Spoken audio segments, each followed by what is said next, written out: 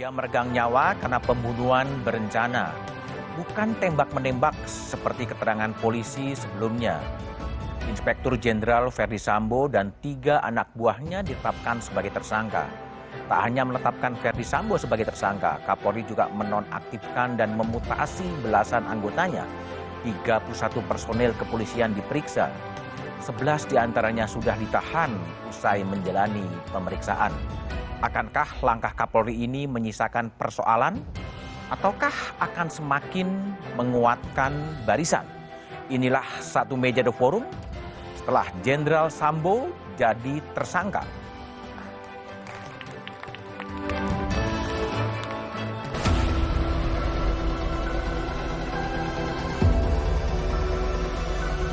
Menetapkan Saudara FS sebagai tersangka.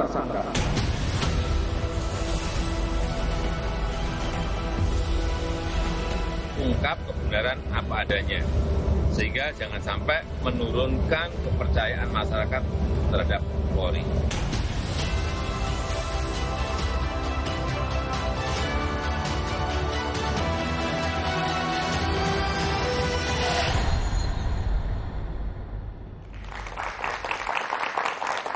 Tahap demi tahap, kotak Pandora kematian Brigadir Yosua terkuak. Inspektur Jenderal Verdi Sambo ditetapkan sebagai tersangka. Ada titik terang, meski belum benderang.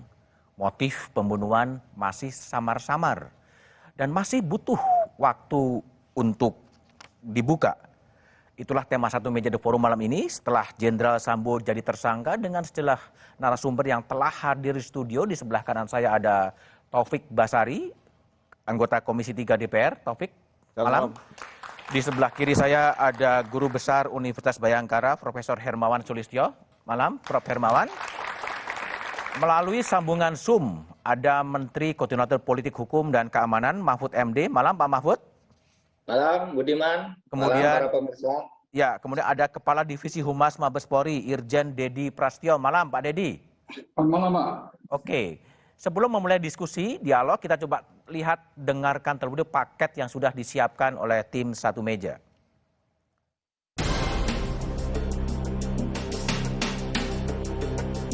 Kasus tewasnya Brigadir Yosua memasuki babak baru. Kapolri Jenderal Listio Sigit Prabowo merilis Irjen Verdi Sambo sebagai tersangka kasus pembunuhan Brigadir Yosua. Kemarin kita telah tetapkan 3 orang tersangka, yaitu Saudara RE, Saudara RR, dan Saudara KM. Tadi pagi dilaksanakan gelar perkara, dan tim sus telah memutuskan untuk menetapkan Saudara FS sebagai tersangka.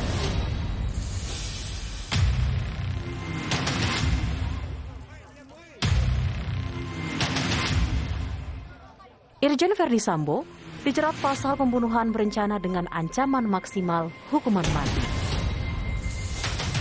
Sebelumnya, ajudan Verdi Sambo Barada Eliezer ditetapkan sebagai tersangka pada 3 Agustus 2022 lalu. Kasus yang semula mencuat sebagai kasus polisi tembak polisi kini berubah. Menurut polisi, Barada Eliezer menembak Brigadir Yosua bukan dalam upaya membela diri. Belakangan, Barada Eliezer mencabut keterangan awalnya. Ia menyatakan menembak Yosua atas perintah atasan. Kasus tewasnya Yosua mulai terbuka. Ajudan Irjen Verdi Sambo lainnya, yakni Bribka Riki pun telah ditetapkan sebagai tersangka pembunuhan berencana.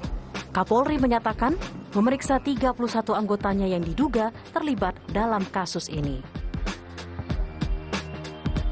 Lantas bagaimana dampak kasus ini bagi Polri? Bagaimana nasib institusi Polri pasca kasus ini?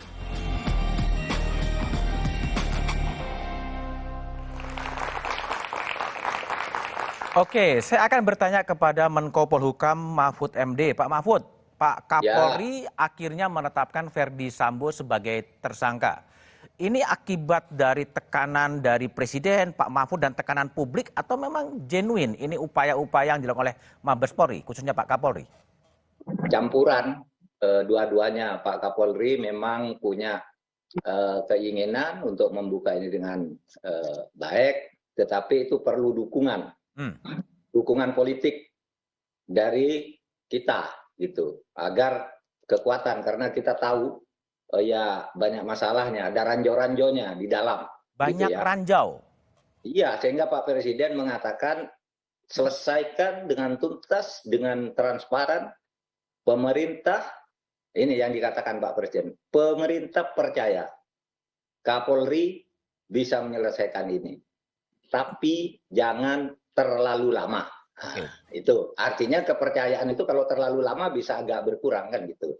Sehingga kita dorong dari situ, kita kawal dari udara juga. Saya bukan hanya ngomong di media, di medsos, saya sering koordinasi hampir tiap malam, tiap hari dengan Komnas HAM, dengan LPSK, dengan perorangan di BIN, dengan perorangan di Densus, di BNPT, dengan Polri, bahkan dengan Kapolri, dengan Kabariskim terus. Dan orang itu ada yang mengatakan, Pak Mahfud itu kok lewat di udara, kok tidak disampaikan aja? Disampaikan, tetapi juga saya tahu polisi itu perlu tekanan atau dukungan dari opini publik juga, sehingga bisa lebih cepat. Dan nyatanya jalan kan. Anda mungkin tidak bisa membayangkan kalau kami diam gitu, skenario pertama yang terjadi bahwa itu tembak-menembak, dan itu sudah berlangsung seminggu, diskenariokan tembak-menembak. Tapi begitu kita ngomong itu janggal, tidak benar. Ini kejanggalannya, sesuatu itu ya berbalik kan, lalu ada laporan kan, berubah skenarionya. Coba kalau kita diam, tidak lewat udara, hanya bilang, oh itu tidak benar. Nggak bisa, kita lewat udara juga bersinergi dengan NGO, dengan lembaga lain gitu. Pak Mahfud, itu aja, Pak Mahfud, seberapa besar Pak Mahfud ranjau-ranjau di Mabes Polri sampai Presiden 4 kali berkata-kata soal itu, dan Pak Mahfud pun berulang kali sampai begitu frekuensinya begitu tinggi. Berapa besar ranjau itu? Enggak, saya tidak akan menerangkan di berapa besarnya, saya belum menghitung, tapi semua orang merasakan. Semua orang merasakan itu. Ada ranjau dari dalam tentang masalah-masalah besar di Polri itu kan banyak ranjau dari dalam. Harus perlu dukungan dari luar. Coba itu yang kasus Broto Seno itu, orang kaget semua. Lalu DPR berteriak tuh, Broto Seno korupsi. Kok diaktifkan lagi? Bambang Pacul dari PDIP berteriak, masa orang korupsi berjasa apa kepada negara? Baru Polhukam, Polri koordinasi, ini tidak benar gitu. Jadi begini, kenapa saya bilang itu DPR kok sekarang diam, mau kasus lain ribut, lalu polisi bisa berubah. Yang sekarang ini diam gitu. Diam, karena riset. Itu kira-kira soal Broto Seno itu yang habis dihukum penjara karena korupsi, lalu diaktifkan lagi, kalau tidak ada orang seperti Bambang Pacul berteriak-teriak, kira-kira orang tidak tahu kan? Baik, Pak Mahfud. Itu caranya mengawas. Jadi ada koordinasi langsung, ada lewat udara, lewat opini, gitu. Tapi betul nggak Pak Mahfud bahwa Pak Kapolri itu dipanggil oleh Presiden sebetulnya untuk ke istana beberapa kali untuk menekankan kembali bahwa ini harus segera diselesaikan dan deadline-nya 17 Agustus? Iya, ke 17 Agustusnya tidak ada. Jadi hari Senin tuh Pak Kapolri dipanggil. Iya, Senin betul. Senin Pak Kapolri dipanggil berdua. Sesudah itu saya dipanggil berdua juga dengan Presiden, bertiga dengan Pak Pramono Anung lah. Gitu. Ya bicaranya begitu, Pak Mahfud.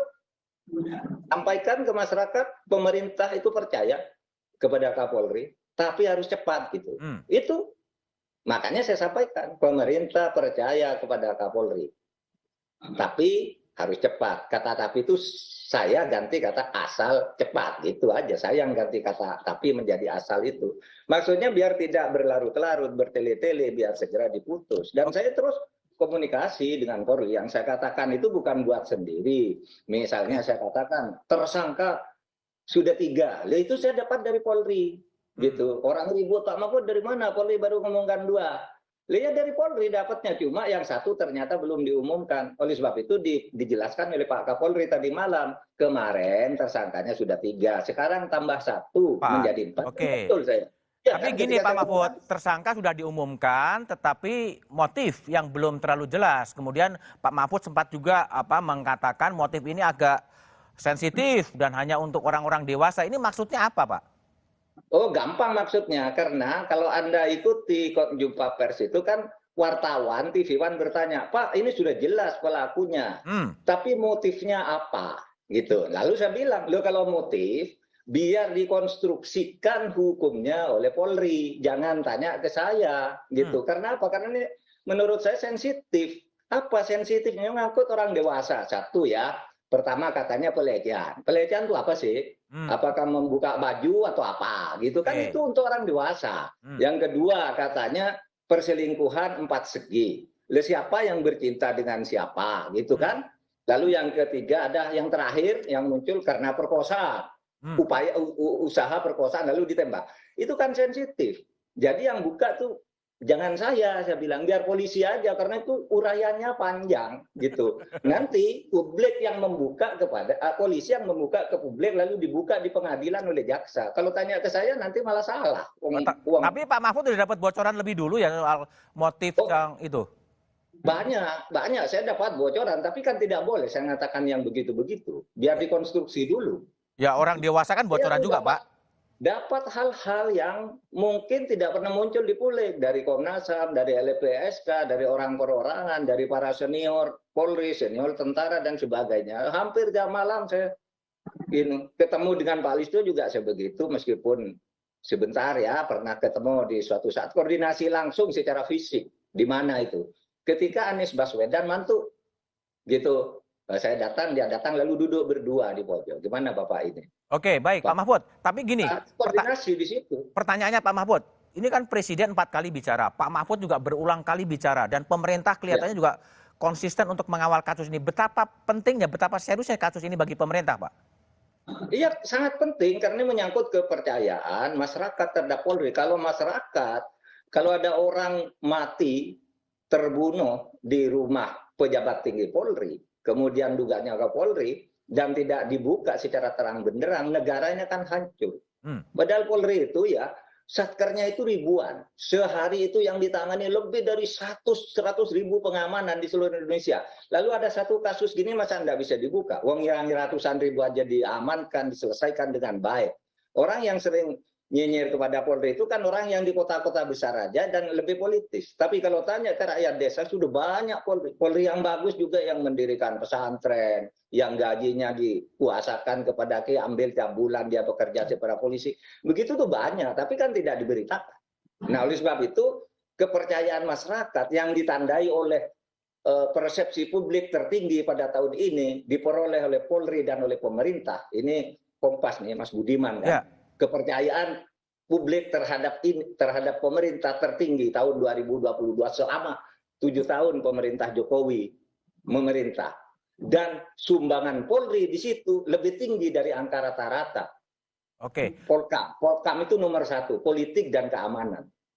Lalu terjadinya pasca kejadian ada mutasi, ada penonaktifkan sejumlah jenderal. Ini bisa mengganggu proses konsolidasi di tubuh kepolisian sendiri?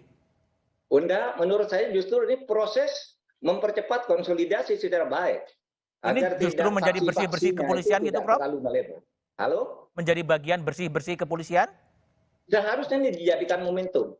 Seharusnya dijadikan momentum, menurut kami. Momentum untuk membersihkan kepolisian dari orang-orang yang mungkin... Menata kembali isu-isu yang selama ini berkeliaran itu supaya dijernihkan. Karena polisi ini diperlukan oleh masyarakat. Saya kan sering mengatakan gitu, coba bayangkan Anda kalau tidak ada polisi, misalnya polisi menyatakan mabuk, mogok, menyatakan saya mogok 1 jam aja gitu, hancur Indonesia ini. Okay. Saya mogok karena selalu dikritik, mogok 1 jam, oh saya sudah selesai mogok, udah tidak ada Indonesia ini. Momentum ini, Prof Mahfud, momentum ini momentum untuk apa? Melakukan reformasi kepolisian lagi atau gimana dalam perspektif Prof Mahfud soal reforma momentum untuk membenahi kepolisian? Penataan manajerial aja, tidak ada lagi reformasi baru yang sekarang ini sangat urgen untuk dilakukan. Manajerial aja, kan pedomannya sudah ada undang-undang dasar, ada undang-undang, ada peraturan Kapolri, ada PP dan sebagainya, manajerial aja, ditata kembali nih, agar kompak, iramanya, tidak ada yang bikin kegiatan-kegiatan di luar urusan keamanan dan sebagainya itu kan sudah banyak lah kalau gitu. Dan saya kira Pak Kapolri serta para pimpinan Polri itu lebih tahu tentang masalah-masalah apa yang sebenarnya dihadapi. Kalau kita sih kan dapat laporan aja gitu, tapi yang merasakan di dalam kan mestinya orang-orang dalam. Prof Mahfud, kalau pertanyaan adalah apakah kasus ini akan mempunyai dampak ya secara internal organisasi kepolisian, seperti apa dampaknya menurut Prof Mahfud? Tapi jawabannya setelah jeda berikut ini.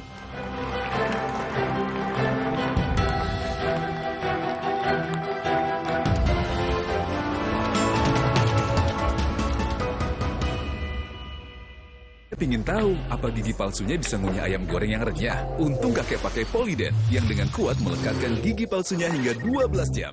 Kakek pun bebas makan apa saja. Tersedia di apotek terdekat. Tetap semangat, butuh yang hangat. Baru Madu TJ Jahe Merah Mint dengan madu murni, jahe merah, dan mint membantu menjaga daya tahan tubuh. Madu TJ Jahe Merah Mint. Niatku Madu TJ hitam pahit dengan kualitas Madu TJ plus manfaat ekstra herbal. Niatku demi anakku. Niatku demi istriku. Madu TJ hitam pahit. Niatku jaga kesehatan. Masuk angin, pakai plosa. Oles, kerok, pijat di sini. Angin terasa cepat keluar. Plosa, atasi tubuh dan kepala. Hey, ada madu TJ Sase, madu TJ Sase, sehat berstamina. Banyak manfaatnya. Madu TJ Sase, enak sehatnya. Bahaya kurang vitamin D. Onde-mande vitamin D. Berjemur aja, cukup nggak ya? Minum MyWell Vitamin D 1000 IU. Penuhi kebutuhan vitamin D, jaga imun well everyday. MyWell Vitamin D, 100% well everyday. Sendi sehat semangat goes ya. Amin. Sendi Anda aktif geraknya. Amin. Akan banyak hal baik terjadi saat sendi kita sehat. Amin. Olahraga teratur, bila perlu minum Wellmove. Wellmove halal. Untuk membantu atasi capek, pegal, dan nyeri otot, pakai Hotin Cream. Kalau untuk meredakan nyeri sendi, Rematik dan keseleo. Nah, itu pakai Hotin DCL baru. Bahan aktif DCL-nya efektif mengobati rematik, lindung, dan nyeri sendi. hotnya Hotin banget deh. Hey, ada madu TJ Sase, madu TJ Sase, sehat berstamina. Banyak manfaatnya. Madu TJ Sase, enak sehatnya. Bahaya kurang vitamin D. Onde-mande vitamin D. Berjemur aja, cukup nggak ya? Minum MyWell Vitamin D 1000 IU. Penuhi kebutuhan vitamin D, jaga imun well everyday. MyWell Vitamin D, 100% well everyday. Fresh Care dipercaya masyarakat Indonesia. Panasnya nyaman. Aromanya fresh. Pilihanku insya Allah halal. Dan hangatnya selalu bikin fresh. Fresh Care. Fresh Care, ada yang baru. Fresh Care Present Relax kayu putih. Minyak kayu putih eukaliptus yang bisa ngerok and roll. Bisa ngerok lebih berasa, bisa ngerol pegangannya nyaman, bikin lega. Fresh Care. Tetap semangat, butuh yang hangat. Baru Madu TJ Jahe Merah Mint dengan madu murni, jahe merah, dan mint membantu menjaga daya tahan tubuh. Madu TJ Jahe Merah Mint. Niatku Madu TJ hitam pahit dengan kualitas Madu TJ plus manfaat ekstra herbal. Niatku demi anakku. Niatku demi istriku. Madu TJ hitam pahit. Niatku jaga kesehatan.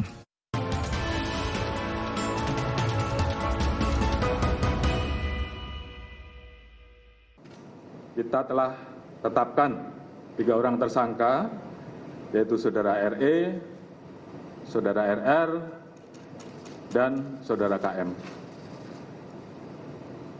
Tadi pagi dilaksanakan gelar perkara, dan tim sus telah memutuskan untuk menetapkan Saudara FS sebagai tersangka.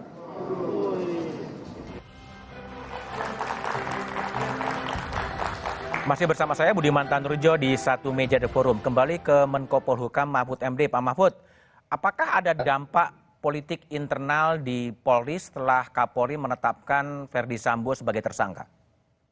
Saya kira iya, dan ini kesempatan untuk berkonsolidasi ya. Karena kalau kita baca di media kan orang yang tadinya sepertinya membela-bela Sambo sekarang udah mulai ambil wastafel ya untuk membersihkan diri. Itu artinya bisa diajak kembali bergabung gitu. Bergabung ke dalam satu visi, bukan selama ini tidak bergabung ke dalam satu visi kebijakan untuk kebaikan Polri. Itu saja saya kira. Ini yang harus dilakukan Kapolri apa, Prof. Mahfud, setelah kasus ini? Mengkonsolidasikan itu kekuatan di Polri, karena dukungan untuk Kapolri ini kalau dari publik ya kuat banget. Itu agar Kapolri melakukan pembenahan ke dalam, dan pemerintah juga merasa begitu, merasa terbantu dalam banyak hal bisa diselesaikan dengan baik, sehingga itu tadi ya indeks persepsi publiknya paling tinggi sumbangannya terhadap kepercayaan publik terhadap pemerintah. Minimal itu yang ditulis oleh Kompas, oleh Anda. Oke. Jadi artinya Polri berutang budi pada publik juga ya dalam pengungkapan kasus ini ya?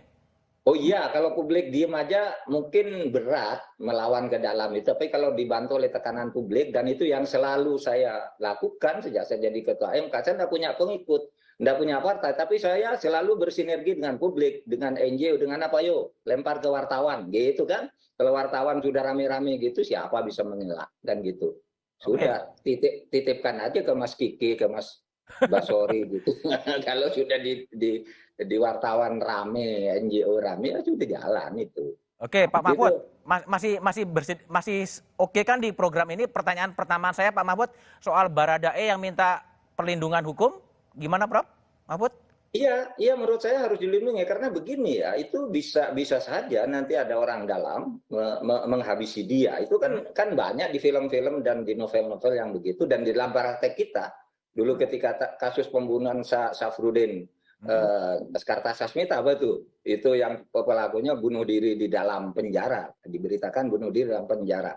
Dan itu bisa terjadi, dan itu gampang, makanan gitu ya, makanan. Kemudian kalau Pak Susno Duaji bilang AC, karena banyak orang mati hanya nyedot AC kan di mobil di mana, itu bisa dimasukkan dari situ. Oleh sebab itu tuh harus dilindungi betul. Dan melalui Pak Dedi saya nitip sampaikan ke Polri, Pak Dedi, itu LPSK supaya diberi akses yang cukup untuk mendampingi dan melindungi. Tidak harus diserahkan oleh Polri ke LPSK, tapi aksesnya supaya cukup. Dia mengamankan betul begitu. Selamat ini Barada ini. Ini saksi kunci nih, saksi utamanya di dia ini akan menentukan segala putusan. Jadi memang harus dilindungi ya, Prof. Mahfud. Prof. Mahfud masih bisa bertahan di satu meja atau ada agenda lain, Prof? Enggak, saya gini, Mas, saya mau nonton Mas Kiki dan Pak Dedi dan Mas Tobas, tapi dalam kamar. Baik. Dari dalam kamar sambil tiduran, ini capek saya. Baik, Prof. Mahfud. Terima kasih ya menonton ya. Saya ke Pak, ke Pak Kadif Humas, Pak Dedi Prasetyo. Pak Dedi, tersangka sudah ada, tapi motifnya belum diungkapkan oleh Kapolri. Kapan motif ini akan dibeberkan, Pak Dedi Prasetyo? Ya, jadi dari hasil komunikasi saya dengan Pak Kabar Eskrim juga, bahwa proses pendalaman ini masih terus dilakukan. Para saksi, pemeriksaan tersangka, dan dari hasil penyitaan barang bukti yang kemarin, itu pun masih dilakukan pemeriksaan, penganalisaan, sehingga proses pembuktian secara ilmiah, secara saintifik, ini nanti juga akan diungkapkan ke publik. Jadi kami mohon kepada publik untuk bersabar biar tim sus ini bekerja secara maksimal. Sehingga hasilnya bisa disampaikan juga secara komprehensif. Dan juga dari penyidik juga menyampaikan bahwa tidak semuanya bisa dibuka di publik. Karena hal khusus nanti akan dibuka di pengadilan. Karena di pengadilan kita tahu, transparan, kemudian juga akuntabel, semuanya bisa diuji di sana nanti seluruh alat bukti yang dihadirkan oleh penyidik di sidang pengadilan. Pak Dedi, jadi kalau kembali lagi pada fokus publik sekarang adalah perlindungan hukum terhadap Baradae. Ini siapa yang akan nanganin? Kepolisian kah atau LPSK, dan gimana akan melindungi Baradae? Ya, bersinergi. Jadi Bareskrim nanti yang memiliki tanggung jawab untuk melindungi, mengamankan Baradae atau Barada RI. Juga tadi seperti yang Prof. Mahfud sampaikan, Pak Menko, Nanti kita akan membuka ruang kepada LPSK untuk bisa melihat dan meninjau bagaimana ruang yang digunakan untuk Baradae diamankan oleh penyidik. Begitu. Kalau Baradae yang awalnya memang juga mengakui menembak dan terjadi tembak-menembak, kemudian berubah, faktor apa yang membuat kemudian Baradae itu kemudian mengubah pernyataannya menjadi menembak atas perintah? Ya, jadi begini. Bahwa tim SUS ini kan bekerja ada 2 tim. Satu tim adalah ITSUS atau Inspektorat Khusus di bawah pimpinan Bapak Irwasum. Kemudian satu tim lagi adalah tim penyidik. Tim penyidik semuanya pro justia. Tim ITSUS ini mendapatkan beberapa keterangan dari saksi-saksi yang sudah diperiksa duluan. Ya, dari periksa duluan dari saksi-saksi tersebut ada indikasi bahwa pelakunya adalah RE dan dalam tanda kutip ya bisa dilakukan juga atas perintah saudara FS. Nah, dari hasil keterangan sementara yang diberikan ke ITSUS ada unsur perbuatan melawan hukumnya pidana baru diserahkan kepada penyidik. Ya, penyidik mendalami lagi pemeriksaan terhadap saudara Barada RE atau Barada E tersebut. Ya, dari Barada E juga akhirnya mengakui, tapi dia minta perlindungan. Nah, apabila saya mengungkapkan, tolong saya juga dilindungi. Oke, setuju.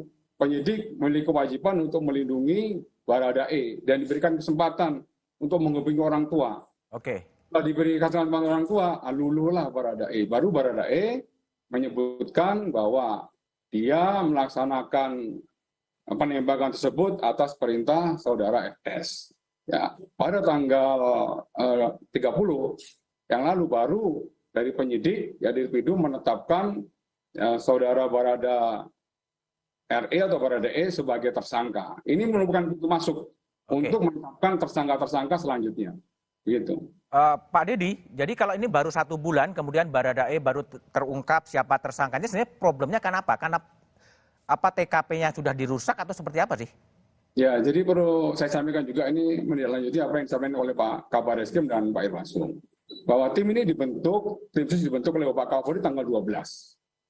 Ya, ketika tanggal 12 itu memang seperti yang disampaikan Bapak Kapolri kemarin, dalam proses asistensi, ya ini asistensi dulu Mas Budi, kepada Polres Jakarta Selatan dan Polda Metro. Ya, kita melakukan olah TKP pertama tanggal 12. Di olah TKP tanggal 12, dari Bareskrim menemukan beberapa hal. Ya, karena kita sudah melibatkan lapor, kita melibatkan Inavis, dan juga kedokteran forensik. Dari situ ada beberapa pertanyaan-pertanyaan dan kejanggalan-kejanggalan yang harus dialami. Kemudian kita melakukan olah TKP yang kedua. Di olah TKP kedua justru kita menemukan tambahan lagi alat bukti. Telongsong, kemudian baju, yang di awal TKP itu tidak diketemukan. Nah, timbul kecurigaan lagi. Kemudian olah TKP yang ketiga dan keempat, sama halnya seperti itu. Ada upaya-upaya dari pihak-pihak tertentu yang tadi 31 orang sudah ditetapkan sebagai terperiksa di ITSUS, itu melakukan upaya-upaya penghalangan, kemudian pengambilan CCTV, dan juga... Itu bermuara pada pelanggaran etik itu ya? Ya, betul. Nah, ada beberapa TKP yang boleh dikatakan yang harusnya murni, sudah direkayasa, sehingga penyidik mengalami kendala di situ. Rekayasa itu kesengajaan juga ya Pak Dedi ya? Ya gimana Mas? Rekayasa itu kesengajaan ya, setelah nembak kemudian dihilangkan semua barang bukti ya? Ya kesengajaan di situ. Makanya 11 personil Polri dari mulai pangkat bintang 2, bintang 1, Kombes, AKBP, dan PAMA, serta Bintara dimasukkan ke tempat khusus dalam hal ini untuk pendalaman lagi pemeriksaan selanjutnya. Apabila nanti ditemukan perbuatan melawan hukum pidananya, akan diproses kembali. Sebenarnya tim penyidikan ini mulai bekerja tanggal 18, Mas Budi. Dari tanggal 18 tersebutlah tim ini baru melaksanakan berbagai macam rangkaian pemeriksaan-pemeriksaan dan analisa laboratorium forensik. Akhir pada saat kami ke sana bersama tim, dari hasil uji balistik kita mencoba sesuai dengan arahan Bapak Kapolri, kasus ini harus dibuka secara terang benerang, tapi unsur kehati-hatian, ketelitian, kecermatan, dan pembuktian secara saintifik harus dibuka. Kita coba lihat terlebih dulu ya Pak Dedi ya, bagaimana pergerakan kasus dari Brigadir Yosua ini ya. dari waktu ke waktu mungkin bisa ditampilkan. Ya, ini terjadi pada 3 Agustus, Barada Richard Eliezer ditetapkan sebagai tersangka. Ya. Lalu kemudian 4 Agustus, 25 personel Polri diperiksa diduga melanggar kode etik ketidakprofesionalan oleh olah TKP penembakan Brigadir Yosua. Kemudian muncul 6 Agustus, Irjen Verdi Sambo dibawa ke markas Brimob. Lalu kemudian 8 Agustus muncul tersangka lain, Brigadir Riki Rizal ditetapkan sebagai tersangka. Kemudian 9 Agustus, kemudian Kapolri mengumumkan 4 tersangka kasus pembunuhan berencana Brigadir Yosua, Irjen Verdi Sambo, Barada Richard Eliezer, Brigadir Riki Rizal, dan KM. Totalnya ada 4 tersangka. Ini masih berpotensi akan bertambah lagi, Pak Dedi? Ya, tidak untuk kemungkinan bahwa ini aja akan bertambah. Namun untuk pasal-pasalnya tentunya berbeda. Kalau 4 ini kan sudah masuk pasal 340, subsidiar 338, juntonya ada junto 55 dan 56. Oke. Ya, bagi nanti yang terkait menyangkut masalah penghilangan barang bukti, kemudian menghalangi proses penyidikan, tentunya ada juga nanti pasal-pasal yang bisa diterapkan kepada para terperiksa yang saat ini sedang menjalani penempatan khusus di Makobrimob dan juga ada penempatan khusus di Propos Mabes Polri. Oke, baik Pak Dedi. Saya ke Kiki Hermawan Sulistyo. Sebulan akhirnya Kapolri bersikap tegas dan kemudian mengumumkan Verdi Sambo sebagai tersangka. Ini awalnya publik ragu-ragu, tapi kemudian ada kekuatan besar dan kemudian mengatakan tersangka. Apa yang membuat itu terjadi? Publik ya. Jadi begini, ada beberapa catatan saya. Yang catatan pertama, prinsip diskresi. Sebelum itu mungkin ada benchmark rujukan kasus O.J. Simpson di Amerika. Oke. Ya, itu 1 tahun lebih, hampir 1,5 tahun. Di persidangan tuh dibuka detail dan kita bingung yang nonton. Hari ini wah seperti pengacaranya benar. Oke. Besok jaksanya yang benar. Oke. Gitu. Itu 1 tahun sampai negara bagiannya mau bangkrut gitu. Anda mau mengatakan ke situ? Nah, ini akan kejadian nanti kalau polisinya tidak cukup punya bukti di persidangan. Oke. Gitu loh. Nah, itu butuh waktu 1. Nah, butuh waktu itu kenapa tidak bisa cepat? Tadi sudah disebutkan HP disita. Diserahkan. Ternyata HP baru. Oke. Nah, terus semua itu kan ceceran darah itu kalau dibersihkan. Tapi itu masih bisa diuji DNA. Uji DNA itu butuh waktu. Nah, kemarin kan diperiksa rumahnya. Orang bingung kenapa sepatunya diambil. Nah, kalau sepatu itu ternyata dipakai lalu ada jejak DNA-nya di TKP, berarti kan dia ada. Tetapi kalau tidak ada jejak DNA-nya, maka berarti tersangka ini tidak ada di situ. Sehingga pasal yang dikenakan tidak bisa pasal pembunuhan gitu. Ini kalau saya jadi pengacaranya bisa lihat dengan jeli seperti itu, bisa hati-hati. Itu 1. Yang kedua, prinsip yang diterapkannya. Polisi itu mengenakan prinsip diskresi namanya. Diskresi itu untuk universal. Semua polisi di dunia punya diskresi. Setiap anggota polisi memiliki kewenangan untuk mengambil keputusan sendiri. Nggak perlu lapor komandan. Termasuk nembak nih? Iya. Jadi, dia tidak nembak itu diskresi. Dia menembak itu diskresi. Kalau ada perintah? Nah, ada perintah artinya dia tidak menggunakan diskresinya. Kenapa? Itulah sebabnya di polisi, lalu atasannya polisi itu siapa? Atasannya polisi itu hukum. Nah, jadi kalau dia diperintah menembak, dia tahu ini melanggar hukum. Jangan ditembak. Dia menolak. Baik. Dia menolak, ini boleh. Nah, dengan prinsip seperti ini, 2 kali Polri itu pernah menangkap, menahan, memeriksa dan menyidangkan 2 kabar reskrim aktif loh. Ya. Kabar reskrim aktif itu bintang 3. Bintang 3. Bintang 6 kalau kiri kanan ya? Iya, masih menjabat lagi. Nah, itu bisa ditahan, bisa diproses hukum. Baik. Karena prinsip diskresi. Oke, baik. Saya ke DPR dulu, Tobas. Ya. Ini DPR ini dulu banyak dikritik diam aja, tapi sekarang lihat gimana setelah Kapolri mengumumkan Verdi Sambo sebagai tersangka? Jadi ada dua hal ya, karena kejadian ini terjadi ketika kita masa reses, sehingga kita tidak bisa melakukan pemanggilan secara formal. Tapi komunikasi secara informal tetap dilakukan, dan kita di dalam grup juga membahas ini. Yang kedua adalah soal kehati-hatian.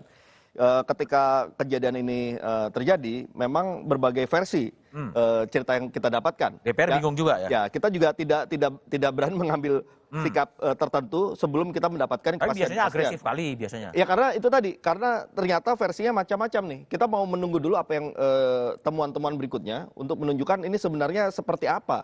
Dan ketika kemudian Mabes Polri sudah mengambil alih kasus ini, mulai terang benderang, ya, baru kita kemudian bisa menentukan langkah-langkah selanjutnya. Ini nunggu terang dulu ya, baru ikut gitu ya? Ya, karena kita juga tidak mau gegabah kalau misalnya kita mengambil sikap dalam keadaan fakta-fakta yang belum bisa kita pastikan, itu kan kita juga bisa salah langkah. Tapi gini, kalau menurut dari Tobas gitu, dampak politik secara internal setelah Kapolri menetapkan Verdi Sambo sebagai tersangka seperti apa? Tapi jawabannya setelah jeda berikut ini.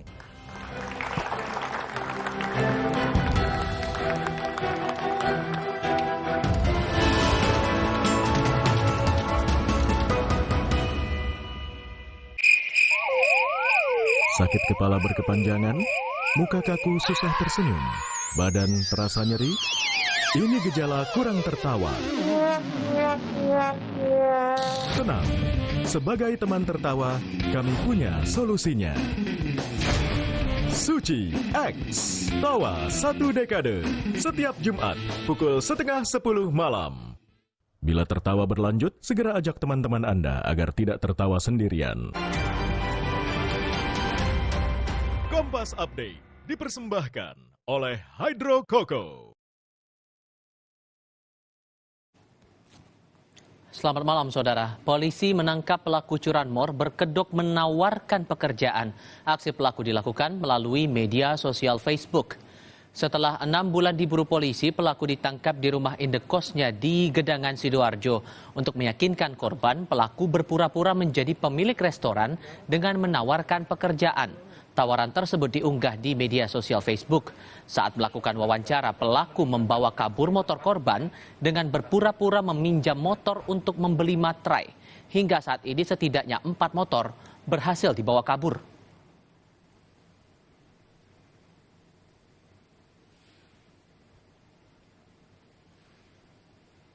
Program 1 Meja The Forum akan berlanjut selepas jeda berikut ini.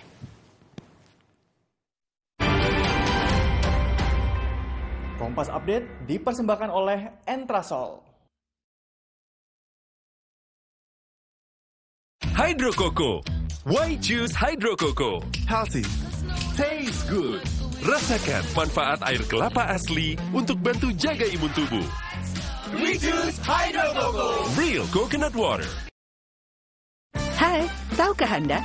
Cuma Entrasol yang tinggi serat dan mengandung ekstrak buah zaitun.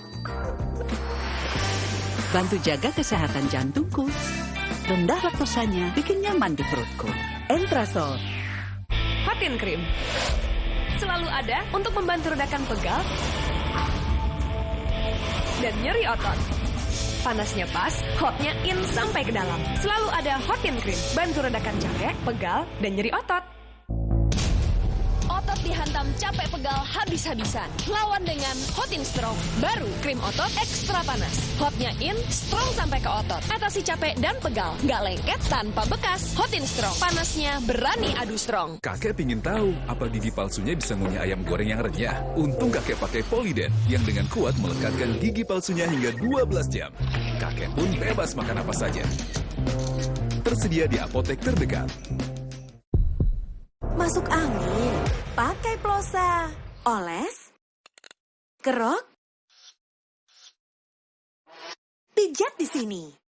Angin terasa cepat keluar. Plosa, atasi tubuh dan kepala. Bosen nih. Diputar, dijilat, dan dicelupin. Selezat Oreo, selembut cake. Oreo soft cake baru. Terbuat dari Oreo, selembut cake dengan coklat berlimpah. Hot and Cream. Selalu ada untuk membantu redakan pegal dan nyeri otot. Panasnya pas, hotnya in sampai ke dalam. Selalu ada Hot and Cream. Bantu redakan capek, pegal, dan nyeri otot. Otot dihantam capek pegal habis-habisan. Lawan dengan Hot and Strong. Baru krim otot ekstra panas. Hotnya in, strong sampai ke otot. Atasi capek dan pegal. Nggak lengket tanpa bekas. Hot and Strong. Panasnya berani adu strong. Merdeka! Pizza merah putih hadir kembali. Rasa lebih berani dengan saus merah pedas.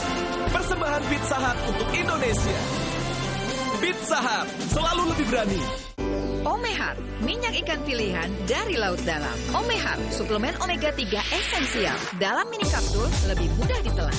Diproses dengan teknologi modern di Amerika. Bantu pelihara kesehatan tubuh kini dan nanti. Bos bawel, anak rewel. Well, MyWell. Baru, MyWell Vitamin C plus Zinc. Bantu jaga daya tahan tubuh. Well, MyWell Vitamin C plus Zinc. Emangnya ada waktu buat sakit kepala? Panadol Extra, cepat redakan sakit kepala dan nyeri yang mengganggu. Dapat diminum sebelum makan dan tidak menyebabkan kantuk. Buat aku, makanan itu penting banget.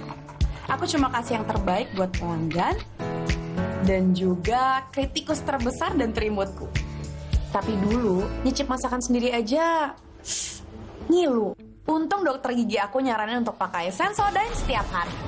Satu pasta gigi sensitif, 8 manfaat. Sensodyne meredakan gigi sensitifku, gigiku juga makin kuat. Dan nafasku jadi segar. Gunakan pasta gigi Sensodyne Fresh Mint.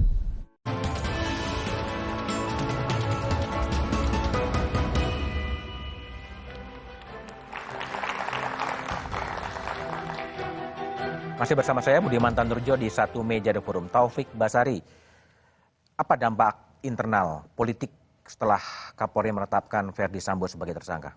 Saya melihat tidak mudah apa yang dihadapi oleh Pak Kapolri. Tidak mudah? Tidak mudah, ya. Tapi Pak Kapolri dengan jiwa kepemimpinan menunjukkan bahwa I'm the leader.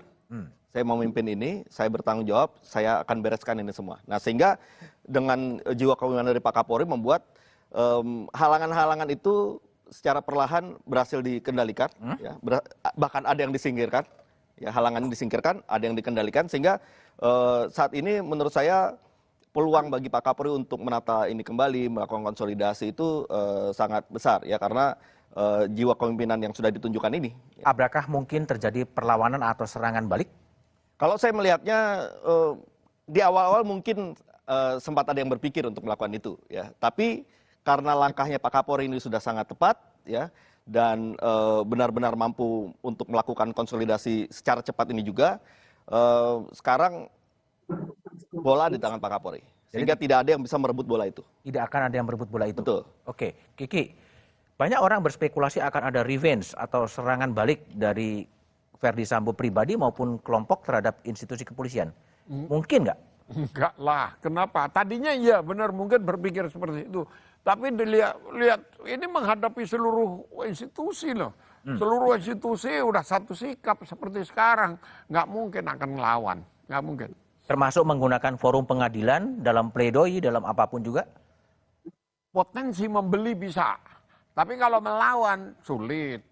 Apa yang maksud dengan potensi membeli? Misalnya memanfaatkan pembelaan-pembelaan di pengadilan untuk mengungkapkan apa yang terjadi di kepolisian?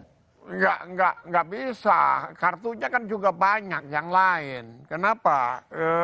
Kalau itu dilakukan, kartunya polisi, yang dipegang polisi, hakim-hakim segala macam kan banyak. Ini kan masih ada 2 tahap lagi. Jaksa, lalu hakim. Nah, ini kan kita semua tahu lah, kartunya di tangan polisi sekarang gitu. Kalau polisinya solid, nggak mungkin dimainkan. Dan sekarang masih dalam posisi yang under control Pak Kapolri? Iya, sangat. Apalagi hari-hari ini, setelah pengumuman kemarin, selesai. Jadi Bagi saya nih kelihatan anti klimaks, ini nggak ada perang, nggak seru nih.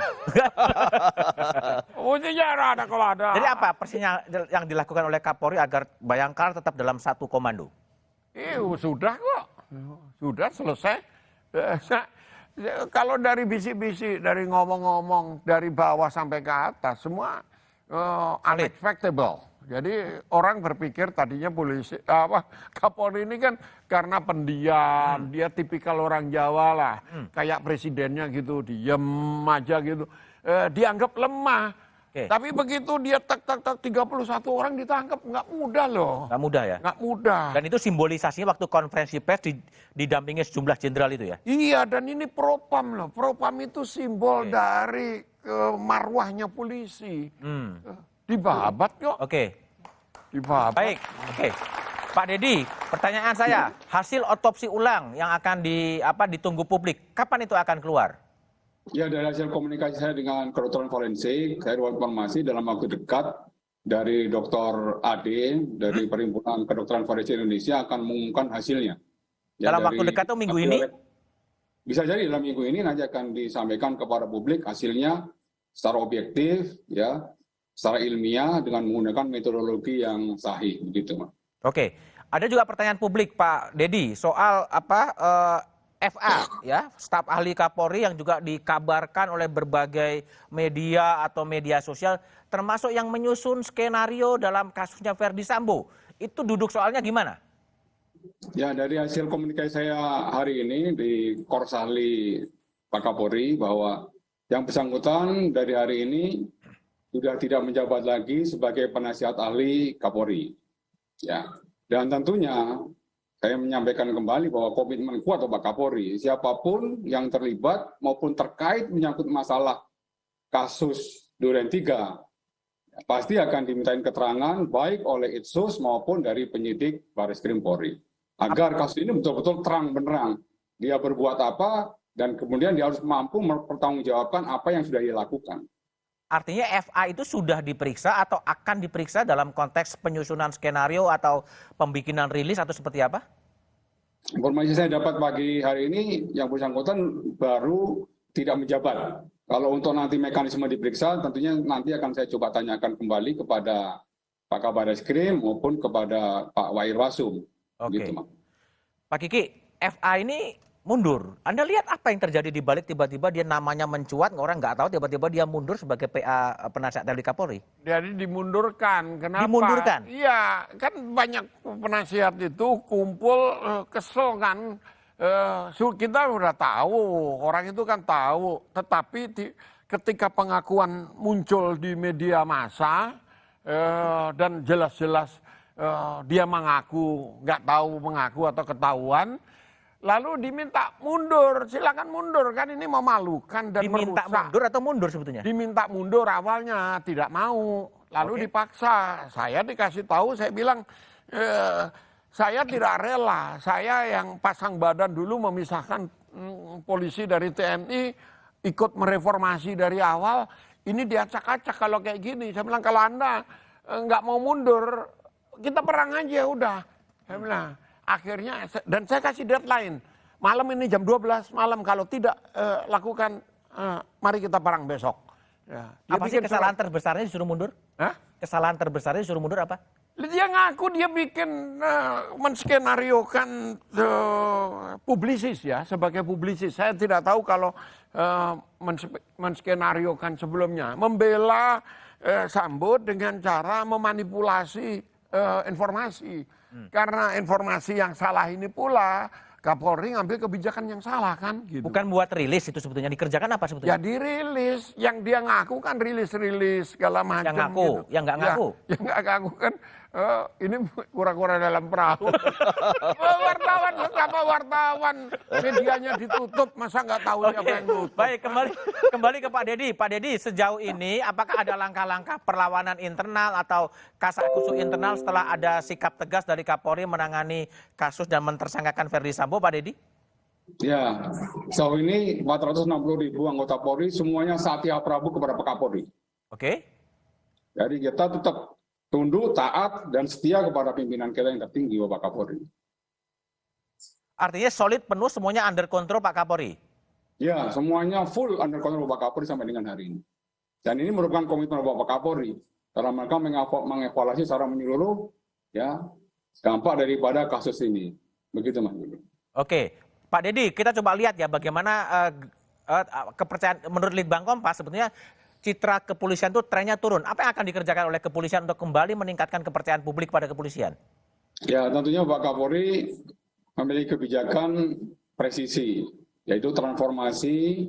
Ada 4 transformasi di sini, transformasi di bidang organisasi, transformasi di bidang operasional, kemudian transformasi di bidang pelayanan publik, dan transformasi di bidang pengawasan. Ini yang nanti dievaluasi secara menyeluruh, dan tentunya langkah-langkah konkret dari mulai tingkat Mabes Polri, Polda, Polres, dan Polsek ini langsung akan diimplementasikan semuanya. Oke, baik. Tobas, TBR, ini kan tren kepolisian ini memang akhirnya turun ya. Kalau ini tidak tidak juga kemudian sekarang udah ada titik terang meskipun belum terbenderang. Apa yang harus dilakukan oleh kepolisian agar tren ini bisa membalik dan kepercayaan publik bisa diraih? Tapi analisanya setelah jeda berikut ini.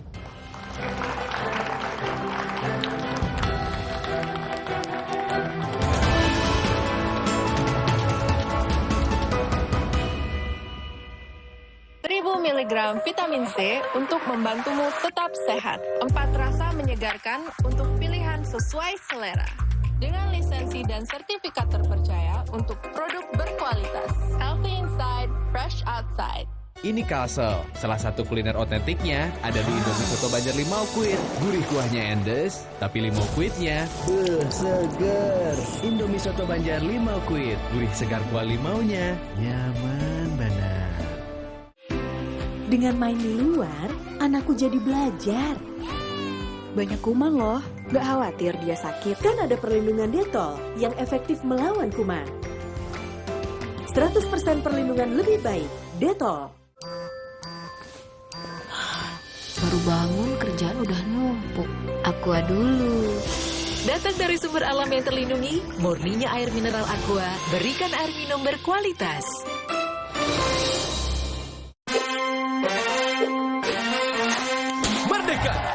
Pizza merah putih hadir kembali. Rasa lebih berani dengan saus merah pedas. Persembahan Pizza Hut untuk Indonesia. Pizza Hut selalu lebih berani. Fresh Care dipercaya masyarakat Indonesia. Panasnya nyaman. Aromanya fresh. Pilihanku insya Allah halal. Dan hangatnya selalu bikin fresh. Fresh Care. Fresh Care, ada yang baru. Fresh Care Crescent Relax Kayu Putih. Minyak kayu putih eukaliptus. Yang bisa ngerok and roll. Bisa ngerok lebih berasa. Bisa ngerol, pegangannya nyaman. Bikin lega. Fresh Care. Kalau ada Indomie, kepikiran apa ya? Kan semua suka Indomie, ya bikin warmindo aja. Orang kan suka jajan. Indomie dibikin jadi jajanan unik bisa loh. Dari Indomie, kenapa enggak dibikin jadi yang keren? Kalau lihat Indomie, bisa jadi sesuatu yang nyeni juga. Kalau kamu dari Indomie bisa jadi apa lagi ya? Hidupkan inspirasimu. Dengan main di luar, anakku jadi belajar. Banyak kuman loh, gak khawatir dia sakit. Kan ada perlindungan Detol yang efektif melawan kuman. 100% perlindungan lebih baik, Detol. Emangnya ada waktu buat sakit kepala? Panadol Extra, cepat redakan sakit kepala dan nyeri yang mengganggu. Dapat diminum sebelum makan dan tidak menyebabkan kantuk. Buat aku, makanan itu penting banget. Aku cuma kasih yang terbaik buat pelanggan dan juga kritikus terbesar dan terimutku. Tapi dulu, nyicip masakan sendiri aja ngilu. Untung dokter gigi aku nyaranin untuk pakai Sensodyne setiap hari. 1 pasta gigi sensitif, 8 manfaat. Sensodyne meredakan gigi sensitifku, gigiku juga makin kuat. Dan nafasku jadi segar. Gunakan pasta gigi Sensodyne Fresh Mint.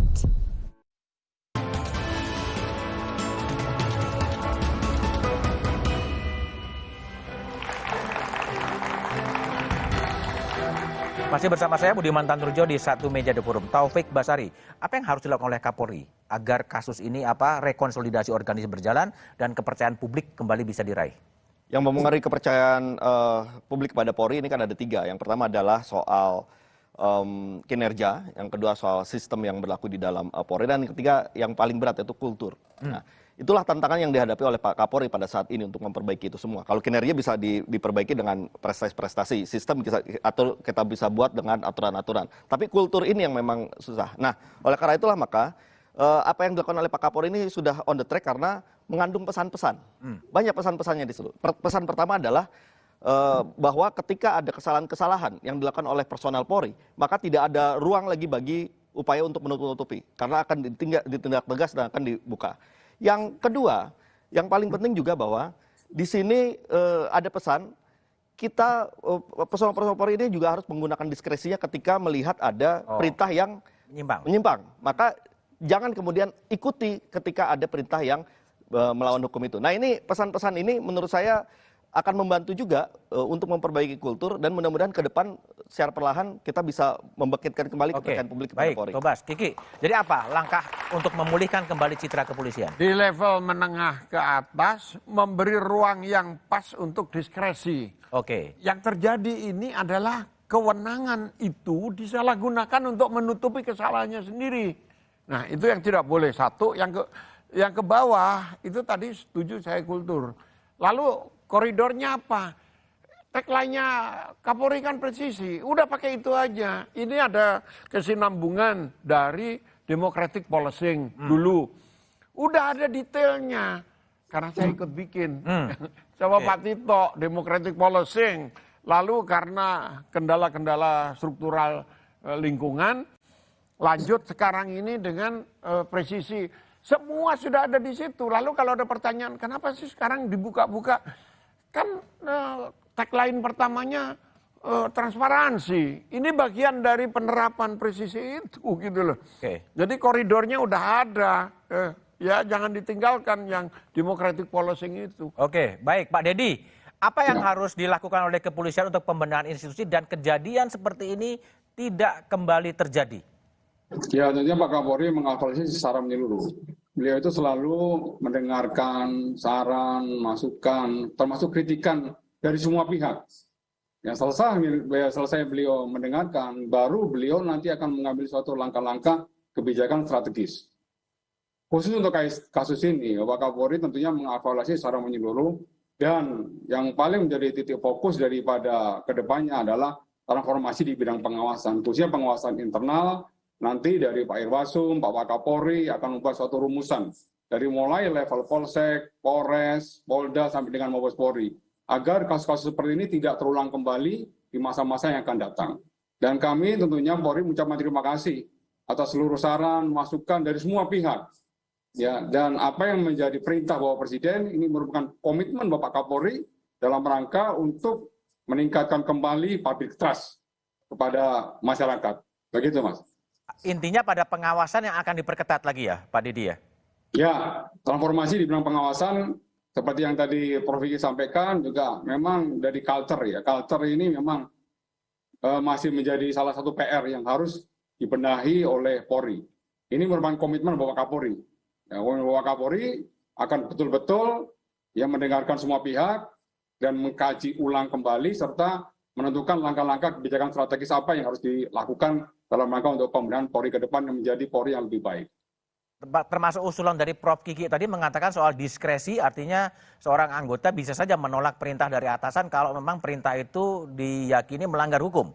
Ya, itu sudah ada perkapnya dan sudah ada kode etik profesi. Di dalam kode etik profesi, setiap bawahan wajib menolak ya perintah atasan apabila perintah tersebut berlawanan dengan hukum, norma agama, norma susila, itu sudah sangat jelas. Oh, di Perkap sudah ada ya Pak Dedi ya? Sudah ada. Oke. Baik, Pak Dedi Prasetyo, Taufik Basari, dan Hermawan Sulitot telah bergabung di satu meja The Forum. Terima kasih. Drama Duren 3 selama sebulan lebih terjadi karena hilangnya sikap jujur dan sikap satria. Selain penegakan hukum untuk memberikan keadilan, drama Duren 3 harus dijadikan evaluasi menyeluruh. Mengapa perekayasaan kasus dan pembohongan kepada publik bisa terjadi? Pembenahan total penting untuk memulihkan kepercayaan publik pada polisi. Demikian Satu Meja The Forum malam ini. Tetap patuhi protokol kesehatan dan jangan lupa vaksin. Sampai jumpa pekan depan. Selamat malam dan terima kasih.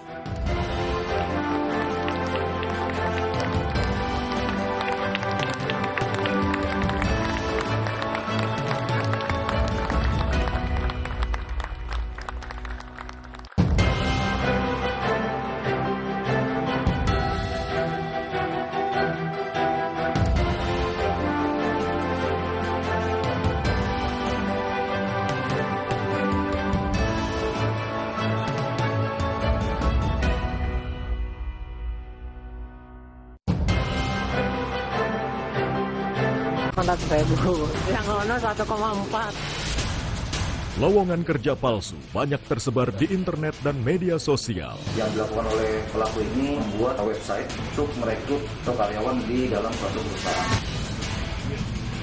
Tapi sebelum diterima kerja itu ada training dulu, suruh bayar 600.000. Kita janjikan prosesnya itu tanpa interview. Target, Rabu 10 Agustus, pukul 10:30 malam di Kompas TV. Polisi sudah menetapkan 4 tersangka dalam kasus pembunuhan Brigadir Yosua. Namun polisi belum menjabarkan soal motif di kasus ini.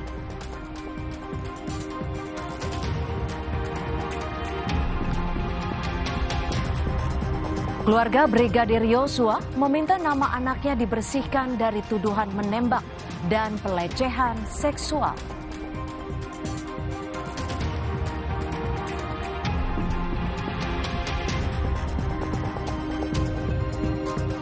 Seluruh barang bukti yang disita dari penggeledahan di rumah Irjen Verdi Sambo dalam kasus pembunuhan Brigadir Yosua diperiksa di Barreskrim Polri.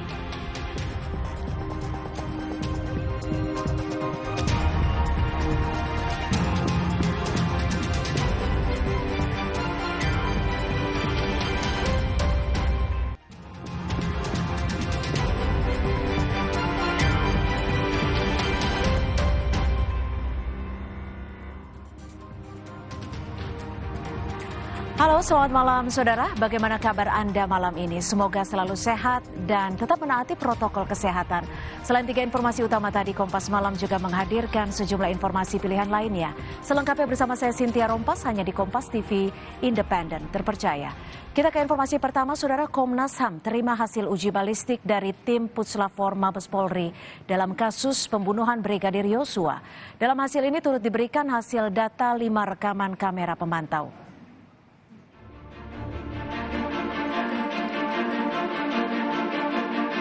Peristiwa yang terjadi adalah peristiwa penembakan terhadap saudara J untuk menetapkan saudara FS sebagai tersangka.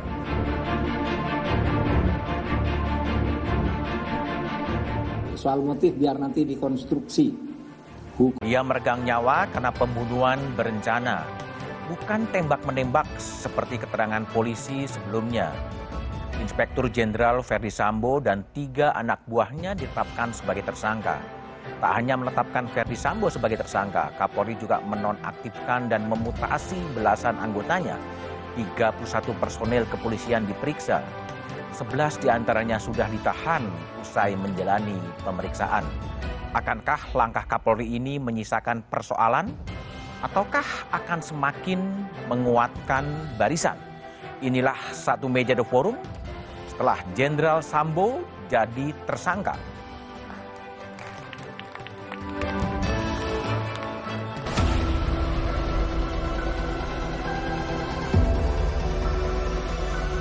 Menetapkan saudara FS sebagai tersangka.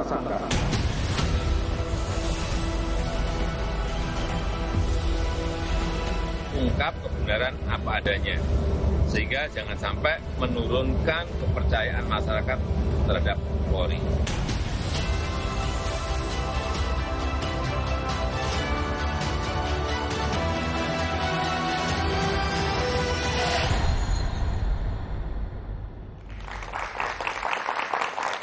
Setahap demi setahap, kotak Pandora kematian Brigadir Yosua terkuak. Inspektur Jenderal Verdi Sambo ditetapkan sebagai tersangka. Ada titik terang, meski belum benderang. Motif pembunuhan masih samar-samar dan masih butuh waktu untuk dibuka.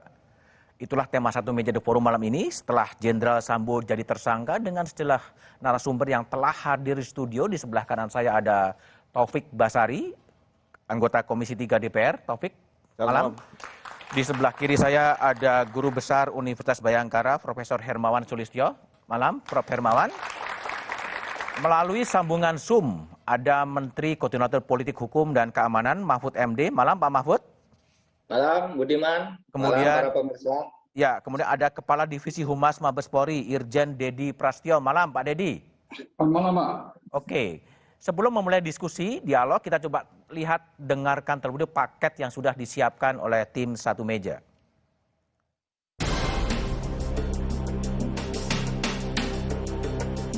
Kasus tewasnya Brigadir Yosua memasuki babak baru.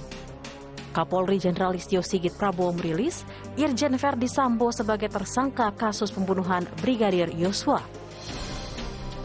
Kemarin kita telah tetapkan 3 orang tersangka, yaitu Saudara RE, Saudara RR, dan Saudara KM. Tadi pagi dilaksanakan gelar perkara dan tim sus telah memutuskan untuk menetapkan Saudara FS sebagai tersangka.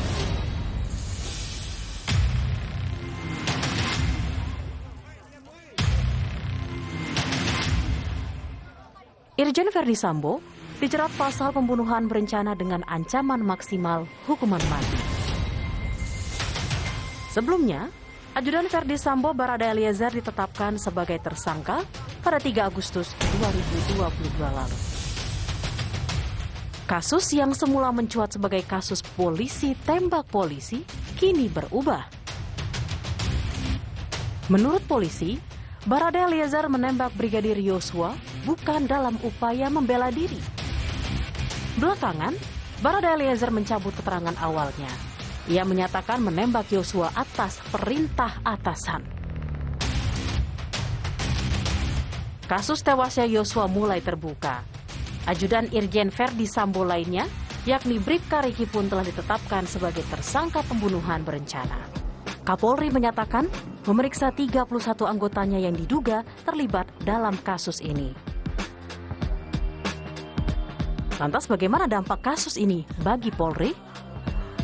Bagaimana nasib institusi Polri pasca kasus ini?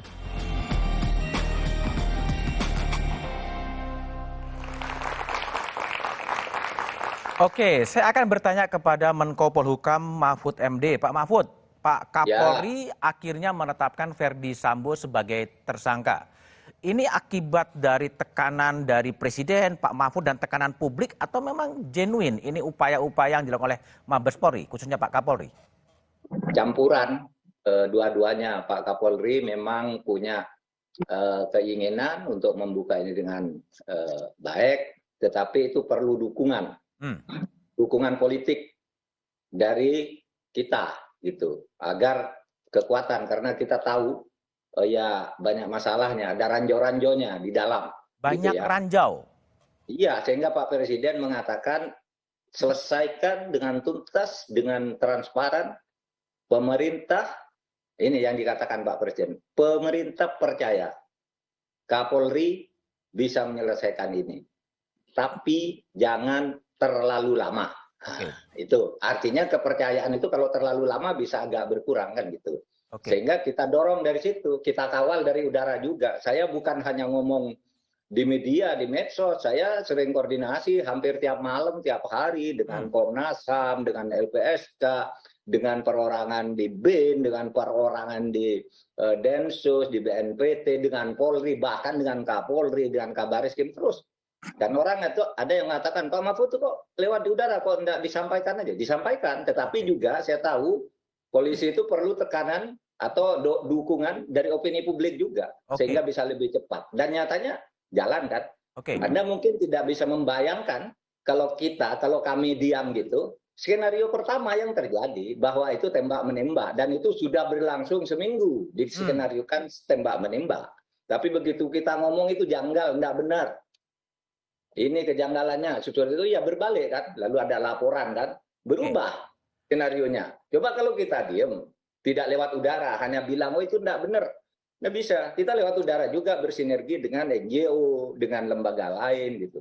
Pak Mahfud, itu aja, Pak Mahfud, seberapa besar Pak Mahfud ranjau-ranjau di Mabes Polri sampai Presiden 4 kali berkata-kata soal itu dan Pak Mahfud pun berulang kali sampai begitu frekuensinya begitu tinggi. Berapa besar ranjau itu?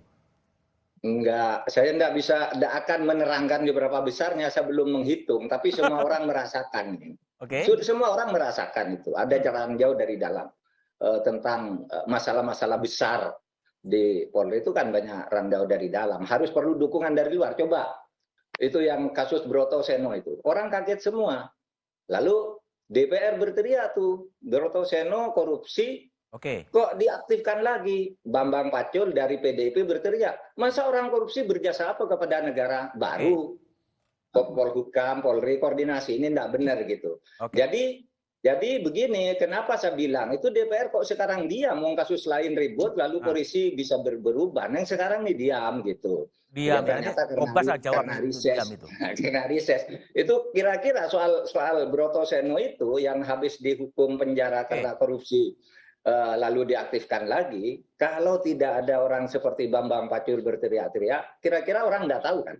Baik, Pak Mahfud. Itu caranya mengawas. Jadi ada koordinasi langsung, ada lewat udara, lewat opini, gitu. Tapi betul nggak Pak Mahfud bahwa Pak Kapolri itu dipanggil oleh Presiden sebetulnya untuk ke istana beberapa kali untuk menekankan kembali bahwa ini harus segera diselesaikan dan deadline-nya 17 Agustus? Iya, ke 17 Agustusnya tidak ada. Jadi hari Senin tuh Pak Kapolri dipanggil. Iya Senin betul. Senin Pak Kapolri dipanggil berdua. Sesudah itu saya dipanggil berdua juga dengan Presiden. Bertiga dengan Pak Pramono Anung lah. Gitu. Ya bicaranya begitu. Pak Mahfud sampaikan ke masyarakat, pemerintah itu percaya kepada Kapolri, tapi harus cepat gitu. Itu. Makanya saya sampaikan, pemerintah percaya kepada Kapolri. Tapi harus cepat. Kata tapi itu saya ganti kata asal cepat. Gitu aja. Saya yang ganti kata tapi menjadi asal itu. Maksudnya biar tidak berlarut-larut, bertele-tele, biar segera diputus. Dan saya terus komunikasi dengan Polri. Yang saya katakan itu bukan buat sendiri. Misalnya saya katakan, tersangka sudah 3. Lah itu saya dapat dari Polri. Gitu. Orang ribut, Pak Mahfud dari mana? Polri baru ngomongkan 2. Lihat dari Polri dapatnya, cuma yang 1 ternyata belum diumumkan. Oleh sebab itu dijelaskan oleh Pak Kapolri tadi malam. Kemarin tersangkanya sudah 3, sekarang tambah 1 menjadi 4. Betul saya. Ya, tapi gini Pak Mahfud, tersangka sudah diumumkan, tetapi motif yang belum terlalu jelas. Kemudian Pak Mahfud sempat juga mengatakan motif ini agak sensitif dan hanya untuk orang-orang dewasa. Ini maksudnya apa, Pak? Oh, gampang maksudnya. Karena kalau Anda ikuti jumpa pers itu kan wartawan, TV One bertanya, Pak ini sudah jelas pelakunya, tapi motifnya apa? Gitu. Lalu saya bilang, loh kalau motif, biar dikonstruksikan hukumnya oleh Polri. Jangan tanya ke saya. Gitu. Karena apa? Karena ini menurut saya sensitif. Apa sensitifnya? Ngangkut orang dewasa. 1 ya. Pertama katanya pelecehan. Pelecehan itu apa sih? Apakah membuka baju atau apa? Gitu kan itu untuk orang dewasa. Yang kedua katanya perselingkuhan 4 segi. Lalu siapa yang bercinta dengan siapa? Gitu kan? Lalu yang ketiga ada yang terakhir yang muncul karena perkosaan. Upaya usaha perkosaan lalu ditembak. Itu kan sensitif. Jadi yang buka tuh jangan saya bilang biar polisi aja karena itu uraiannya panjang gitu. Nanti publik yang membuka kepada polisi yang membuka ke publik lalu dibuka di pengadilan oleh jaksa. Kalau tanya ke saya nanti malah salah. Tapi Pak Mahfud sudah dapat bocoran lebih dulu ya soal motif yang itu. Banyak saya dapat bocoran, tapi kan tidak boleh saya mengatakan yang begitu-begitu. Biar dikonstruksi dulu. Ya orang dewasa kan bocoran juga, Pak. dapat hal-hal yang mungkin tidak pernah muncul di publik, dari Komnas HAM, dari LPSK, dari orang perorangan, dari para senior Polri, senior tentara dan sebagainya. Hampir tiap malam saya ketemu dengan Pak Listo juga sebegitu, meskipun sebentar ya, pernah ketemu di suatu saat koordinasi langsung secara fisik. Di mana itu? Ketika Anies Baswedan mantu, gitu. Saya datang, dia datang, lalu duduk berdua di pojok. Gimana Bapak ini? Oke, baik Pak Mahfud. Tapi gini, koordinasi di situ. Pertanyaannya Pak Mahfud, ini kan Presiden 4 kali bicara, Pak Mahfud juga berulang kali bicara, dan pemerintah kelihatannya juga konsisten untuk mengawal kasus ini. Betapa pentingnya, betapa seriusnya kasus ini bagi pemerintah, Pak? Iya, sangat penting karena ini menyangkut kepercayaan masyarakat terhadap Polri. Kalau masyarakat, kalau ada orang mati, terbunuh di rumah pejabat tinggi Polri, kemudian dugaannya ke Polri, dan tidak dibuka secara terang benderang, negaranya kan hancur. Padahal Polri itu ya, satkernya itu ribuan. Sehari itu yang ditangani lebih dari 100 ribu pengamanan di seluruh Indonesia. Lalu ada satu kasus gini masa nggak bisa dibuka? Wong yang ratusan ribu aja diamankan, diselesaikan dengan baik. Orang yang sering nyinyir kepada Polri itu kan orang yang di kota-kota besar aja dan lebih politis. Tapi kalau tanya ke rakyat desa, sudah banyak Polri. Polri yang bagus juga yang mendirikan pesantren, yang gajinya dikuasakan kepada Ki, ambil tiap bulan dia bekerja sebagai polisi. Begitu tuh banyak, tapi kan tidak diberitakan. Nah, oleh sebab itu, kepercayaan masyarakat yang ditandai oleh persepsi publik tertinggi pada tahun ini diperoleh oleh Polri dan oleh pemerintah. Ini Kompas nih, Mas Budiman kan. Ya. Kepercayaan publik terhadap pemerintah tertinggi tahun 2022 selama 7 tahun pemerintah Jokowi memerintah. Dan sumbangan Polri di situ lebih tinggi dari angka rata-rata. Oke. Polkam itu nomor 1, politik dan keamanan.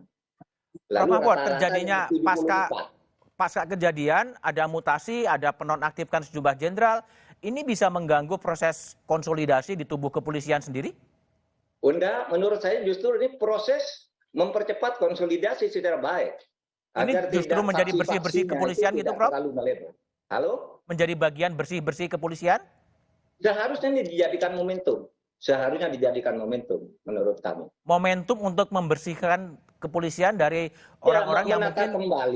Menata kembali isu-isu yang selama ini berkeliaran itu supaya dijernihkan. Karena polisi ini diperlukan oleh masyarakat. Saya kan sering mengatakan gitu, coba bayangkan Anda kalau tidak ada polisi, misalnya polisi menyatakan mabuk, mogok, menyatakan saya mogok 1 jam aja gitu, hancur Indonesia ini. Saya mogok karena selalu dikritik, mogok 1 jam, oh saya sudah selesai mogok, udah tidak ada Indonesia ini. Momentum ini, Prof Mahfud, momentum ini momentum untuk apa? Melakukan reformasi kepolisian lagi atau gimana dalam perspektif Prof Mahfud soal momentum untuk membenahi kepolisian? Penataan manajerial aja, tidak ada lagi reformasi baru yang sekarang ini sangat urgen untuk dilakukan. Manajerial aja, karena pedomannya sudah ada undang-undang dasar, ada undang-undang, ada peraturan Kapolri, ada PP dan sebagainya. Manajerial aja, ditata kembali nih, agar kompak, iramanya tidak ada yang bikin kegiatan-kegiatan di luar urusan keamanan dan sebagainya itu kan sudah banyak lah kalau gitu. Dan saya kira Pak Kapolri serta para pimpinan Polri itu lebih tahu tentang masalah-masalah apa yang sebenarnya dihadapi. Kalau kita sih kan dapat laporan aja gitu. Tapi yang merasakan di dalam kan mestinya orang-orang dalam. Prof Mahfud, kalau pertanyaan adalah apakah kasus ini akan mempunyai dampak ya secara internal organisasi kepolisian, seperti apa dampaknya menurut Prof Mahfud, tapi jawabannya setelah jeda berikut ini.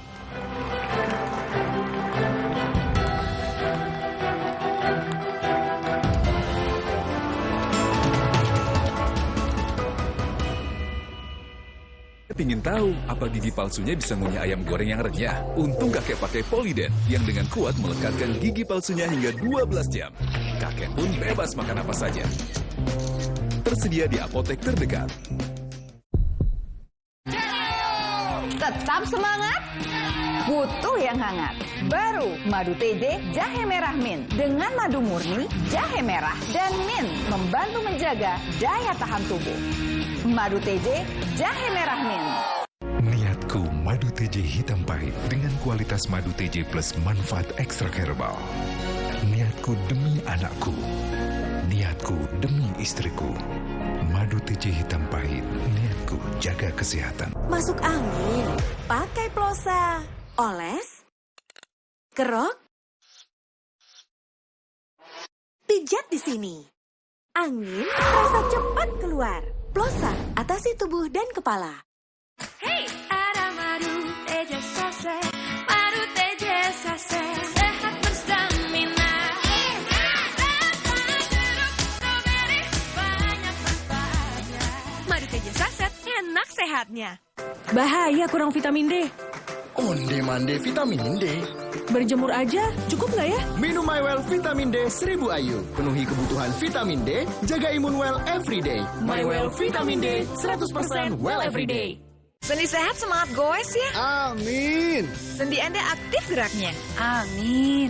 Akan banyak hal baik terjadi saat sendi kita sehat. Amin. Olahraga teratur, bila perlu minum Wellmove. Wellmove halal.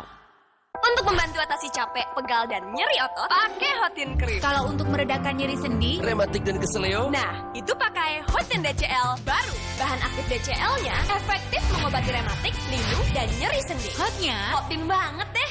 Hey, ada madu TJ Saset, madu TJ Saset, sehat berstamina. Banyak manfaatnya. Madu TJ Saset, enak sehatnya. Bahaya kurang vitamin D.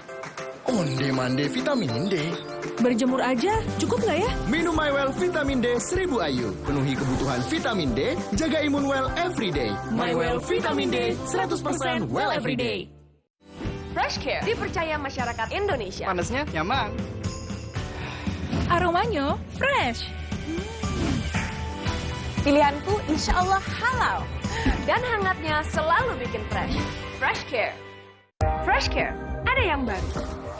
Fresh Care Crescent Relax kayu putih. Minyak kayu putih eukaliptus. Yang bisa ngerok and roll. Bisa ngerok, lebih berasa. Bisa ngerol, pegangannya nyaman. Bikin lega. Fresh Care. Tetap semangat. Butuh yang hangat. Baru Madu TJ Jahe Merah Mint. Dengan madu murni, jahe merah, dan mint membantu menjaga daya tahan tubuh. Madu TJ Jahe Merah Mint. Niatku madu TJ hitam pahit dengan kualitas madu TJ plus manfaat ekstrak herbal. Niatku demi anakku. Niatku demi istriku. Madu TJ hitam pahit. Niatku jaga kesehatan.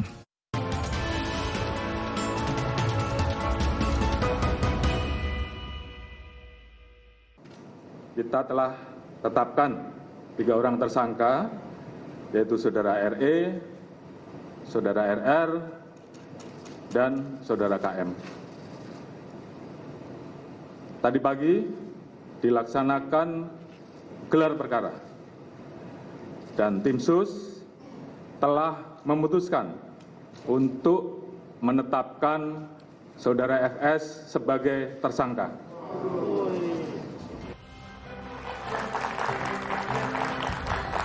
Masih bersama saya Budiman Tanurjo di Satu Meja The Forum. Kembali ke Menko Polhukam Mahfud MD. Pak Mahfud, apakah ada dampak politik internal di Polri setelah Kapolri menetapkan Ferdi Sambo sebagai tersangka? Saya kira iya, dan ini kesempatan untuk berkonsolidasi ya. Karena kalau kita baca di media kan orang yang tadinya sepertinya membela-bela Sambo sekarang udah mulai ambil wastafel ya untuk membersihkan diri. Itu artinya bisa diajak kembali bergabung gitu. Bergabung ke dalam satu visi, bukan selama ini tidak bergabung. Bergabung ke dalam satu visi kebijakan untuk kebaikan Polri. Itu saja saya kira. Ini yang harus dilakukan Kapolri apa Prof. Mahfud setelah kasus ini? Mengkonsolidasikan itu kekuatan di Polri, karena dukungan untuk Kapolri ini kalau dari publik ya kuat banget. Itu agar Kapolri melakukan pembenahan ke dalam, dan pemerintah juga merasa begitu, merasa terbantu dalam banyak hal bisa diselesaikan dengan baik, sehingga itu tadi ya indeks persepsi publiknya paling tinggi sumbangannya terhadap kepercayaan publik terhadap pemerintah, minimal itu yang ditulis oleh Kompas, oleh Anda. Oke. Jadi artinya Polri berutang budi pada publik juga ya dalam pengungkapan kasus ini ya? Oh iya, kalau publik diem aja mungkin berat melawan ke dalam itu. Tapi kalau dibantu oleh tekanan publik, dan itu yang selalu saya lakukan sejak saya jadi Ketua MK, saya tidak punya pengikut. nggak punya partai, tapi saya selalu bersinergi dengan publik, dengan NGO, dengan apa, yuk lempar ke wartawan, gitu kan. Kalau wartawan sudah rame-rame gitu, siapa bisa mengelak, dan gitu. Sudah, titipkan aja ke Mas Kiki, ke Mas Basori, gitu. Kalau sudah di wartawan rame, NGO rame, ya sudah jalan itu. Oke, Pak Mahfud, masih oke kan di program ini? Pertanyaan pertama saya, Pak Mahfud, soal Baradae yang minta perlindungan hukum, gimana, Prof. Mahfud? Iya, menurut saya harus dilindungi karena begini ya, itu bisa saja nanti ada orang dalam menghabisi dia. Itu kan banyak di film-film dan di novel-novel yang begitu, dan di dalam praktek kita dulu ketika kasus pembunuhan Safrudin Kartasasmita, apa itu yang pelakunya bunuh diri di dalam penjara, diberitakan bunuh diri dalam penjara, dan itu bisa terjadi. Dan itu gampang, makanan gitu ya, makanan. Kemudian kalau Pak Susno Duaji bilang AC, karena banyak orang mati hanya nyedot AC kan di mobil di mana, itu bisa dimasukkan dari situ. Oleh sebab itu tuh harus dilindungi betul. Dan melalui Pak Dedi saya nitip sampaikan ke Polri, Pak Dedi itu LPSK supaya diberi akses yang cukup untuk mendampingi dan melindungi. Tidak harus diserahkan oleh Polri ke LPSK, tapi aksesnya supaya cukup. Dia mengamankan betul, begitu. Selamat ini Baradae. Ini saksi kunci nih, saksi utamanya di dia ini akan menentukan segala putusan. Jadi memang harus dilindungi ya, Prof. Mahfud. Prof. Mahfud masih bisa bertahan di satu meja atau ada agenda lain, Prof? Enggak, saya gini, saya mau nonton Mas Kiki dan Pak Dedi dan Mas Tobas, tapi dalam kamar. Baik. Dari dalam kamar sambil tiduran, ini capek saya. Baik, Prof. Mahfud.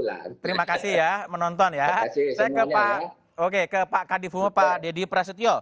Pak Dedi, tersangka sudah ada, tapi motifnya belum diungkapkan oleh Kapolri. Kapan motif ini akan dibeberkan, Pak Dedi Prasetyo? Ya, jadi dari hasil komunikasi saya dengan Pak Kabar Eskrim juga, bahwa proses pendalaman ini masih terus dilakukan. Para saksi, pemeriksaan tersangka, dan dari hasil penyitaan barang bukti yang kemarin, itu pun masih dilakukan pemeriksaan, penganalisaan, sehingga proses pembuktian secara ilmiah, secara saintifik, ini nanti juga akan diungkapkan ke publik. Jadi kami mohon kepada publik untuk bersabar, biar tim sus ini bekerja secara maksimal. Sehingga hasilnya bisa disampaikan juga secara komprehensif. Dan juga dari penyidik juga menyampaikan bahwa tidak semuanya bisa dibuka di publik. Karena hal khusus nanti akan dibuka di pengadilan. Karena di pengadilan kita tahu, transparan, kemudian juga akuntabel, semuanya bisa diuji di sana nanti seluruh alat bukti yang dihadirkan oleh penyidik di sidang pengadilan. Pak Dedi, jadi kalau kembali lagi pada fokus publik sekarang adalah perlindungan hukum terhadap Baradae. Ini siapa yang akan nanganin? Kepolisiankah atau LPSK, dan gimana akan melindungi Baradae?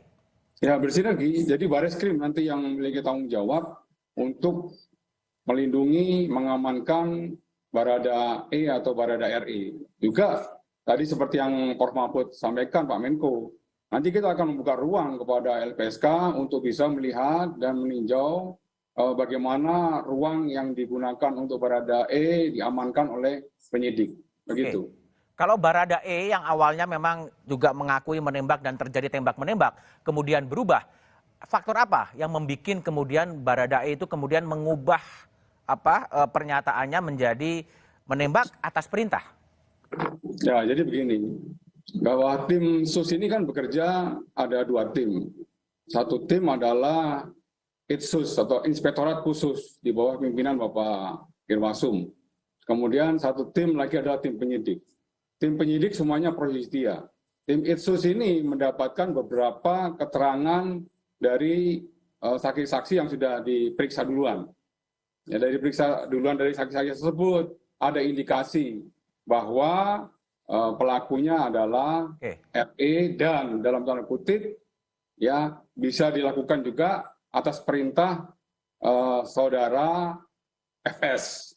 Nah, dari hasil keterangan sementara yang diberikan ke Itsus, ada unsur perbuatan melawan hukumnya pidana baru diserahkan kepada penyidik. Ya, penyidik mendalami lagi pemeriksaan terhadap saudara Barada RI atau Barada E tersebut. Ya, dari Barada E juga akhirnya mengakui, tapi dia minta perlindungan. Apabila saya mengungkapkan, tolong saya juga dilindungi. Oke, setuju. Penyidik memiliki kewajiban untuk melindungi Baradae dan diberikan kesempatan untuk menghubungi orang tua. Oke. Setelah diberi kesempatan orang tua, lululah Baradae. Baru Baradae menyebutkan bahwa dia melaksanakan penembakan tersebut atas perintah saudara FS.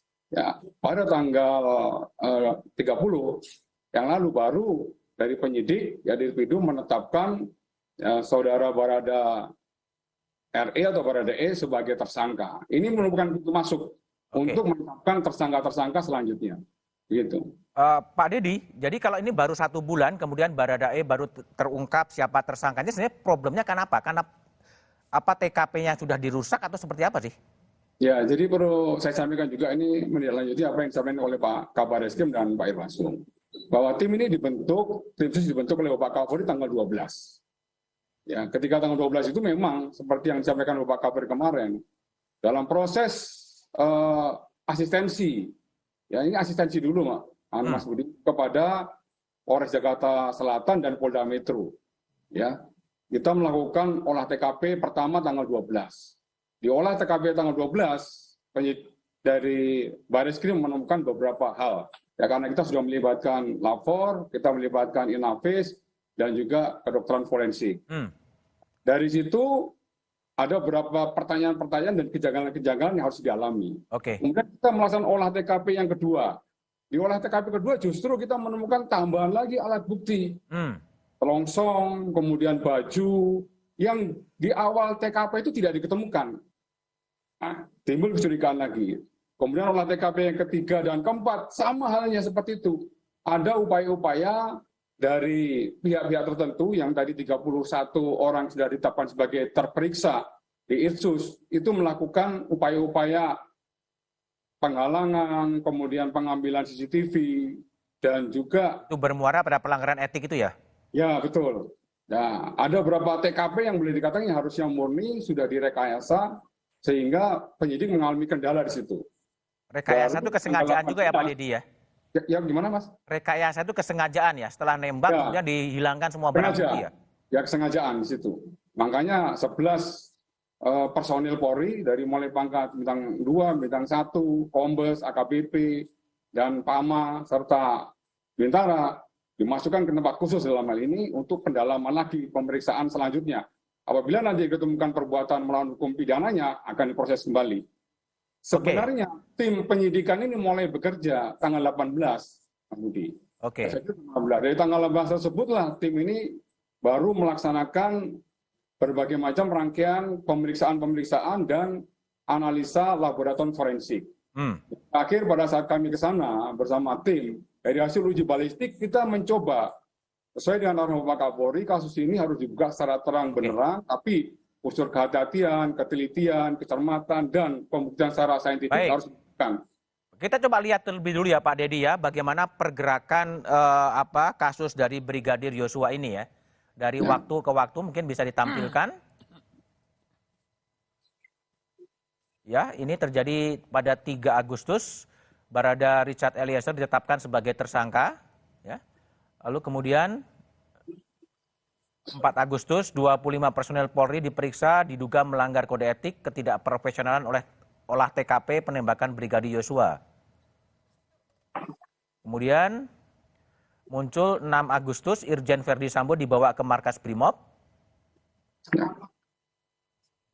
Lalu kemudian 8 Agustus muncul tersangka lain, Brigadir Riki Rizal ditetapkan sebagai tersangka. Kemudian 9 Agustus, kemudian Kapolri mengumumkan 4 tersangka kasus pembunuhan berencana Brigadir Yosua, Irjen Verdi Sambo, Barada Richard Eliezer, Brigadir Riki Rizal, dan KM. Totalnya ada 4 tersangka. Ini masih berpotensi akan bertambah lagi Pak Dedi? Ya, tidak untuk kemungkinan bahwa ini aja akan bertambah. Namun untuk pasal-pasalnya tentunya berbeda. Kalau 4 ini kan sudah masuk pasal 340, subsidiar 338, yuntonya ada yunto 55 dan 56. Ya, bagi nanti yang terkait menyangkut masalah penghilangan barang bukti, kemudian menghalangi proses penyidikan, tentunya ada juga nanti pasal-pasal yang bisa diterapkan kepada para terperiksa yang saat ini sedang menjalani penempatan khusus di Makobrimob dan juga ada penempatan kursi di Propos Mabes Polri. Oke, baik Pak Dedi. Saya ke Kiki Hermawan Sulistyo. Sebulan akhirnya Kapolri bersikap tegas dan kemudian mengumumkan Ferdi Sambo sebagai tersangka. Ini awalnya publik ragu-ragu, tapi kemudian ada kekuatan besar dan kemudian mengatakan tersangka. Apa yang membuat itu terjadi? Publik ya. Jadi begini, ada beberapa catatan saya. Yang catatan pertama, prinsip diskresi. Sebelum itu mungkin ada benchmark rujukan kasus O.J. Simpson di Amerika. Ya, itu 1 tahun lebih, hampir 1,5 tahun. Di persidangan tuh dibuka detail dan kita bingung yang nonton. Hari ini wah seperti pengacaranya benar. Besok jaksanya yang benar. Gitu. Itu 1 tahun sampai negara bagiannya mau bangkrut itu. Anda mau mengatakan ke situ? Nah, ini akan kejadian nanti kalau polisinya tidak cukup punya bukti di persidangan. Gitu loh. Nah, itu butuh waktu satu. Nah, butuh waktu itu kenapa tidak bisa cepat? Tadi sudah disebutkan HP disita. Diserahkan. Ternyata HP baru. Nah, terus semua itu kan ceceran darah itu kalau dibersihkan. Tapi itu masih bisa diuji DNA. Uji DNA itu butuh waktu. Nah, kemarin kan diperiksa rumahnya. Orang bingung kenapa sepatunya diambil. Nah, kalau sepatu itu ternyata dipakai lalu ada jejak DNA-nya di TKP, berarti kan dia ada. Tetapi kalau tidak ada jejak DNA-nya, maka berarti tersangka ini tidak ada di situ. Sehingga pasal yang dikenakan tidak bisa pasal pembunuhan gitu.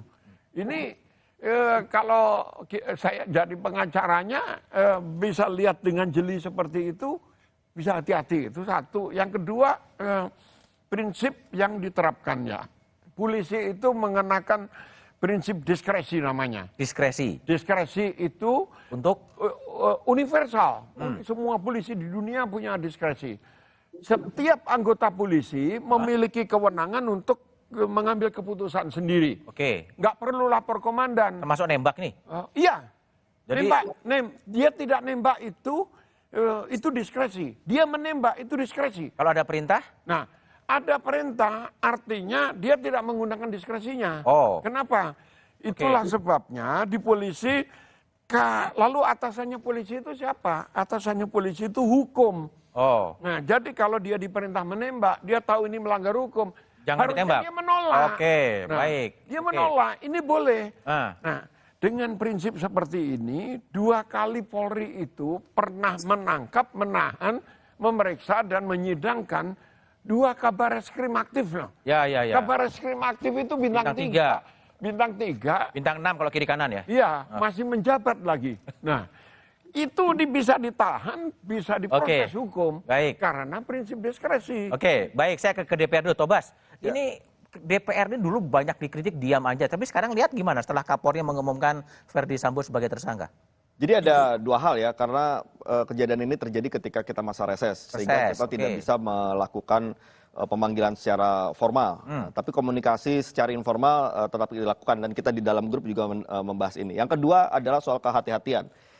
Ketika kejadian ini terjadi, memang berbagai versi cerita yang kita dapatkan. DPR bingung juga ya? Ya, kita juga tidak berani mengambil sikap tertentu sebelum kita mendapatkan kepastian. Tapi biasanya agresif kali biasanya. Ya karena itu tadi, karena ternyata versinya macam-macam nih. Kita mau menunggu dulu apa yang temuan-temuan berikutnya untuk menunjukkan ini sebenarnya seperti apa. Dan ketika kemudian Mabes Polri sudah mengambil alih kasus ini, mulai terang benderang, ya, baru kita kemudian bisa menentukan langkah-langkah selanjutnya. Jadi nunggu terang dulu ya, baru ikut gitu ya? Ya, karena kita juga tidak mau gegabah kalau misalnya kita mengambil sikap dalam keadaan fakta-fakta yang belum bisa kita pastikan, itu kan kita juga bisa salah langkah. Tapi gini, kalau menurut dari Tobas gitu, dampak politik secara internal setelah Kapolri menetapkan Ferdi Sambo sebagai tersangka seperti apa? Tapi jawabannya setelah jeda berikut ini.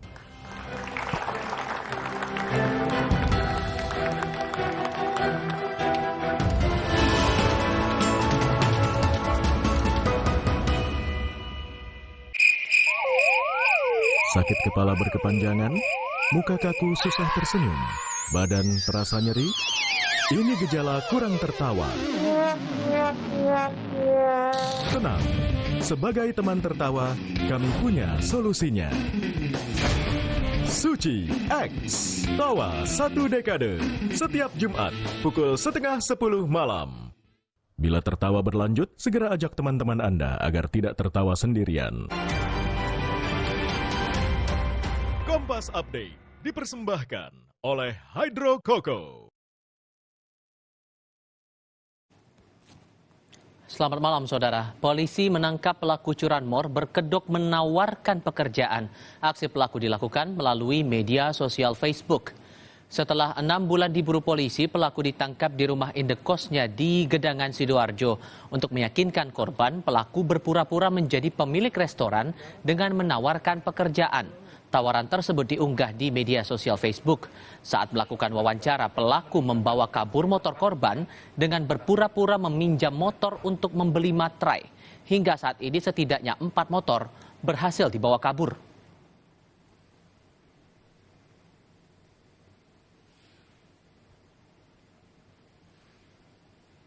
Program 1 Meja The Forum akan berlanjut selepas jeda berikut ini.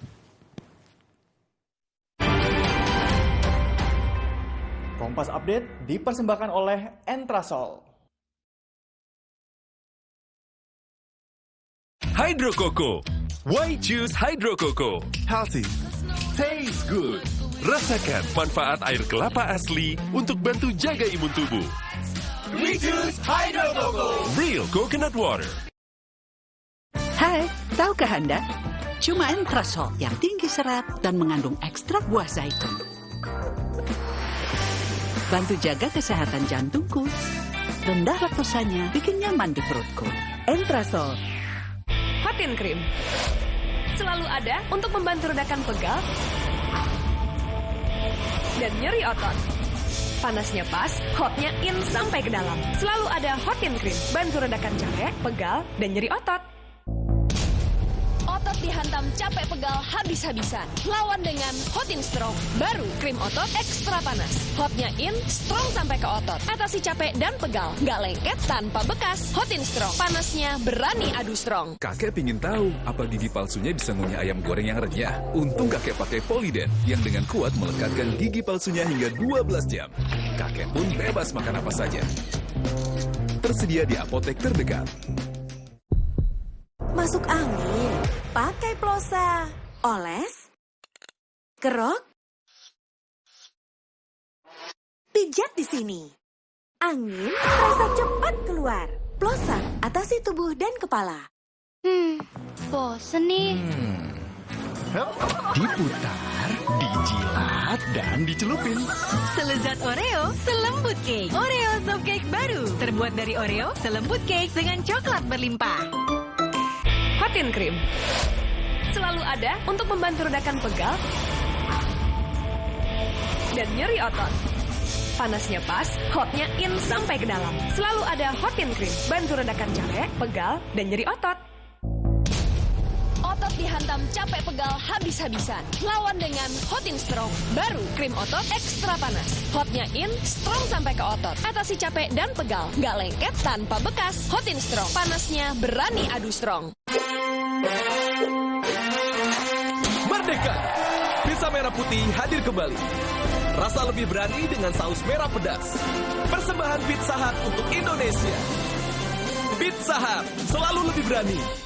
Omehar, minyak ikan pilihan dari laut dalam. Omehar, suplemen omega 3 esensial. Dalam mini kapsul, lebih mudah ditelan.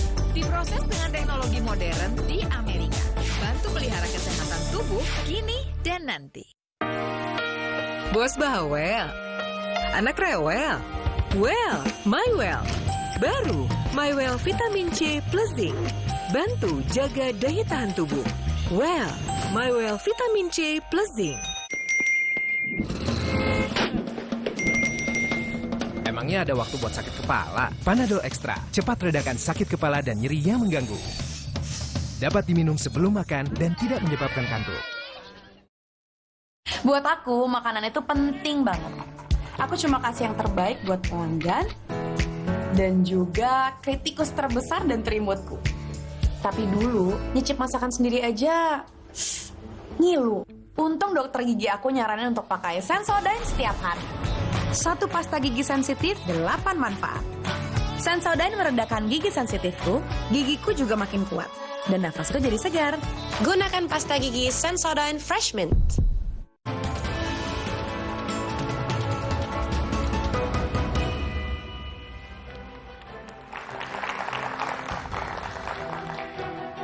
Masih bersama saya Budiman Tandurjo di Satu Meja The Forum. Taufik Basari, apa dampak internal politik setelah Kapolri menetapkan Verdi Sambo sebagai tersangka? Saya melihat tidak mudah apa yang dihadapi oleh Pak Kapolri. Tidak mudah? Tidak mudah, ya. Tapi Pak Kapolri dengan jiwa kepemimpinan menunjukkan bahwa I'm the leader. Saya mau memimpin ini, saya bertanggung jawab, saya akan bereskan ini semua. Nah, sehingga dengan jiwa kepemimpinan dari Pak Kapolri membuat halangan-halangan itu secara perlahan berhasil dikendalikan, ya, bahkan ada yang disingkirkan, ya, halangan disingkirkan, ada yang dikendalikan, sehingga saat ini menurut saya peluang bagi Pak Kapolri untuk menata ini kembali, melakukan konsolidasi itu sangat besar, ya, karena jiwa kepemimpinan yang sudah ditunjukkan ini. Apakah mungkin terjadi perlawanan atau serangan balik? Kalau saya melihatnya di awal-awal mungkin sempat ada yang berpikir untuk melakukan itu, ya, tapi karena langkahnya Pak Kapolri ini sudah sangat tepat, ya, dan benar-benar mampu untuk melakukan konsolidasi secara cepat ini juga, sekarang bola di tangan Pak Kapolri. Sehingga tidak ada yang bisa merebut bola itu. Tidak akan ada yang merebut bola itu? Betul. Oke, Kiki, banyak orang berspekulasi akan ada revenge atau serangan balik dari Verdi Sambo pribadi maupun kelompok terhadap institusi kepolisian. Mungkin nggak? Enggak lah, kenapa? Tadinya iya benar mungkin berpikir seperti itu. Tapi dilihat ini menghadapi seluruh institusi loh. Seluruh institusi udah satu sikap seperti sekarang. Nggak mungkin akan ngelawan, nggak mungkin. Termasuk menggunakan forum pengadilan dalam pledoi, dalam apapun juga? Potensi membeli bisa. Tapi kalau melawan sulit. Apa yang maksud dengan potensi membeli? Misalnya memanfaatkan pembelaan-pembelaan di pengadilan untuk mengungkapkan apa yang terjadi di kepolisian? Nggak bisa. Kartunya kan juga banyak yang lain. Kenapa? Kalau itu dilakukan, kartunya polisi, yang dipegang polisi, hakim-hakim segala macam kan banyak. Ini kan masih ada 2 tahap lagi. Jaksa, lalu hakim. Nah, ini kan kita semua tahu lah, kartunya di tangan polisi sekarang gitu. Kalau polisinya solid, nggak mungkin dimainkan. Dan sekarang masih dalam posisi yang under control Pak Kapolri? Iya, sangat. Apalagi hari-hari ini, setelah pengumuman kemarin, selesai. Jadi bagi saya nih kelihatan anti klimaks. Ini nggak ada perangnya, nggak seru nih. Sejarah ada kalau ada. Jadi apa persisnya yang dilakukan oleh Kapolri agar Bayangkara tetap dalam satu komando? Sudah kok. Sudah selesai. Kalau dari bisik-bisik, dari ngomong-ngomong dari bawah sampai ke atas, semua unexpectable. Jadi orang berpikir tadinya Kapolri ini kan karena pendiam, dia tipikal orang Jawa lah, kayak presidennya gitu, diem aja gitu, dianggap lemah. Tapi begitu dia 31 orang ditangkap, nggak mudah loh. Nggak mudah ya? Nggak mudah. Dan itu simbolisasinya waktu konferensi pers didampingi sejumlah jenderal itu ya? Iya, dan ini propam loh. Propam itu simbol dari marwahnya polisi. Dibabat kok. Dibabat. Baik, Pak Dedi, pertanyaan saya, hasil otopsi ulang yang akan ditunggu publik, kapan itu akan keluar? Ya, dari hasil komunikasi saya dengan kedokteran forensik, saya dapat informasi dalam waktu dekat dari Dr. Ade dari Perhimpunan Kedokteran Forensik Indonesia akan mengumumkan hasilnya. Ya, dalam waktu dekat itu minggu ini? Bisa jadi dalam minggu ini nanti akan disampaikan kepada publik hasilnya secara objektif, ya, secara ilmiah dengan menggunakan metodologi yang sahih, begitu, Mas. Oke, ada juga pertanyaan publik, Pak Dedi, soal FA, ya, staf ahli Kapolri yang juga dikabarkan oleh berbagai media atau media sosial, termasuk yang menyusun skenario dalam kasusnya Verdi Sambo. Itu duduk soalnya gimana? Ya, dari hasil komunikasi saya hari ini di Korsahli Pak Kapolri bahwa yang bersangkutan dari hari ini sudah tidak menjabat lagi sebagai penasihat ahli Kapolri. Ya, Dan tentunya saya menyampaikan kembali bahwa komitmen kuat Bapak Kapolri, siapapun yang terlibat maupun terkait menyangkut masalah kasus Duren 3, pasti akan dimintain keterangan baik oleh Itsus maupun dari penyidik Barreskrim Polri. Agar kasus ini betul-betul terang benderang. Dia berbuat apa dan kemudian dia harus mampu mempertanggungjawabkan apa yang sudah dia lakukan. Artinya FA itu sudah diperiksa atau akan diperiksa dalam konteks penyusunan skenario atau pembikinan rilis atau seperti apa? Informasi saya dapat pagi hari ini yang bersangkutan baru tidak menjabat. Kalau untuk nanti mekanisme diperiksa, tentunya nanti akan saya coba tanyakan kembali kepada Pak Kabar Eskrim maupun kepada Pak Wairwasum. Oke. Gitu, Pak Kiki, FA ini mundur. Anda lihat apa yang terjadi di balik tiba-tiba dia namanya mencuat, orang nggak tahu tiba-tiba dia mundur sebagai PA penasihat dari Kapolri? Jadi dimundurkan. Kenapa? Dimundurkan? Iya, kan banyak penasihat itu kumpul kesel kan. Kita udah tahu, orang itu kan tahu, tetapi ketika pengakuan muncul di media massa dan jelas-jelas dia mengaku, nggak tahu mengaku atau ketahuan, lalu diminta mundur, silakan mundur, kan ini memalukan dan diminta merusak. Mundur atau mundur sebetulnya? Diminta mundur awalnya, tidak mau, lalu dipaksa. Saya dikasih tahu, saya bilang, saya tidak rela, saya yang pasang badan dulu memisahkan polisi dari TNI, ikut mereformasi dari awal, ini diacak-acak kalau kayak gini. Saya bilang kalau Anda nggak mau mundur, kita perang aja udah. Saya bilang, akhirnya, dan saya kasih deadline, malam ini jam 12 malam, kalau tidak lakukan, mari kita perang besok. Ya. Apa sih kesalahan terbesarnya disuruh mundur? Hah? Kesalahan terbesarnya disuruh mundur apa? Dia ngaku dia bikin menskenariokan publisis ya, sebagai publisis. Saya tidak tahu kalau menskenariokan sebelumnya. Membela Sambo dengan cara memanipulasi informasi. Karena informasi yang salah ini pula, Kapolri ngambil kebijakan yang salah kan. Gitu. Bukan buat rilis itu sebetulnya, dikerjakan apa sebetulnya? Ya dirilis, yang dia ngaku kan rilis-rilis segala macam. Yang ngaku, gitu. yang nggak ngaku? Ya, yang nggak ngaku kan, ini kura-kura dalam perahu. Wartawan, betapa wartawan, medianya ditutup, masa nggak tahu siapa yang nutup. Baik, kembali ke Pak Dedi. Pak Dedi, sejauh ini apakah ada langkah-langkah perlawanan internal atau kasakusuk internal setelah ada sikap tegas dari Kapolri menangani kasus dan mentersangkakan Verdi Sambo, Pak Dedi? Ya, sejauh ini 460.000 anggota Polri semuanya Satya Prabu kepada Pak Kapolri. Oke. Jadi kita tetap tunduk, taat, dan setia kepada pimpinan kita yang tertinggi, Bapak Kapolri. Artinya solid penuh semuanya under control Pak Kapolri? Ya, semuanya full under control Bapak Kapolri sampai dengan hari ini. Dan ini merupakan komitmen Bapak Kapolri dalam mereka mengevaluasi secara menyeluruh ya dampak daripada kasus ini. Begitu, Mas. Oke, Pak Dedi, kita coba lihat ya bagaimana kepercayaan menurut Litbang Kompas sebetulnya citra kepolisian itu trennya turun. Apa yang akan dikerjakan oleh kepolisian untuk kembali meningkatkan kepercayaan publik pada kepolisian? Ya, tentunya Pak Kapolri memiliki kebijakan presisi, yaitu transformasi. Ada 4 transformasi, di sini transformasi di bidang organisasi, transformasi di bidang operasional, kemudian transformasi di bidang pelayanan publik, dan transformasi di bidang pengawasan. Ini yang nanti dievaluasi secara menyeluruh, dan tentunya langkah-langkah konkret dari mulai tingkat Mabes Polri, Polda, Polres, dan Polsek ini langsung akan diimplementasikan semuanya. Oke, baik. Tobas, ya. TBR, ini kan tren kepolisian ini memang akhirnya turun ya. Kalau ini tidak tidak juga kemudian sekarang udah ada titik terang meskipun belum terbenderang. Apa yang harus dilakukan oleh kepolisian agar tren ini bisa membalik dan kepercayaan publik bisa diraih? Tapi analisanya setelah jeda berikut ini.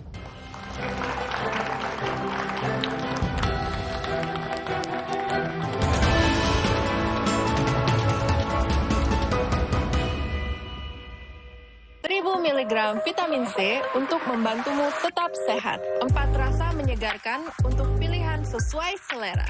Dengan lisensi dan sertifikat terpercaya untuk produk berkualitas. Healthy inside, fresh outside.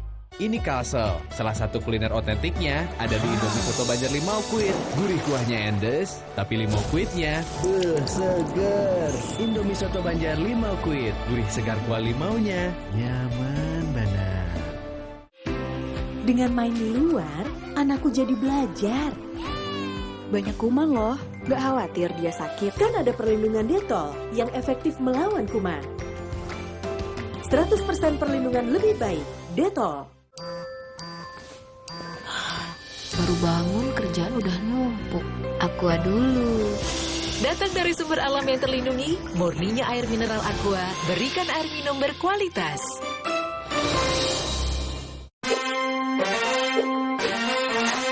Merdeka! Pizza merah putih hadir kembali. Rasa lebih berani dengan saus merah pedas. Persembahan Pizza Hut untuk Indonesia. Pizza Hut selalu lebih berani. Fresh Care dipercaya masyarakat Indonesia. Panasnya nyaman. Aromanya fresh. Pilihanku insya Allah halal. Dan hangatnya selalu bikin fresh. Fresh Care. Fresh Care, ada yang baru. Fresh Care Present Relax kayu putih. Minyak kayu putih eukaliptus. Yang bisa ngerok and roll. Bisa ngerok, lebih berasa. Bisa ngerol, pegangannya nyaman. Bikin lega. Fresh Care. Kalau ada Indomie, kepikiran apa ya? Kan semua suka Indomie, ya bikin Warmindo aja. Orang kan suka jajan. Indomie dibikin jadi jajanan unik bisa loh. Dari Indomie, kenapa enggak dibikin jadi yang keren? Kalau lihat Indomie, bisa jadi sesuatu yang nyeni juga. Kalau kamu dari Indomie bisa jadi apa lagi ya? Hidupkan inspirasimu. Dengan main di luar, anakku jadi belajar. Banyak kuman loh, gak khawatir dia sakit. Kan ada perlindungan Dettol yang efektif melawan kuman. 100% perlindungan lebih baik, Dettol. Emangnya ada waktu buat sakit kepala? Panadol Extra, cepat redakan sakit kepala dan nyeri yang mengganggu. Dapat diminum sebelum makan dan tidak menyebabkan kantuk. Buat aku, makanan itu penting banget. Aku cuma kasih yang terbaik buat pelanggan dan juga kritikus terbesar dan terimutku. Tapi dulu, nyicip masakan sendiri aja ngilu. Untung dokter gigi aku nyaranin untuk pakai Sensodyne setiap hari. Satu pasta gigi sensitif, 8 manfaat. Sensodyne meredakan gigi sensitifku, gigiku juga makin kuat. Dan nafasku jadi segar. Gunakan pasta gigi Sensodyne Fresh Mint.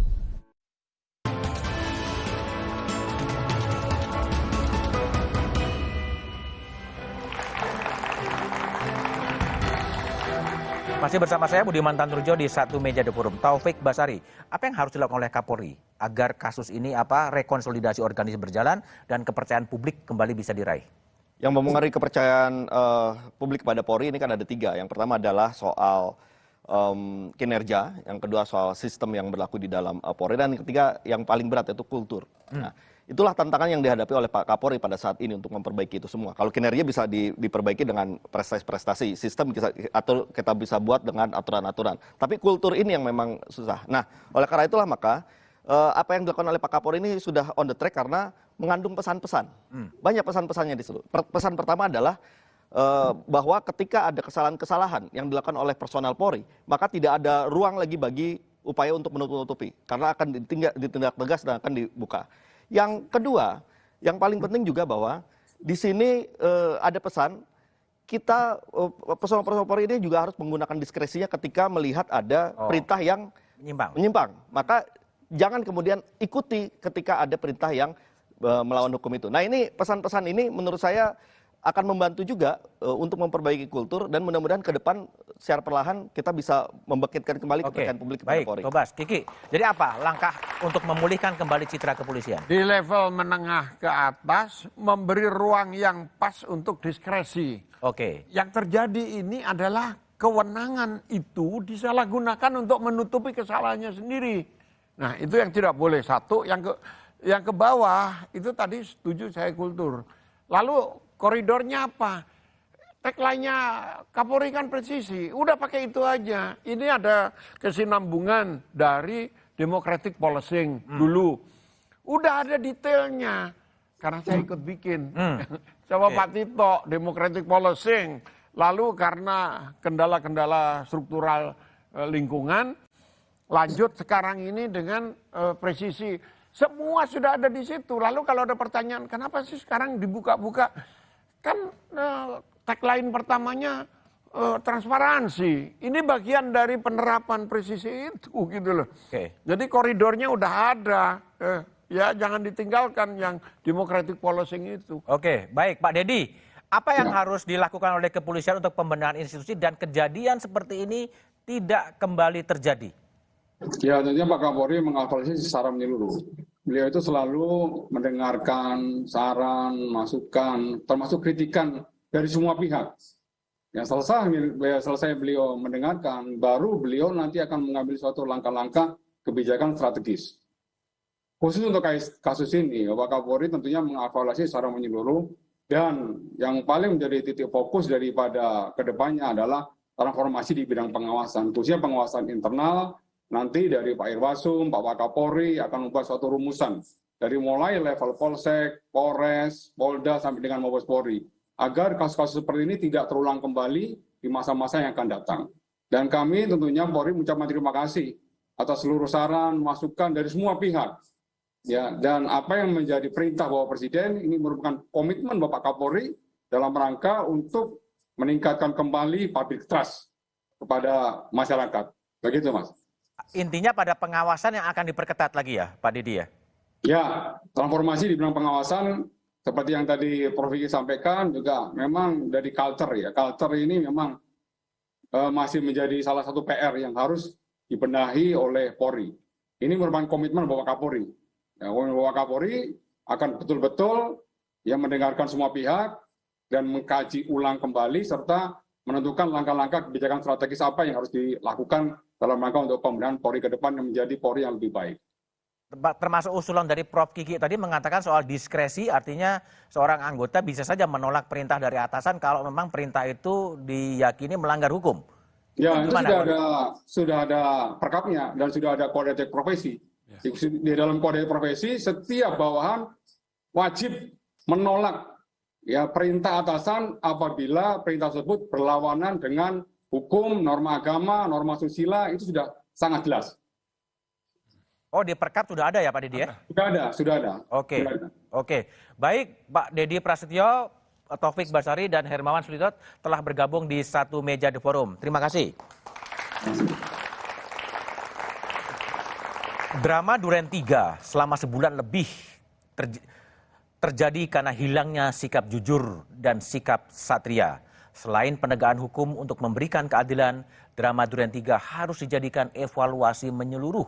Mengapa perekayasaan kasus dan pembohongan kepada publik bisa terjadi? Pembenahan total penting untuk memulihkan kepercayaan publik pada polisi. Demikian satu meja di forum malam ini. Tetap patuhi protokol kesehatan dan jangan lupa vaksin. Sampai jumpa pekan depan. Selamat malam dan terima kasih.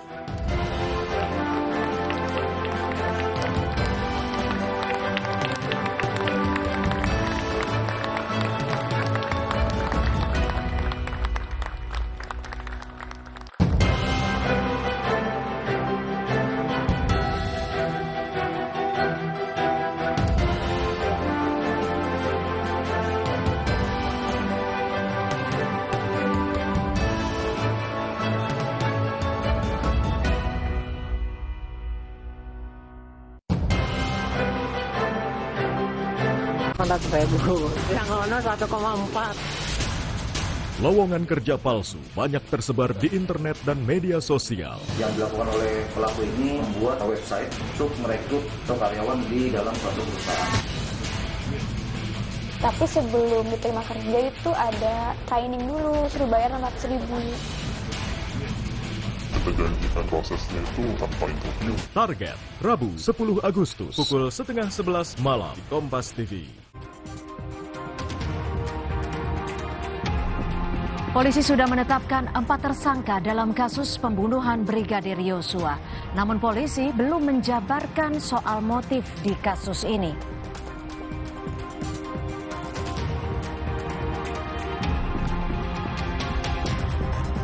Keluarga Brigadir Yosua meminta nama anaknya dibersihkan dari tuduhan menembak dan pelecehan seksual.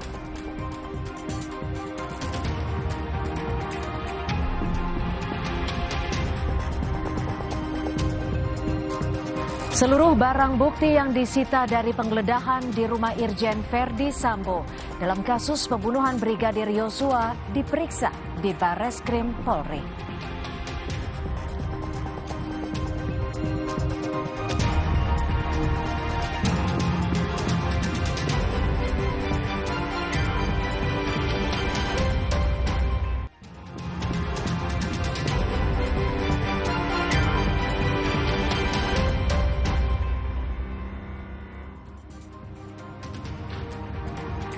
Halo, selamat malam saudara. Bagaimana kabar Anda malam ini? Semoga selalu sehat dan tetap menaati protokol kesehatan.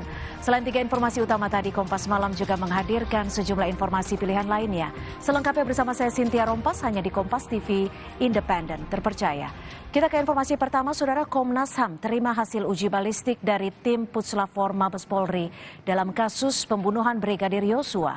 Dalam hasil ini turut diberikan hasil data 5 rekaman kamera pemantau.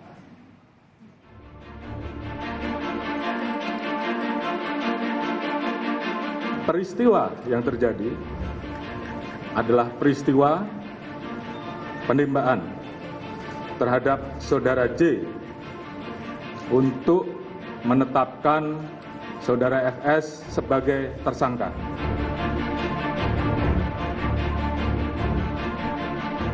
Soal motif biar nanti dikonstruksi.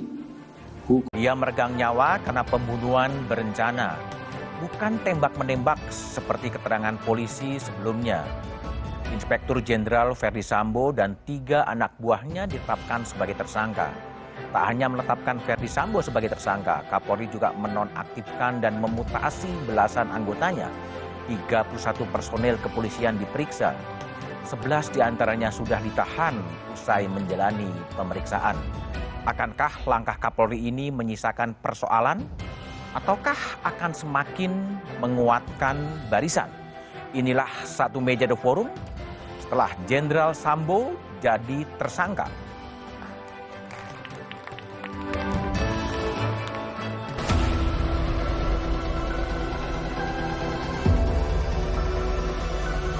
Menetapkan saudara FS sebagai tersangka.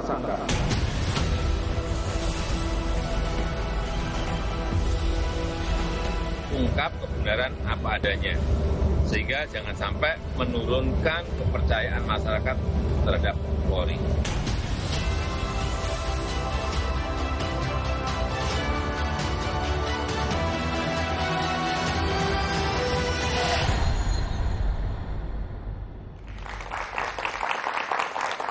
Tahap demi tahap, kotak Pandora kematian Brigadir Yosua terkuak. Inspektur Jenderal Verdi Sambo ditetapkan sebagai tersangka. Ada titik terang, meski belum benderang. Motif pembunuhan masih samar-samar dan masih butuh waktu untuk dibuka.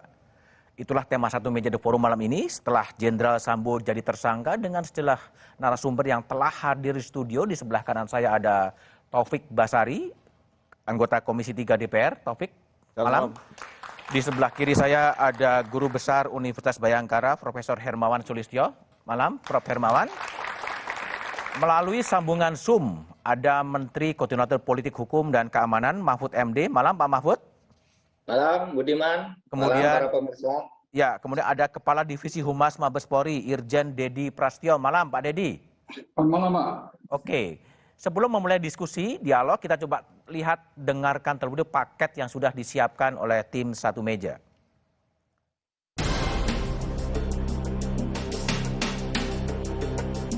Kasus tewasnya Brigadir Yosua memasuki babak baru. Kapolri Jenderal Listio Sigit Prabowo merilis Irjen Verdi Sambo sebagai tersangka kasus pembunuhan Brigadir Yosua.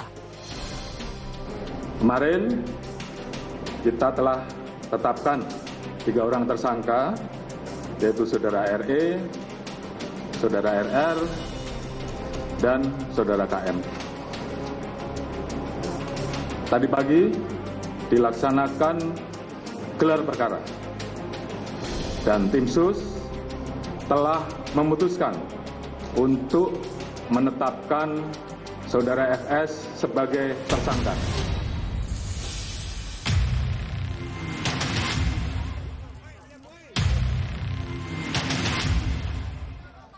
Irjen Verdi Sambo dijerat pasal pembunuhan berencana dengan ancaman maksimal hukuman mati. Sebelumnya, Ajudan Verdi Sambo Barada Eliezer ditetapkan sebagai tersangka pada 3 Agustus 2022 lalu. Kasus yang semula mencuat sebagai kasus polisi tembak polisi kini berubah. Menurut polisi, Barada Eliezer menembak Brigadir Yosua bukan dalam upaya membela diri. Belakangan, Barada Eliezer mencabut keterangan awalnya. Ia menyatakan menembak Yosua atas perintah atasan. Kasus tewasnya Yosua mulai terbuka. Ajudan Irjen Verdi Sambo lainnya, yakni Bribka Riki pun telah ditetapkan sebagai tersangka pembunuhan berencana. Kapolri menyatakan memeriksa 31 anggotanya yang diduga terlibat dalam kasus ini. Lantas bagaimana dampak kasus ini bagi Polri? Bagaimana nasib institusi Polri pasca kasus ini?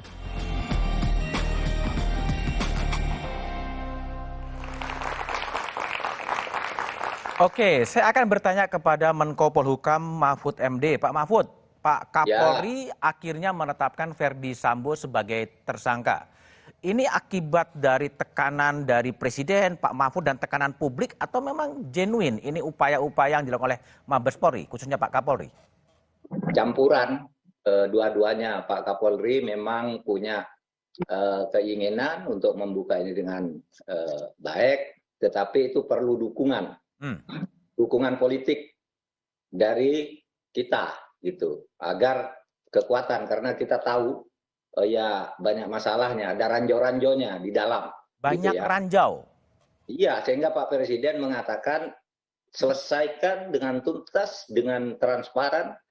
Pemerintah, ini yang dikatakan Pak Presiden, pemerintah percaya Kapolri bisa menyelesaikan ini, tapi jangan terlalu lama.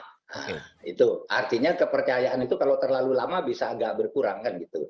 Sehingga kita dorong dari situ, kita kawal dari udara juga. Saya bukan hanya ngomong di media, di medsos, saya sering koordinasi hampir tiap malam, tiap hari dengan Komnas HAM, dengan LPSK, dengan perorangan di BIN, dengan perorangan di Densus, di BNPT, dengan Polri, bahkan dengan Kapolri, dengan Kabariskim terus.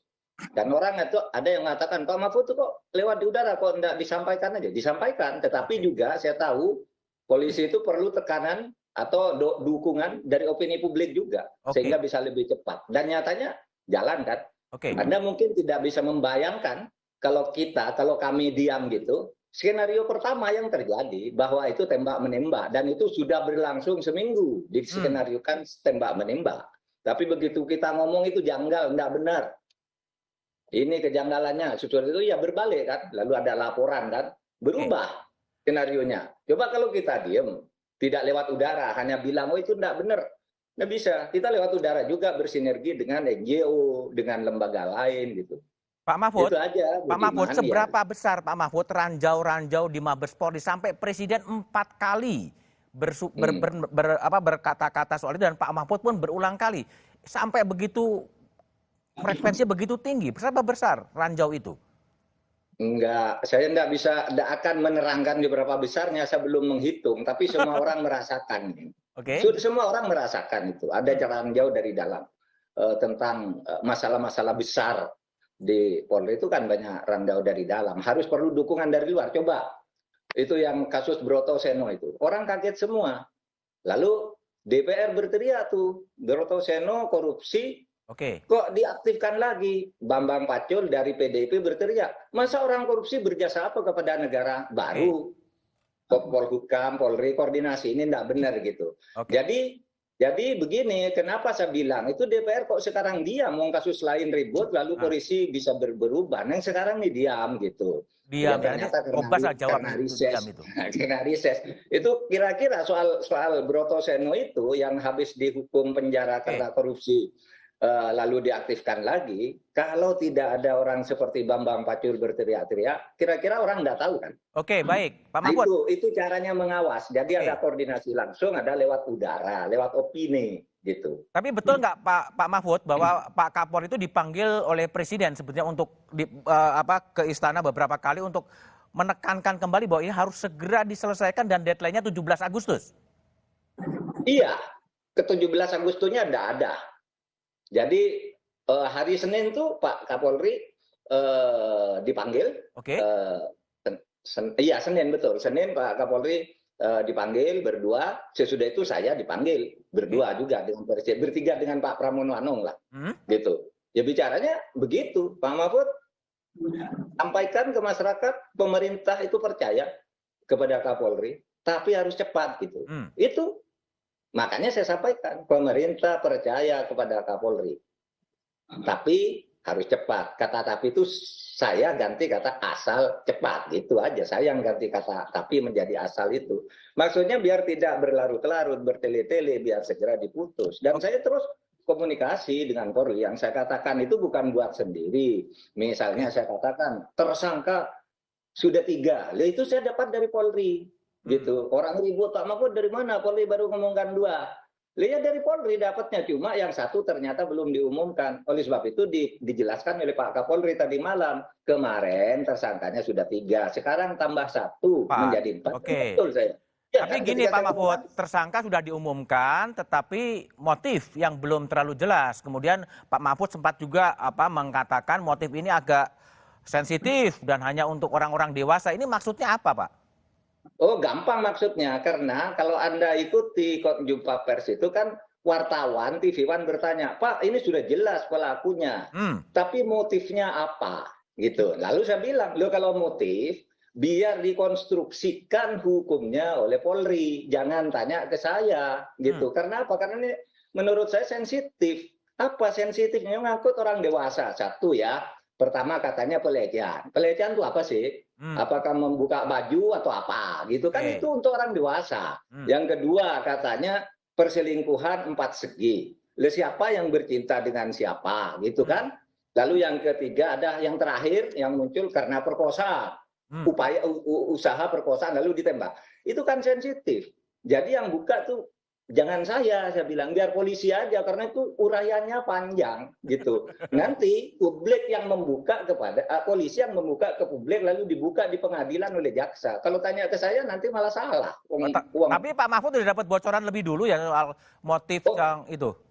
Banyak saya dapat bocoran, tapi kan tidak boleh saya mengatakan yang begitu-begitu. Biar dikonstruksi dulu.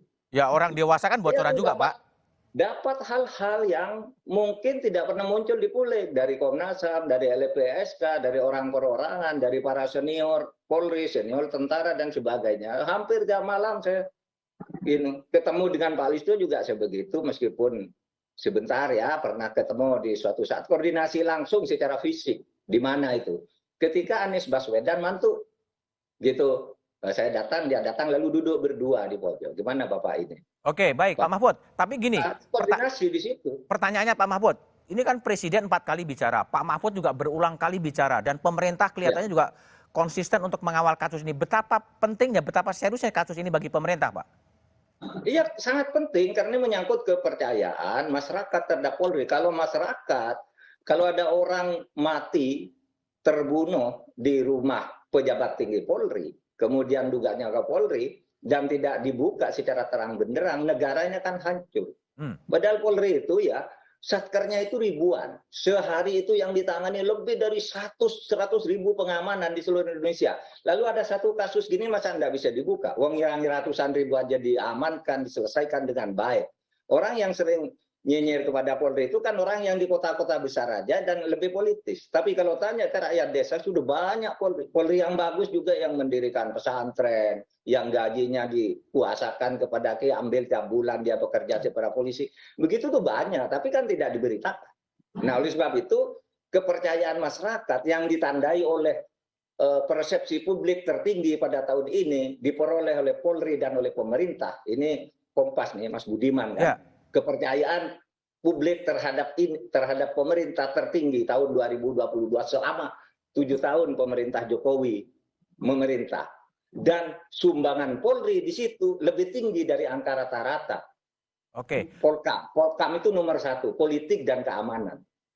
Prof. Mahfud, terjadinya pasca kejadian, ada mutasi, ada penonaktifkan sejumlah jenderal, ini bisa mengganggu proses konsolidasi di tubuh kepolisian sendiri? Enggak, menurut saya justru ini proses mempercepat konsolidasi secara baik. Ini justru menjadi bersih-bersih kepolisian gitu, Prof? Halo? Menjadi bagian bersih-bersih kepolisian? Seharusnya ini dijadikan momentum. Seharusnya dijadikan momentum menurut kami. Momentum untuk membersihkan kepolisian dari orang-orang yang mungkin...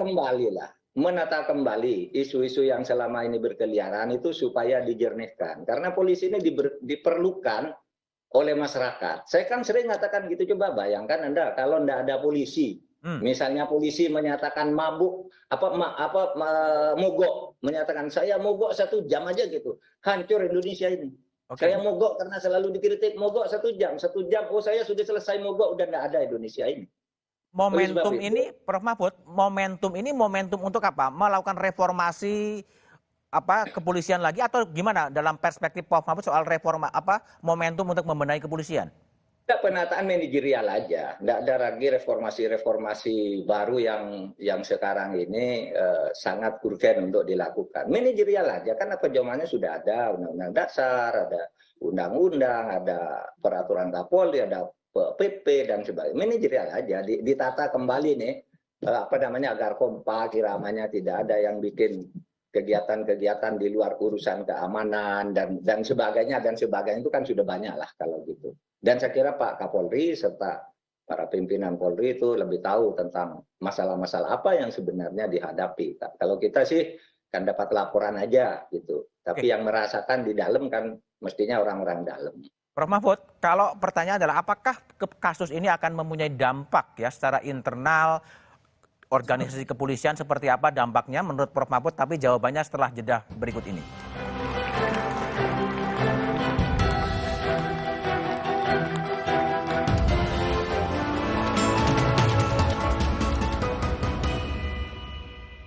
Ingin tahu apa gigi palsunya bisa ngunyah ayam goreng yang renyah? Untung kakek pakai Poliden yang dengan kuat melekatkan gigi palsunya hingga 12 jam.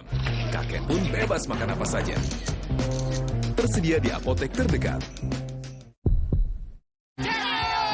Tetap semangat, butuh yang hangat.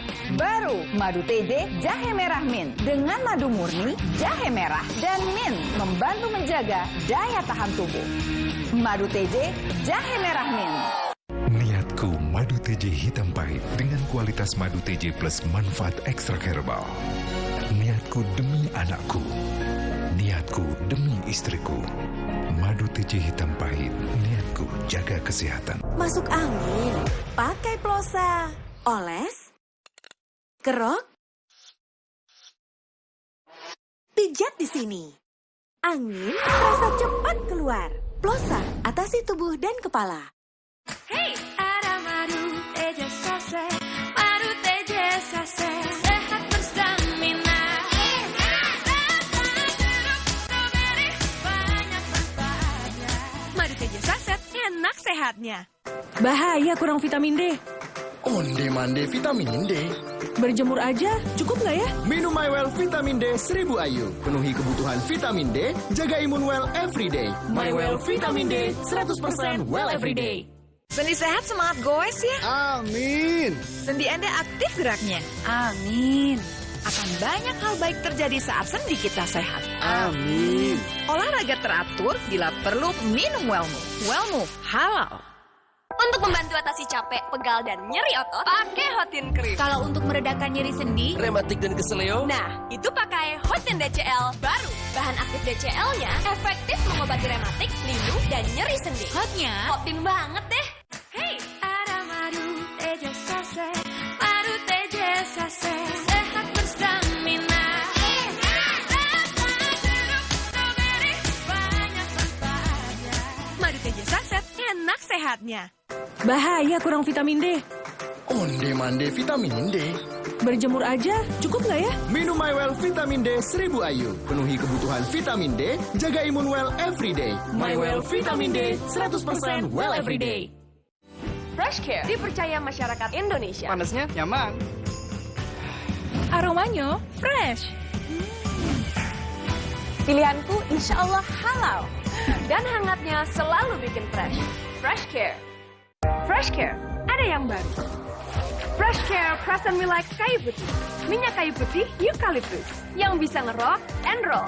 Bisa ngerok lebih berasa, bisa ngerol pegangannya nyaman, bikin lega. Fresh Care. Tetap semangat, butuh yang hangat. Baru Madu TJ Jahe Merah Mint dengan madu murni, jahe merah, dan mint membantu menjaga daya tahan tubuh.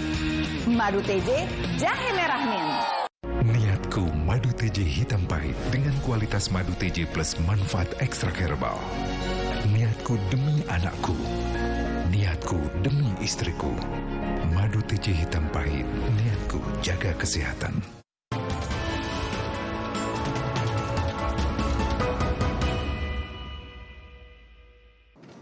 Kita telah tetapkan 3 orang tersangka, yaitu Saudara RE, Saudara RR, dan Saudara KM.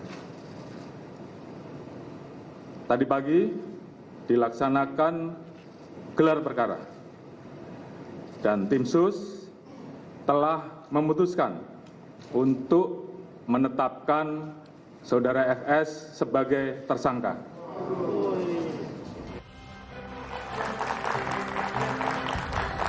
Masih bersama saya Budiman Tanurjo di Satu Meja The Forum. Kembali ke Menko Polhukam Mahfud MD. Pak Mahfud, apakah ada dampak politik internal di Polri setelah Kapolri menetapkan Ferdi Sambo sebagai tersangka?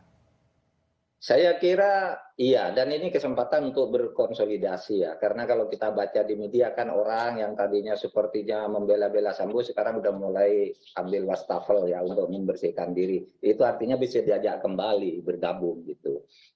Bergabung ke dalam satu visi, bukan selama ini tidak bergabung ke dalam satu visi kebijakan untuk kebaikan Polri. Itu saja saya kira. Ini yang harus dilakukan Kapolri apa, Prof. Mahfud, setelah kasus ini? Mengkonsolidasikan itu kekuatan di Polri, karena dukungan untuk Kapolri ini kalau dari publik ya kuat banget. Itu agar Kapolri melakukan pembenahan ke dalam, dan pemerintah juga merasa begitu, merasa terbantu dalam banyak hal bisa diselesaikan dengan baik, sehingga itu tadi ya indeks persepsi publiknya paling tinggi sumbangannya terhadap kepercayaan publik terhadap pemerintah, minimal itu yang ditulis oleh Kompas, oleh Anda. Oke. Jadi artinya Polri berutang budi pada publik juga ya dalam pengungkapan kasus ini ya?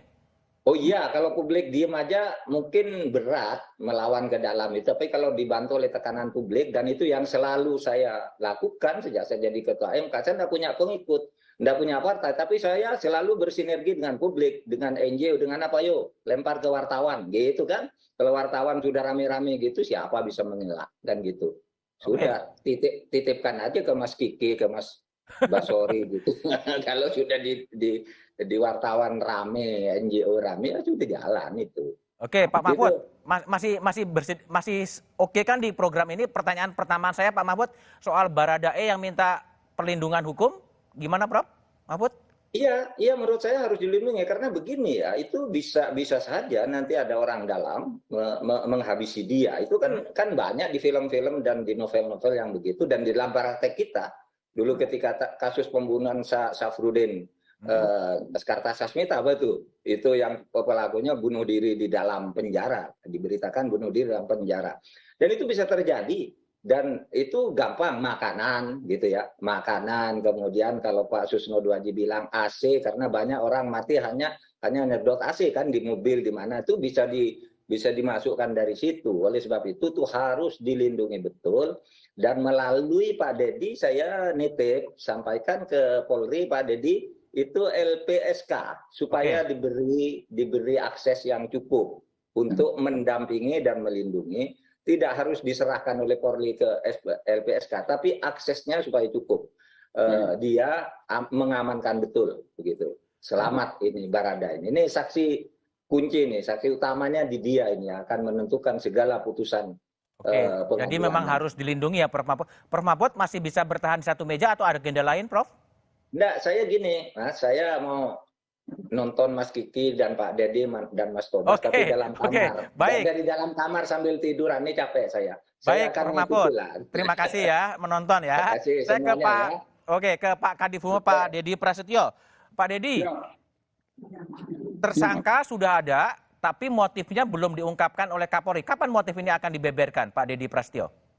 Ya, jadi dari hasil komunikasi saya dengan Pak Kabar Eskrim juga, bahwa proses pendalaman ini masih terus dilakukan. Oke. Para saksi, pemeriksaan tersangka, dan dari hasil penyitaan barang bukti yang kemarin, itu pun masih dilakukan pemeriksaan, penganalisaan, sehingga proses pembuktian secara ilmiah, secara saintifik, ini nanti juga akan diungkapkan ke publik. Oke. Jadi kami mohon kepada publik untuk bersabar, biar tim sus ini bekerja secara maksimal. Sehingga hasilnya bisa disampaikan juga secara komprehensif. Dan juga dari penyidik juga menyampaikan bahwa tidak semuanya bisa dibuka di publik. Oke. Karena hal khusus nanti akan dibuka di pengadilan. Karena di pengadilan kita tahu, transparan, kemudian juga akuntabel, semuanya bisa diuji di sana nanti seluruh alat bukti yang dihadirkan oleh penyidik di sidang pengadilan. Pak Dedi, jadi kalau kembali lagi pada fokus publik sekarang adalah perlindungan hukum terhadap Baradae. Ini siapa yang akan nanganin? Kepolisiankah atau LPSK dan gimana akan melindungi Baradae? Ya bersinergi, jadi Bareskrim nanti yang memiliki tanggung jawab untuk melindungi, mengamankan Baradae atau Barada RI. Juga tadi seperti yang Prof. Mahfud sampaikan Pak Menko, nanti kita akan membuka ruang kepada LPSK untuk bisa melihat dan meninjau bagaimana ruang yang digunakan untuk Baradae diamankan oleh penyidik. Begitu. Kalau Baradae yang awalnya memang juga mengakui menembak dan terjadi tembak-menembak, kemudian berubah, faktor apa yang membuat kemudian Baradae itu kemudian mengubah pernyataannya menjadi menembak atas perintah? Ya, jadi begini, bahwa tim sus ini kan bekerja ada 2 tim.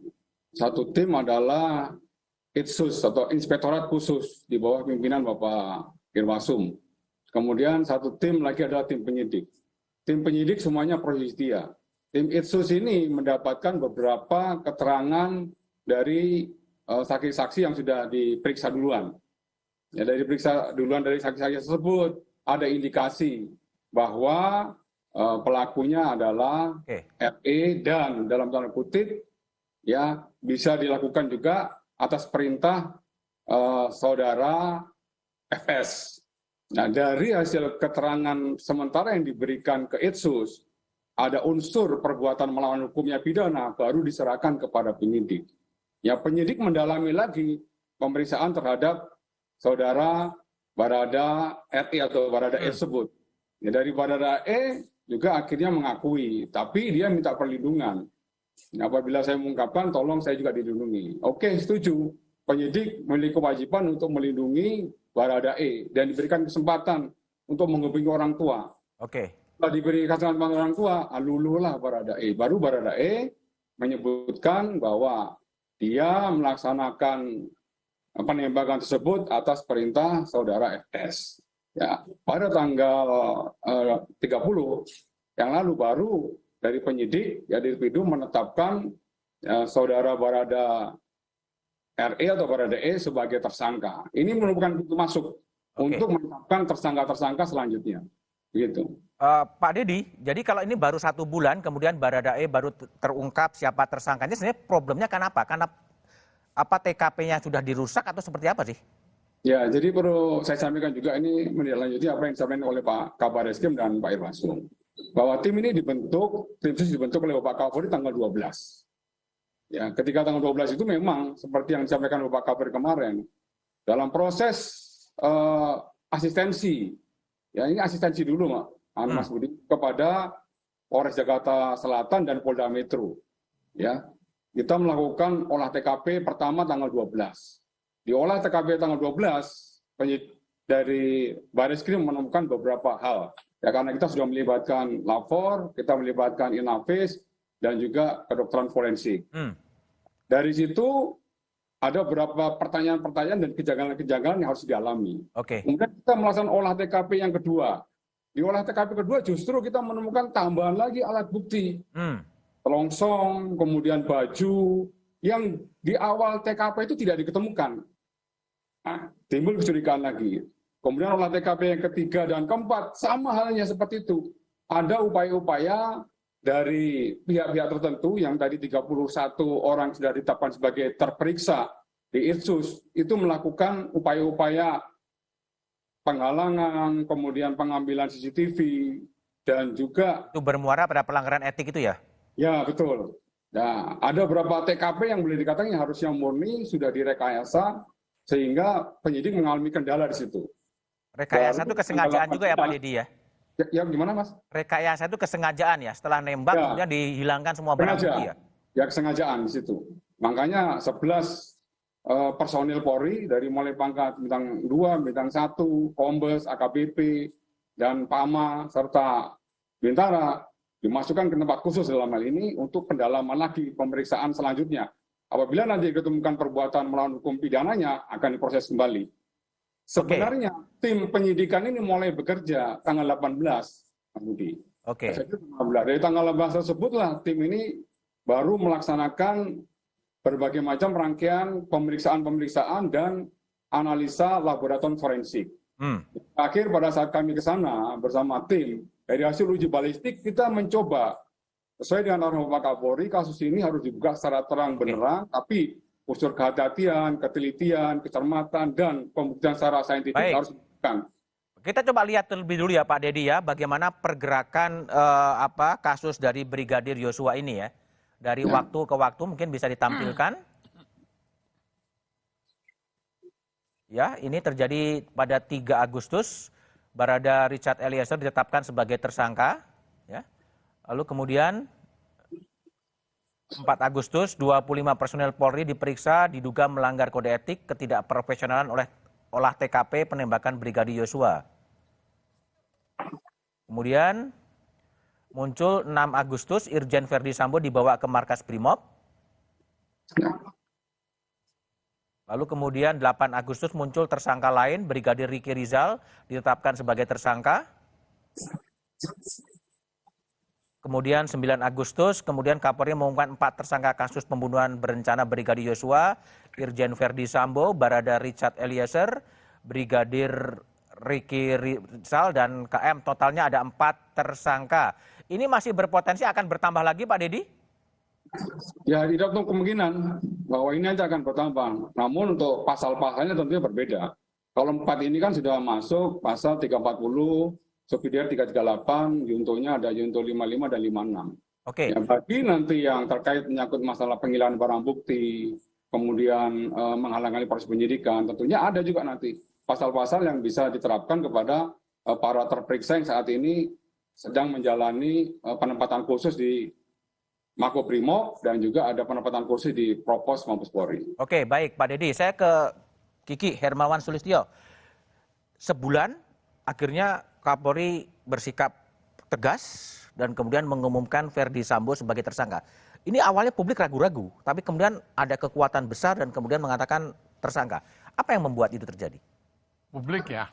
Jadi begini, ada beberapa catatan saya. Yang catatan pertama, prinsip diskresi. Sebelum itu mungkin ada benchmark rujukan kasus O.J. Simpson di Amerika. Ya, itu 1 tahun lebih, hampir 1,5 tahun. Di persidangan tuh dibuka detail dan kita bingung yang nonton. Hari ini wah seperti pengacaranya benar. Besok jaksanya yang benar. Gitu. Itu 1 tahun sampai negara bagiannya mau bangkrut itu. Anda mau mengatakan ke situ? Nah, ini akan kejadian nanti kalau polisinya tidak cukup punya bukti di persidangan. Gitu loh. Nah, itu butuh waktu, 1. Nah, butuh waktu itu kenapa tidak bisa cepat? Tadi sudah disebutkan. HP disita. Diserahkan. Ternyata HP baru. Nah, terus semua itu kan ceceran darah itu kalau dibersihkan. Tapi itu masih bisa diuji DNA. Uji DNA itu butuh waktu. Nah, kemarin kan diperiksa rumahnya. Orang bingung kenapa sepatunya diambil. Nah, kalau sepatu itu ternyata dipakai lalu ada jejak DNA-nya di TKP, berarti kan dia ada.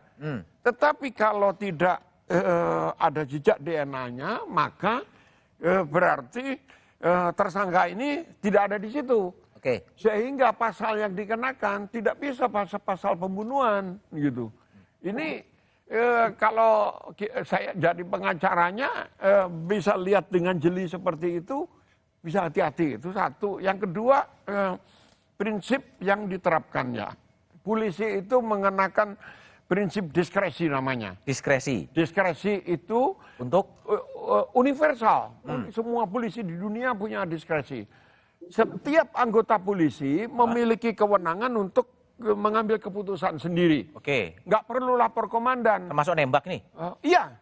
Jadi dia tidak nembak itu diskresi. Dia menembak itu diskresi. Kalau ada perintah? Nah, ada perintah artinya dia tidak menggunakan diskresinya. Kenapa? Itulah sebabnya di polisi, lalu atasannya polisi itu siapa? Atasannya polisi itu hukum. Nah, jadi kalau dia diperintah menembak, dia tahu ini melanggar hukum. Jangan ditembak. Dia menolak. Baik. Dia menolak. Ini boleh. Nah, dengan prinsip seperti ini, 2 kali Polri itu pernah menangkap, menahan, memeriksa dan menyidangkan 2 kabar reskrim aktif loh. Ya. Kabar reskrim aktif itu bintang 3. Bintang 3. Bintang 6 kalau kiri kanan ya? Iya, masih menjabat lagi. Nah, itu bisa ditahan, bisa diproses hukum. Baik. Karena prinsip diskresi. Baik, saya ke DPR dulu, Tobas. Ini DPR ini dulu banyak dikritik diam aja, tapi sekarang lihat gimana setelah Kapolri mengumumkan Verdi Sambo sebagai tersangka? Jadi ada 2 hal ya, karena kejadian ini terjadi ketika kita masa reses, sehingga kita tidak bisa melakukan pemanggilan secara formal. Tapi komunikasi secara informal tetap dilakukan, dan kita di dalam grup juga membahas ini. Yang kedua adalah soal kehati-hatian. Ketika kejadian ini terjadi, memang berbagai versi cerita yang kita dapatkan. DPR bingung juga ya? Ya, kita juga tidak berani mengambil sikap tertentu sebelum kita mendapatkan kepastian. Tapi biasanya agresif kali biasanya. Ya karena itu tadi, karena ternyata versinya macam-macam nih. Kita mau menunggu dulu apa yang temuan-temuan berikutnya untuk menunjukkan ini sebenarnya seperti apa. Dan ketika kemudian Mabes Polri sudah mengambil alih kasus ini, mulai terang benderang, ya, baru kita kemudian bisa menentukan langkah-langkah selanjutnya. Ini nunggu terang dulu ya, baru ikut gitu ya? Ya, karena kita juga tidak mau gegabah kalau misalnya kita mengambil sikap dalam keadaan fakta-fakta yang belum bisa kita pastikan, itu kan kita juga bisa salah langkah. Tapi gini, kalau menurut dari Tobas gitu, dampak politik secara internal setelah Kapolri menetapkan Verdi Sambo sebagai tersangka seperti apa? Tapi jawabannya setelah jeda berikut ini.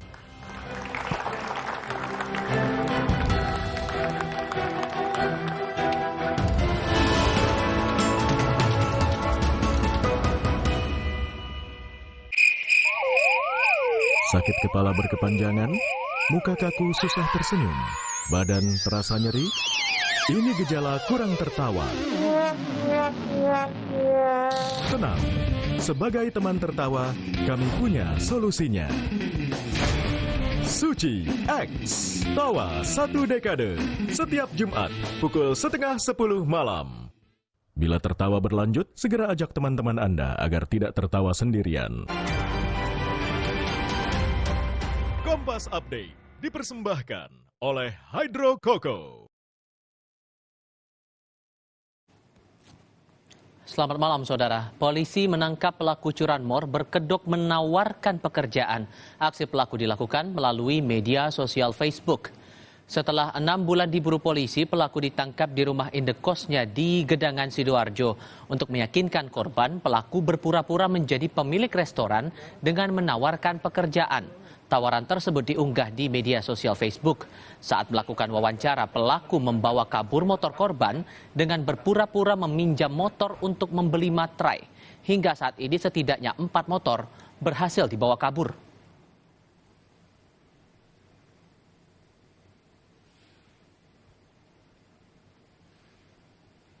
Program 1 Meja The Forum akan berlanjut selepas jeda berikut ini.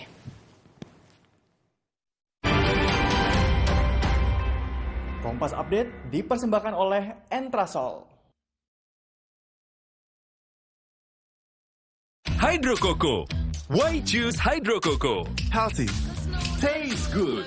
Rasakan manfaat air kelapa asli untuk bantu jaga imun tubuh. We choose Hydro Coco. Real coconut water. Hai, tahukah Anda? Cuma Entrasol yang tinggi serat dan mengandung ekstrak buah zaitun. Bantu jaga kesehatan jantungku. Rendah laktosanya bikin nyaman di perutku. Entrasol. Hotin Cream. Selalu ada untuk membantu redakan pegal dan nyeri otot. Panasnya pas, hotnya in sampai ke dalam. Selalu ada Hotin Cream, bantu redakan capek, pegal, dan nyeri otot. Otot dihantam capek pegal habis-habisan. Lawan dengan Hotin Strong. Baru krim otot ekstra panas. Hotnya in, strong sampai ke otot. Atasi capek dan pegal. Nggak lengket tanpa bekas. Hotin Strong. Panasnya berani adu strong. Kakek pingin tahu apa gigi palsunya bisa ngunyah ayam goreng yang renyah. Untung kakek pakai Poliden yang dengan kuat melekatkan gigi palsunya hingga 12 jam. Kakek pun bebas makan apa saja. Tersedia di apotek terdekat. Masuk angin, pakai plosa, oles, kerok, pijat di sini. Angin terasa cepat keluar. Plosa, atasi tubuh dan kepala. Bosen nih. Diputar, dijilat, dan dicelupin. Selezat Oreo, selembut cake. Oreo soft cake baru, terbuat dari Oreo, selembut cake dengan coklat berlimpah. Hotin Cream. Selalu ada untuk membantu redakan pegal dan nyeri otot. Panasnya pas, hotnya in sampai ke dalam. Selalu ada Hotin Cream, bantu redakan capek, pegal, dan nyeri otot. Otot dihantam capek pegal habis-habisan. Lawan dengan Hotin Strong. Baru krim otot ekstra panas. Hotnya in, strong sampai ke otot. Atasi capek dan pegal. Nggak lengket tanpa bekas. Hotin Strong. Panasnya berani adu strong. Merdeka! Pizza merah putih hadir kembali. Rasa lebih berani dengan saus merah pedas. Persembahan Pizza Hut untuk Indonesia. Pizza Hut selalu lebih berani. Omehar, minyak ikan pilihan dari laut dalam. Omehar, suplemen omega 3 esensial. Dalam mini kapsul, lebih mudah ditelan. Diproses dengan teknologi modern di Amerika. Bantu pelihara kesehatan tubuh kini dan nanti.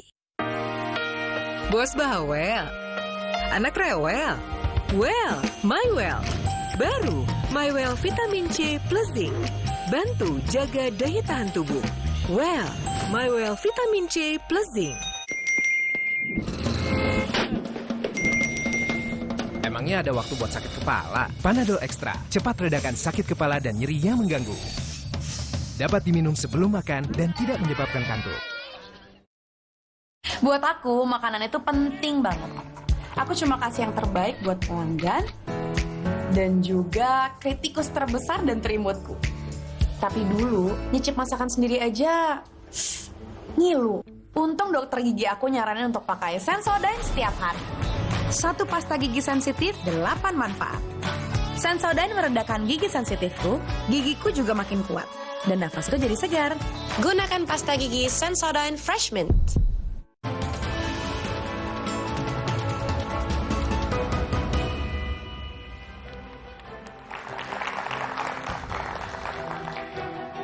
Masih bersama saya Budiman Tanurjo di satu meja The Forum. Taufik Basari, apa dampak internal politik setelah Kapolri menetapkan Verdi Sambo sebagai tersangka?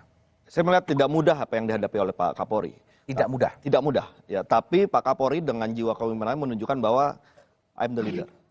Saya mau memimpin ini, saya bertanggung jawab, saya akan bereskan ini semua. Nah, sehingga dengan jiwa kepemimpinan dari Pak Kapolri membuat halangan-halangan itu secara perlahan berhasil dikendalikan, ya, bahkan ada yang disingkirkan, ya, halangan disingkirkan, ada yang dikendalikan, sehingga saat ini menurut saya peluang bagi Pak Kapolri untuk menata ini kembali, melakukan konsolidasi itu sangat besar, ya, karena jiwa kepemimpinan yang sudah ditunjukkan ini.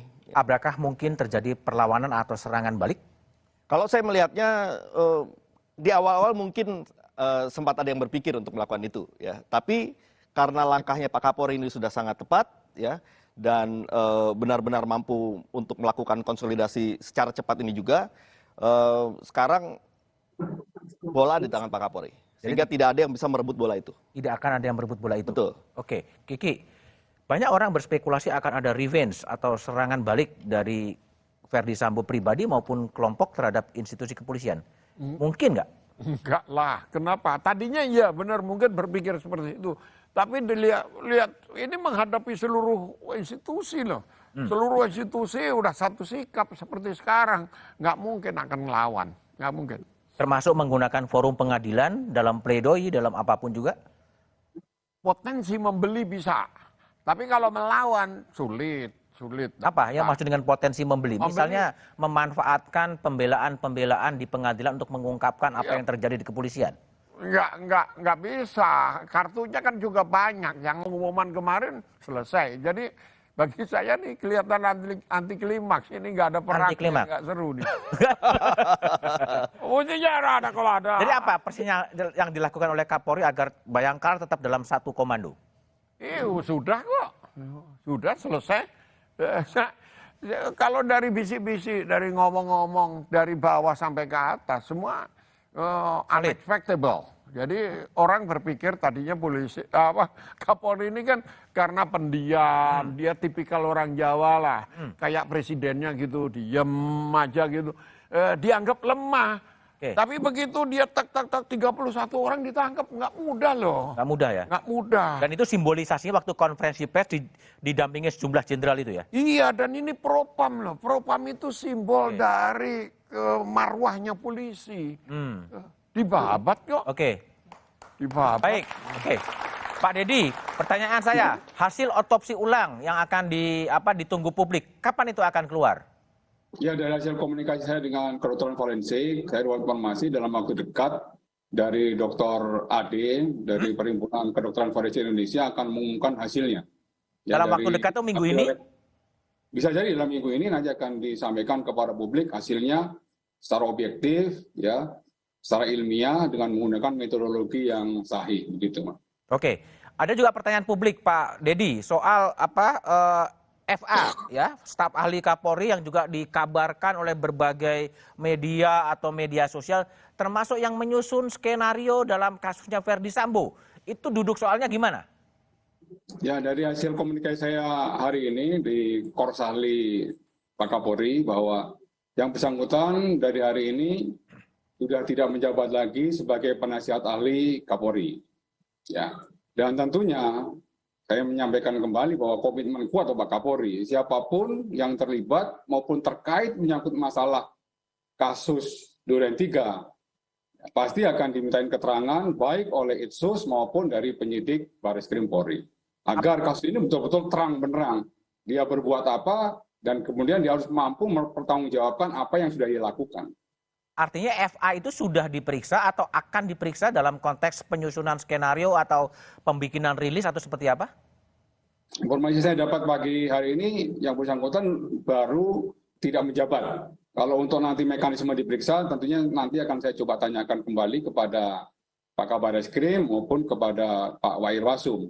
Oke. Gitu, Pak Kiki, FA ini mundur. Anda lihat apa yang terjadi di balik tiba-tiba dia namanya mencuat, orang nggak tahu tiba-tiba dia mundur sebagai PA penasihat ahli Kapolri? Jadi dimundurkan. Kenapa? Dimundurkan? Iya, kan banyak penasihat itu kumpul kesel kan. Kita udah tahu, orang itu kan tahu. Tetapi ketika pengakuan muncul di media massa dan jelas-jelas dia mengaku, nggak tahu mengaku atau ketahuan, lalu diminta mundur, silakan mundur, kan ini memalukan dan diminta merusak. Mundur atau mundur sebetulnya? Diminta mundur awalnya, tidak mau, lalu dipaksa. Saya dikasih tahu, saya bilang, saya tidak rela, saya yang pasang badan dulu memisahkan polisi dari TNI, ikut mereformasi dari awal, ini diacak-acak kalau kayak gini. Saya bilang, kalau Anda nggak mau mundur, kita perang aja udah. Saya bilang. Akhirnya, dan saya kasih deadline, malam ini jam 12 malam, kalau tidak lakukan, mari kita perang besok. Ya. Apa sih kesalahan terbesarnya disuruh mundur? Hah? Kesalahan terbesarnya disuruh mundur apa? Dia ngaku dia bikin menskenariokan publisis ya, sebagai publisis. Saya tidak tahu kalau menskenariokan sebelumnya. Membela Sambo dengan cara memanipulasi informasi. Karena informasi yang salah ini pula, Kapolri ngambil kebijakan yang salah kan gitu. Bukan buat rilis itu sebetulnya, dikerjakan apa sebetulnya? Ya dirilis, yang dia ngaku kan rilis-rilis segala macam. Yang ngaku, gitu. yang nggak ngaku? Ya, yang nggak ngaku kan ini kura-kura dalam perahu. Wartawan, siapa wartawan? Medianya ditutup, masa nggak tahu siapa yang nutup? Baik, kembali ke Pak Dedi. Pak Dedi, sejauh ini apakah ada langkah-langkah perlawanan internal atau kasakusuk internal setelah ada sikap tegas dari Kapolri menangani kasus dan mentersangkakan Verdi Sambo, Pak Dedi? Ya, sejauh ini 460.000 anggota Polri semuanya Satya Prabu kepada Pak Kapolri. Oke. Jadi kita tetap tunduk, taat, dan setia kepada pimpinan kita yang tertinggi, Bapak Kapolri. Artinya solid penuh, semuanya under control Pak Kapolri? Ya, semuanya full under control Bapak Kapolri sampai dengan hari ini. Dan ini merupakan komitmen Bapak Kapolri dalam rangka mengevaluasi secara menyeluruh ya dampak daripada kasus ini. Begitu, Mas. Oke, Pak Dedi, kita coba lihat ya bagaimana kepercayaan menurut Litbang Kompas sebetulnya citra kepolisian itu trennya turun. Apa yang akan dikerjakan oleh kepolisian untuk kembali meningkatkan kepercayaan publik pada kepolisian? Ya, tentunya Pak Kapolri memiliki kebijakan presisi, yaitu transformasi. Ada 4 transformasi. Di sini transformasi di bidang organisasi, transformasi di bidang operasional, kemudian transformasi di bidang pelayanan publik, dan transformasi di bidang pengawasan. Ini yang nanti dievaluasi secara menyeluruh, dan tentunya langkah-langkah konkret dari mulai tingkat Mabes Polri, Polda, Polres, dan Polsek ini langsung akan diimplementasikan semuanya. Oke, baik. Tobas, ya. TBR, ini kan tren kepolisian ini memang akhirnya turun ya. Kalau ini tidak tidak juga kemudian sekarang udah ada titik terang meskipun belum terbenderang. Apa yang dilakukan oleh kepolisian agar tren ini bisa membalik dan kepercayaan publik bisa diraih? Tapi analisanya setelah jeda berikut ini.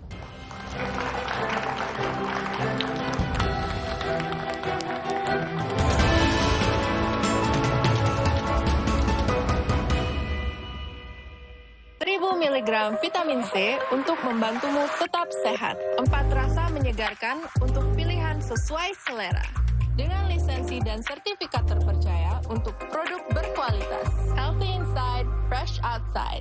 Ini Kalsel, salah satu kuliner otentiknya ada di Indomie Soto Banjar Limau Kuit. Gurih kuahnya endes, tapi limau kuitnya seger. Indomie Soto Banjar Limau Kuit, gurih segar kuah limaunya, nyaman banget.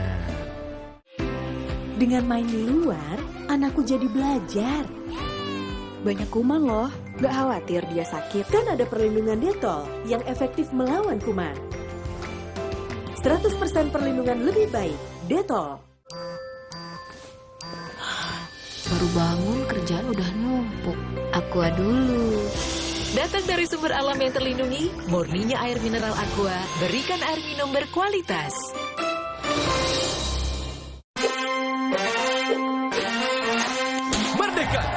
Pizza merah putih hadir kembali. Rasa lebih berani dengan saus merah pedas. Persembahan Pizza Hut untuk Indonesia. Pizza Hut selalu lebih berani. Fresh Care dipercaya masyarakat Indonesia. Panasnya nyaman. Aromanya fresh. Pilihanku insya Allah halal. Dan hangatnya selalu bikin fresh. Fresh Care. Fresh Care, ada yang baru. Fresh Care Crescent Milk kayu putih. Minyak kayu putih eukaliptus. Yang bisa ngerok and roll. Bisa ngerok lebih berasa. Bisa ngerol, pegangannya nyaman. Bikin lega. Fresh Care. Kalau ada Indomie, kepikiran apa ya? Kan semua suka Indomie. Ya bikin Warmindo aja. Orang kan suka jajan. Indomie dibikin jadi jajanan unik bisa loh. Dari Indomie, kenapa enggak dibikin jadi yang keren? Kalau lihat Indomie, bisa jadi sesuatu yang nyeni juga. Kalau kamu dari Indomie bisa jadi apa lagi ya? Hidupkan inspirasimu. Dengan main di luar, anakku jadi belajar. Banyak kuman loh, gak khawatir dia sakit. Kan ada perlindungan Detol yang efektif melawan kuman. 100% perlindungan lebih baik, Detol. Emangnya ada waktu buat sakit kepala? Panadol Extra, cepat redakan sakit kepala dan nyeri yang mengganggu. Dapat diminum sebelum makan dan tidak menyebabkan kantuk. Buat aku, makanan itu penting banget. Aku cuma kasih yang terbaik buat pelanggan dan juga kritikus terbesar dan terimutku. Tapi dulu, nyicip masakan sendiri aja ngilu. Untung dokter gigi aku nyaranin untuk pakai Sensodyne setiap hari. Satu pasta gigi sensitif, 8 manfaat. Sensodyne meredakan gigi sensitifku, gigiku...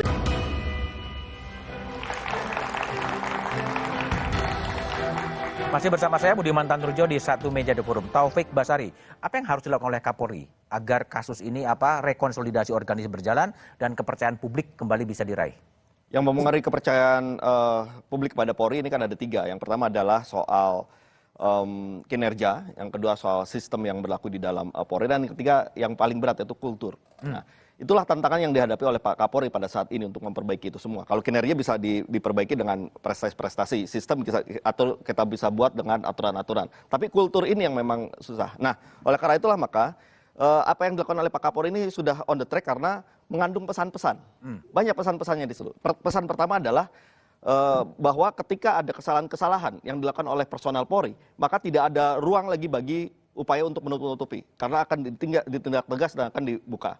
Yang kedua, yang paling penting juga bahwa di sini ada pesan, kita personal Polri ini juga harus menggunakan diskresinya ketika melihat ada perintah yang menyimpang. Maka jangan kemudian ikuti ketika ada perintah yang melawan hukum itu. Nah, ini pesan-pesan ini menurut saya akan membantu juga untuk memperbaiki kultur dan mudah-mudahan ke depan secara perlahan kita bisa membangkitkan kembali kepercayaan publik kepada Polri. Baik, Tobas, Kiki. Jadi apa langkah untuk memulihkan kembali citra kepolisian? Di level menengah ke atas, memberi ruang yang pas untuk diskresi. Oke. Yang terjadi ini adalah kewenangan itu disalahgunakan untuk menutupi kesalahannya sendiri. Nah, itu yang tidak boleh. Satu, yang ke bawah itu tadi setuju saya kultur. Lalu koridornya apa? Tagline-nya Kapolri kan presisi, udah pakai itu aja. Ini ada kesinambungan dari democratic policing dulu. Udah ada detailnya, karena saya ikut bikin. Coba Pak Tito, democratic policing. Lalu karena kendala-kendala struktural lingkungan, lanjut sekarang ini dengan presisi. Semua sudah ada di situ. Lalu kalau ada pertanyaan, kenapa sih sekarang dibuka-buka? Kan tagline pertamanya transparansi. Ini bagian dari penerapan presisi itu gitu loh. Jadi koridornya udah ada. Ya jangan ditinggalkan yang democratic policing itu. Oke, baik Pak Dedi. Apa yang harus dilakukan oleh kepolisian untuk pembenahan institusi dan kejadian seperti ini tidak kembali terjadi? Ya, tentunya Pak Kapolri mengevaluasi secara menyeluruh. Beliau itu selalu mendengarkan saran, masukan, termasuk kritikan dari semua pihak. Yang selesai beliau mendengarkan, baru beliau nanti akan mengambil suatu langkah-langkah kebijakan strategis. Khusus untuk kasus ini, Pak Kapolri tentunya mengevaluasi secara menyeluruh, dan yang paling menjadi titik fokus daripada kedepannya adalah transformasi di bidang pengawasan, khususnya pengawasan internal. Nanti dari Pak Irwasum, Pak Wakapolri akan membuat suatu rumusan dari mulai level Polsek, Polres, Polda sampai dengan Mabes Polri agar kasus-kasus seperti ini tidak terulang kembali di masa-masa yang akan datang. Dan kami tentunya Polri mengucapkan terima kasih atas seluruh saran, masukan dari semua pihak. Ya, dan apa yang menjadi perintah Bapak Presiden ini merupakan komitmen Bapak Kapolri dalam rangka untuk meningkatkan kembali public trust kepada masyarakat. Begitu, Mas. Intinya pada pengawasan yang akan diperketat lagi ya, Pak Didi ya? Ya, transformasi di bidang pengawasan seperti yang tadi Prof. Vicky sampaikan juga memang dari culture ya. Culture ini memang masih menjadi salah satu PR yang harus dibenahi oleh Polri. Ini merupakan komitmen Bapak Kapolri. Ya, Bapak Kapolri akan betul-betul ya mendengarkan semua pihak dan mengkaji ulang kembali serta menentukan langkah-langkah kebijakan strategis apa yang harus dilakukan dalam rangka untuk pembenahan Polri ke depan yang menjadi Polri yang lebih baik. Termasuk usulan dari Prof. Kiki tadi mengatakan soal diskresi, artinya seorang anggota bisa saja menolak perintah dari atasan kalau memang perintah itu diyakini melanggar hukum. Ya, itu sudah ada perkapnya dan sudah ada kode etik profesi. Di dalam kode etik profesi, setiap bawahan wajib menolak ya perintah atasan apabila perintah tersebut berlawanan dengan hukum, norma agama, norma susila itu sudah sangat jelas. Oh, di Perkap sudah ada ya Pak Dedi ya? Sudah ada. Oke. Baik, Pak Dedi Prasetyo, Taufik Basari, dan Hermawan Sulitot telah bergabung di satu meja The Forum. Terima kasih. Drama Duren 3 selama sebulan lebih terjadi karena hilangnya sikap jujur dan sikap satria.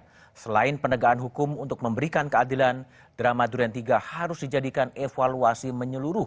Mengapa perekayasaan kasus dan pembohongan kepada publik bisa terjadi? Pembenahan total penting untuk memulihkan kepercayaan publik pada polisi. Demikian satu meja The Forum malam ini. Tetap patuhi protokol kesehatan dan jangan lupa vaksin. Sampai jumpa pekan depan. Selamat malam dan terima kasih.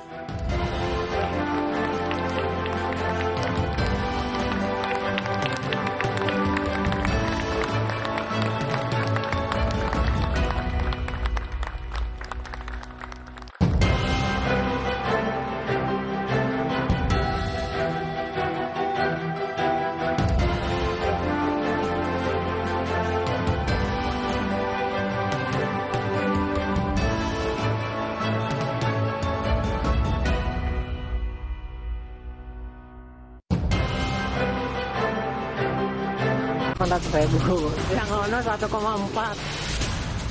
Lowongan kerja palsu banyak tersebar di internet dan media sosial. Yang dilakukan oleh pelaku ini membuat website untuk merekrut karyawan di dalam suatu perusahaan. Tapi sebelum diterima kerja itu ada training dulu, suruh bayar 600.000. Kita janjikan prosesnya itu tanpa interview. Target, Rabu 10 Agustus, pukul 10:30 malam di Kompas TV. Polisi sudah menetapkan 4 tersangka dalam kasus pembunuhan Brigadir Yosua. Namun polisi belum menjabarkan soal motif di kasus ini.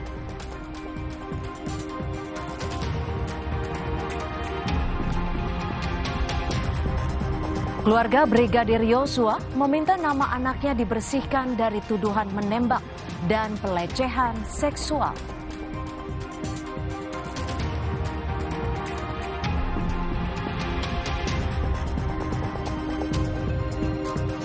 Seluruh barang bukti yang disita dari penggeledahan di rumah Irjen Verdi Sambo dalam kasus pembunuhan Brigadir Yosua diperiksa di Barreskrim Polri.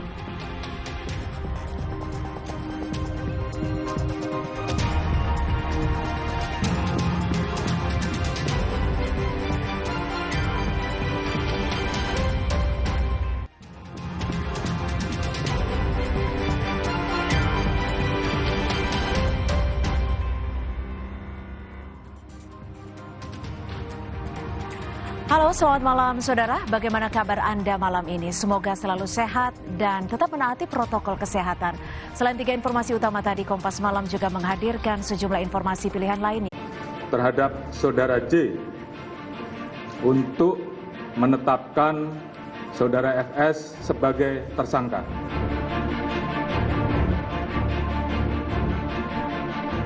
Soal motif biar nanti dikonstruksi.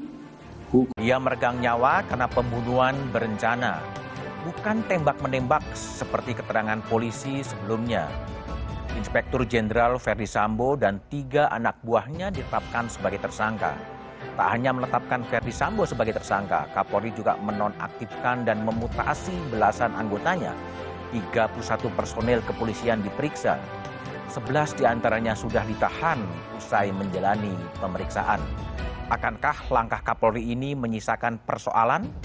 Ataukah akan semakin menguatkan barisan? Inilah satu meja The Forum setelah Jenderal Sambo jadi tersangka.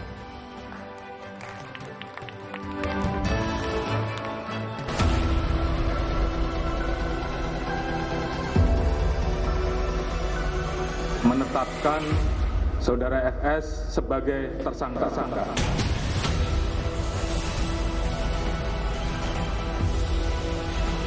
Ungkap kebenaran apa adanya, sehingga jangan sampai menurunkan kepercayaan masyarakat terhadap Polri.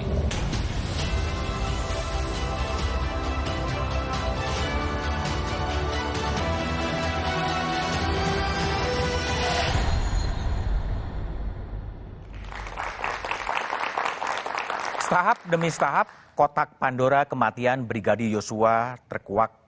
Inspektur Jenderal Verdi Sambo ditetapkan sebagai tersangka. Ada titik terang, meski belum benderang. Motif pembunuhan masih samar-samar dan masih butuh waktu untuk dibuka. Itulah tema Satu Meja The Forum malam ini setelah Jenderal Sambo jadi tersangka dengan sejumlah narasumber yang telah hadir di studio. Di sebelah kanan saya ada Taufik Basari, anggota Komisi 3 DPR. Taufik, malam. Di sebelah kiri saya ada Guru Besar Universitas Bhayangkara, Profesor Hermawan Sulistyo. Malam, Prof. Hermawan. Melalui sambungan Zoom, ada Menteri Koordinator Politik Hukum dan Keamanan, Mahfud MD. Malam, Pak Mahfud. Malam, Budiman. Kemudian, malam, para pemirsa. Ya, kemudian ada Kepala Divisi Humas Mabes Polri, Irjen Dedi Prastyo. Malam, Pak Dedi. Malam, Pak. Oke. Sebelum memulai diskusi, dialog, kita coba lihat, dengarkan terlebih dahulu paket yang sudah disiapkan oleh tim Satu Meja.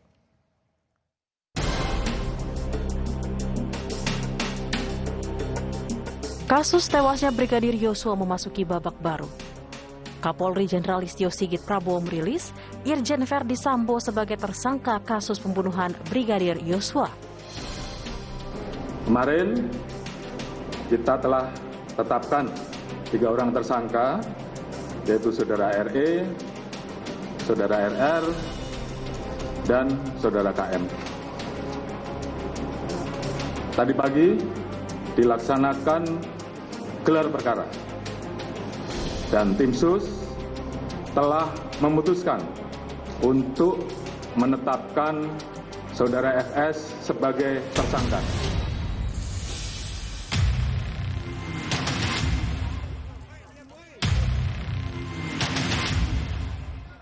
Irjen Verdi Sambo dijerat pasal pembunuhan berencana dengan ancaman maksimal hukuman mati. Sebelumnya, Ajudan Verdi Sambo Barada Eliezer ditetapkan sebagai tersangka pada 3 Agustus 2022 lalu. Kasus yang semula mencuat sebagai kasus polisi tembak polisi kini berubah.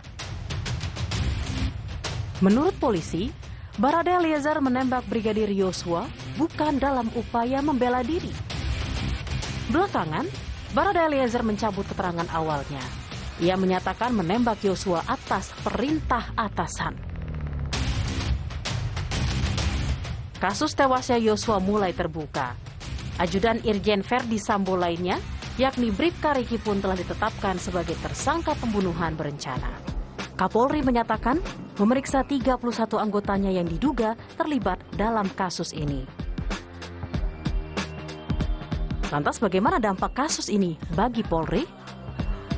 Bagaimana nasib institusi Polri pasca kasus ini?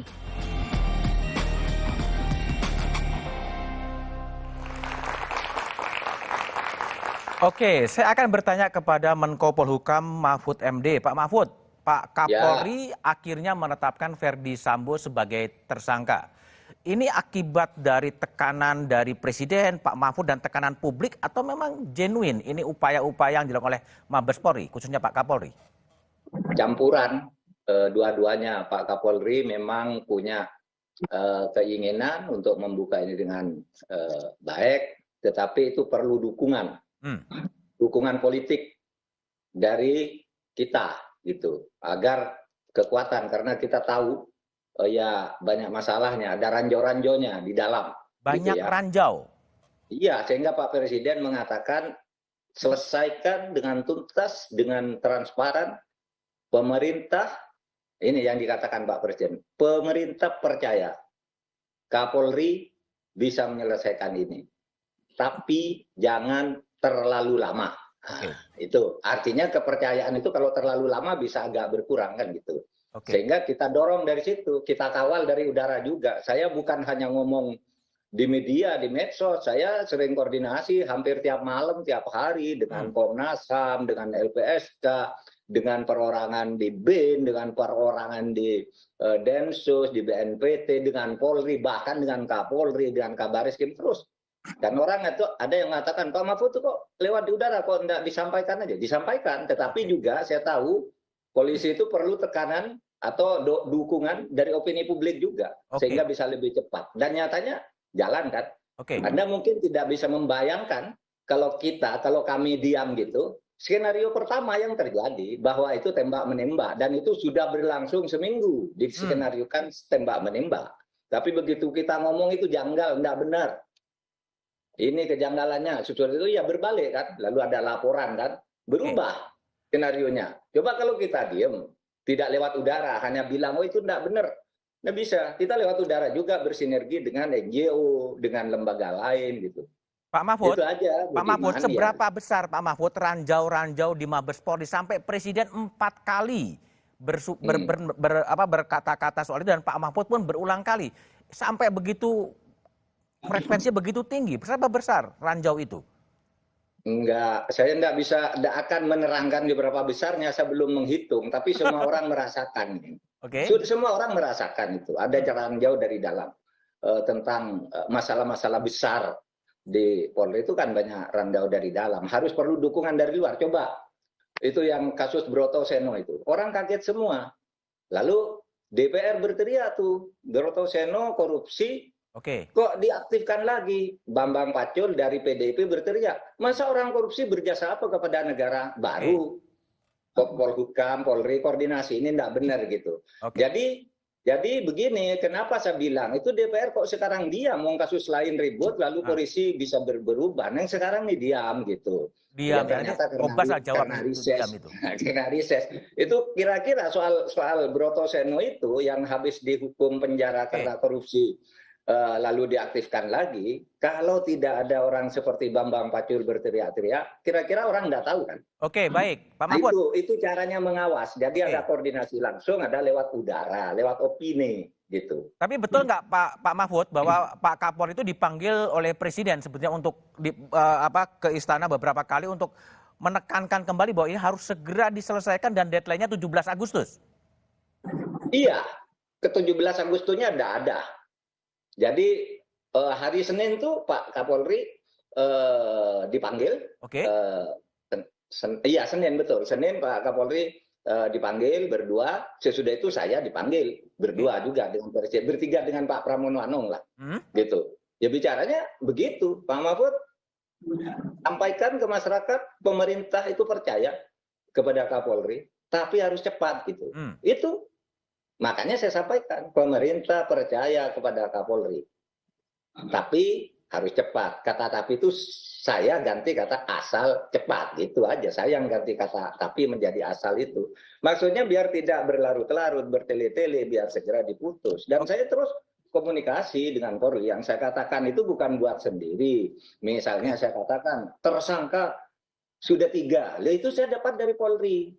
Gitu. Orang ribut, Pak Mahfud dari mana? Polri baru ngomongkan 2. Lihat dari Polri dapatnya, cuma yang 1 ternyata belum diumumkan. Oleh sebab itu dijelaskan oleh Pak Kapolri tadi malam. Kemarin tersangkanya sudah 3, sekarang tambah 1 menjadi 4. Betul saya. Ya, tapi gini Pak Mahfud, tersangka sudah diumumkan, tetapi motif yang belum terlalu jelas. Kemudian Pak Mahfud sempat juga mengatakan motif ini agak sensitif dan hanya untuk orang-orang dewasa. Ini maksudnya apa, Pak? Oh gampang maksudnya, karena kalau Anda ikuti jumpa pers itu kan wartawan TV One bertanya, Pak ini sudah jelas pelakunya, tapi motifnya apa?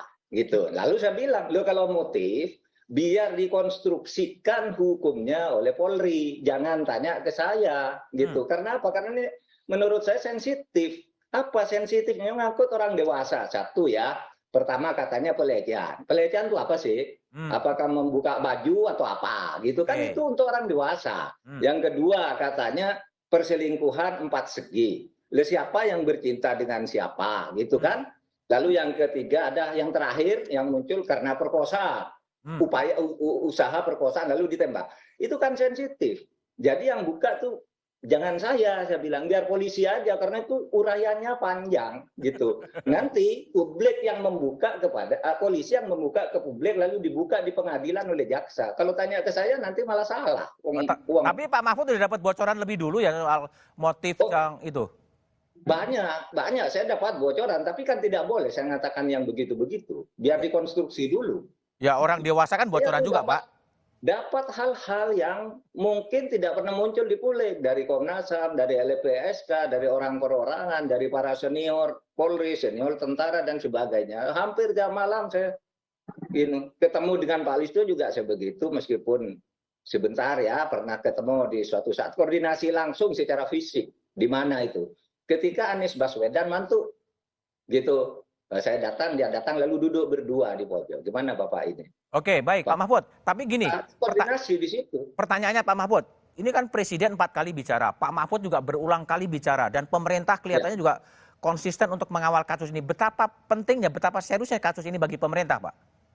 Iya, sangat penting karena ini menyangkut kepercayaan masyarakat terhadap Polri. Kalau masyarakat, kalau ada orang mati, terbunuh di rumah pejabat tinggi Polri, kemudian dugaannya ke Polri, dan tidak dibuka secara terang benderang, negaranya kan hancur. Padahal Polri itu ya, satkernya itu ribuan. Sehari itu yang ditangani lebih dari 100 ribu pengamanan di seluruh Indonesia. Lalu ada satu kasus gini masa nggak bisa dibuka? Wong yang ratusan ribu aja diamankan, diselesaikan dengan baik. Orang yang sering nyinyir kepada Polri itu kan orang yang di kota-kota besar aja dan lebih politis. Tapi kalau tanya ke rakyat desa sudah banyak Polri. Polri yang bagus juga yang mendirikan pesantren, yang gajinya dikuasakan kepada ambil tiap bulan dia bekerja sebagai polisi. Begitu tuh banyak, tapi kan tidak diberitakan.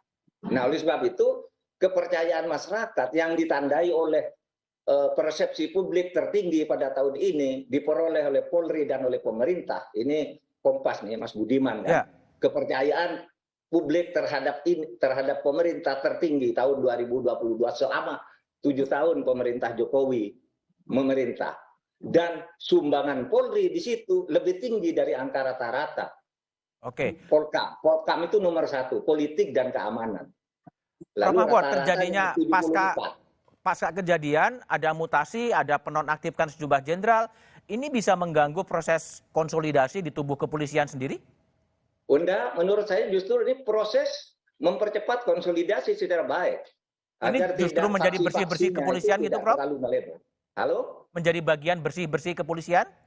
Seharusnya ini dijadikan momentum. Seharusnya dijadikan momentum, menurut kami. Momentum untuk membersihkan kepolisian dari orang-orang yang mungkin...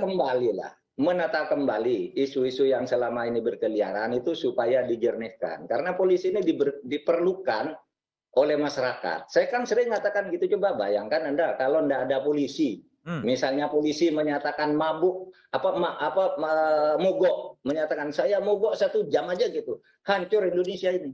Saya mogok karena selalu dikritik, mogok 1 jam, oh saya sudah selesai mogok, udah tidak ada Indonesia ini. Momentum ini, Prof Mahfud, momentum ini momentum untuk apa? Melakukan reformasi kepolisian lagi atau gimana dalam perspektif Prof Mahfud soal momentum untuk membenahi kepolisian? Penataan manajerial aja, tidak ada lagi reformasi baru yang sekarang ini sangat urgen untuk dilakukan. Manajerial aja, karena pedomannya sudah ada undang-undang dasar, ada undang-undang, ada peraturan Kapolri, ada PP dan sebagainya. Manajerial aja, ditata kembali nih, agar kompak, iramanya tidak ada yang bikin kegiatan-kegiatan di luar urusan keamanan dan sebagainya itu kan sudah banyak lah kalau gitu.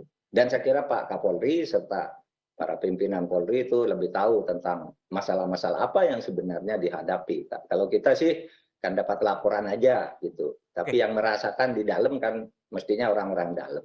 Prof Mahfud, kalau pertanyaan adalah apakah kasus ini akan mempunyai dampak ya secara internal organisasi kepolisian, seperti apa dampaknya menurut Prof Mahfud, tapi jawabannya setelah jeda berikut ini.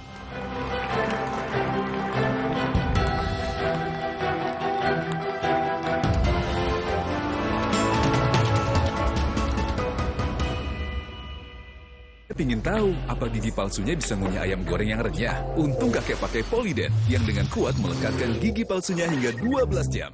Kakek pun bebas makan apa saja. Tersedia di apotek terdekat. Tetap semangat, butuh yang hangat. Baru Madu TJ Jahe Merah Mint dengan madu murni, jahe merah, dan mint membantu menjaga daya tahan tubuh. Madu TJ Jahe Merah Mint. Niatku Madu TJ hitam pahit dengan kualitas Madu TJ plus manfaat ekstra herbal. Niatku demi anakku. Niatku demi istriku.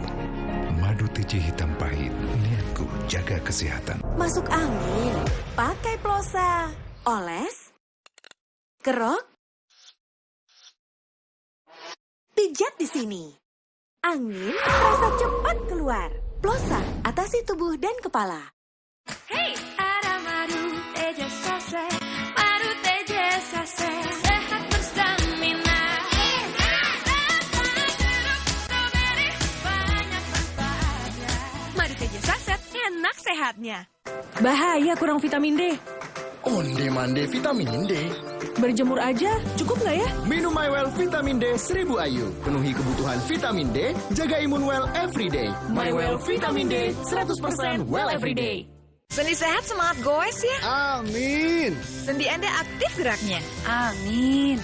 Akan banyak hal baik terjadi saat sendi kita sehat. Amin. Olahraga teratur, bila perlu minum Wellmove. Wellmove halal.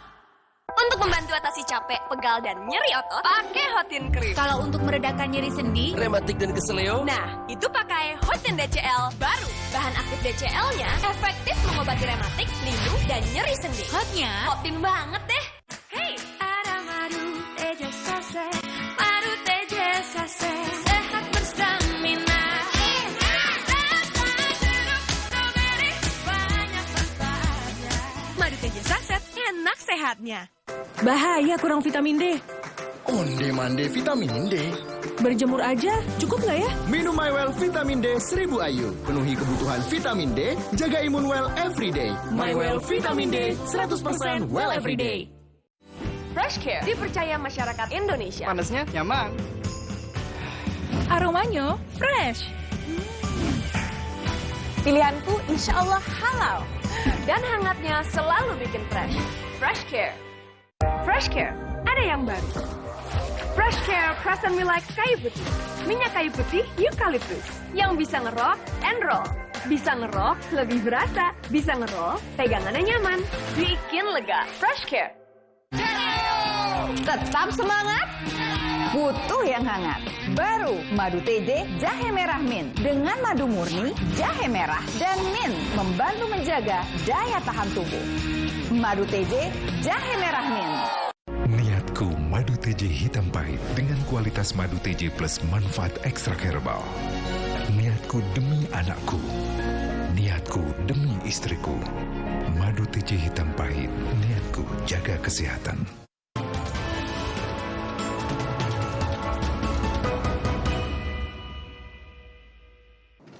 Kita telah tetapkan 3 orang tersangka, yaitu Saudara RE, Saudara RR, dan Saudara KM. Tadi pagi dilaksanakan gelar perkara, dan tim sus telah memutuskan untuk menetapkan Saudara FS sebagai tersangka.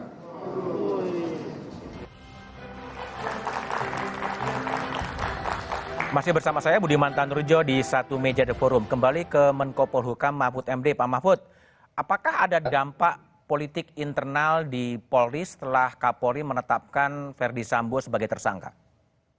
Saya kira iya, dan ini kesempatan untuk berkonsolidasi ya. Karena kalau kita baca di media kan orang yang tadinya sepertinya membela-bela Sambo sekarang udah mulai ambil wastafel ya untuk membersihkan diri. Itu artinya bisa diajak kembali bergabung gitu. Bergabung ke dalam satu visi, bukan selama ini tidak bergabung ke dalam satu visi kebijakan untuk kebaikan Polri. Itu saja saya kira. Ini yang harus dilakukan Kapolri apa, Prof. Mahfud, setelah kasus ini? Mengkonsolidasikan itu kekuatan di Polri, karena dukungan untuk Kapolri ini kalau dari publik ya kuat banget. Itu agar Kapolri melakukan pembenahan ke dalam, dan pemerintah juga merasa begitu, merasa terbantu dalam banyak hal bisa diselesaikan dengan baik, sehingga itu tadi ya indeks persepsi publiknya paling tinggi sumbangannya terhadap kepercayaan publik terhadap pemerintah. Minimal itu yang ditulis oleh Kompas, oleh Anda. Oke. Jadi artinya Polri berutang budi pada publik juga ya dalam pengungkapan kasus ini ya?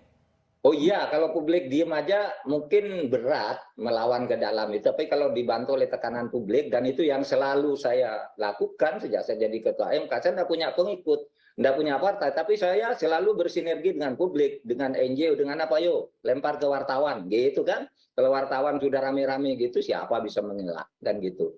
Sudah, titipkan aja ke Mas Kiki, ke Mas Basori, gitu. Kalau sudah di wartawan rame, NGO rame, ya sudah jalan itu. Oke, Pak Mahfud, masih oke kan di program ini? Pertanyaan pertama saya, Pak Mahfud, soal Baradae yang minta perlindungan hukum, gimana, Prof? Mahfud? Iya, menurut saya harus dilindungi karena begini ya, itu bisa saja nanti ada orang dalam menghabisi dia. Itu kan banyak di film-film dan di novel-novel yang begitu, dan di dalam praktek kita. Dulu ketika kasus pembunuhan Safrudin Kartasasmita, apa tuh? Itu yang pelakunya bunuh diri di dalam penjara, diberitakan bunuh diri dalam penjara. Dan itu bisa terjadi.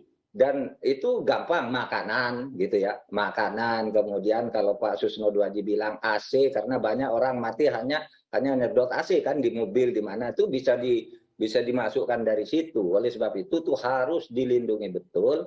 Dan melalui Pak Dedi saya nitip sampaikan ke Polri, Pak Dedi itu LPSK supaya diberi akses yang cukup untuk mendampingi dan melindungi. Tidak harus diserahkan oleh Polri ke LPSK, tapi aksesnya supaya cukup.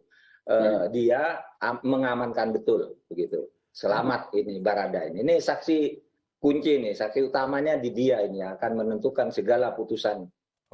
Jadi memang harus dilindungi ya, Prof Mahfud. Prof Mahfud masih bisa bertahan di satu meja atau ada agenda lain, Prof?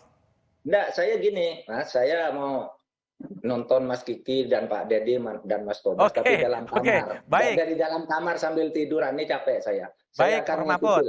Terima kasih ya menonton ya. Saya ke Pak, ke Pak Kadif Humas, Pak Dedi Prasetyo. Pak Dedi, tersangka sudah ada, tapi motifnya belum diungkapkan oleh Kapolri. Kapan motif ini akan dibeberkan, Pak Dedi Prasetyo? Ya, jadi dari hasil komunikasi saya dengan Pak Kabar Eskrim juga, bahwa proses pendalaman ini masih terus dilakukan. Para saksi, pemeriksaan tersangka, dan dari hasil penyitaan barang bukti yang kemarin, itu pun masih dilakukan pemeriksaan, penganalisaan, sehingga proses pembuktian secara ilmiah, secara saintifik, ini nanti juga akan diungkapkan ke publik.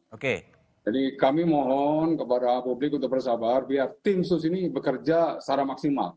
Sehingga hasilnya bisa disampaikan juga secara komprehensif. Dan juga dari penyidik juga menyampaikan bahwa tidak semuanya bisa dibuka di publik. Karena hal khusus nanti akan dibuka di pengadilan. Di pengadilan kita tahu, transparan, kemudian juga akuntabel, semuanya bisa diuji di sana nanti seluruh alat bukti yang dihadirkan oleh penyidik di sidang pengadilan. Pak Dedi, jadi kalau kembali lagi pada fokus publik sekarang adalah perlindungan hukum terhadap Baradae. Ini siapa yang akan nanganin? Kepolisian kah atau LPSK, dan gimana akan melindungi Baradae? Ya, bersinergi. Jadi Bareskrim nanti yang memiliki tanggung jawab untuk melindungi, mengamankan Baradae atau Barada RI. Juga tadi seperti yang Prof Mahfud sampaikan, Pak Menko, nanti kita akan membuka ruang kepada LPSK untuk bisa melihat dan meninjau bagaimana ruang yang digunakan untuk Baradae diamankan oleh penyidik. Begitu. Kalau Baradae yang awalnya memang juga mengakui menembak dan terjadi tembak-menembak, kemudian berubah, faktor apa yang membuat kemudian Baradae itu kemudian mengubah pernyataannya menjadi menembak atas perintah? Ya, jadi begini, bahwa tim sus ini kan bekerja ada dua tim. Satu tim adalah Itsus atau Inspektorat Khusus di bawah pimpinan Bapak Irwasum.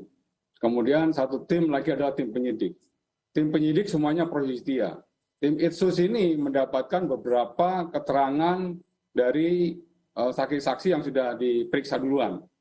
Ya, dari periksa duluan dari saksi-saksi tersebut ada indikasi bahwa pelakunya adalah RE dan dalam tanda kutip ya bisa dilakukan juga atas perintah saudara FS. Nah, dari hasil keterangan sementara yang diberikan ke Itsus, ada unsur perbuatan melawan hukumnya pidana baru diserahkan kepada penyidik. Ya, penyidik mendalami lagi pemeriksaan terhadap saudara Barada RI atau Barada E tersebut. Ya, dari Barada E juga akhirnya mengakui, tapi dia minta perlindungan. Apabila saya mengungkapkan, tolong saya juga dilindungi. Oke, setuju. Penyidik memiliki kewajiban untuk melindungi Baradae dan diberikan kesempatan untuk menghubungi orang tua.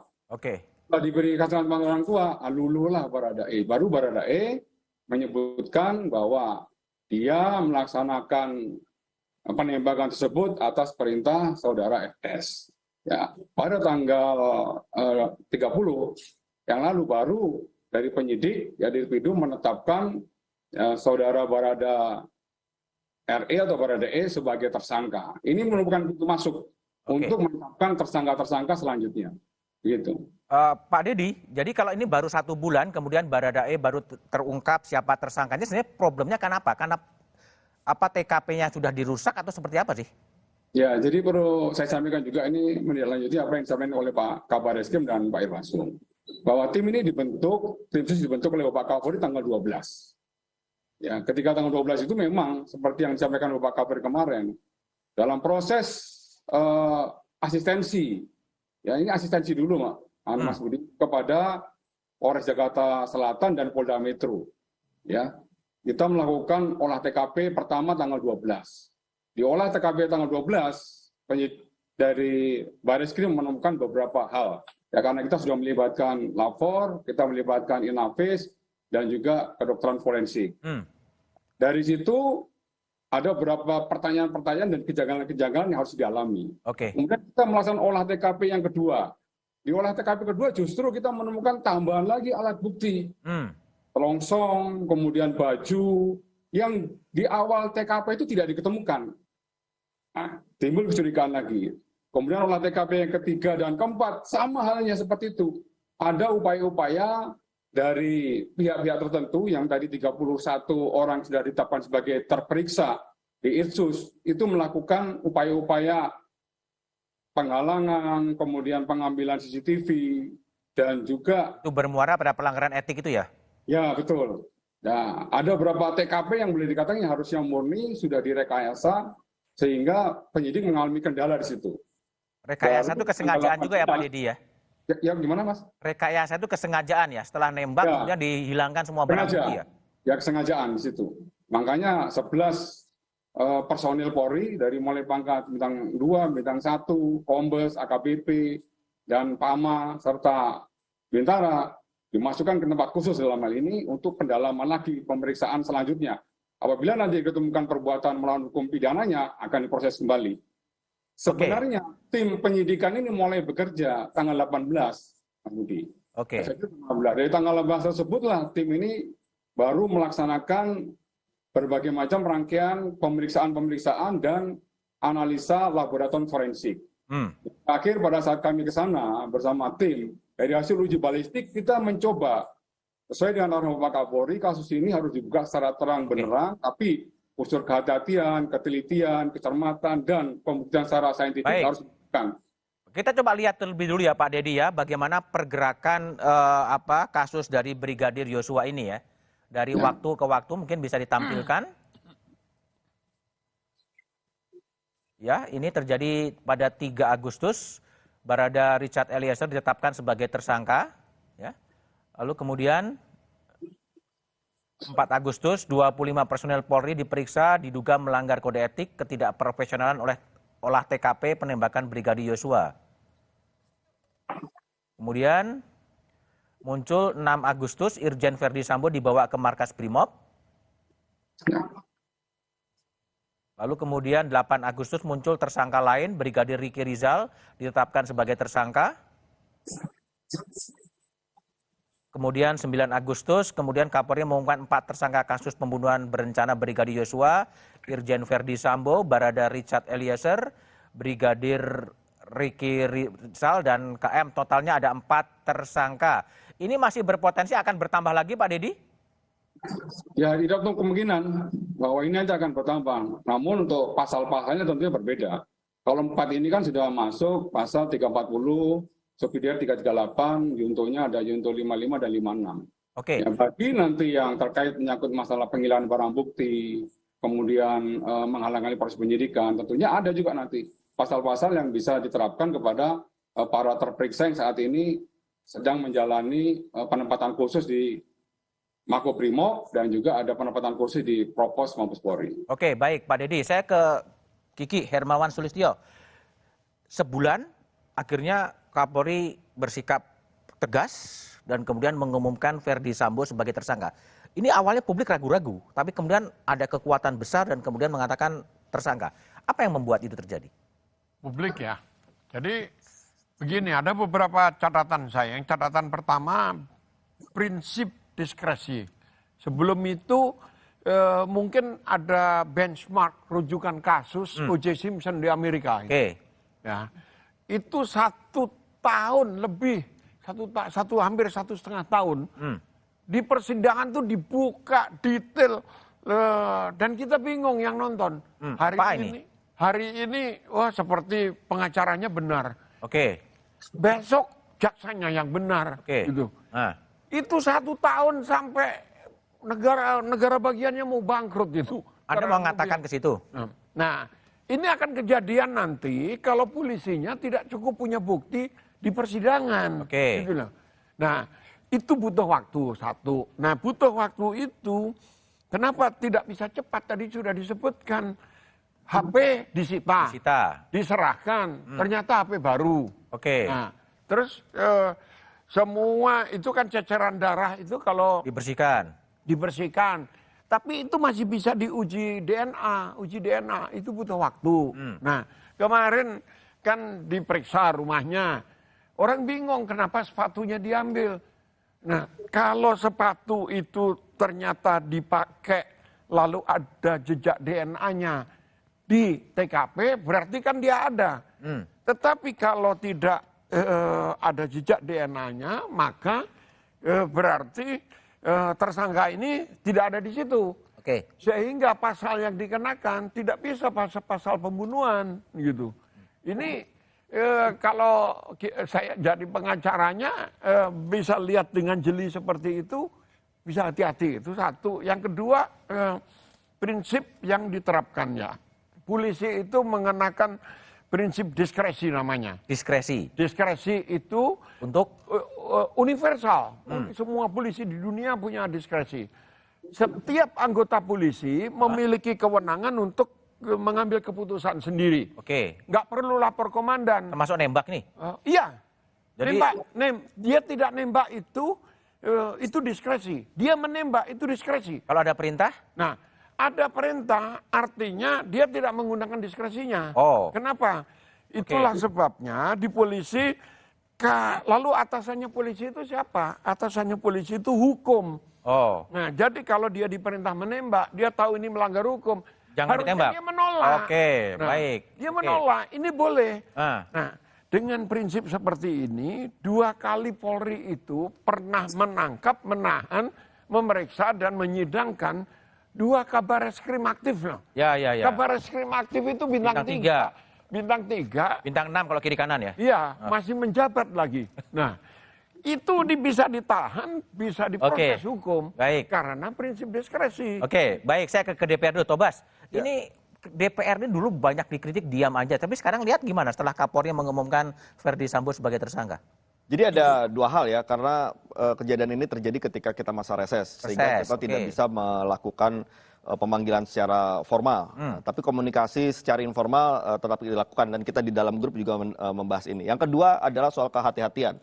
Ketika kejadian ini terjadi, memang berbagai versi cerita yang kita dapatkan. DPR bingung juga ya? Ya, kita juga tidak berani mengambil sikap tertentu sebelum kita mendapatkan kepastian. Tapi biasanya agresif kali biasanya. Ya karena itu tadi, karena ternyata versinya macam-macam nih. Kita mau menunggu dulu apa yang temuan-temuan berikutnya untuk menunjukkan ini sebenarnya seperti apa. Dan ketika kemudian Mabes Polri sudah mengambil alih kasus ini, mulai terang benderang, ya, baru kita kemudian bisa menentukan langkah-langkah selanjutnya. Jadi nunggu terang dulu ya, baru ikut gitu ya? Ya, karena kita juga tidak mau gegabah kalau misalnya kita mengambil sikap dalam keadaan fakta-fakta yang belum bisa kita pastikan, itu kan kita juga bisa salah langkah. Tapi gini, kalau menurut dari Tobas gitu, dampak politik secara internal setelah Kapolri menetapkan Ferdi Sambo sebagai tersangka seperti apa? Tapi jawabannya setelah jeda berikut ini.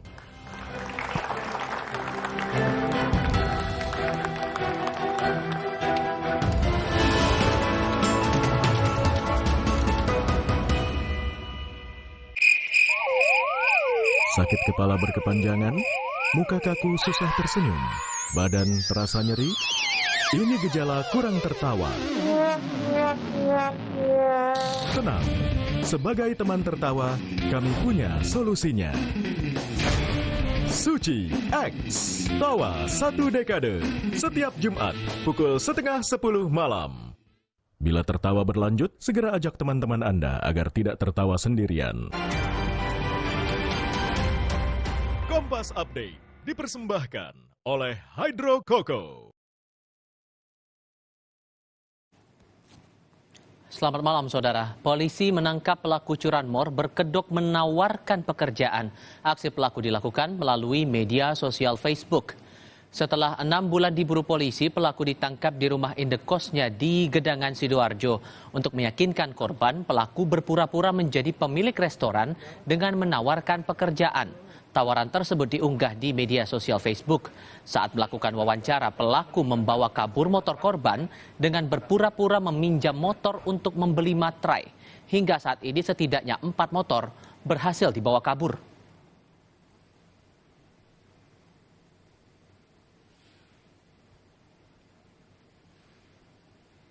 Program 1 Meja The Forum akan berlanjut selepas jeda berikut ini.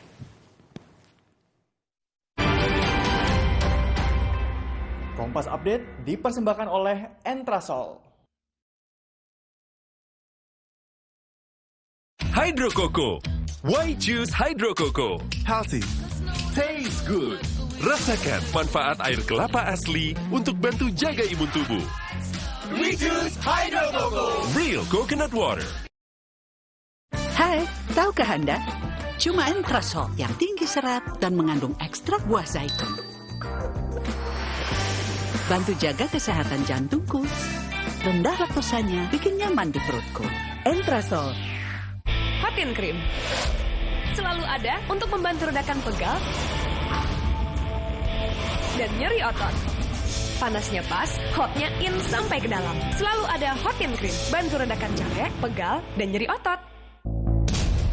Otot dihantam capek pegal habis-habisan. Lawan dengan Hotin Strong. Baru krim otot ekstra panas. Hotnya in, strong sampai ke otot. Atasi capek dan pegal. Nggak lengket tanpa bekas. Hotin Strong. Panasnya berani adu strong. Kakek pingin tahu apa gigi palsunya bisa ngunyah ayam goreng yang renyah. Untung kakek pakai Poliden yang dengan kuat melekatkan gigi palsunya hingga 12 jam.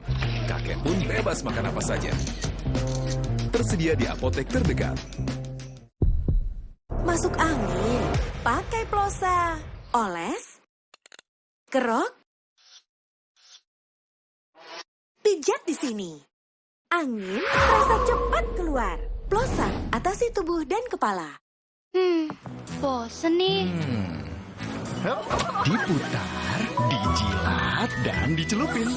Selezat Oreo, selembut cake. Oreo soft cake baru. Terbuat dari Oreo, selembut cake dengan coklat berlimpah. Hotin Cream. Selalu ada untuk membantu redakan pegal dan nyeri otot. Panasnya pas, hotnya in sampai ke dalam. Selalu ada Hotin Cream. Bantu redakan capek, pegal, dan nyeri otot. Otot dihantam capek pegal habis-habisan. Lawan dengan Hotin Strong. Baru krim otot ekstra panas. Hotnya in, strong sampai ke otot. Atasi capek dan pegal. Nggak lengket tanpa bekas. Hotin Strong. Panasnya berani adu strong. Merdeka! Pizza merah putih hadir kembali. Rasa lebih berani dengan saus merah pedas. Persembahan Pizza Hut untuk Indonesia. Pizza Hut selalu lebih berani. Omehar, minyak ikan pilihan dari laut dalam. Omehar, suplemen omega 3 esensial. Dalam mini kapsul, lebih mudah ditelan. Diproses dengan teknologi modern di Amerika. Bantu pelihara kesehatan tubuh kini dan nanti. Bos bawel, anak rewel. Well, MyWell. Baru, MyWell Vitamin C plus Zinc. Bantu jaga daya tahan tubuh. Well, MyWell Vitamin C plus Zinc.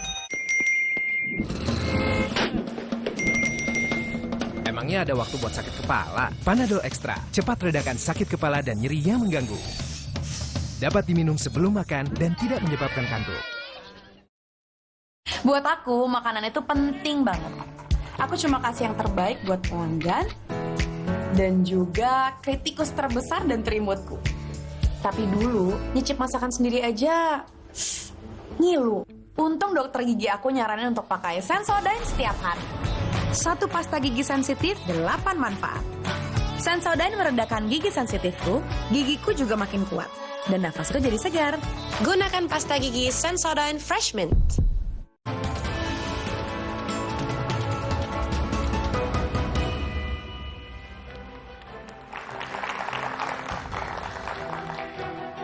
Masih bersama saya Budiman Tandurjo di Satu Meja The Forum. Taufik Basari, apa dampak internal politik setelah Kapolri menetapkan Verdi Sambo sebagai tersangka?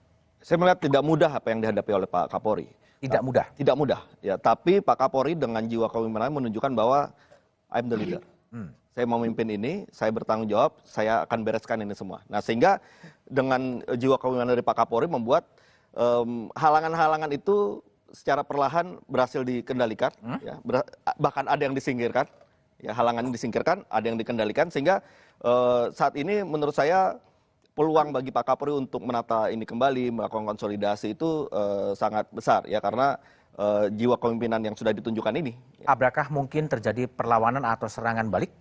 Kalau saya melihatnya di awal-awal mungkin sempat ada yang berpikir untuk melakukan itu, ya, tapi karena langkahnya Pak Kapolri ini sudah sangat tepat, ya, dan benar-benar mampu untuk melakukan konsolidasi secara cepat ini juga, sekarang bola di tangan Pak Kapolri. Sehingga tidak ada yang bisa merebut bola itu. Tidak akan ada yang merebut bola itu? Betul. Oke, Kiki, banyak orang berspekulasi akan ada revenge atau serangan balik dari Verdi Sambo pribadi maupun kelompok terhadap institusi kepolisian. Mungkin nggak? Enggak lah, kenapa? Tadinya iya benar mungkin berpikir seperti itu. Tapi dilihat ini menghadapi seluruh institusi loh. Seluruh institusi udah satu sikap seperti sekarang. Nggak mungkin akan ngelawan, nggak mungkin. Termasuk menggunakan forum pengadilan dalam pledoi, dalam apapun juga? Potensi membeli bisa. Tapi kalau melawan sulit. Apa yang maksud dengan potensi membeli? Misalnya memanfaatkan pembelaan-pembelaan di pengadilan untuk mengungkapkan apa yang terjadi di kepolisian? Nggak bisa. Kartunya kan juga banyak yang lain. Kenapa? Kalau itu dilakukan, kartunya polisi, yang dipegang polisi, hakim-hakim segala macam kan banyak. Ini kan masih ada 2 tahap lagi. Jaksa, lalu hakim. Nah, ini kan kita semua tahu lah, kartunya di tangan polisi sekarang gitu. Kalau polisinya solid, nggak mungkin dimainkan. Dan sekarang masih dalam posisi yang under control Pak Kapolri? Iya, sangat. Apalagi hari-hari ini, setelah pengumuman kemarin, selesai. Jadi bagi saya nih kelihatan anti klimaks. Ini nggak ada perang, nggak seru nih. Mestinya ada kalau ada. Jadi apa persisnya yang dilakukan oleh Kapolri agar Bayangkara tetap dalam satu komando? Sudah kok. Sudah selesai. Kalau dari bisik-bisik, dari ngomong-ngomong, dari bawah sampai ke atas, semua unexpectable. Jadi orang berpikir tadinya polisi, Kapolri ini kan karena pendiam, dia tipikal orang Jawa lah, kayak presidennya gitu, diem aja gitu, dianggap lemah. Tapi begitu dia tak 31 orang ditangkap, nggak mudah loh. Nggak mudah ya? Nggak mudah. Dan itu simbolisasinya waktu konferensi pers didampingi sejumlah jenderal itu ya? Iya, dan ini propam loh. Propam itu simbol dari marwahnya polisi. Dibabat kok. Dibabat. Baik, Pak Dedi, pertanyaan saya, hasil otopsi ulang yang akan ditunggu publik, kapan itu akan keluar?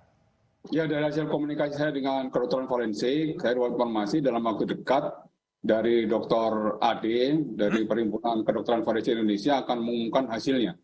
Ya, dalam waktu dekat itu minggu ini? Bisa jadi dalam minggu ini nanti akan disampaikan kepada publik hasilnya secara objektif, ya, secara ilmiah dengan menggunakan metodologi yang sahih, begitu, Mas. Oke, ada juga pertanyaan publik, Pak Dedi, soal FA, ya, staf ahli Kapolri yang juga dikabarkan oleh berbagai media atau media sosial, termasuk yang menyusun skenario dalam kasusnya Verdi Sambo. Itu duduk soalnya gimana? Ya, dari hasil komunikasi saya hari ini di Korps Ahli Pak Kapolri bahwa yang bersangkutan dari hari ini sudah tidak menjabat lagi sebagai penasihat ahli Kapolri. Ya, Dan tentunya saya menyampaikan kembali bahwa komitmen kuat Bapak Kapolri, siapapun yang terlibat maupun terkait menyangkut masalah kasus Duren 3, pasti akan dimintain keterangan baik oleh Itsus maupun dari penyidik Barreskrim Polri. Agar kasus ini betul-betul terang benderang. Dia berbuat apa dan kemudian dia harus mampu mempertanggungjawabkan apa yang sudah dia lakukan. Artinya FA itu sudah diperiksa atau akan diperiksa dalam konteks penyusunan skenario atau pembikinan rilis atau seperti apa? Informasi saya dapat pagi hari ini yang bersangkutan baru tidak menjabat. Kalau untuk nanti mekanisme diperiksa tentunya nanti akan saya coba tanyakan kembali kepada Pak Kabar Eskrim maupun kepada Pak Wairwasum. Oke. Gitu, Pak Kiki, FA ini mundur. Anda lihat apa yang terjadi di balik tiba-tiba dia namanya mencuat, orang nggak tahu tiba-tiba dia mundur sebagai PA penasihat dari Kapolri. Jadi dimundurkan. Kenapa? Dimundurkan? Iya, kan banyak penasihat itu kumpul kesel kan. Kita udah tahu, orang itu kan tahu. Tetapi ketika pengakuan muncul di media massa dan jelas-jelas dia mengaku, nggak tahu mengaku atau ketahuan, lalu diminta mundur, silakan mundur, kan ini memalukan dan diminta merusak. Mundur atau mundur sebetulnya? Diminta mundur awalnya, tidak mau, lalu dipaksa. Saya dikasih tahu, saya bilang, saya tidak rela, saya yang pasang badan dulu memisahkan polisi dari TNI, ikut mereformasi dari awal, ini diacak-acak kalau kayak gini. Saya bilang, kalau Anda nggak mau mundur, kita perang aja udah. Saya bilang. Akhirnya, dan saya kasih deadline, malam ini jam 12 malam, kalau tidak lakukan, mari kita perang besok. Ya. Apa sih kesalahan terbesarnya disuruh mundur? Hah? Kesalahan terbesarnya disuruh mundur apa?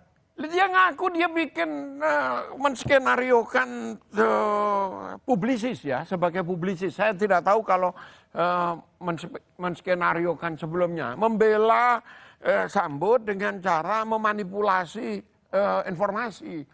Karena informasi yang salah ini pula, Kapolri ngambil kebijakan yang salah kan. Gitu. Bukan buat rilis itu sebetulnya, dikerjakan apa sebetulnya? Ya dirilis, yang dia ngaku kan rilis-rilis segala macam. Yang ngaku, gitu. yang nggak ngaku? Ya, yang nggak ngaku kan, ini kura-kura dalam perahu. Wartawan, betapa wartawan, medianya ditutup, masa nggak tahu siapa yang tutup. Baik, kembali ke Pak Dedi. Pak Dedi, sejauh ini apakah ada langkah-langkah perlawanan internal atau kasakusuk internal setelah ada sikap tegas dari Kapolri menangani kasus dan mentersangkakan Verdi Sambo, Pak Dedi?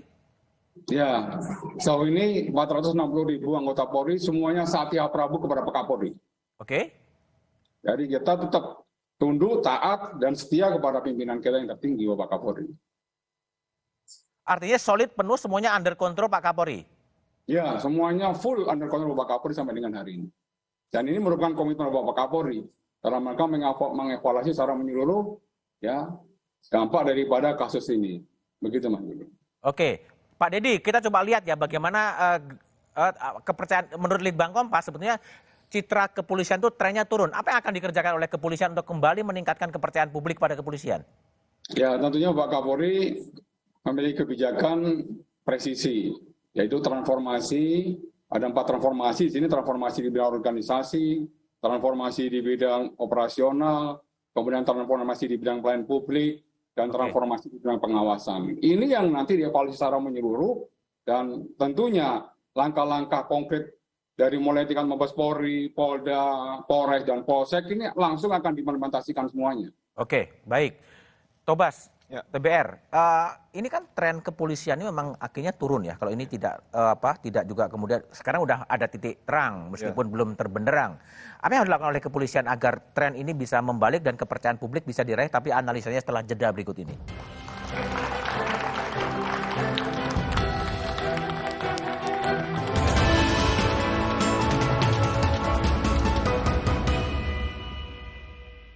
Miligram vitamin C untuk membantumu tetap sehat. 4 rasa menyegarkan untuk pilihan sesuai selera. Dengan lisensi dan sertifikat terpercaya untuk produk berkualitas. Healthy inside, fresh outside. Ini Kalsel, salah satu kuliner otentiknya ada di Indomie Soto Banjar Limau Kuit. Gurih kuahnya endes, tapi limau kuitnya seger. Indomie Soto Banjar Limau Kuit, gurih segar kuah limaunya, nyaman banget. Dengan main di luar, anakku jadi belajar. Banyak kuman loh, gak khawatir dia sakit. Kan ada perlindungan Detol yang efektif melawan kuman. 100% perlindungan lebih baik, Detol. Baru bangun kerjaan udah numpuk. Aqua dulu. Datang dari sumber alam yang terlindungi, murninya air mineral Aqua, berikan air minum berkualitas.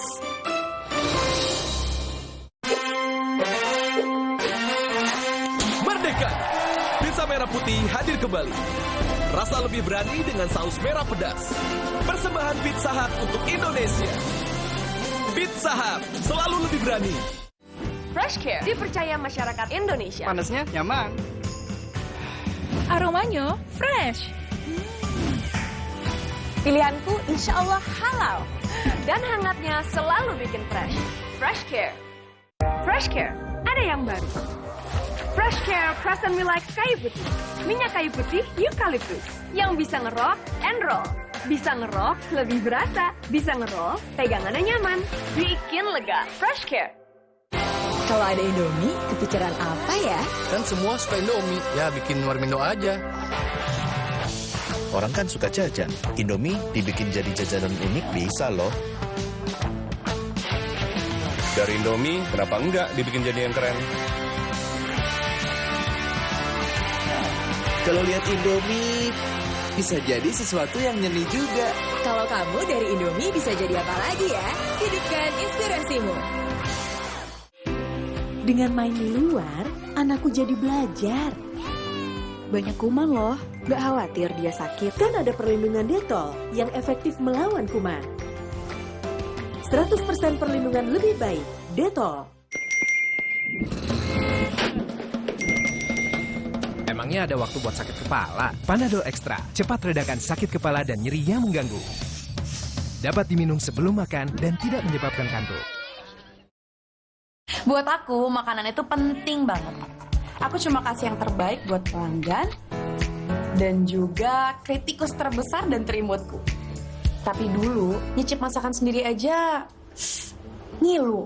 Untung dokter gigi aku nyaranin untuk pakai Sensodyne setiap hari. Satu pasta gigi sensitif, 8 manfaat. Sensodyne meredakan gigi sensitifku, gigiku juga makin kuat. Dan nafasku jadi segar. Gunakan pasta gigi Sensodyne Fresh Mint.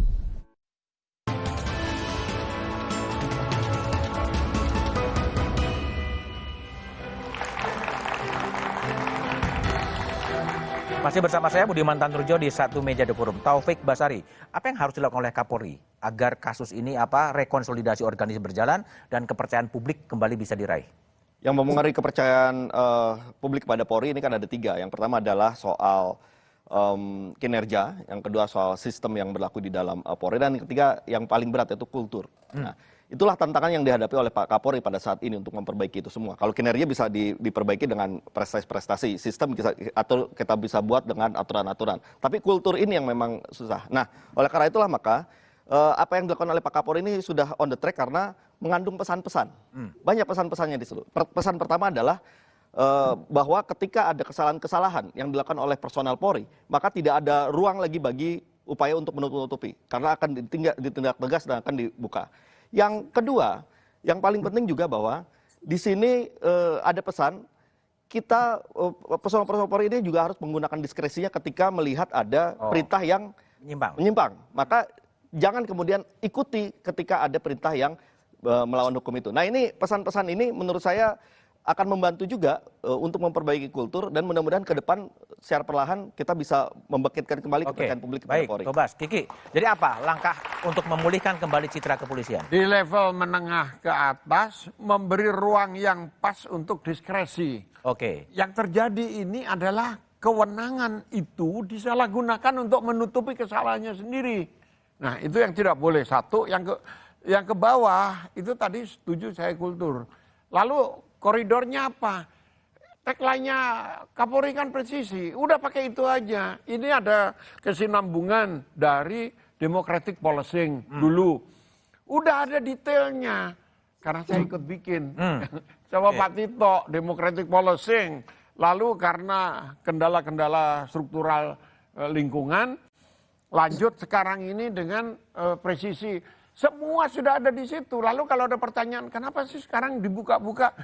Kan tagline pertamanya transparansi. Ini bagian dari penerapan presisi itu gitu loh. Jadi koridornya udah ada. Ya jangan ditinggalkan yang democratic policing itu. Oke, baik Pak Dedi. Apa yang harus dilakukan oleh kepolisian untuk pembenahan institusi dan kejadian seperti ini tidak kembali terjadi? Ya, tentunya Pak Kapolri mengevaluasi secara menyeluruh. Beliau itu selalu mendengarkan saran, masukan, termasuk kritikan dari semua pihak.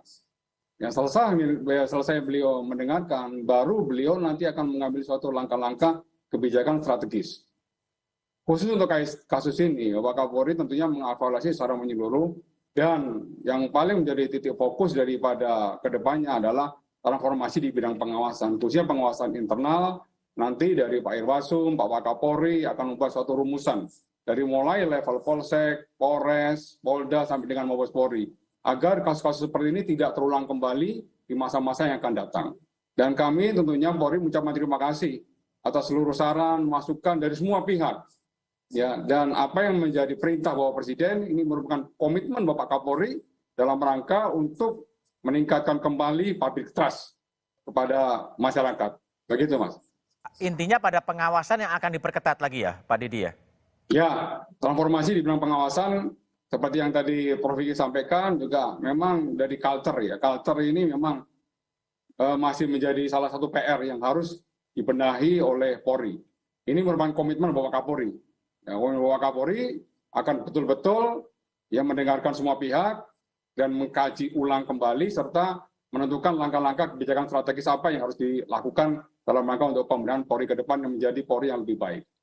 Termasuk usulan dari Prof. Kiki tadi mengatakan soal diskresi, artinya seorang anggota bisa saja menolak perintah dari atasan kalau memang perintah itu diyakini melanggar hukum. Ya, itu sudah ada perkapnya dan sudah ada kode etik profesi. Di dalam kode etik profesi, setiap bawahan wajib menolak ya perintah atasan apabila perintah tersebut berlawanan dengan hukum, norma agama, norma susila, itu sudah sangat jelas. Oh, di Perkap sudah ada ya Pak Dedi ya? Sudah ada. Oke. Baik, Pak Dedi Prasetyo, Taufik Basari, dan Hermawan Sulitot telah bergabung di satu meja The Forum. Terima kasih.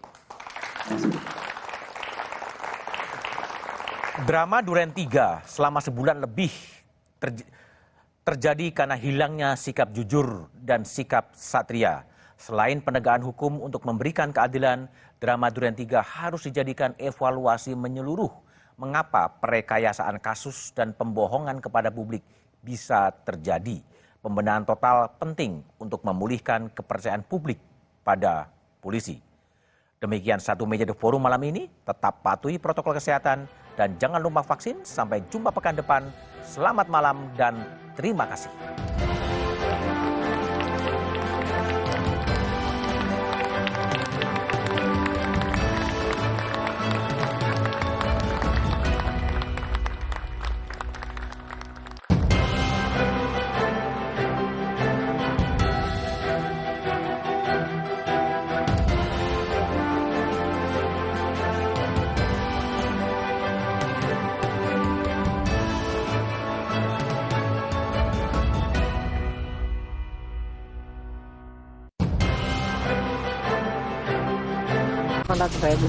Yang ono 1,4. Lowongan kerja palsu banyak tersebar di internet dan media sosial. Yang dilakukan oleh pelaku ini membuat website untuk merekrut karyawan di dalam suatu perusahaan.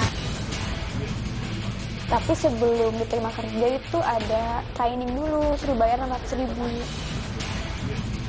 Kita janjikan prosesnya itu tanpa interview. Target, Rabu 10 Agustus, pukul 10:30 malam di Kompas TV. Polisi sudah menetapkan 4 tersangka dalam kasus pembunuhan Brigadir Yosua. Namun polisi belum menjabarkan soal motif di kasus ini.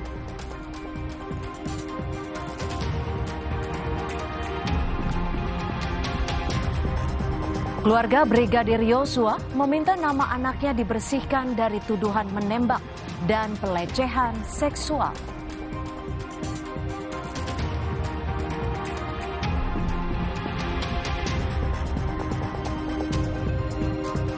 Seluruh barang bukti yang disita dari penggeledahan di rumah Irjen Verdi Sambo dalam kasus pembunuhan Brigadir Yosua diperiksa di Barreskrim Polri.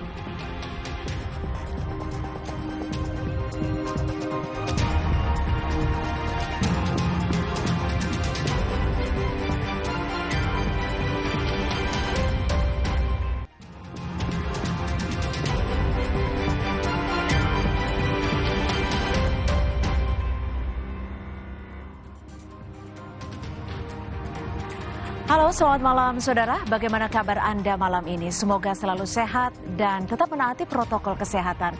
Selain 3 informasi utama tadi, Kompas Malam juga menghadirkan sejumlah informasi pilihan lainnya. Selengkapnya bersama saya Cynthia Rompas hanya di Kompas TV, independen, terpercaya.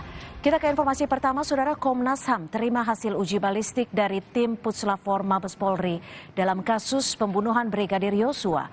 Dalam hasil ini turut diberikan hasil data 5 rekaman kamera pemantau.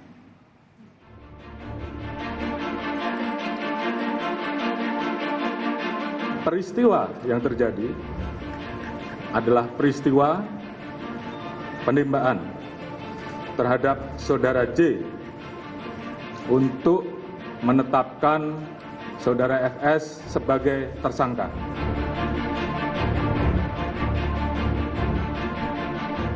Soal motif biar nanti dikonstruksi. Ia meregang nyawa karena pembunuhan berencana. Bukan tembak-menembak seperti keterangan polisi sebelumnya. Inspektur Jenderal Verdi Sambo dan 3 anak buahnya ditetapkan sebagai tersangka. Tak hanya menetapkan Verdi Sambo sebagai tersangka, Kapolri juga menonaktifkan dan memutasi belasan anggotanya. 31 personel kepolisian diperiksa. 11 diantaranya sudah ditahan usai menjalani pemeriksaan. Akankah langkah Kapolri ini menyisakan persoalan? Ataukah akan semakin menguatkan barisan? Inilah Satu Meja The Forum setelah Jenderal Sambo jadi tersangka.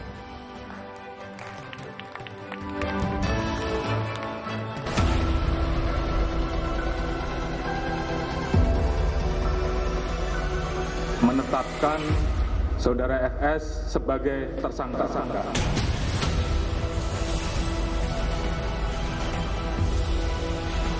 Ungkap kebenaran apa adanya, sehingga jangan sampai menurunkan kepercayaan masyarakat terhadap Polri.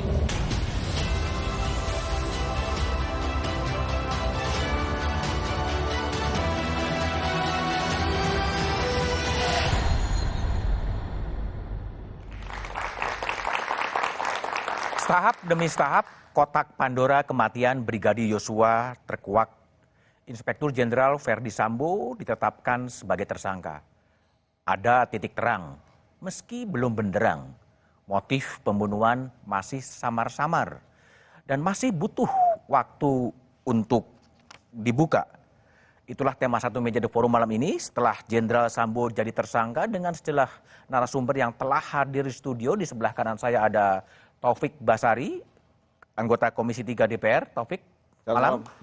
Di sebelah kiri saya ada Guru Besar Universitas Bhayangkara, Profesor Hermawan Sulistyo. Malam, Prof. Hermawan. Melalui sambungan Zoom, ada Menteri Koordinator Politik Hukum dan Keamanan, Mahfud MD. Malam, Pak Mahfud. Malam, Budiman. Kemudian, malam, para pemirsa. Ya, kemudian ada Kepala Divisi Humas Mabes Polri, Irjen Dedi Prastyo. Malam, Pak Dedi. Malam, Pak. Oke. Sebelum memulai diskusi, dialog, kita coba lihat, dengarkan terlebih dahulu paket yang sudah disiapkan oleh tim Satu Meja.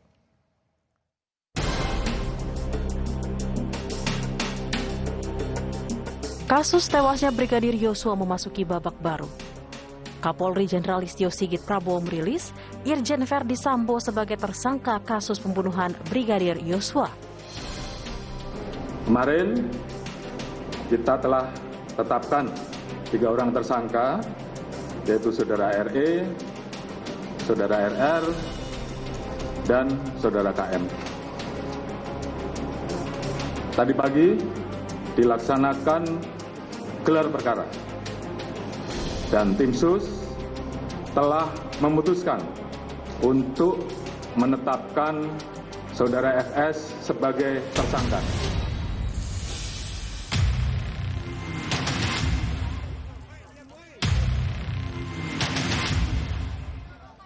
Irjen Verdi Sambo dijerat pasal pembunuhan berencana dengan ancaman maksimal hukuman mati. Sebelumnya, Ajudan Verdi Sambo Barada Eliezer ditetapkan sebagai tersangka pada 3 Agustus 2022 lalu. Kasus yang semula mencuat sebagai kasus polisi tembak polisi kini berubah. Menurut polisi, Barada Eliezer menembak Brigadir Yosua bukan dalam upaya membela diri. Belakangan, Barada Eliezer mencabut keterangan awalnya. Ia menyatakan menembak Yosua atas perintah atasan. Kasus tewasnya Yosua mulai terbuka. Ajudan Irjen Verdi Sambo lainnya, yakni Bribka Riki pun telah ditetapkan sebagai tersangka pembunuhan berencana. Kapolri menyatakan memeriksa 31 anggotanya yang diduga terlibat dalam kasus ini. Lantas bagaimana dampak kasus ini bagi Polri? Bagaimana nasib institusi Polri pasca kasus ini?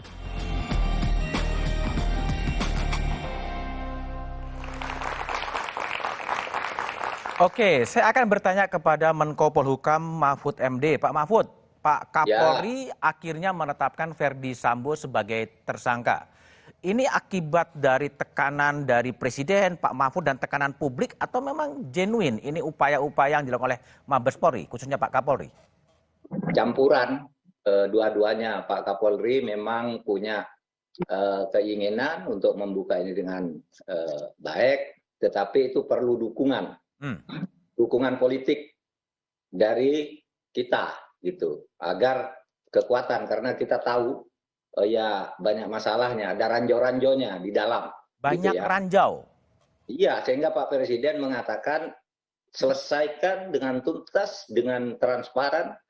Pemerintah, ini yang dikatakan Pak Presiden, pemerintah percaya Kapolri bisa menyelesaikan ini, tapi jangan terlalu lama. Itu artinya kepercayaan itu kalau terlalu lama bisa agak berkurang kan gitu. Sehingga kita dorong dari situ, kita kawal dari udara juga. Saya bukan hanya ngomong di media, di medsos, saya sering koordinasi hampir tiap malam, tiap hari dengan Komnas HAM, dengan LPSK, dengan perorangan di BIN, dengan perorangan di Densus, di BNPT, dengan Polri, bahkan dengan Kapolri, dengan Kabariskim terus. Dan orang itu ada yang mengatakan, Pak Mahfud itu kok lewat di udara, kok enggak disampaikan aja? Disampaikan, tetapi juga saya tahu polisi itu perlu tekanan atau dukungan dari opini publik juga, sehingga bisa lebih cepat. Dan nyatanya jalan kan? Anda mungkin tidak bisa membayangkan kalau kami diam gitu, skenario pertama yang terjadi bahwa itu tembak-menembak, dan itu sudah berlangsung seminggu, diskenariokan tembak-menembak. Tapi begitu kita ngomong itu janggal, enggak benar. Ini kejanggalannya, sesuatu itu ya berbalik kan, lalu ada laporan kan, berubah skenarionya. Coba kalau kita diem, tidak lewat udara, hanya bilang, oh itu tidak benar. Nggak bisa, kita lewat udara juga bersinergi dengan NGO, dengan lembaga lain gitu. Pak Mahfud, itu aja, Pak Mahfud, seberapa besar Pak Mahfud ranjau-ranjau di Mabes Polri sampai Presiden 4 kali berkata-kata soal itu, dan Pak Mahfud pun berulang kali. Sampai begitu frekuensinya begitu tinggi, berapa besar ranjau itu? Enggak, saya enggak akan menerangkan di berapa besarnya, saya belum menghitung, tapi semua orang merasakan. Semua orang merasakan itu, ada ranjau dari dalam. Tentang masalah-masalah besar di Polri itu kan banyak ranjau dari dalam, harus perlu dukungan dari luar. Coba, itu yang kasus Broto Seno itu, orang kaget semua. Lalu DPR berteriak tuh, Broto Seno korupsi, kok diaktifkan lagi? Bambang Pacul dari PDIP berteriak, masa orang korupsi berjasa apa kepada negara? Baru Polhukam, Polri koordinasi, ini tidak benar gitu. Jadi begini, kenapa saya bilang itu DPR kok sekarang diam, mau kasus lain ribut, lalu polisi bisa berubah. Yang sekarang ini diam gitu. Diam, karena riset. Itu kira-kira soal Broto Seno itu yang habis dihukum penjara karena korupsi. Lalu diaktifkan lagi, kalau tidak ada orang seperti Bambang Pacul berteriak-teriak, kira-kira orang nggak tahu kan? Baik, Pak Mahfud. Itu caranya mengawas. Jadi ada koordinasi langsung, ada lewat udara, lewat opini. gitu. Tapi betul nggak Pak Mahfud bahwa Pak Kapolri itu dipanggil oleh Presiden sebetulnya untuk ke istana beberapa kali untuk menekankan kembali bahwa ini harus segera diselesaikan dan deadline-nya 17 Agustus? Iya, ke 17 Agustusnya tidak ada. Jadi hari Senin tuh Pak Kapolri dipanggil. Oke.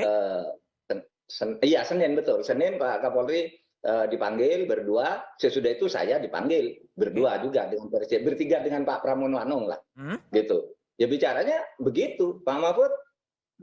Sampaikan ke masyarakat, pemerintah itu percaya kepada Kapolri, tapi harus cepat gitu. Itu makanya saya sampaikan, pemerintah percaya kepada Kapolri, tapi harus cepat. Kata tapi itu saya ganti kata asal cepat, gitu aja. Saya yang ganti kata tapi menjadi asal itu. Maksudnya biar tidak berlarut-larut, bertele-tele, biar segera diputus. Dan saya terus komunikasi dengan Polri. Yang saya katakan itu bukan buat sendiri.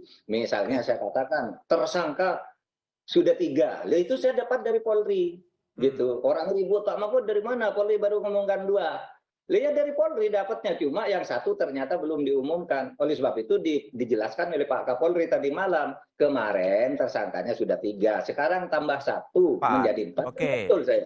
Ya, tapi gini Pak Mahfud, tersangka sudah diumumkan, tetapi motif yang belum terlalu jelas. Kemudian Pak Mahfud sempat juga mengatakan motif ini agak sensitif dan hanya untuk orang-orang dewasa. Ini maksudnya apa, Pak?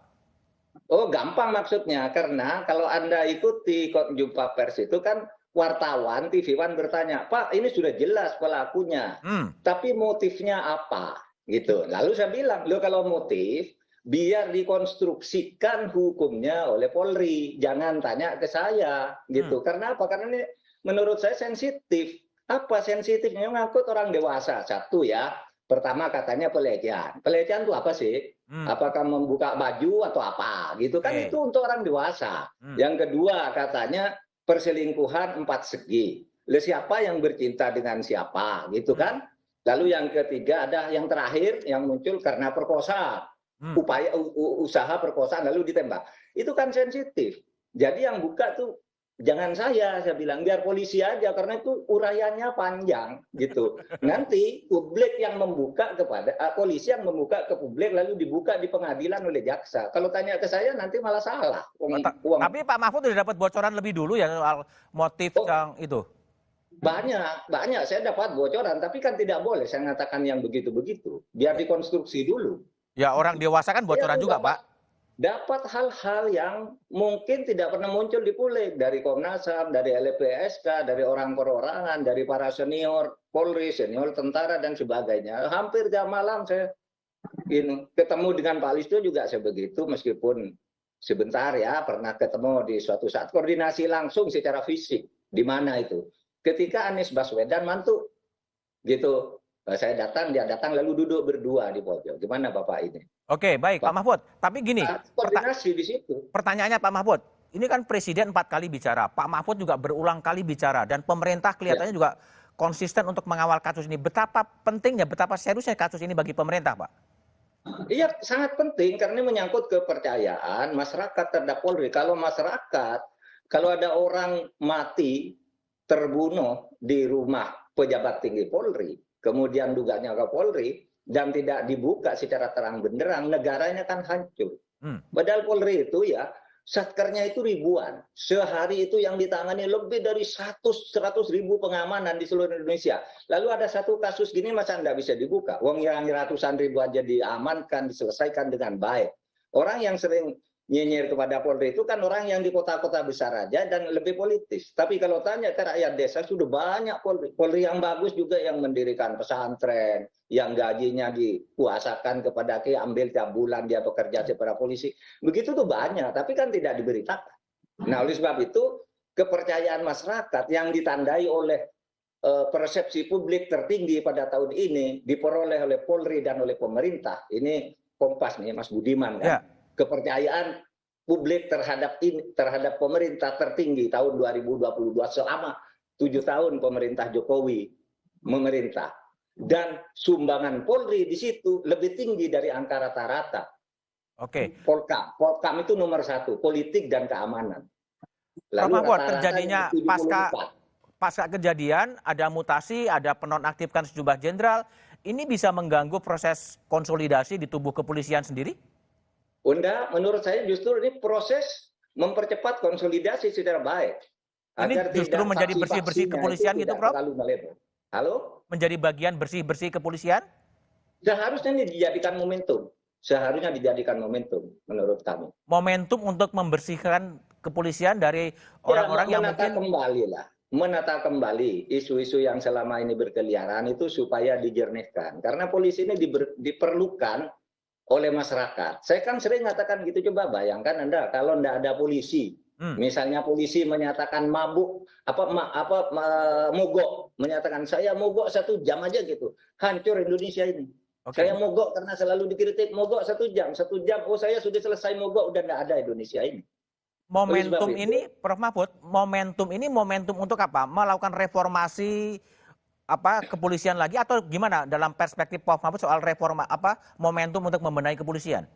Penataan manajerial aja, tidak ada lagi reformasi baru yang sekarang ini sangat urgen untuk dilakukan. Manajerial aja, karena pedomannya sudah ada undang-undang dasar, ada undang-undang, ada peraturan Kapolri, ada PP dan sebagainya. Manajerial aja, ditata kembali nih, agar kompak, iramanya tidak ada yang bikin kegiatan-kegiatan di luar urusan keamanan dan sebagainya itu kan sudah banyak lah kalau gitu. Dan saya kira Pak Kapolri serta para pimpinan Polri itu lebih tahu tentang masalah-masalah apa yang sebenarnya dihadapi. Kalau kita sih kan dapat laporan aja gitu. Tapi yang merasakan di dalam kan mestinya orang-orang dalam. Prof. Mahfud, kalau pertanyaan adalah apakah kasus ini akan mempunyai dampak ya secara internal organisasi kepolisian, seperti apa dampaknya menurut Prof. Mahfud, tapi jawabannya setelah jeda berikut ini.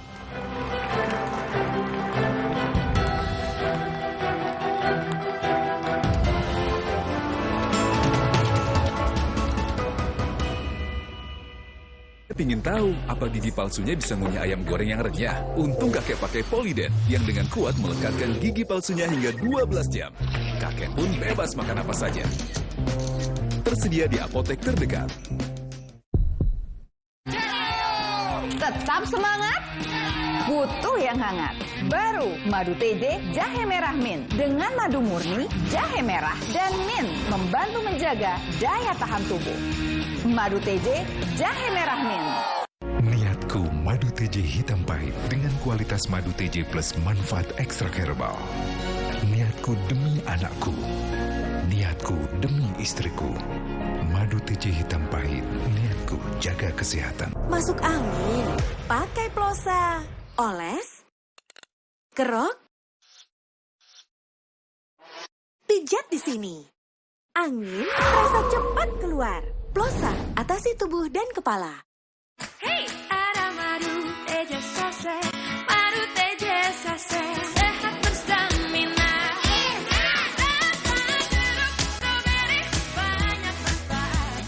Madu TJ Saset, enak sehatnya.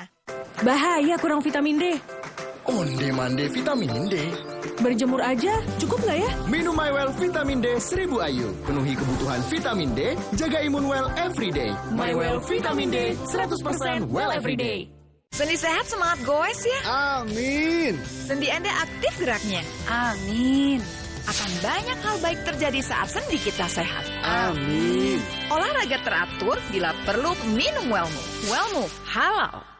Untuk membantu atasi capek, pegal, dan nyeri otot, pakai Hotin Cream. Kalau untuk meredakan nyeri sendi, rematik dan keseleo, nah, itu pakai Hotin DCL baru. Bahan aktif DCL-nya efektif mengobati rematik, linu, dan nyeri sendi. Hotnya Hotin banget deh. Hey, ada madu TJ Sase, madu TJ Sase, sehat berstamina. Banyak manfaatnya. Madu TJ Saset, enak sehatnya. Bahaya kurang vitamin D. Onde-mande vitamin D. Berjemur aja, cukup nggak ya? Minum MyWell Vitamin D 1000 IU. Penuhi kebutuhan vitamin D, jaga imun well everyday. MyWell Vitamin D 100% well everyday. Fresh Care dipercaya masyarakat Indonesia. Panasnya nyaman. Aromanya fresh. Pilihanku insya Allah halal. Dan hangatnya selalu bikin fresh. Fresh Care. Fresh Care, ada yang baru. Fresh Care Press and Relax kayu putih. Minyak kayu putih eukaliptus yang bisa ngerok and roll. Bisa ngerok lebih berasa, bisa ngerol pegangannya nyaman. Bikin lega. Fresh Care. Tetap semangat, butuh yang hangat. Baru Madu TJ Jahe Merah Mint. Dengan madu murni, jahe merah, dan mint membantu menjaga daya tahan tubuh. Madu TJ Jahe Merah Mint. Niatku madu TJ hitam pahit dengan kualitas madu TJ plus manfaat ekstrak herbal. Niatku demi anakku. Niatku demi istriku. Madu TJ hitam pahit. Niatku jaga kesehatan.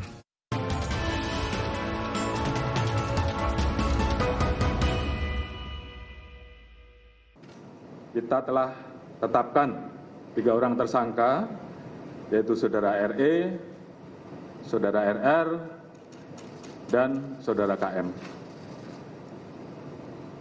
Tadi pagi dilaksanakan gelar perkara, dan tim sus telah memutuskan untuk menetapkan Saudara FS sebagai tersangka.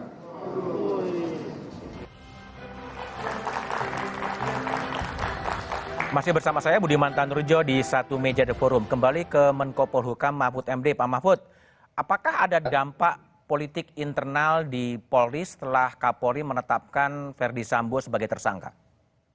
Saya kira iya, dan ini kesempatan untuk berkonsolidasi ya. Karena kalau kita baca di media kan orang yang tadinya sepertinya membela-bela Sambo sekarang udah mulai ambil wastafel ya untuk membersihkan diri. Itu artinya bisa diajak kembali bergabung gitu. Bergabung ke dalam satu visi, bukan selama ini tidak bergabung ke dalam satu visi kebijakan untuk kebaikan Polri. Itu saja saya kira. Ini yang harus dilakukan Kapolri apa, Prof. Mahfud, setelah kasus ini? Mengkonsolidasikan itu kekuatan di Polri, karena dukungan untuk Kapolri ini kalau dari publik ya kuat banget. Itu agar Kapolri melakukan pembenahan ke dalam, dan pemerintah juga merasa begitu, merasa terbantu dalam banyak hal bisa diselesaikan dengan baik, sehingga itu tadi ya indeks persepsi publiknya paling tinggi sumbangannya terhadap kepercayaan publik terhadap pemerintah. Minimal itu yang ditulis oleh Kompas, oleh Anda. Oke. Jadi artinya Polri berutang budi pada publik juga ya dalam pengungkapan kasus ini ya? Oh iya, kalau publik diem aja mungkin berat melawan ke dalam itu. Tapi kalau dibantu oleh tekanan publik, dan itu yang selalu saya lakukan sejak saya jadi Ketua MK, saya tidak punya pengikut, tidak punya partai, tapi saya selalu bersinergi dengan publik, dengan NGO, dengan apa yuk, lempar ke wartawan, gitu kan. Kalau wartawan sudah rame-rame gitu, siapa bisa mengelak, dan gitu. Sudah, titipkan aja ke Mas Kiki, ke Mas Basori gitu. Kalau sudah di wartawan rame, NGO rame, ya sudah jalan itu. Oke, Pak Mahfud, masih oke kan di program ini? Pertanyaan pertama saya, Pak Mahfud, soal Baradae yang minta perlindungan hukum, gimana, Prof. Mahfud? Iya, menurut saya harus dilindungi karena begini ya, itu bisa saja nanti ada orang dalam menghabisi dia. Itu kan banyak di film-film dan di novel-novel yang begitu, dan di dalam praktek kita. Dulu ketika kasus pembunuhan Safrudin Kartasasmita apa itu yang pelakunya bunuh diri di dalam penjara, diberitakan bunuh diri dalam penjara, dan itu bisa terjadi, dan itu gampang, makanan gitu ya, makanan. Kemudian kalau Pak Susno Duaji bilang AC karena banyak orang mati hanya nyedot AC kan di mobil di mana, itu bisa dimasukkan dari situ. Oleh sebab itu tuh harus dilindungi betul. Dan melalui Pak Dedi saya nitip sampaikan ke Polri, Pak Dedi itu LPSK supaya diberi akses yang cukup untuk mendampingi dan melindungi. Tidak harus diserahkan oleh Polri ke LPSK, tapi aksesnya supaya cukup. Dia mengamankan betul begitu. Selamat ini Barada ini. Ini saksi kunci nih, saksi utamanya di dia ini akan menentukan segala putusan. Jadi memang harus dilindungi ya, Prof. Mahfud. Prof. Mahfud masih bisa bertahan di satu meja atau ada agenda lain, Prof? Enggak, saya gini, Mas, saya mau nonton Mas Kiki dan Pak Dedi dan Mas Tobas, tapi dalam kamar. Baik. Dari dalam kamar sambil tiduran, ini capek saya. Baik, Prof. Mahfud. Terima kasih ya menonton ya. Saya ke Pak, ke Pak Kadif Humas, Pak Dedi Prasetyo. Pak Dedi, tersangka sudah ada, tapi motifnya belum diungkapkan oleh Kapolri. Kapan motif ini akan dibeberkan, Pak Dedi Prasetyo? Ya, jadi dari hasil komunikasi saya dengan Pak Kabar Eskrim juga, bahwa proses pendalaman ini masih terus dilakukan. Oke. Para saksi, pemeriksaan tersangka, dan dari hasil penyitaan barang bukti yang kemarin, itu pun masih dilakukan pemeriksaan, penganalisaan, sehingga proses pembuktian secara ilmiah, secara saintifik, ini nanti juga akan diungkapkan ke publik. Oke. Jadi kami mohon kepada publik untuk bersabar, biar tim sus ini bekerja secara maksimal. Sehingga hasilnya bisa disampaikan juga secara komprehensif. Dan juga dari penyidik juga menyampaikan bahwa tidak semuanya bisa dibuka di publik. Oke. Karena hal khusus nanti akan dibuka di pengadilan. Karena di pengadilan kita tahu, transparan, kemudian juga akuntabel, semuanya bisa diuji di sana nanti seluruh alat bukti yang dihadirkan oleh penyidik di sidang pengadilan. Pak Dedi, jadi kalau kembali lagi pada fokus publik sekarang adalah perlindungan hukum terhadap Baradae. Ini siapa yang akan nanganin? Kepolisian kah atau LPSK dan gimana akan melindungi Baradae? Ya bersinergi, jadi Bareskrim nanti yang memiliki tanggung jawab untuk melindungi, mengamankan Baradae atau Barada RI. Juga tadi seperti yang Prof. Mahfud sampaikan Pak Menko, nanti kita akan membuka ruang kepada LPSK untuk bisa melihat dan meninjau bagaimana ruang yang digunakan untuk Baradae diamankan oleh penyidik. Begitu. Oke. Kalau Baradae yang awalnya memang juga mengakui menembak dan terjadi tembak-menembak, kemudian berubah, faktor apa yang membuat kemudian Baradae itu kemudian mengubah pernyataannya menjadi menembak atas perintah? Ya, jadi begini, bahwa tim sus ini kan bekerja ada dua tim. Satu tim adalah Itsus atau Inspektorat Khusus di bawah pimpinan Bapak Irwasum. Kemudian satu tim lagi adalah tim penyidik. Tim penyidik semuanya pro justia. Tim Itsus ini mendapatkan beberapa keterangan dari saksi-saksi yang sudah diperiksa duluan. Ya, dari periksa duluan dari saksi-saksi tersebut ada indikasi bahwa pelakunya adalah RE dan dalam tanda kutip ya bisa dilakukan juga atas perintah saudara FS. Nah, dari hasil keterangan sementara yang diberikan ke Itsus, ada unsur perbuatan melawan hukumnya pidana baru diserahkan kepada penyidik. Ya, penyidik mendalami lagi pemeriksaan terhadap saudara Barada RI atau Barada E tersebut. Ya, dari Barada E juga akhirnya mengakui, tapi dia minta perlindungan. Apabila saya mengungkapkan, tolong saya juga dilindungi. Oke, setuju. Penyidik memiliki kewajiban untuk melindungi Baradae dan diberikan kesempatan untuk menghubungi orang tua. Oke. Setelah diberi kesempatan orang tua, lululah Baradae. Baru Baradae menyebutkan bahwa dia melaksanakan penembakan tersebut atas perintah saudara FS. Ya, pada tanggal 30 yang lalu baru dari penyidik ya Dirpidu menetapkan saudara Barada RE atau Barada E sebagai tersangka. Ini merupakan pintu masuk untuk menetapkan tersangka-tersangka selanjutnya. Begitu. Pak Dedi, jadi kalau ini baru 1 bulan, kemudian Barada E baru terungkap siapa tersangkanya, sebenarnya problemnya kenapa? Karena apa TKP-nya sudah dirusak atau seperti apa sih? Ya, jadi perlu saya sampaikan juga ini menindaklanjuti apa yang disampaikan oleh Pak Kabar Eskrim dan Pak Irwasum. Bahwa tim ini dibentuk, tim sus dibentuk oleh Bapak Kapolri tanggal 12. Ya, ketika tanggal 12 itu memang seperti yang disampaikan oleh Bapak Kapolri kemarin, dalam proses asistensi, ya ini asistensi dulu Mas Budi, kepada Polres Jakarta Selatan dan Polda Metro. Ya, kita melakukan olah TKP pertama tanggal 12. Di olah TKP tanggal 12, dari Bareskrim menemukan beberapa hal. Ya, karena kita sudah melibatkan lapor, kita melibatkan Inavis, dan juga kedokteran forensik. Dari situ ada beberapa pertanyaan-pertanyaan dan kejanggalan-kejanggalan yang harus dialami. Kemudian kita melaksanakan olah TKP yang kedua. Di olah TKP kedua justru kita menemukan tambahan lagi alat bukti. Telongsong, kemudian baju, yang di awal TKP itu tidak diketemukan. Nah, timbul kecurigaan lagi. Kemudian olah TKP yang ketiga dan keempat, sama halnya seperti itu. Ada upaya-upaya dari pihak-pihak tertentu yang tadi 31 orang sudah ditetapkan sebagai terperiksa di Itsus, itu melakukan upaya-upaya penghalangan, kemudian pengambilan CCTV, dan juga... Itu bermuara pada pelanggaran etik itu ya? Ya, betul. Nah, ada beberapa TKP yang boleh dikatakan yang harusnya murni, sudah direkayasa, sehingga penyidik mengalami kendala di situ. Rekayasa itu kesengajaan juga ya Pak Dedi ya? Ya gimana Mas? Rekayasa itu kesengajaan ya, setelah nembak ya, kemudian dihilangkan semua barang bukti ya? Ya, kesengajaan di situ. Makanya 11 personil Polri dari mulai pangkat bintang 2, bintang 1, Kombes, AKBP, dan PAMA, serta Bintara dimasukkan ke tempat khusus dalam hal ini untuk pendalaman lagi pemeriksaan selanjutnya.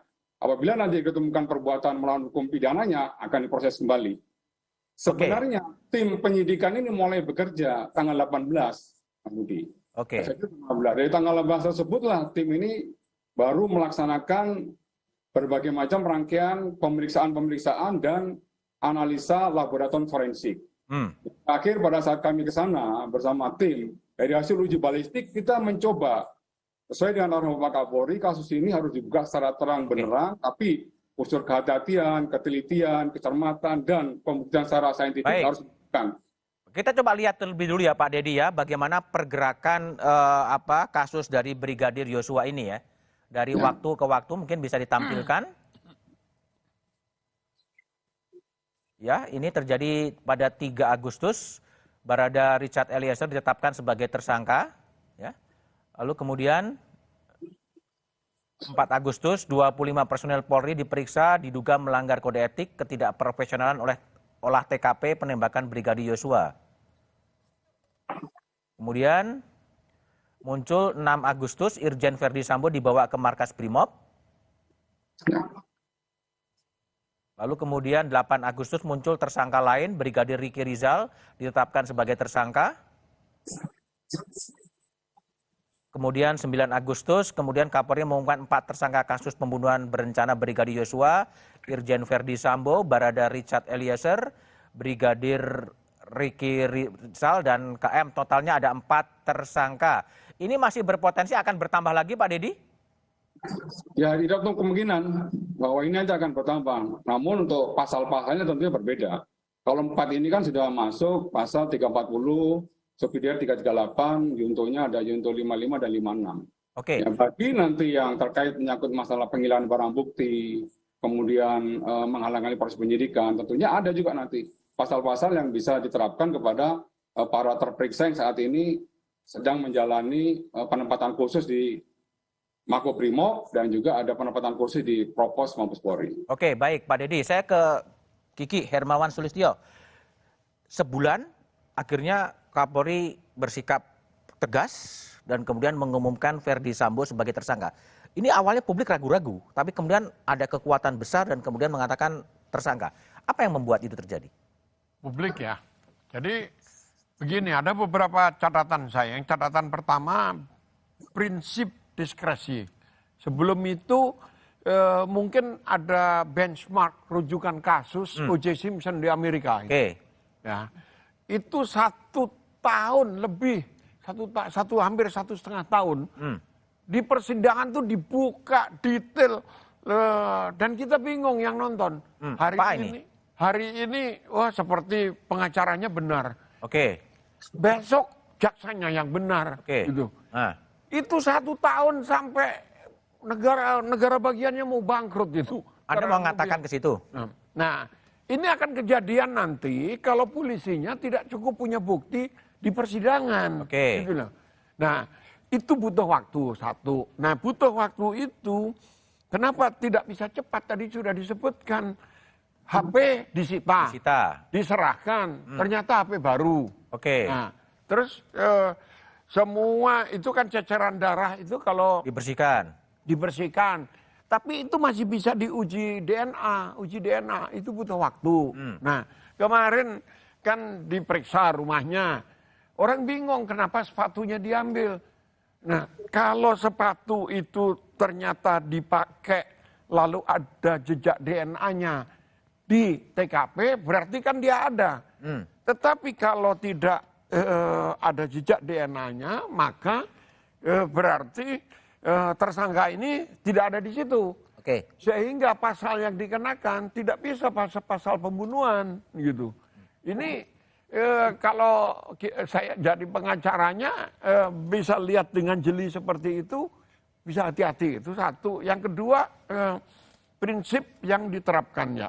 Polisi itu mengenakan prinsip diskresi namanya. Diskresi? Diskresi itu untuk universal. Semua polisi di dunia punya diskresi. Setiap anggota polisi memiliki kewenangan untuk mengambil keputusan sendiri. Oke. Nggak perlu lapor komandan. Termasuk nembak nih?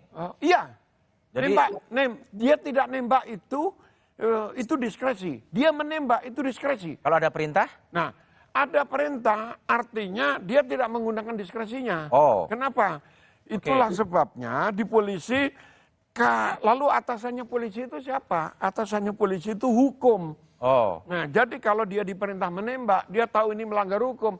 Jangan harusnya ditembak. Dia menolak. Oke, baik. Dia menolak, ini boleh. Nah, dengan prinsip seperti ini, 2 kali Polri itu pernah menangkap, menahan, memeriksa dan menyidangkan 2 kabar reskrim aktif loh. Ya. Kabar reskrim aktif itu bintang 3. Bintang 3. Bintang 6 kalau kiri kanan ya? Iya, masih menjabat lagi. Nah, itu bisa ditahan, bisa diproses hukum. Baik. Karena prinsip diskresi. Oke, baik. Saya ke DPR dulu, Tobas. Ini DPR ini dulu banyak dikritik diam aja, tapi sekarang lihat gimana setelah Kapolri mengumumkan Verdi Sambo sebagai tersangka? Jadi ada 2 hal ya, karena kejadian ini terjadi ketika kita masa reses, sehingga kita tidak bisa melakukan pemanggilan secara formal. Tapi komunikasi secara informal tetap dilakukan, dan kita di dalam grup juga membahas ini. Yang kedua adalah soal kehati-hatian. Ketika kejadian ini terjadi, memang berbagai versi cerita yang kita dapatkan. DPR bingung juga ya? Ya, kita juga tidak berani mengambil sikap tertentu sebelum kita mendapatkan kepastian. Tapi biasanya agresif kali biasanya. Ya karena itu tadi, karena ternyata versinya macam-macam nih. Kita mau menunggu dulu apa yang temuan-temuan berikutnya untuk menunjukkan ini sebenarnya seperti apa.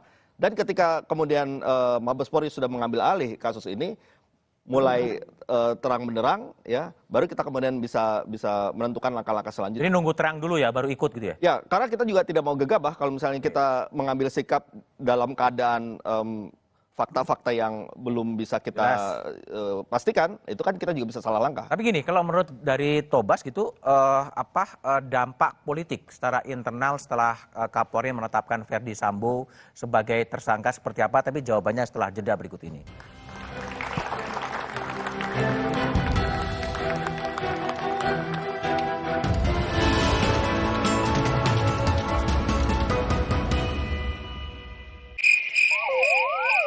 Sakit kepala berkepanjangan, muka kaku susah tersenyum, badan terasa nyeri.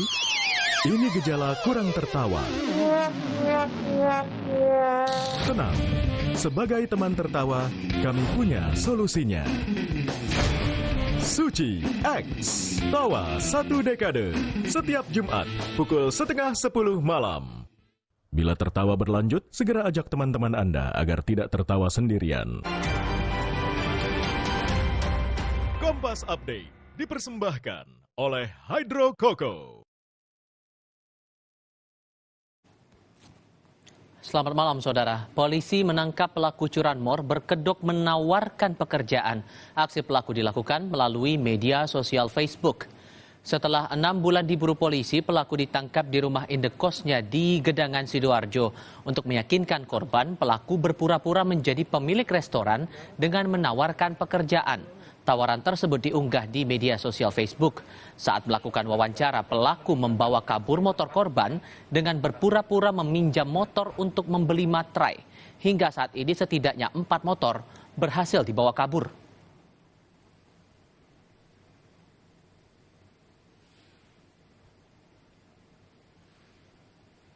Program 1 Meja The Forum akan berlanjut selepas jeda berikut ini.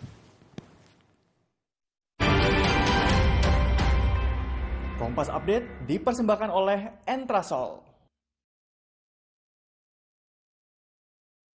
Hydro Coco. Why choose Hydro Coco? Healthy, taste good. Rasakan manfaat air kelapa asli untuk bantu jaga imun tubuh. We choose Hydro Coco. Real coconut water. Hai, tahukah Anda? Cuma Entrasol yang tinggi serat dan mengandung ekstrak buah zaitun. bantu jaga kesehatan jantungku. Rendah laktosanya bikin nyaman di perutku. Entrasol. Hotin Cream. Selalu ada untuk membantu redakan pegal dan nyeri otot. Panasnya pas, hotnya in sampai ke dalam. Selalu ada Hotin Cream, bantu redakan capek, pegal, dan nyeri otot. Otot dihantam capek pegal habis-habisan. Lawan dengan Hotin Strong. Baru krim otot ekstra panas. Hotnya in, strong sampai ke otot. Atasi capek dan pegal. Nggak lengket tanpa bekas. Hotin Strong. Panasnya berani adu strong. Kakek pingin tahu apa gigi palsunya bisa ngunyah ayam goreng yang renyah. Untung kakek pakai Poliden yang dengan kuat melekatkan gigi palsunya hingga 12 jam. Kakek pun bebas makan apa saja. Tersedia di apotek terdekat. Masuk angin, pakai plosa, oles, kerok, pijat di sini. Angin terasa cepat keluar. Plosa, atasi tubuh dan kepala. Bosen nih. Diputar, dijilat, dan dicelupin. Selezat Oreo, selembut cake. Oreo soft cake baru. Terbuat dari Oreo, selembut cake dengan coklat berlimpah. Hotin Cream. Selalu ada untuk membantu redakan pegal dan nyeri otot. Panasnya pas, hotnya in sampai ke dalam. Selalu ada Hotin Cream, bantu redakan capek, pegal, dan nyeri otot. Otot dihantam capek pegal habis-habisan. Lawan dengan Hotin Strong. Baru krim otot ekstra panas. Hotnya in, strong sampai ke otot. Atasi capek dan pegal. Nggak lengket tanpa bekas. Hotin Strong. Panasnya berani adu strong. Merdeka! Pizza merah putih hadir kembali. Rasa lebih berani dengan saus merah pedas. Persembahan Pizza Hut untuk Indonesia. Pizza Hut selalu lebih berani. Omehar, minyak ikan pilihan dari laut dalam. Omehar, suplemen omega 3 esensial. Dalam mini kapsul, lebih mudah ditelan. Diproses dengan teknologi modern di Amerika. Bantu pelihara kesehatan tubuh kini dan nanti. Bos bawel, anak rewel, well, my well. Baru, my well vitamin C plus zinc. Bantu jaga daya tahan tubuh. Well, my well vitamin C plus zinc. Emangnya ada waktu buat sakit kepala? Panadol Extra, cepat redakan sakit kepala dan nyeri yang mengganggu. Dapat diminum sebelum makan dan tidak menyebabkan kantuk. Buat aku, makanan itu penting banget. Aku cuma kasih yang terbaik buat pelanggan dan juga kritikus terbesar dan terimutku. Tapi dulu, nyicip masakan sendiri aja ngilu. Untung dokter gigi aku nyaranin untuk pakai Sensodyne setiap hari. Satu pasta gigi sensitif, 8 manfaat. Sensodyne meredakan gigi sensitifku, gigiku juga makin kuat. Dan nafasku jadi segar. Gunakan pasta gigi Sensodyne Fresh Mint.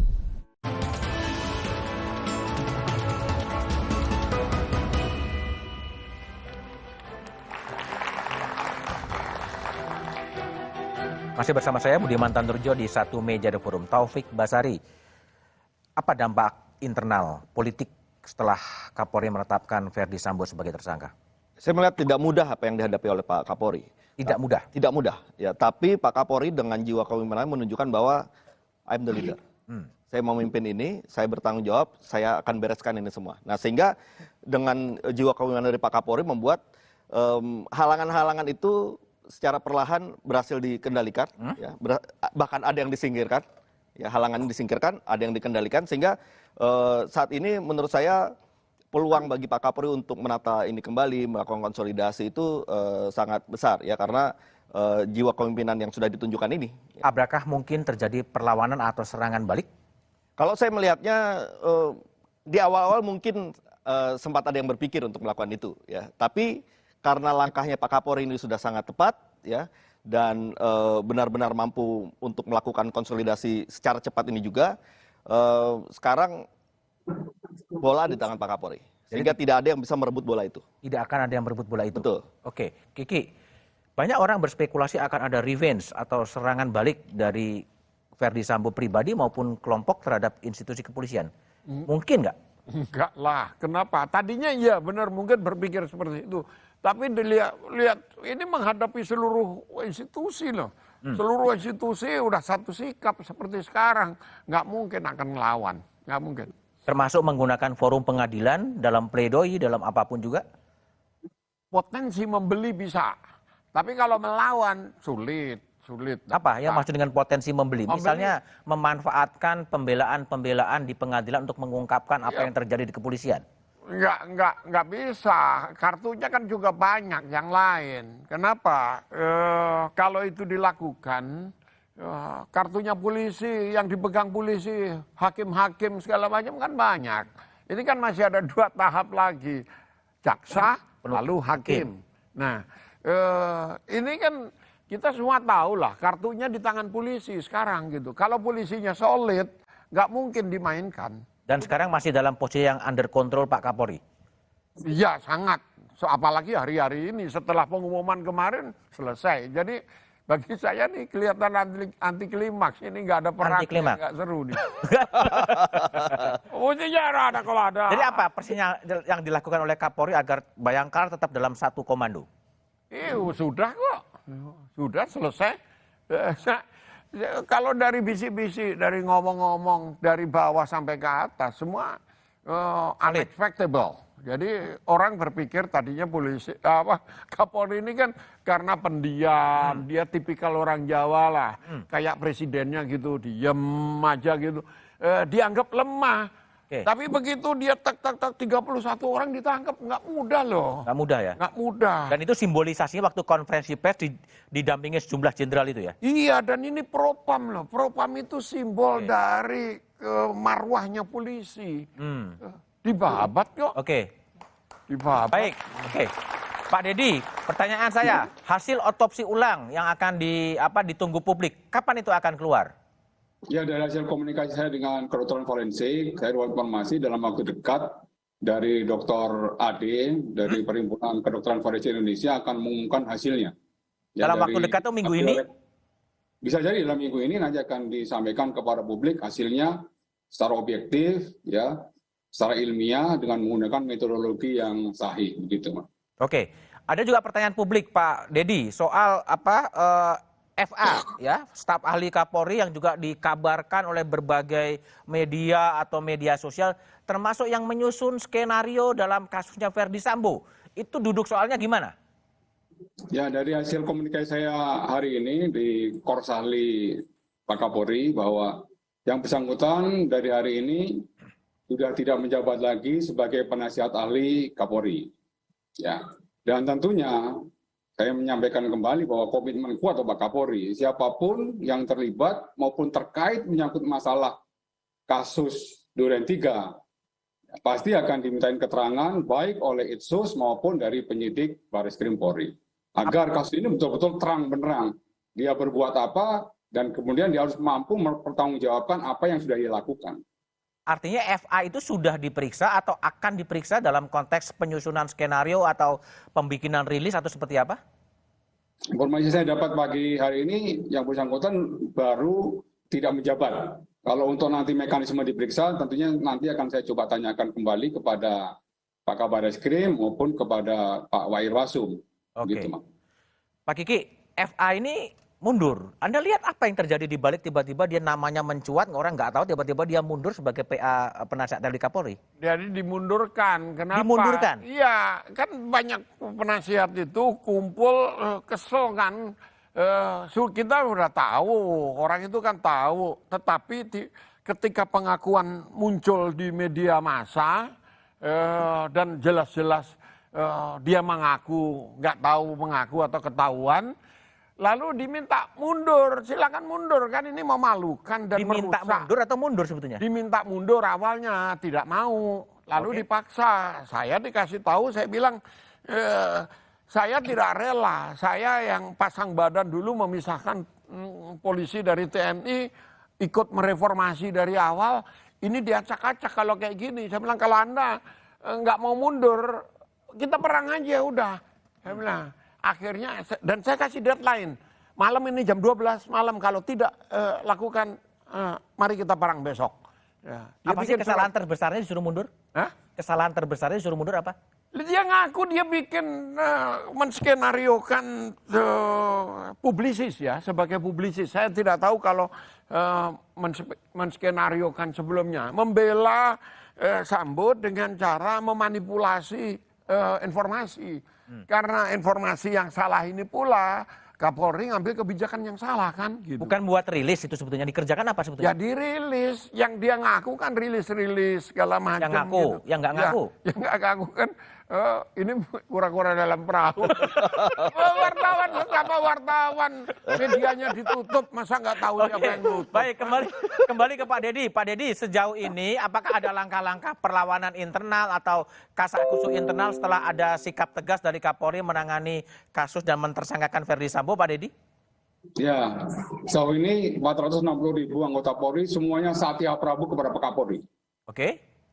Jadi kita tetap tunduk, taat, dan setia kepada pimpinan kita yang tertinggi, Bapak Kapolri. Artinya solid penuh semuanya under control Pak Kapolri? Ya, semuanya full under control Bapak Kapolri sampai dengan hari ini. Dan ini merupakan komitmen Bapak Kapolri dalam mereka mengevaluasi secara menyeluruh ya dampak daripada kasus ini.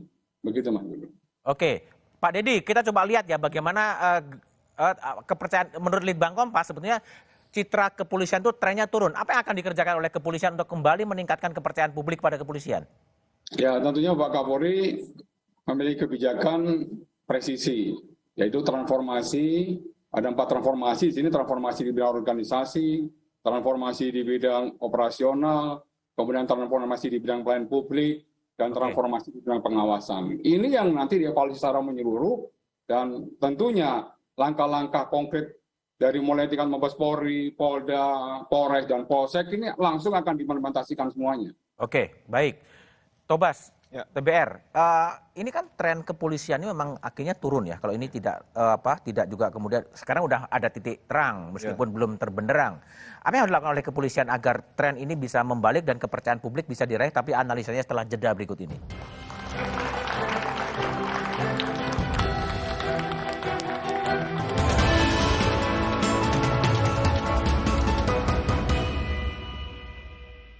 Miligram vitamin C untuk membantumu tetap sehat. 4 rasa menyegarkan untuk pilihan sesuai selera. Dengan lisensi dan sertifikat terpercaya untuk produk berkualitas. Healthy inside, fresh outside. Ini Kalsel, salah satu kuliner otentiknya ada di Indomie Soto Banjar Limau Kuit. Gurih kuahnya endes, tapi limau kuitnya seger. Indomie Soto Banjar Limau Kuit, gurih segar kuah limaunya, nyaman banget. Dengan main di luar, anakku jadi belajar. Banyak kuman loh, gak khawatir dia sakit. Kan ada perlindungan Detol yang efektif melawan kuman. 100% perlindungan lebih baik, Detol. Baru bangun kerjaan udah numpuk. Aqua dulu. Datang dari sumber alam yang terlindungi, murninya air mineral Aqua, berikan air minum berkualitas.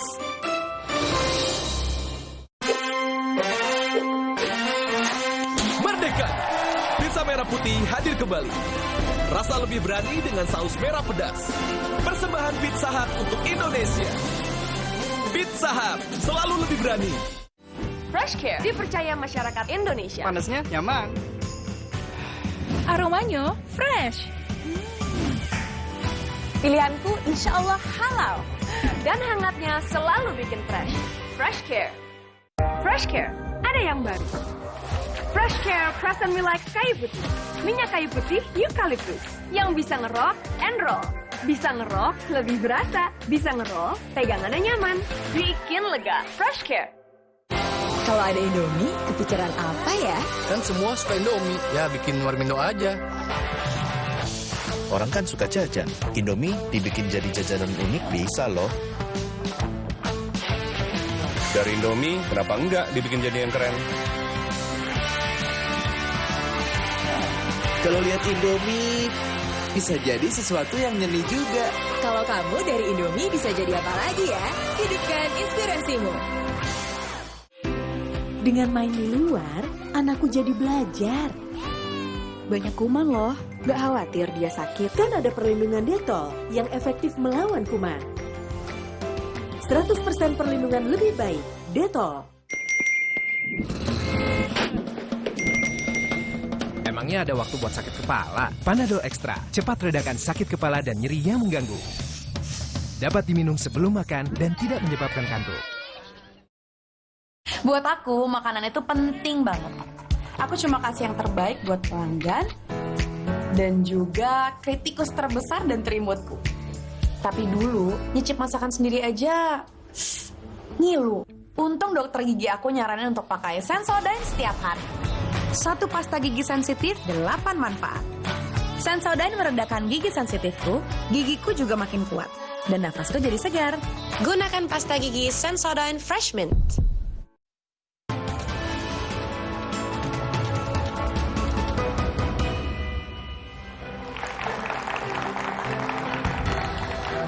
Masih bersama saya Budiman Tanrujo di Satu Meja The Forum. Taufik Basari, apa yang harus dilakukan oleh Kapolri agar kasus ini rekonsolidasi organisasi berjalan dan kepercayaan publik kembali bisa diraih?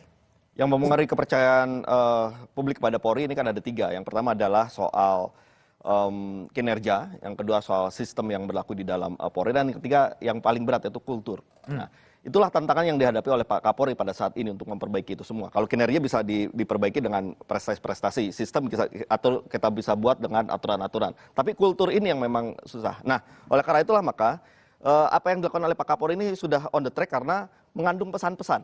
Banyak pesan-pesannya di situ. Pesan pertama adalah bahwa ketika ada kesalahan-kesalahan yang dilakukan oleh personel Polri, maka tidak ada ruang lagi bagi upaya untuk menutup-nutupi, karena akan ditindak tegas dan akan dibuka. Yang kedua, yang paling penting juga bahwa di sini ada pesan, kita personel Polri ini juga harus menggunakan diskresinya ketika melihat ada perintah yang menyimpang. Maka jangan kemudian ikuti ketika ada perintah yang melawan hukum itu. Nah, ini pesan-pesan ini menurut saya akan membantu juga untuk memperbaiki kultur, dan mudah-mudahan ke depan secara perlahan kita bisa membangkitkan kembali kepercayaan publik kepada Polri. Baik, Tobas, Kiki. Jadi apa langkah untuk memulihkan kembali citra kepolisian? Di level menengah ke atas, memberi ruang yang pas untuk diskresi.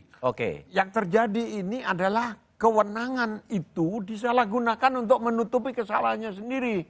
Nah, itu yang tidak boleh. Satu, yang ke bawah itu tadi setuju saya kultur. Lalu koridornya apa?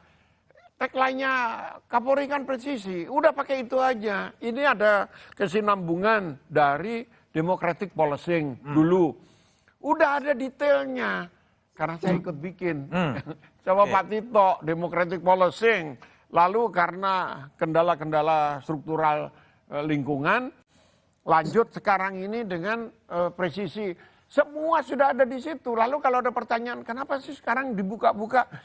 Kan tagline pertamanya transparansi. Ini bagian dari penerapan presisi itu gitu loh. Jadi koridornya udah ada. Ya jangan ditinggalkan yang democratic policing itu. Baik Pak Dedi. Apa yang harus dilakukan oleh kepolisian untuk pembenahan institusi dan kejadian seperti ini tidak kembali terjadi? Ya, tentunya Pak Kapolri mengevaluasi secara menyeluruh. Beliau itu selalu mendengarkan saran, masukan, termasuk kritikan dari semua pihak. Yang selesai beliau mendengarkan, baru beliau nanti akan mengambil suatu langkah-langkah kebijakan strategis.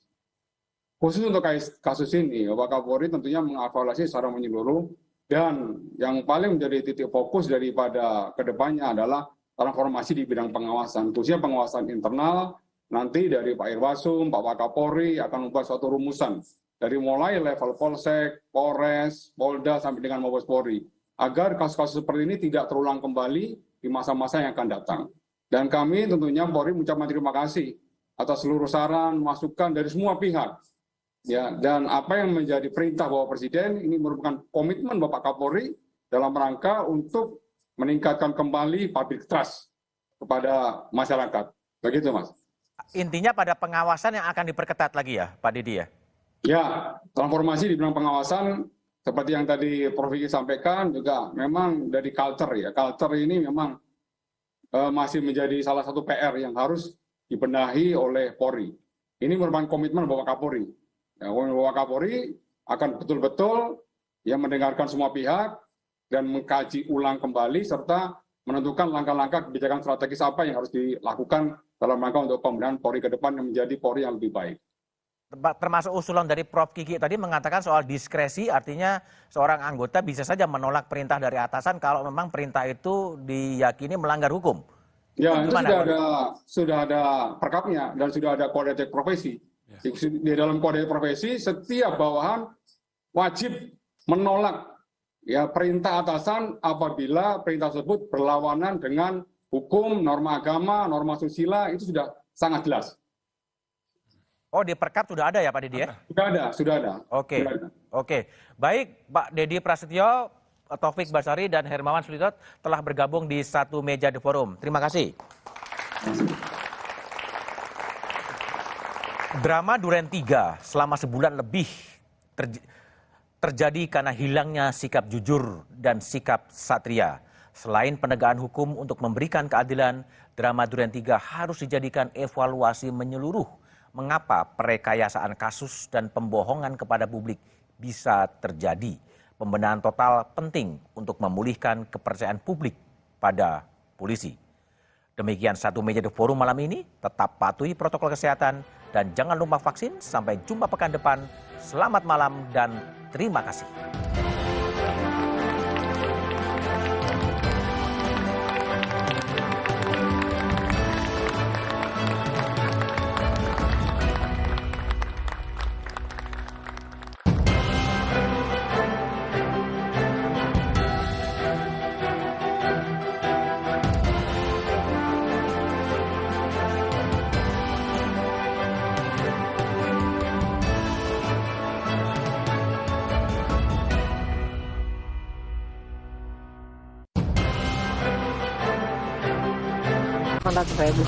Yang ono 1,4. Lowongan kerja palsu banyak tersebar di internet dan media sosial. Yang dilakukan oleh pelaku ini membuat website untuk merekrut karyawan di dalam suatu perusahaan.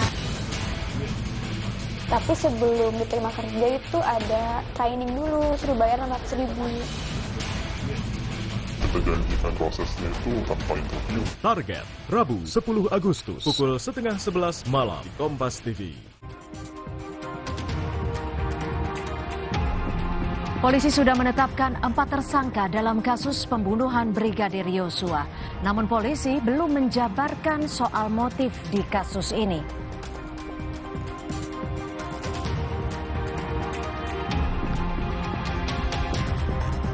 Keluarga Brigadir Yosua meminta nama anaknya dibersihkan dari tuduhan menembak dan pelecehan seksual.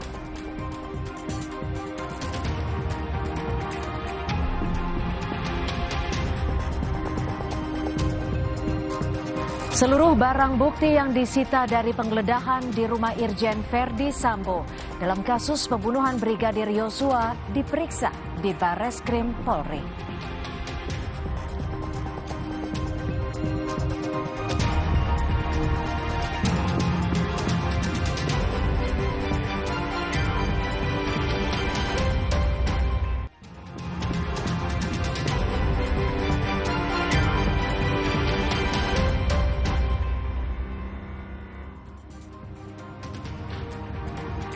Halo, selamat malam saudara. Bagaimana kabar Anda malam ini? Semoga selalu sehat dan tetap menaati protokol kesehatan.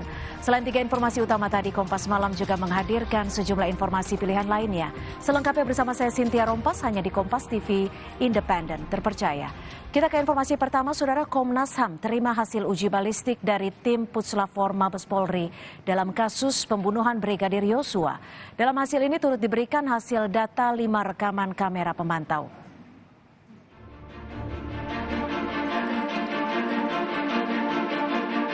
Peristiwa yang terjadi adalah peristiwa penembakan terhadap saudara J untuk menetapkan saudara FS sebagai tersangka.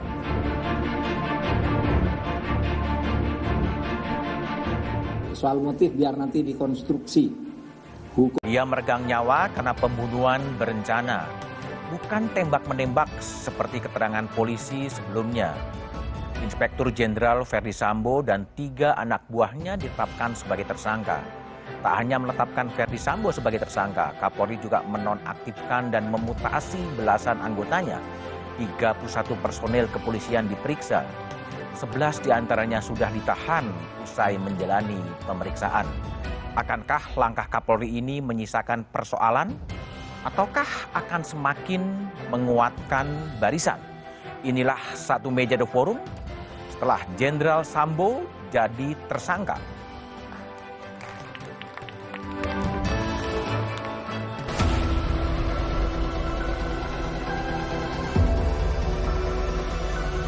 Menetapkan Saudara FS sebagai tersangka.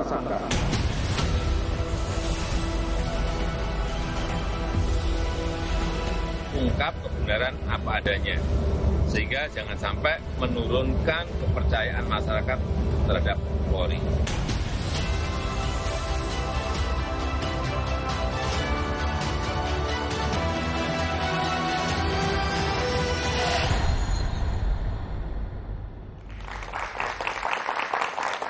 Tahap demi tahap, kotak Pandora kematian Brigadir Yosua terkuak. Inspektur Jenderal Verdi Sambo ditetapkan sebagai tersangka. Ada titik terang, meski belum benderang. Motif pembunuhan masih samar-samar dan masih butuh waktu untuk dibuka. Itulah tema Satu Meja The Forum malam ini setelah Jenderal Sambo jadi tersangka dengan sejumlah narasumber yang telah hadir di studio. Di sebelah kanan saya ada Taufik Basari, anggota Komisi 3 DPR. Taufik, malam. Di sebelah kiri saya ada Guru Besar Universitas Bhayangkara, Profesor Hermawan Sulistyo. Malam, Prof. Hermawan. Melalui sambungan Zoom, ada Menteri Koordinator Politik Hukum dan Keamanan, Mahfud MD. Malam, Pak Mahfud. Malam, Budiman. Kemudian, malam, para pemirsa. Ya, kemudian ada Kepala Divisi Humas Mabes Polri, Irjen Dedi Prastyo. Malam, Pak Dedi. Malam, Pak. Oke. Sebelum memulai diskusi, dialog, kita coba lihat, dengarkan terlebih dahulu paket yang sudah disiapkan oleh tim Satu Meja.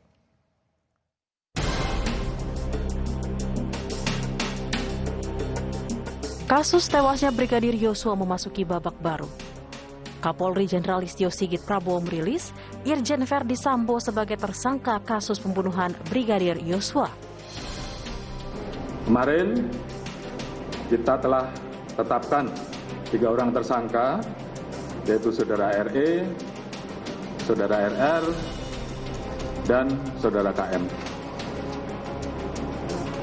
Tadi pagi dilaksanakan gelar perkara dan tim sus telah memutuskan untuk menetapkan Saudara FS sebagai tersangka.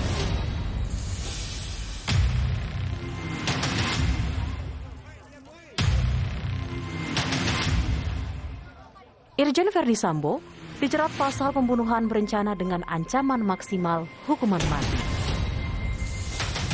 Sebelumnya, Ajudan Verdi Sambo Barada Eliezer ditetapkan sebagai tersangka pada 3 Agustus 2022 lalu.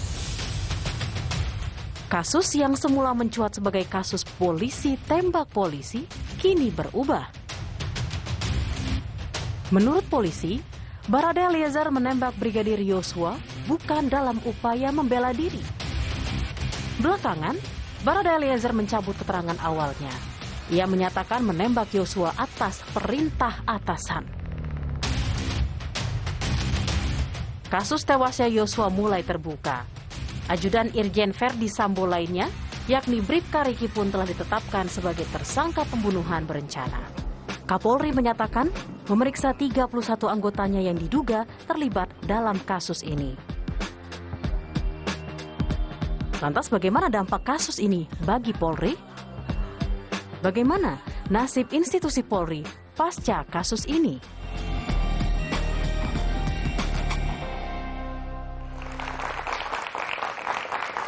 Oke, saya akan bertanya kepada Menko Polhukam Mahfud MD. Pak Mahfud, Pak Kapolri akhirnya menetapkan Verdi Sambo sebagai tersangka.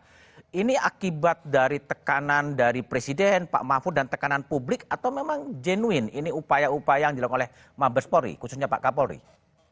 Campuran dua-duanya. Pak Kapolri memang punya keinginan untuk membuka ini dengan baik, tetapi itu perlu dukungan, dukungan politik dari kita, gitu, agar kekuatan karena kita tahu ya banyak masalahnya, ada ranjau-ranjaunya di dalam. Banyak gitu ya. ranjau.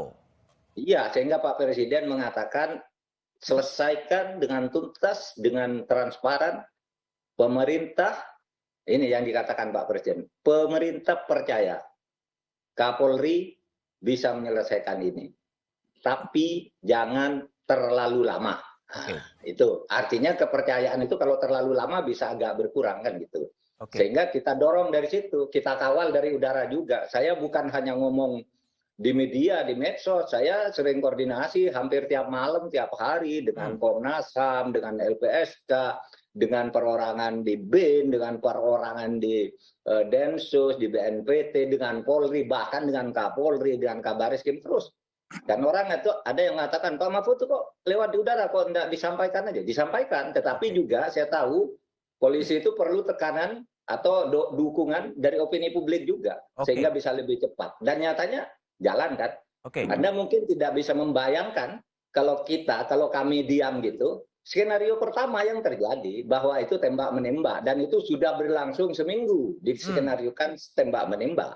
Tapi begitu kita ngomong itu janggal, enggak benar.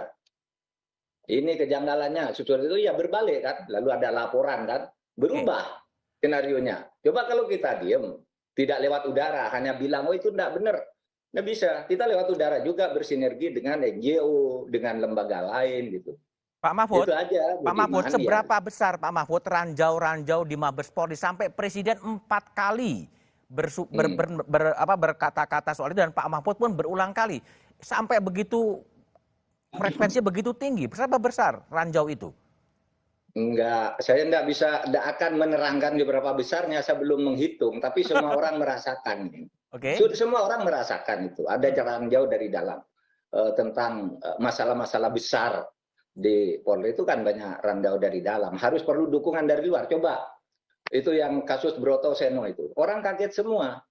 Lalu DPR berteriak tuh, Broto Seno korupsi, kok diaktifkan lagi? Bambang Pacul dari PDIP berteriak, masa orang korupsi berjasa apa kepada negara? Baru Polhukam, Polri koordinasi, ini tidak benar gitu.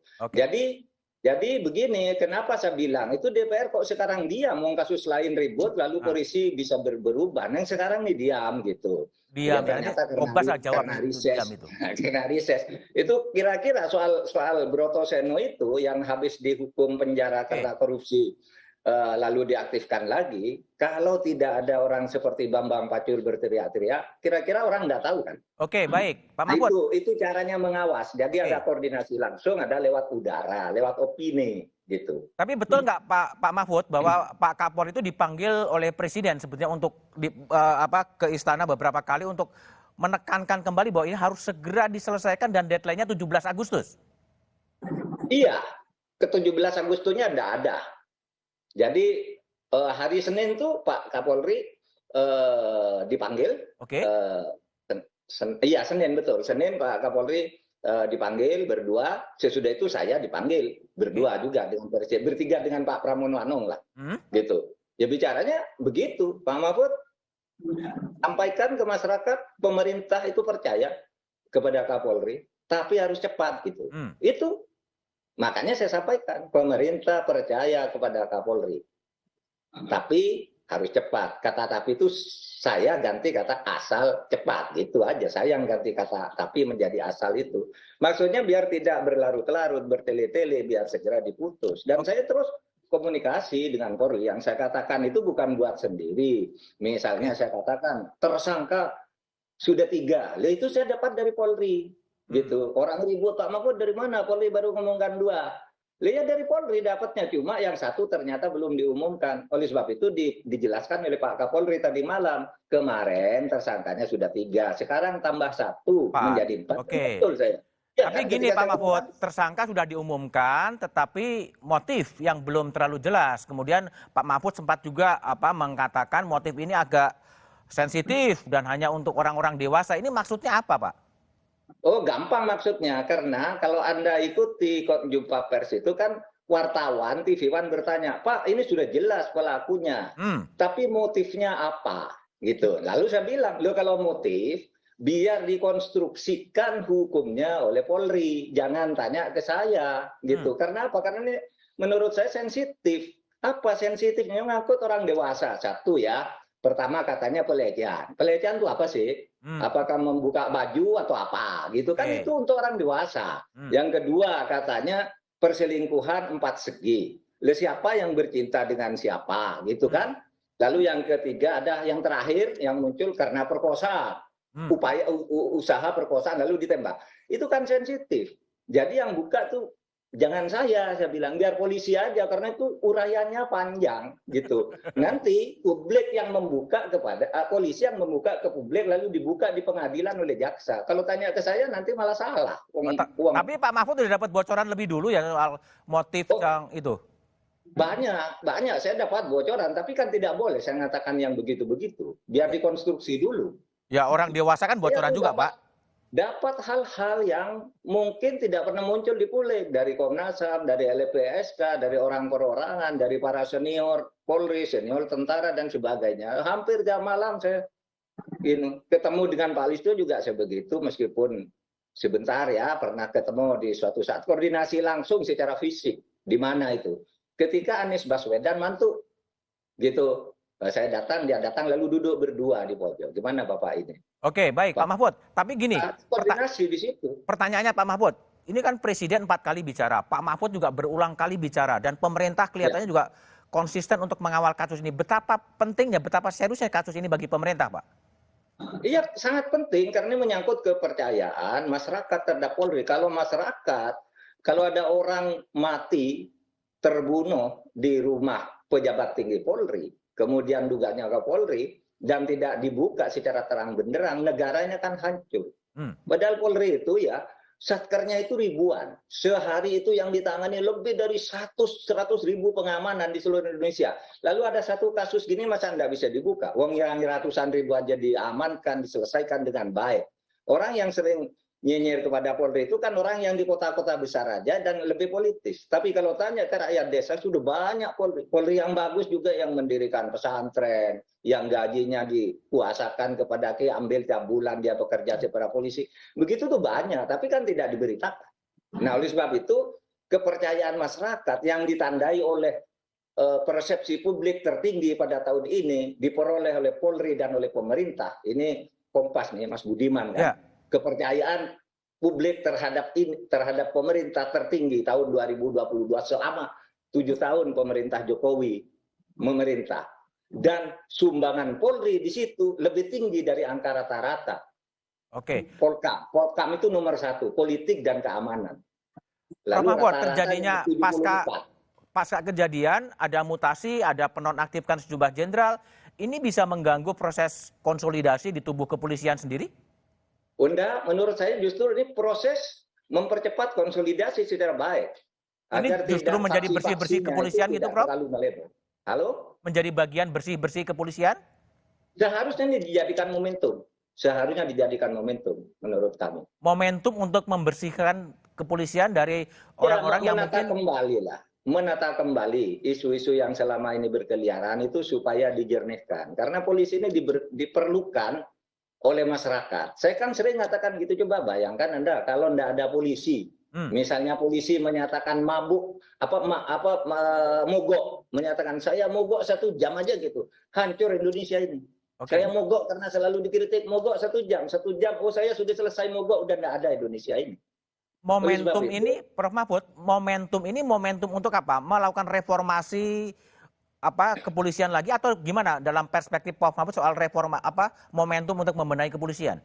Penataan manajerial aja, tidak ada lagi reformasi baru yang sekarang ini sangat urgen untuk dilakukan. Manajerial aja, karena pedomannya sudah ada undang-undang dasar, ada undang-undang, ada peraturan Kapolri, ada PP dan sebagainya. Manajerial aja, ditata kembali nih, agar kompak, iramanya tidak ada yang bikin kegiatan-kegiatan di luar urusan keamanan dan sebagainya itu kan sudah banyak lah kalau gitu. Dan saya kira Pak Kapolri serta para pimpinan Polri itu lebih tahu tentang masalah-masalah apa yang sebenarnya dihadapi. Kalau kita sih kan dapat laporan aja gitu. Tapi yang merasakan di dalam kan mestinya orang-orang dalam. Prof. Mahfud, kalau pertanyaan adalah apakah kasus ini akan mempunyai dampak ya secara internal organisasi kepolisian, seperti apa dampaknya menurut Prof. Mahfud, tapi jawabannya setelah jeda berikut ini.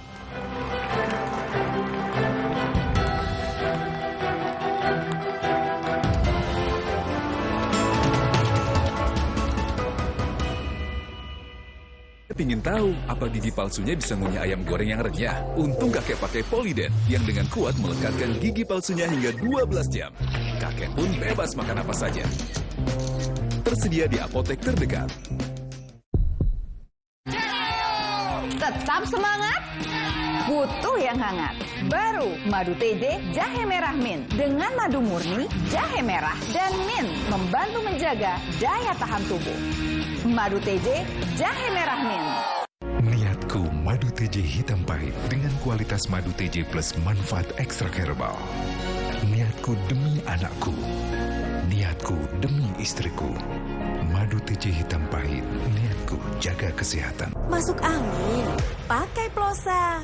Oles, kerok, pijat di sini. Angin terasa cepat keluar. Plosa, atasi tubuh dan kepala. Hey, ada madu TJ Sase, madu TJ Sase, sehat berstamina.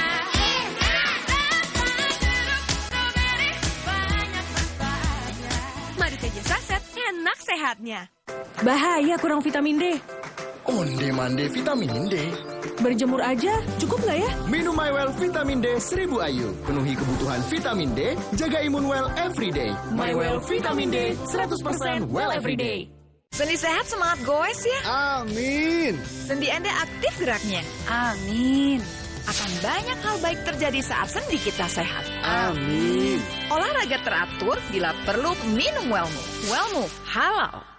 Untuk membantu atasi capek, pegal, dan nyeri otot, pakai Hotin Cream. Kalau untuk meredakan nyeri sendi, rematik dan keseleo, nah, itu pakai Hotin DCL baru. Bahan aktif DCL-nya efektif mengobati rematik, linu, dan nyeri sendi. hotnya Hotin banget deh. Hey, ada madu TJ Sase, madu TJ Sase, sehat berstamina. Banyak manfaatnya. Madu TJ Saset, enak sehatnya. Bahaya kurang vitamin D. onde-mande vitamin D.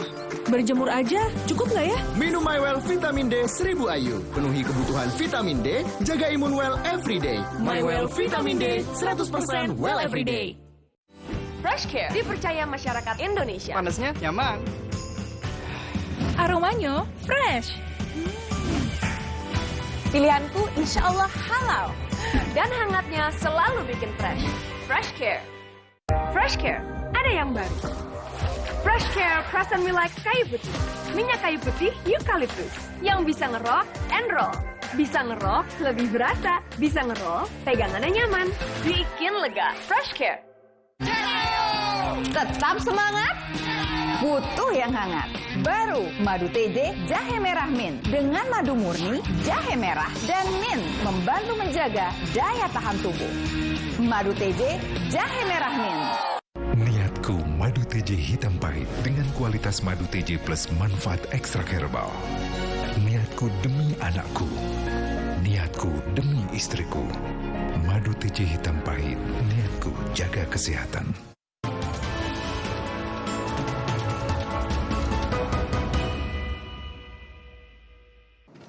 Kita telah tetapkan 3 orang tersangka, yaitu Saudara RE, Saudara RR, dan Saudara KM.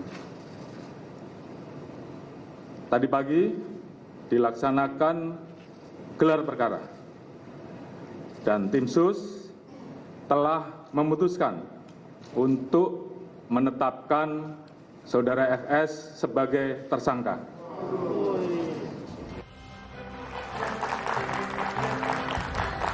Masih bersama saya Budiman Tanurjo di Satu Meja The Forum. Kembali ke Menko Polhukam Mahfud MD. Pak Mahfud, apakah ada dampak politik internal di Polri setelah Kapolri menetapkan Ferdi Sambo sebagai tersangka? Saya kira iya, dan ini kesempatan untuk berkonsolidasi ya. Karena kalau kita baca di media kan orang yang tadinya sepertinya membela-bela Sambo sekarang udah mulai ambil wastafel ya untuk membersihkan diri. Itu artinya bisa diajak kembali bergabung gitu.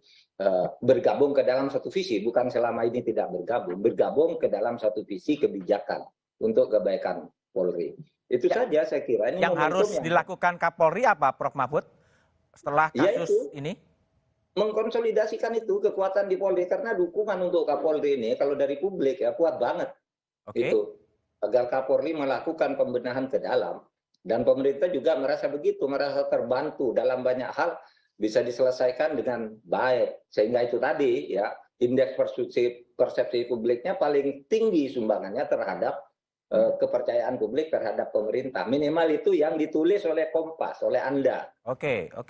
Jadi artinya Polri berutang budi pada publik juga ya dalam pengungkapan kasus ini ya?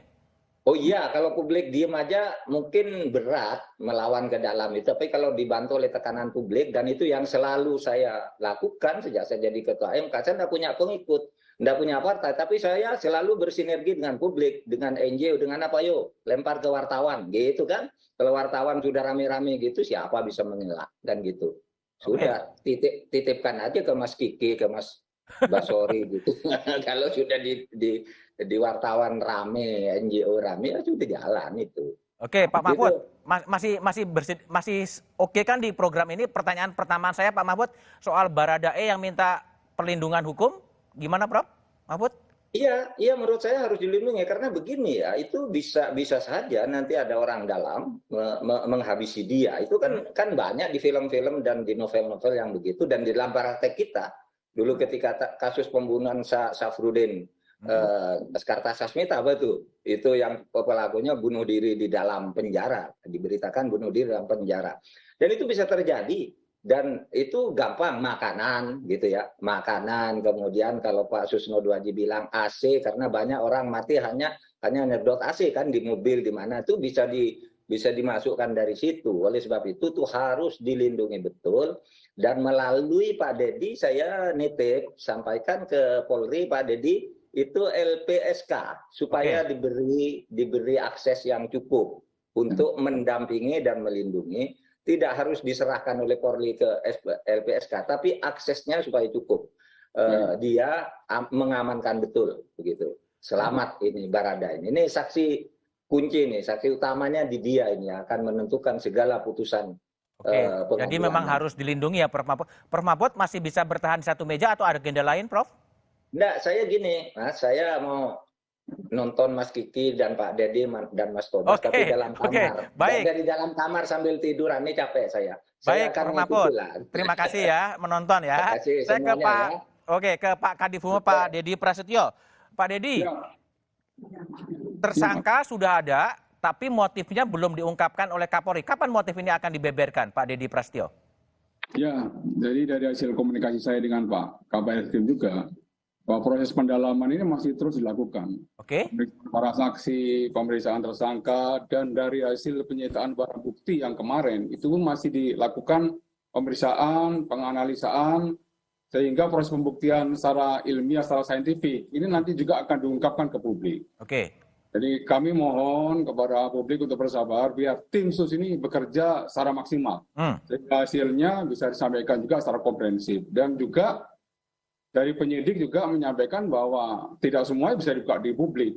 Karena hal khusus nanti akan dibuka di pengadilan. Karena di pengadilan kita tahu, transparan, kemudian juga akuntabel, semuanya bisa diuji di sana nanti seluruh alat bukti yang dihadirkan oleh penyidik di sidang pengadilan. Pak Dedi, jadi kalau kembali lagi pada fokus publik sekarang adalah perlindungan hukum terhadap Baradae. Ini siapa yang akan nanganin? Kepolisian kah atau LPSK, dan gimana akan melindungi Baradae? Ya, bersinergi. Jadi Bareskrim nanti yang memiliki tanggung jawab untuk melindungi, mengamankan Baradae atau Barada RI. Juga tadi seperti yang Prof. Mahfud sampaikan, Pak Menko, nanti kita akan membuka ruang kepada LPSK untuk bisa melihat dan meninjau bagaimana ruang yang digunakan untuk Baradae diamankan oleh penyidik. Begitu. Kalau Baradae yang awalnya memang juga mengakui menembak dan terjadi tembak-menembak, kemudian berubah, faktor apa yang membuat kemudian Baradae itu kemudian mengubah pernyataannya menjadi menembak atas perintah? Ya, jadi begini, bahwa tim SUS ini kan bekerja ada 2 tim. Satu tim adalah ITSUS atau Inspektorat Khusus di bawah pimpinan Bapak Irwasum. Kemudian satu tim lagi adalah tim penyidik. Tim penyidik semuanya pro justia. Tim ITSUS ini mendapatkan beberapa keterangan dari saksi-saksi yang sudah diperiksa duluan.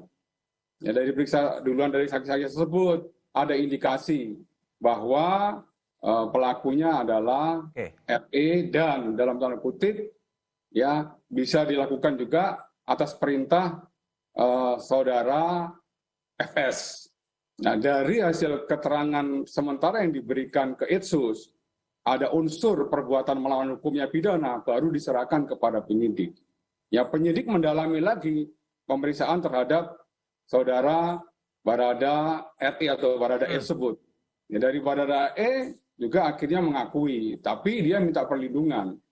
Nah, apabila saya mengungkapkan, tolong saya juga dilindungi. Oke, setuju. Penyidik memiliki kewajiban untuk melindungi Barada E dan diberikan kesempatan untuk menghubungi orang tua. Setelah diberikan kesempatan orang tua, lululah Barada E. Baru Barada E menyebutkan bahwa dia melaksanakan penembakan tersebut atas perintah saudara FS. Ya, pada tanggal 30 yang lalu baru dari penyidik ya Dirpidu menetapkan saudara Barada RE atau Barada E sebagai tersangka. Ini merupakan pintu masuk untuk menetapkan tersangka-tersangka selanjutnya. Begitu.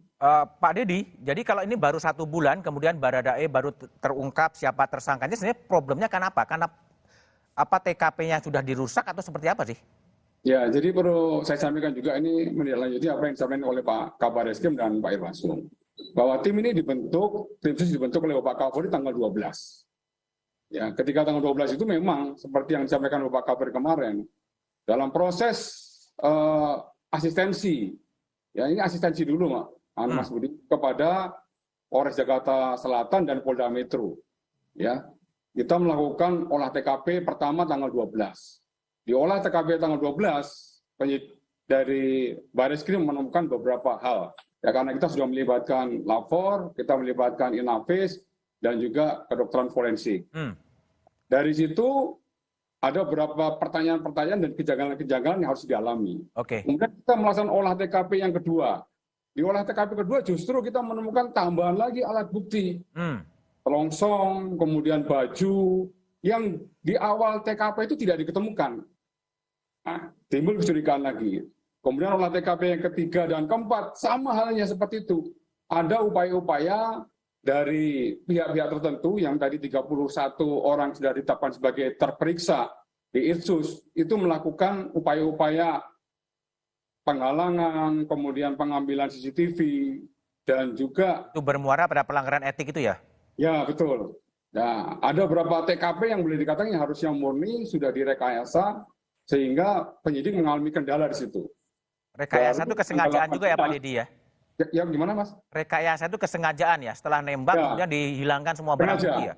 Ya kesengajaan di situ. Makanya 11 personil Polri dari mulai pangkat bintang 2, bintang 1, Kombes, AKBP, dan PAMA, serta Bintara dimasukkan ke tempat khusus dalam hal ini untuk pendalaman lagi pemeriksaan selanjutnya. Apabila nanti ditemukan perbuatan melawan hukum pidananya, akan diproses kembali. Sebenarnya tim penyidikan ini mulai bekerja tanggal 18, Mas Budi. Dari tanggal 18 tersebutlah tim ini baru melaksanakan berbagai macam rangkaian pemeriksaan-pemeriksaan dan analisa laboratorium forensik. Akhir pada saat kami ke sana bersama tim, dari hasil uji balistik kita mencoba sesuai dengan arahan Bapak Kapolri, kasus ini harus dibuka secara terang benerang, tapi unsur kehati-hatian, ketelitian, kecermatan, dan pembuktian secara saintifik harus dibuka. Kita coba lihat terlebih dulu ya Pak Dedi ya, bagaimana pergerakan kasus dari Brigadir Yosua ini ya. Dari waktu ke waktu mungkin bisa ditampilkan. Ya, ini terjadi pada 3 Agustus, Barada Richard Eliezer ditetapkan sebagai tersangka. Ya. Lalu kemudian 4 Agustus, 25 personel Polri diperiksa diduga melanggar kode etik ketidakprofesionalan oleh olah TKP penembakan Brigadir Yosua. Kemudian muncul 6 Agustus, Irjen Verdi Sambo dibawa ke markas Brimob. Lalu kemudian 8 Agustus muncul tersangka lain, Brigadir Riki Rizal ditetapkan sebagai tersangka.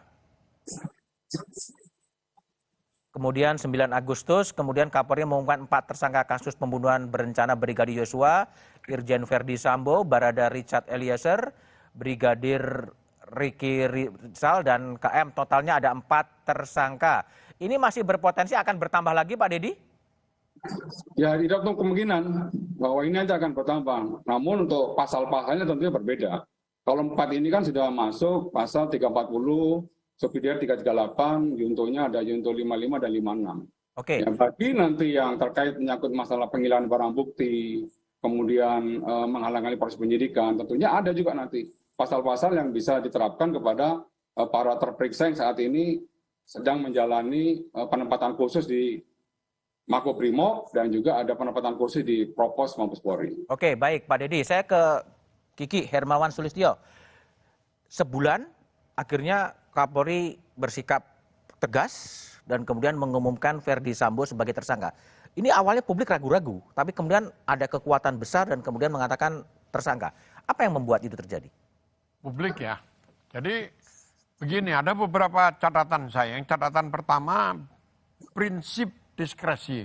Sebelum itu mungkin ada benchmark rujukan kasus O.J. Simpson di Amerika. Oke. Ya, itu 1 tahun lebih, hampir 1,5 tahun.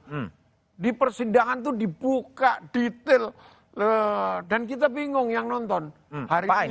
Hari ini wah seperti pengacaranya benar. Oke. Besok jaksanya yang benar. Oke. Gitu. Itu 1 tahun sampai negara bagiannya mau bangkrut itu. Anda mau mengatakan ke situ? Nah, ini akan kejadian nanti kalau polisinya tidak cukup punya bukti di persidangan. Oke. Gitu loh. Nah, itu butuh waktu satu. Nah, butuh waktu itu kenapa tidak bisa cepat? Tadi sudah disebutkan HP disita, diserahkan. Ternyata HP baru. Oke. Nah, terus semua itu kan ceceran darah itu kalau dibersihkan. Tapi itu masih bisa diuji DNA, itu butuh waktu. Nah, kemarin kan diperiksa rumahnya. Orang bingung kenapa sepatunya diambil. Nah, kalau sepatu itu ternyata dipakai lalu ada jejak DNA-nya di TKP, berarti kan dia ada. Tetapi kalau tidak ada jejak DNA-nya, maka berarti tersangka ini tidak ada di situ. Sehingga pasal yang dikenakan tidak bisa pasal pembunuhan gitu. Ini kalau saya jadi pengacaranya bisa lihat dengan jeli seperti itu, bisa hati-hati. Itu satu. Yang kedua, prinsip yang diterapkan ya. Polisi itu mengenakan prinsip diskresi namanya. Diskresi? Diskresi itu untuk universal. Semua polisi di dunia punya diskresi. Setiap anggota polisi memiliki kewenangan untuk mengambil keputusan sendiri. Oke. Nggak perlu lapor komandan. Termasuk nembak nih? Iya. Jadi dia tidak nembak itu diskresi. Dia menembak itu diskresi. Kalau ada perintah? Nah, ada perintah artinya dia tidak menggunakan diskresinya. Kenapa? Itulah sebabnya di polisi, lalu atasannya polisi itu siapa? Atasannya polisi itu hukum. Nah, jadi kalau dia diperintah menembak, dia tahu ini melanggar hukum. Jangan ditembak. Dia menolak. Baik. Dia menolak, ini boleh. Nah, dengan prinsip seperti ini, 2 kali Polri itu pernah menangkap, menahan, memeriksa dan menyidangkan 2 kabar reskrim aktif loh. Ya. Kabar reskrim aktif itu bintang 3. Bintang 3. Bintang 6 kalau kiri kanan ya? Iya, masih menjabat lagi. Nah, itu bisa ditahan, bisa diproses hukum. Baik. Karena prinsip diskresi. Oke, baik. Saya ke DPR dulu, Tobas. Ini DPR ini dulu banyak dikritik diam aja. Tapi sekarang lihat gimana setelah Kapolri mengumumkan Verdi Sambo sebagai tersangka? Jadi ada dua hal ya, karena kejadian ini terjadi ketika kita masa reses, sehingga kita tidak bisa melakukan pemanggilan secara formal. Tapi komunikasi secara informal tetap dilakukan, dan kita di dalam grup juga membahas ini. Yang kedua adalah soal kehati-hatian. Ketika kejadian ini terjadi, memang berbagai versi cerita yang kita dapatkan. DPR bingung juga ya? Ya, kita juga tidak berani mengambil sikap tertentu sebelum kita mendapatkan kepastian. Tapi biasanya agresif kali biasanya. Ya karena itu tadi, karena ternyata versinya macam-macam nih. Kita mau menunggu dulu apa yang temuan-temuan berikutnya untuk menunjukkan ini sebenarnya seperti apa. Dan ketika kemudian Mabes Polri sudah mengambil alih kasus ini, mulai terang benderang, ya, baru kita kemudian bisa menentukan langkah-langkah selanjutnya. Jadi nunggu terang dulu ya, baru ikut gitu ya? Ya, karena kita juga tidak mau gegabah kalau misalnya kita mengambil sikap dalam keadaan fakta-fakta yang belum bisa kita pastikan, itu kan kita juga bisa salah langkah. Tapi gini, kalau menurut dari Tobas gitu, dampak politik secara internal setelah Kapolri menetapkan Ferdi Sambo sebagai tersangka seperti apa? Tapi jawabannya setelah jeda berikut ini.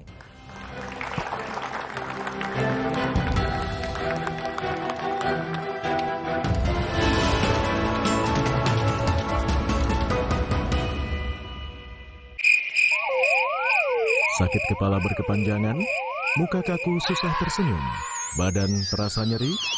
Ini gejala kurang tertawa.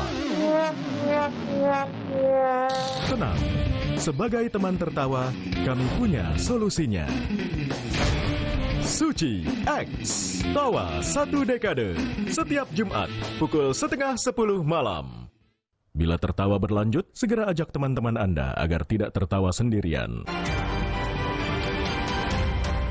Kompas Update dipersembahkan oleh Hydro Coco. Selamat malam saudara. Polisi menangkap pelaku curanmor berkedok menawarkan pekerjaan. Aksi pelaku dilakukan melalui media sosial Facebook. Setelah 6 bulan diburu polisi, pelaku ditangkap di rumah indekosnya di Gedangan, Sidoarjo. Untuk meyakinkan korban, pelaku berpura-pura menjadi pemilik restoran dengan menawarkan pekerjaan. Tawaran tersebut diunggah di media sosial Facebook. Saat melakukan wawancara, pelaku membawa kabur motor korban dengan berpura-pura meminjam motor untuk membeli materai. Hingga saat ini setidaknya 4 motor berhasil dibawa kabur.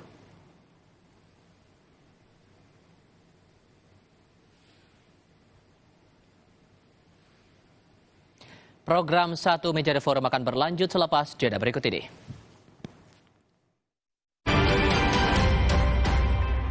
Kompas Update dipersembahkan oleh Entrasol. Hydro Coco. Why choose Hydro Coco? Healthy, taste good. Rasakan manfaat air kelapa asli untuk bantu jaga imun tubuh. We choose Hydro Coco. Real coconut water. Hai, tahukah Anda? Cuma Entrasol yang tinggi serat dan mengandung ekstrak buah zaitun. Bantu jaga kesehatan jantungku. Rendah laktosanya bikin nyaman di perutku. Entrasol. Hotin Cream. Selalu ada untuk membantu redakan pegal dan nyeri otot. Panasnya pas, hotnya in sampai ke dalam. Selalu ada Hotin Cream. Bantu redakan capek, pegal, dan nyeri otot. Otot dihantam capek pegal habis-habisan. Lawan dengan Hotin Strong. Baru krim otot ekstra panas. Hotnya in, strong sampai ke otot. Atasi capek dan pegal. Nggak lengket tanpa bekas. Hotin Strong. Panasnya berani adu strong. Kakek pingin tahu apa gigi palsunya bisa ngunyah ayam goreng yang renyah. Untung kakek pakai Poliden yang dengan kuat melekatkan gigi palsunya hingga 12 jam. Kakek pun bebas makan apa saja. Tersedia di apotek terdekat. Masuk angin, pakai plosa, oles, kerok, pijat di sini. Angin terasa cepat keluar. Plosa, atasi tubuh dan kepala. Bosen nih. Diputar, dijilat, dan dicelupin. Selezat Oreo, selembut cake. Oreo Soft Cake baru. Terbuat dari Oreo, selembut cake dengan coklat berlimpah. Hotin Cream. Selalu ada untuk membantu redakan pegal dan nyeri otot. Panasnya pas, hotnya in sampai ke dalam. Selalu ada Hot in Cream, bantu redakan capek, pegal, dan nyeri otot. Otot dihantam capek pegal habis-habisan. Lawan dengan Hot in Strong. Baru krim otot ekstra panas. Hotnya in, strong sampai ke otot. Atasi capek dan pegal. Nggak lengket tanpa bekas. Hot in Strong. Panasnya berani adu strong. Merdeka! Pizza merah putih hadir kembali. Rasa lebih berani dengan saus merah pedas. Persembahan Pizza Hut untuk Indonesia. Pizza Hut selalu lebih berani. Omehar, minyak ikan pilihan dari laut dalam. Omehar, suplemen omega 3 esensial. Dalam mini kapsul, lebih mudah ditelan. Diproses dengan teknologi modern di Amerika. Bantu pelihara kesehatan tubuh kini dan nanti. Bos bawel, anak rewel. Well, My Well. Baru, My Well Vitamin C plus Zinc. Bantu jaga daya tahan tubuh. Well, My Well Vitamin C plus Zinc. Emangnya ada waktu buat sakit kepala? Panadol Extra, cepat redakan sakit kepala dan nyeri yang mengganggu. Dapat diminum sebelum makan dan tidak menyebabkan kantuk.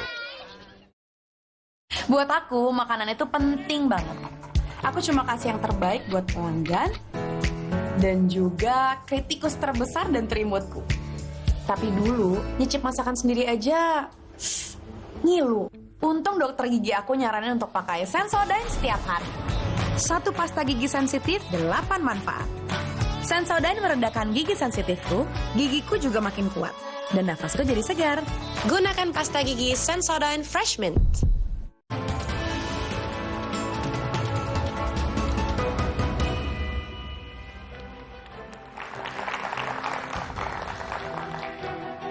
Masih bersama saya Budiman Tanurjo di Satu Meja The Forum. Taufik Basari, apa dampak internal politik setelah Kapolri menetapkan Verdi Sambo sebagai tersangka? Saya melihat tidak mudah apa yang dihadapi oleh Pak Kapolri. Tidak mudah? Tidak mudah, ya. Tapi Pak Kapolri dengan jiwa kepemimpinan menunjukkan bahwa I'm the leader. Saya mau memimpin ini, saya bertanggung jawab, saya akan bereskan ini semua. Nah, sehingga dengan jiwa kepemimpinan dari Pak Kapolri membuat halangan-halangan itu secara perlahan berhasil dikendalikan, ya, bahkan ada yang disingkirkan, ya, halangan disingkirkan, ada yang dikendalikan, sehingga saat ini menurut saya peluang bagi Pak Kapolri untuk menata ini kembali, melakukan konsolidasi itu sangat besar, ya, karena jiwa kepemimpinan yang sudah ditunjukkan ini. Apakah mungkin terjadi perlawanan atau serangan balik? Kalau saya melihatnya di awal-awal mungkin sempat ada yang berpikir untuk melakukan itu, ya, tapi karena langkahnya Pak Kapolri ini sudah sangat tepat, ya, dan benar-benar mampu untuk melakukan konsolidasi secara cepat ini juga, sekarang bola di tangan Pak Kapolri, sehingga tidak ada yang bisa merebut bola itu. Tidak akan ada yang merebut bola itu. Betul. Oke, Kiki, banyak orang berspekulasi akan ada revenge atau serangan balik dari Verdi Sambo pribadi maupun kelompok terhadap institusi kepolisian. Mungkin nggak? Enggak lah, kenapa? Tadinya iya benar mungkin berpikir seperti itu. Tapi lihat ini menghadapi seluruh institusi loh. Seluruh institusi udah satu sikap seperti sekarang. Nggak mungkin akan melawan, nggak mungkin. Termasuk menggunakan forum pengadilan dalam pledoi, dalam apapun juga? Potensi membeli bisa. Tapi kalau melawan sulit. Apa yang maksud dengan potensi membeli? Misalnya memanfaatkan pembelaan-pembelaan di pengadilan untuk mengungkapkan apa yang terjadi di kepolisian? Enggak bisa. Kartunya kan juga banyak yang lain. Kenapa? Kalau itu dilakukan, kartunya polisi, yang dipegang polisi, hakim-hakim segala macam kan banyak. Ini kan masih ada 2 tahap lagi. Jaksa, lalu hakim.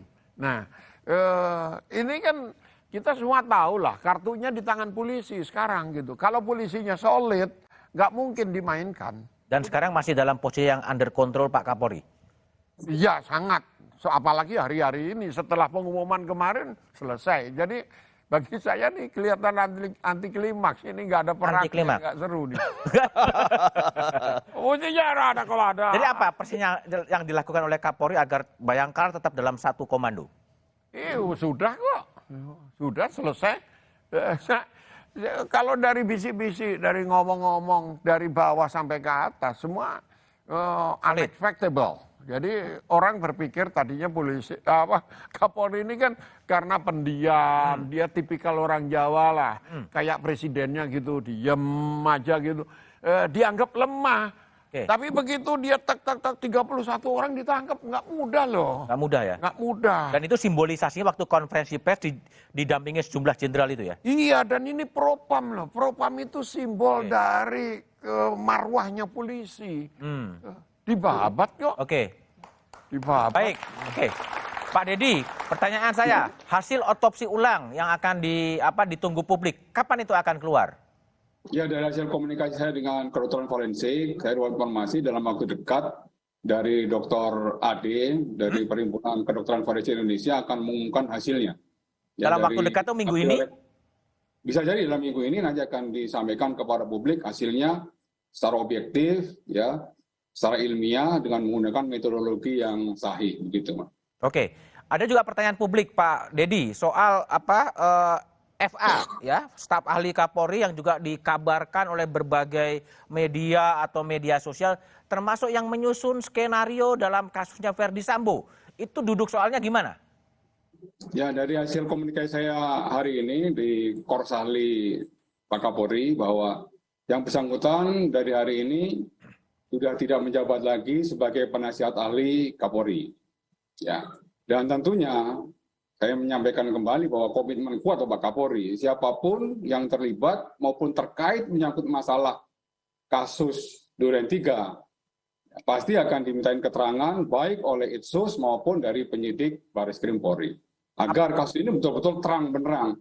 Dia berbuat apa dan kemudian dia harus mampu mempertanggungjawabkan apa yang sudah dia lakukan. Artinya FA itu sudah diperiksa atau akan diperiksa dalam konteks penyusunan skenario atau pembikinan rilis atau seperti apa? Informasi saya dapat pagi hari ini yang bersangkutan baru tidak menjabat. Kalau untuk nanti mekanisme diperiksa tentunya nanti akan saya coba tanyakan kembali kepada Pak Kabar Eskrim maupun kepada Pak Wairwasum. Oke. Gitu, Pak Kiki, FA ini mundur. Anda lihat apa yang terjadi di balik tiba-tiba dia namanya mencuat, orang nggak tahu tiba-tiba dia mundur sebagai PA penasihat dari Kapolri. Jadi dimundurkan. Kenapa? Dimundurkan? Iya, kan banyak penasihat itu kumpul kesel kan.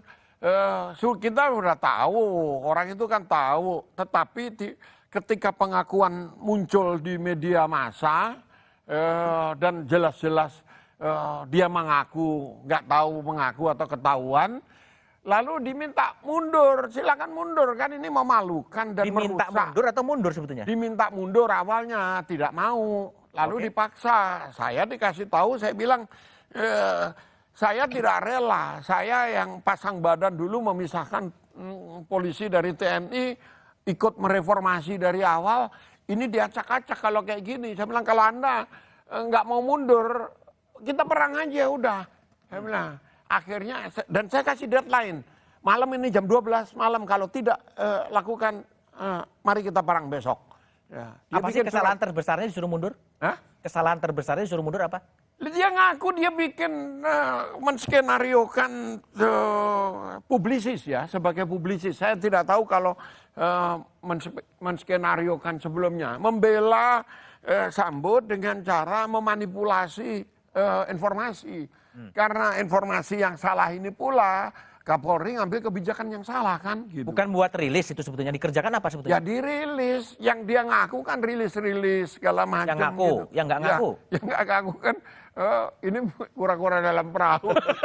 Wartawan, betapa wartawan, medianya ditutup, masa nggak tahu siapa yang nutup. Baik, kembali ke Pak Dedi. Pak Dedi, sejauh ini apakah ada langkah-langkah perlawanan internal atau kasakusuk internal setelah ada sikap tegas dari Kapolri menangani kasus dan mentersangkakan Verdi Sambo, Pak Dedi? Ya, sejauh ini 460.000 anggota Polri semuanya Satya Prabu kepada Pak Kapolri. Oke. Jadi kita tetap tunduk, taat, dan setia kepada pimpinan kita yang tertinggi, Bapak Kapolri. Artinya solid penuh semuanya under control Pak Kapolri?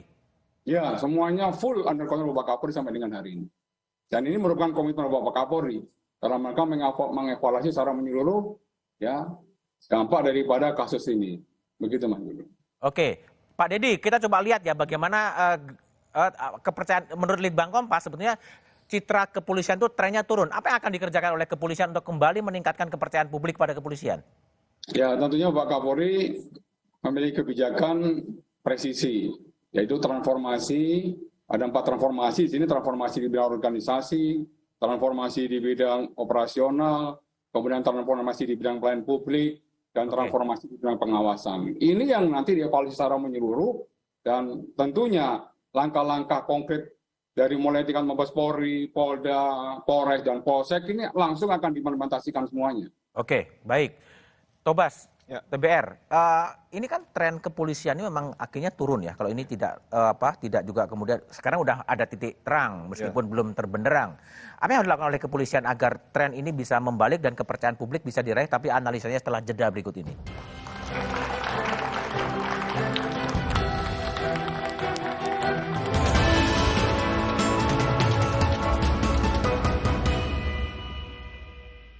Miligram vitamin C untuk membantumu tetap sehat. 4 rasa menyegarkan untuk pilihan sesuai selera. Dengan lisensi dan sertifikat terpercaya untuk produk berkualitas. Healthy inside, fresh outside. Ini Kalsel, salah satu kuliner otentiknya ada di Indomie Soto Banjar Limau Kuit. Gurih kuahnya endes, tapi limau kuitnya seger. Indomie Soto Banjar Limau Kuit, gurih segar kuah limaunya, nyaman banget. Dengan main di luar, anakku jadi belajar. Banyak kuman loh, gak khawatir dia sakit. Kan ada perlindungan Detol yang efektif melawan kuman. 100% perlindungan lebih baik, Detol. Baru bangun kerjaan udah numpuk. Aqua dulu. Datang dari sumber alam yang terlindungi, murninya air mineral Aqua, berikan air minum berkualitas.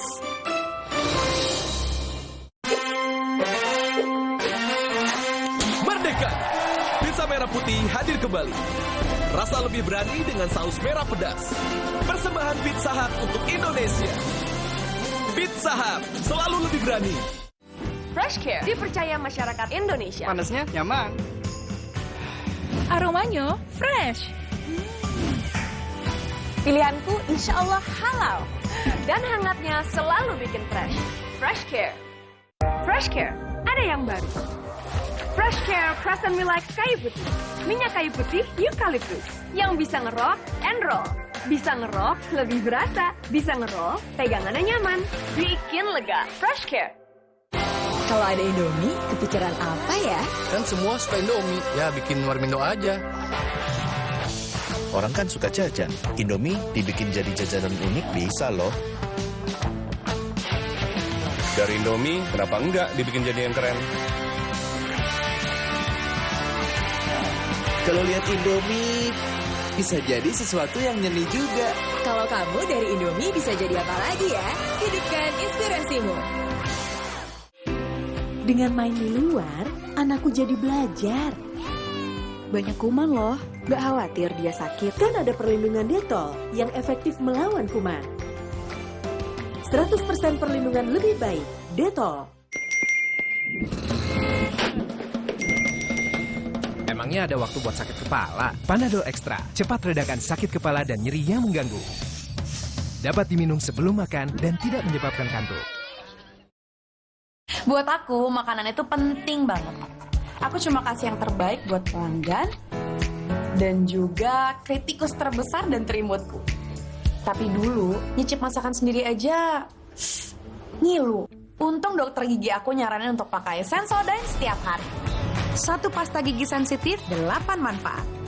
Sensodyne meredakan gigi sensitifku, gigiku juga makin kuat. Dan nafasku jadi segar. Gunakan pasta gigi Sensodyne Fresh Mint.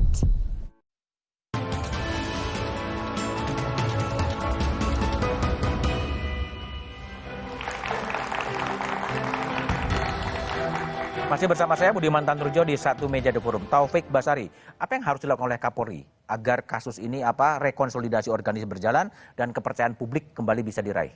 Yang mempengaruhi kepercayaan publik kepada Polri ini kan ada 3. Yang pertama adalah soal kinerja, yang kedua soal sistem yang berlaku di dalam Polri, dan yang ketiga yang paling berat yaitu kultur. Nah, itulah tantangan yang dihadapi oleh Pak Kapolri pada saat ini untuk memperbaiki itu semua. Kalau kinerja bisa diperbaiki dengan prestasi-prestasi, sistem bisa, atau kita bisa buat dengan aturan-aturan. Tapi kultur ini yang memang susah. Nah, oleh karena itulah maka apa yang dilakukan oleh Pak Kapolri ini sudah on the track karena mengandung pesan-pesan. Banyak pesan-pesannya di situ. Pesan pertama adalah bahwa ketika ada kesalahan-kesalahan yang dilakukan oleh personel Polri, maka tidak ada ruang lagi bagi upaya untuk menutup-nutupi, karena akan ditindak tegas dan akan dibuka. Yang kedua, yang paling penting juga bahwa di sini ada pesan, kita personel Polri ini juga harus menggunakan diskresinya ketika melihat ada perintah yang menyimpang. Maka jangan kemudian ikuti ketika ada perintah yang melawan hukum itu. Nah, ini pesan-pesan ini menurut saya akan membantu juga untuk memperbaiki kultur, dan mudah-mudahan ke depan secara perlahan kita bisa membangkitkan kembali kepercayaan publik kepada Polri. Tobas, Kiki, jadi apa langkah untuk memulihkan kembali citra kepolisian? Di level menengah ke atas, memberi ruang yang pas untuk diskresi. Yang terjadi ini adalah kewenangan itu disalahgunakan untuk menutupi kesalahannya sendiri. Nah, itu yang tidak boleh. Satu, yang ke bawah itu tadi setuju saya kultur. Lalu koridornya apa? Tagline-nya Kapolri kan presisi, udah pakai itu aja. Ini ada kesinambungan dari democratic policing dulu. Udah ada detailnya, karena saya ikut bikin. Coba Pak Tito, democratic policing. Lalu karena kendala-kendala struktural lingkungan, lanjut sekarang ini dengan presisi. Semua sudah ada di situ. Lalu kalau ada pertanyaan, kenapa sih sekarang dibuka-buka? Kan tagline pertamanya transparansi. Ini bagian dari penerapan presisi itu gitu loh. Jadi koridornya udah ada. Ya jangan ditinggalkan yang democratic policing itu. Baik Pak Dedi. Apa yang harus dilakukan oleh kepolisian untuk pembenahan institusi dan kejadian seperti ini tidak kembali terjadi? Ya, tentunya Pak Kapolri mengevaluasi secara menyeluruh. Beliau itu selalu mendengarkan saran, masukan, termasuk kritikan dari semua pihak. Yang selesai beliau mendengarkan, baru beliau nanti akan mengambil suatu langkah-langkah kebijakan strategis. Khusus untuk kasus ini, Pak Kapolri tentunya mengevaluasi secara menyeluruh, dan yang paling menjadi titik fokus daripada kedepannya adalah transformasi di bidang pengawasan, khususnya pengawasan internal. Nanti dari Pak Irwasum, Pak Wakapolri akan membuat suatu rumusan dari mulai level Polsek, Polres, Polda sampai dengan Mabes Polri, agar kasus-kasus seperti ini tidak terulang kembali di masa-masa yang akan datang. Dan kami tentunya Polri mengucapkan terima kasih atas seluruh saran, masukan dari semua pihak. Ya, dan apa yang menjadi perintah Bapak Presiden ini merupakan komitmen Bapak Kapolri dalam rangka untuk meningkatkan kembali public trust kepada masyarakat. Begitu, Mas. Intinya pada pengawasan yang akan diperketat lagi ya, Pak Dedi ya? Ya, transformasi di bidang pengawasan seperti yang tadi Prof. Vicky sampaikan juga memang dari culture ya. Culture ini memang masih menjadi salah satu PR yang harus dibenahi oleh Polri. Ini merupakan komitmen Bapak Kapolri. Ya, Bapak Kapolri akan betul-betul ya mendengarkan semua pihak dan mengkaji ulang kembali serta menentukan langkah-langkah kebijakan strategis apa yang harus dilakukan dalam rangka untuk pembenahan Polri ke depan yang menjadi Polri yang lebih baik. Termasuk usulan dari Prof. Kiki tadi mengatakan soal diskresi, artinya seorang anggota bisa saja menolak perintah dari atasan kalau memang perintah itu diyakini melanggar hukum. Ya, itu sudah ada perkapnya dan sudah ada kode etik profesi. Di dalam kode etik profesi, setiap bawahan wajib menolak ya perintah atasan apabila perintah tersebut berlawanan dengan hukum, norma agama, norma susila, itu sudah sangat jelas. Oh, di Perkap sudah ada ya Pak Dedi ya? Sudah ada. Oke. Baik, Pak Dedi Prasetyo, Taufik Basari, dan Hermawan Sulitot telah bergabung di satu meja The Forum. Terima kasih. Drama Duren 3 selama sebulan lebih terjadi karena hilangnya sikap jujur dan sikap satria. Selain penegakan hukum untuk memberikan keadilan, drama Duren 3 harus dijadikan evaluasi menyeluruh. Mengapa perekayasaan kasus dan pembohongan kepada publik bisa terjadi? Pembenahan total penting untuk memulihkan kepercayaan publik pada polisi. Demikian Satu Meja The Forum malam ini. Tetap patuhi protokol kesehatan dan jangan lupa vaksin. Sampai jumpa pekan depan. Selamat malam dan terima kasih.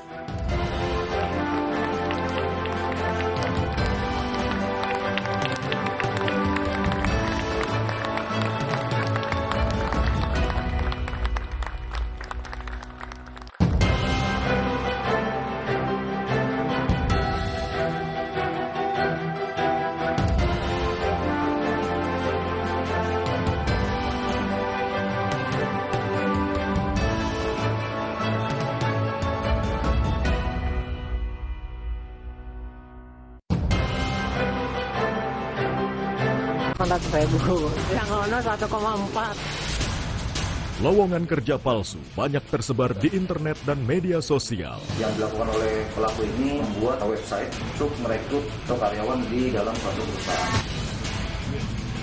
Tapi sebelum diterima kerja itu ada training dulu, suruh bayar 600.000. Kita janjikan prosesnya itu tanpa interview. Target, Rabu 10 Agustus, pukul 10:30 malam di Kompas TV. Polisi sudah menetapkan 4 tersangka dalam kasus pembunuhan Brigadir Yosua. Namun polisi belum menjabarkan soal motif di kasus ini.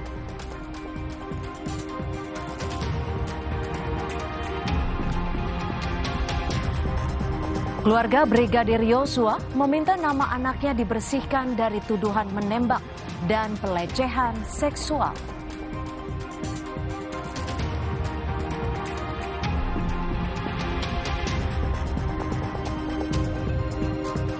Seluruh barang bukti yang disita dari penggeledahan di rumah Irjen Verdi Sambo dalam kasus pembunuhan Brigadir Yosua diperiksa di Barreskrim Polri.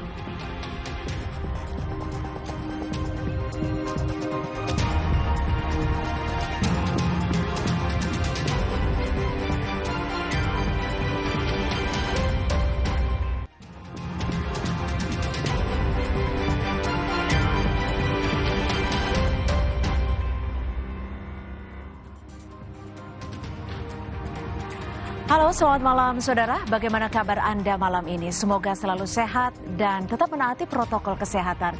Selain 3 informasi utama tadi, Kompas Malam juga menghadirkan sejumlah informasi pilihan lainnya. Selengkapnya bersama saya Cynthia Rompas hanya di Kompas TV, independen, terpercaya. Kita ke informasi pertama, saudara. Komnas HAM terima hasil uji balistik dari tim Puslapor Mabes Polri dalam kasus pembunuhan Brigadir Yosua.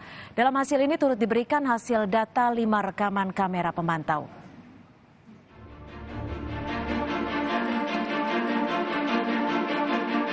Peristiwa yang terjadi adalah peristiwa penembakan terhadap saudara J untuk menetapkan saudara FS sebagai tersangka.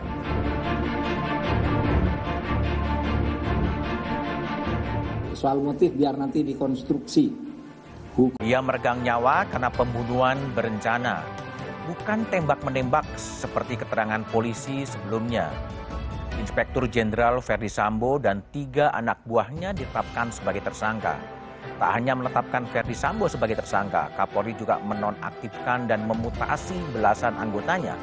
31 personel kepolisian diperiksa.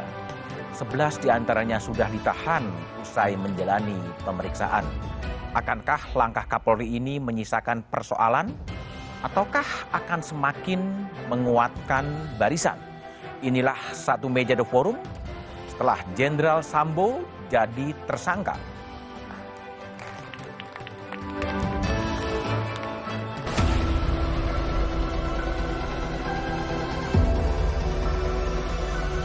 Menetapkan saudara FS sebagai tersangka.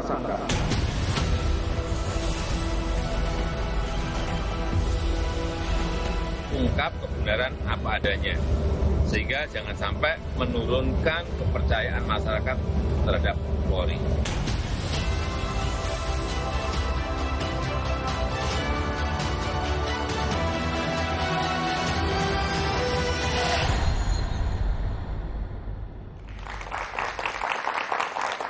Tahap demi tahap, kotak Pandora kematian Brigadir Yosua terkuak.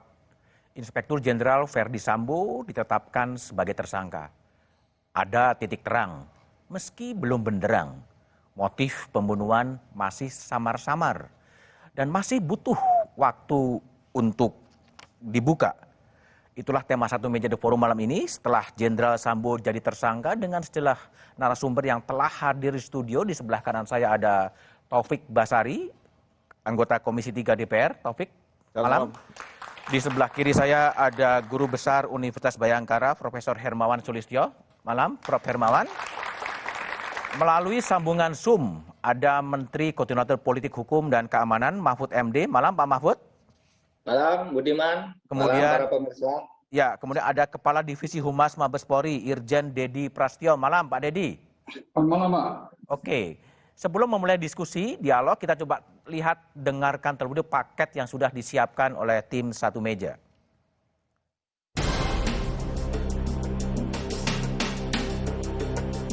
Kasus tewasnya Brigadir Yosua memasuki babak baru. Kapolri Jenderal Listio Sigit Prabowo merilis Irjen Verdi Sambo sebagai tersangka kasus pembunuhan Brigadir Yosua. Kemarin kita telah tetapkan 3 orang tersangka, yaitu Saudara RE, Saudara RR, dan Saudara KM. Tadi pagi dilaksanakan gelar perkara dan tim sus telah memutuskan untuk menetapkan Saudara FS sebagai tersangka.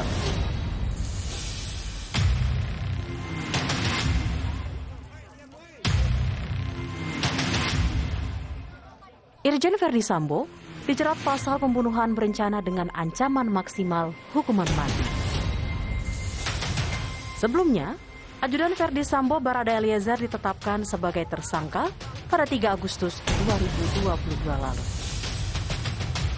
Kasus yang semula mencuat sebagai kasus polisi tembak polisi kini berubah. Menurut polisi, Barada Eliezer menembak Brigadir Yosua bukan dalam upaya membela diri. Belakangan, Barada Eliezer mencabut keterangan awalnya. Ia menyatakan menembak Yosua atas perintah atasan. Kasus tewasnya Yosua mulai terbuka. Ajudan Irjen Verdi Sambo lainnya, yakni Bribka Riki pun telah ditetapkan sebagai tersangka pembunuhan berencana. Kapolri menyatakan memeriksa 31 anggotanya yang diduga terlibat dalam kasus ini. Lantas bagaimana dampak kasus ini bagi Polri? Bagaimana nasib institusi Polri pasca kasus ini?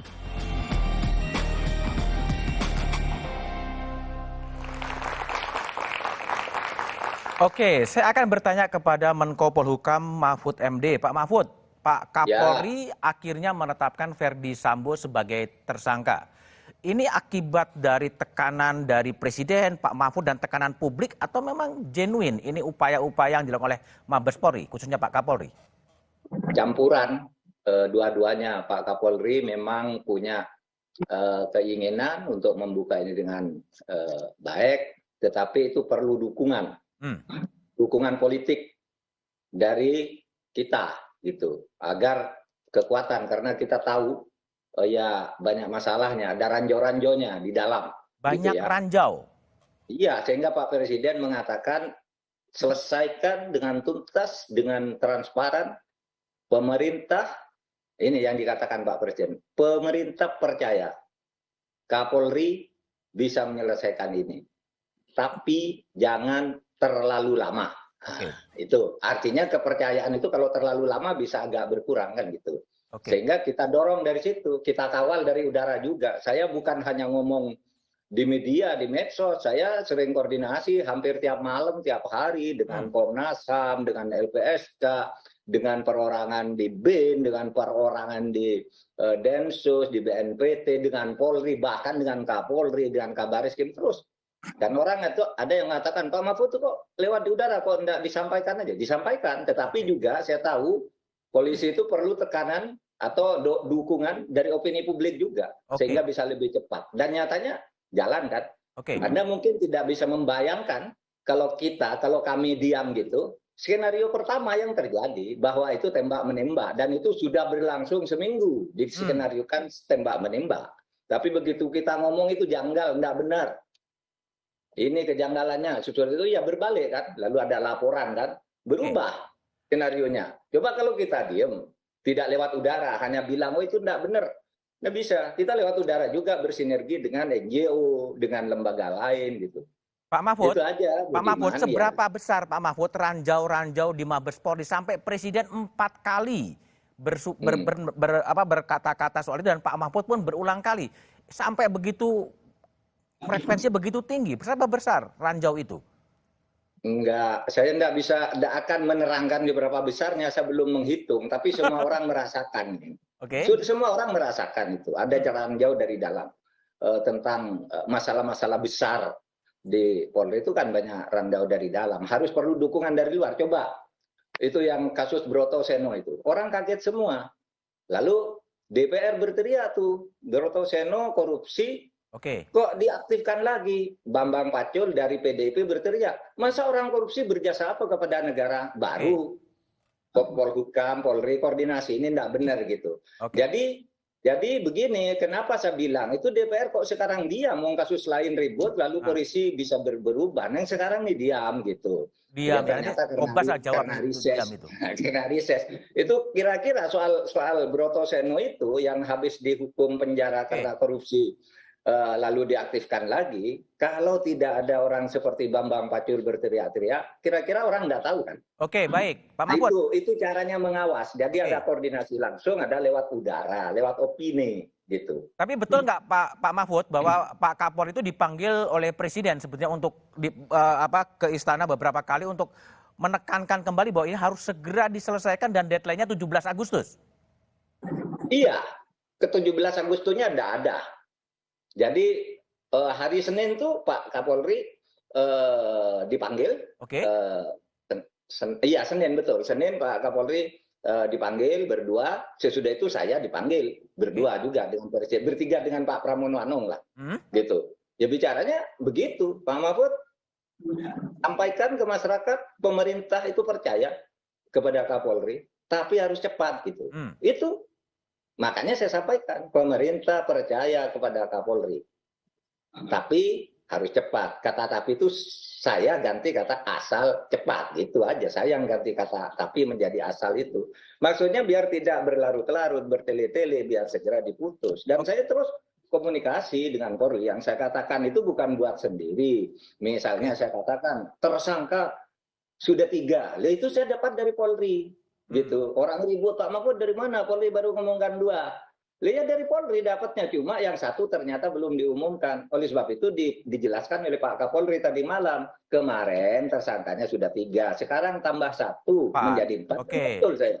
Ya, tapi gini Pak Mahfud, tersangka sudah diumumkan, tetapi motif yang belum terlalu jelas. Kemudian Pak Mahfud sempat juga mengatakan motif ini agak sensitif dan hanya untuk orang-orang dewasa. Ini maksudnya apa, Pak?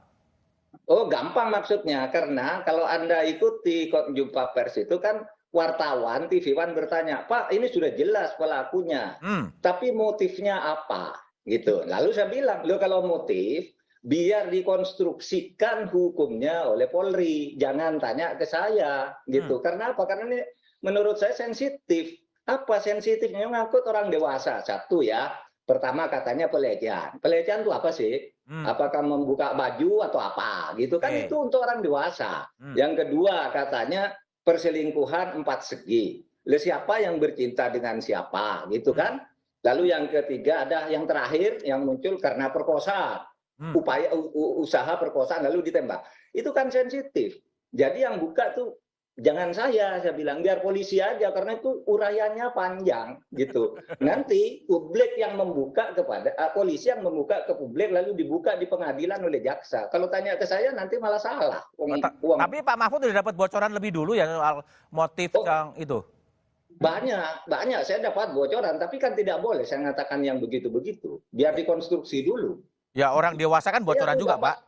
Dapat hal-hal yang mungkin tidak pernah muncul di publik dari Komnas HAM, dari LPSK, dari orang perorangan, dari para senior Polri, senior tentara dan sebagainya. Hampir jam malam saya ketemu dengan Pak Listo juga sebegitu, meskipun sebentar ya, pernah ketemu di suatu saat, koordinasi langsung secara fisik. Di mana itu? Ketika Anies Baswedan mantu, gitu. Saya datang, dia datang, lalu duduk berdua di pojok. Gimana Bapak ini? Oke, baik Pak Mahfud. Tapi gini, koordinasi di situ. Pertanyaannya Pak Mahfud, ini kan Presiden 4 kali bicara, Pak Mahfud juga berulang kali bicara, dan pemerintah kelihatannya juga konsisten untuk mengawal kasus ini. Betapa pentingnya, betapa seriusnya kasus ini bagi pemerintah, Pak?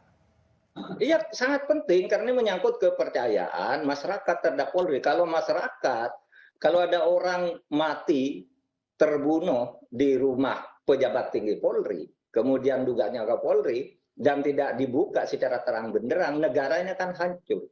Padahal Polri itu ya, satkernya itu ribuan. Sehari itu yang ditangani lebih dari 100 ribu pengamanan di seluruh Indonesia. Lalu ada satu kasus gini masa nggak bisa dibuka? Wong yang ratusan ribu aja diamankan, diselesaikan dengan baik. Orang yang sering nyinyir kepada Polri itu kan orang yang di kota-kota besar aja dan lebih politis. Tapi kalau tanya ke rakyat desa, sudah banyak Polri. Polri yang bagus juga yang mendirikan pesantren, yang gajinya dikuasakan kepada Ki, ambil tiap bulan dia bekerja sebagai polisi. Begitu tuh banyak, tapi kan tidak diberitakan. Nah, oleh sebab itu, kepercayaan masyarakat yang ditandai oleh persepsi publik tertinggi pada tahun ini diperoleh oleh Polri dan oleh pemerintah. Ini Kompas nih, Mas Budiman kan. Ya. Kepercayaan publik terhadap pemerintah tertinggi tahun 2022 selama 7 tahun pemerintah Jokowi memerintah. Dan sumbangan Polri di situ lebih tinggi dari angka rata-rata. Oke. Polkam itu nomor 1, politik dan keamanan.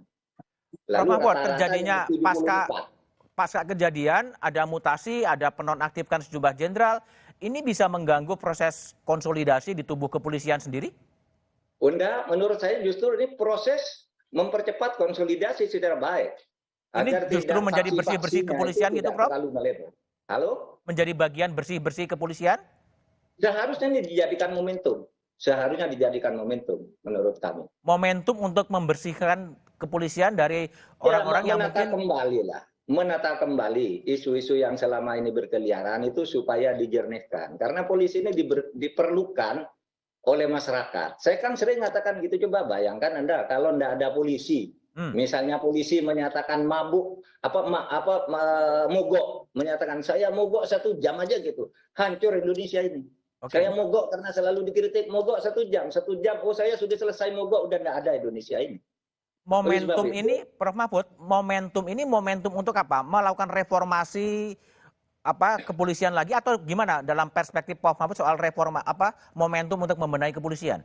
Tidak, penataan manajerial aja, tidak ada lagi reformasi baru yang sekarang ini sangat urgen untuk dilakukan. Manajerial aja, karena pedomannya sudah ada undang-undang dasar, ada undang-undang, ada peraturan Kapolri, ada PP dan sebagainya. Manajerial aja, ditata kembali nih agar kompak, iramanya tidak ada yang bikin kegiatan-kegiatan di luar urusan keamanan dan sebagainya itu kan sudah banyak lah kalau gitu. Dan saya kira Pak Kapolri serta para pimpinan Polri itu lebih tahu tentang masalah-masalah apa yang sebenarnya dihadapi. Kalau kita sih kan dapat laporan aja gitu. Tapi yang merasakan di dalam kan mestinya orang-orang dalam. Prof Mahfud, kalau pertanyaan adalah apakah kasus ini akan mempunyai dampak ya secara internal organisasi kepolisian, seperti apa dampaknya menurut Prof Mahfud, tapi jawabannya setelah jeda berikut ini.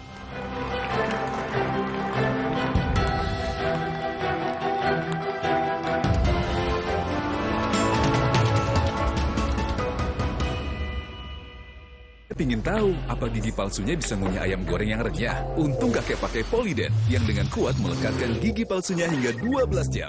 Kakek pun bebas makan apa saja. Tersedia di apotek terdekat.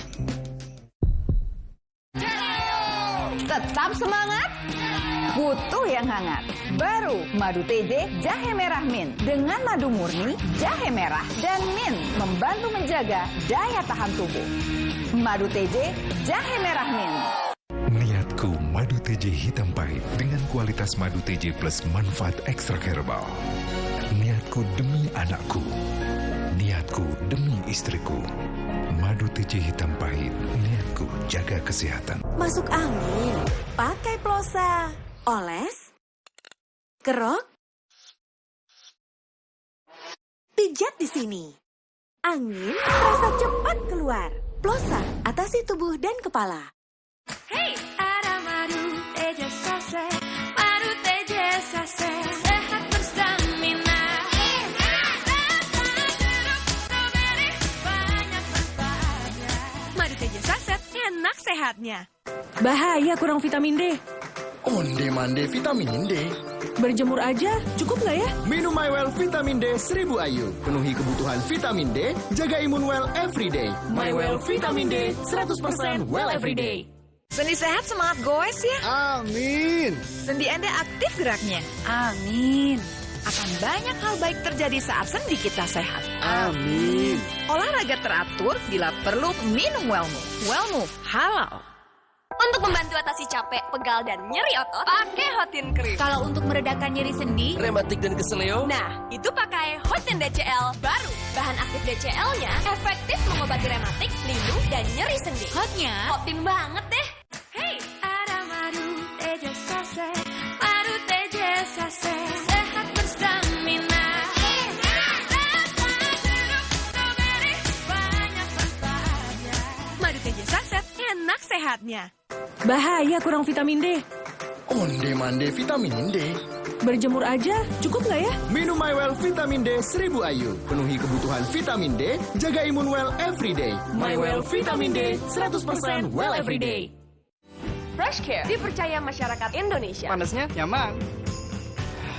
Aromanya fresh. Pilihanku insya Allah halal. Dan hangatnya selalu bikin fresh. Fresh Care. Fresh Care, ada yang baru. Fresh Care Present Relax kayu putih. Minyak kayu putih eukaliptus. Yang bisa ngerock and roll. Bisa ngerock, lebih berasa. Bisa ngeroll, pegangannya nyaman. Bikin lega. Fresh Care. Tetap semangat? Butuh yang hangat. Baru Madu TJ Jahe Merah Mint. Dengan madu murni, jahe merah, dan mint membantu menjaga daya tahan tubuh. Madu TJ Jahe Merah Mint. Niatku madu TJ hitam pahit dengan kualitas madu TJ plus manfaat ekstrak herbal. Niatku demi anakku. Niatku demi istriku. Madu TJ hitam pahit. Niatku jaga kesehatan.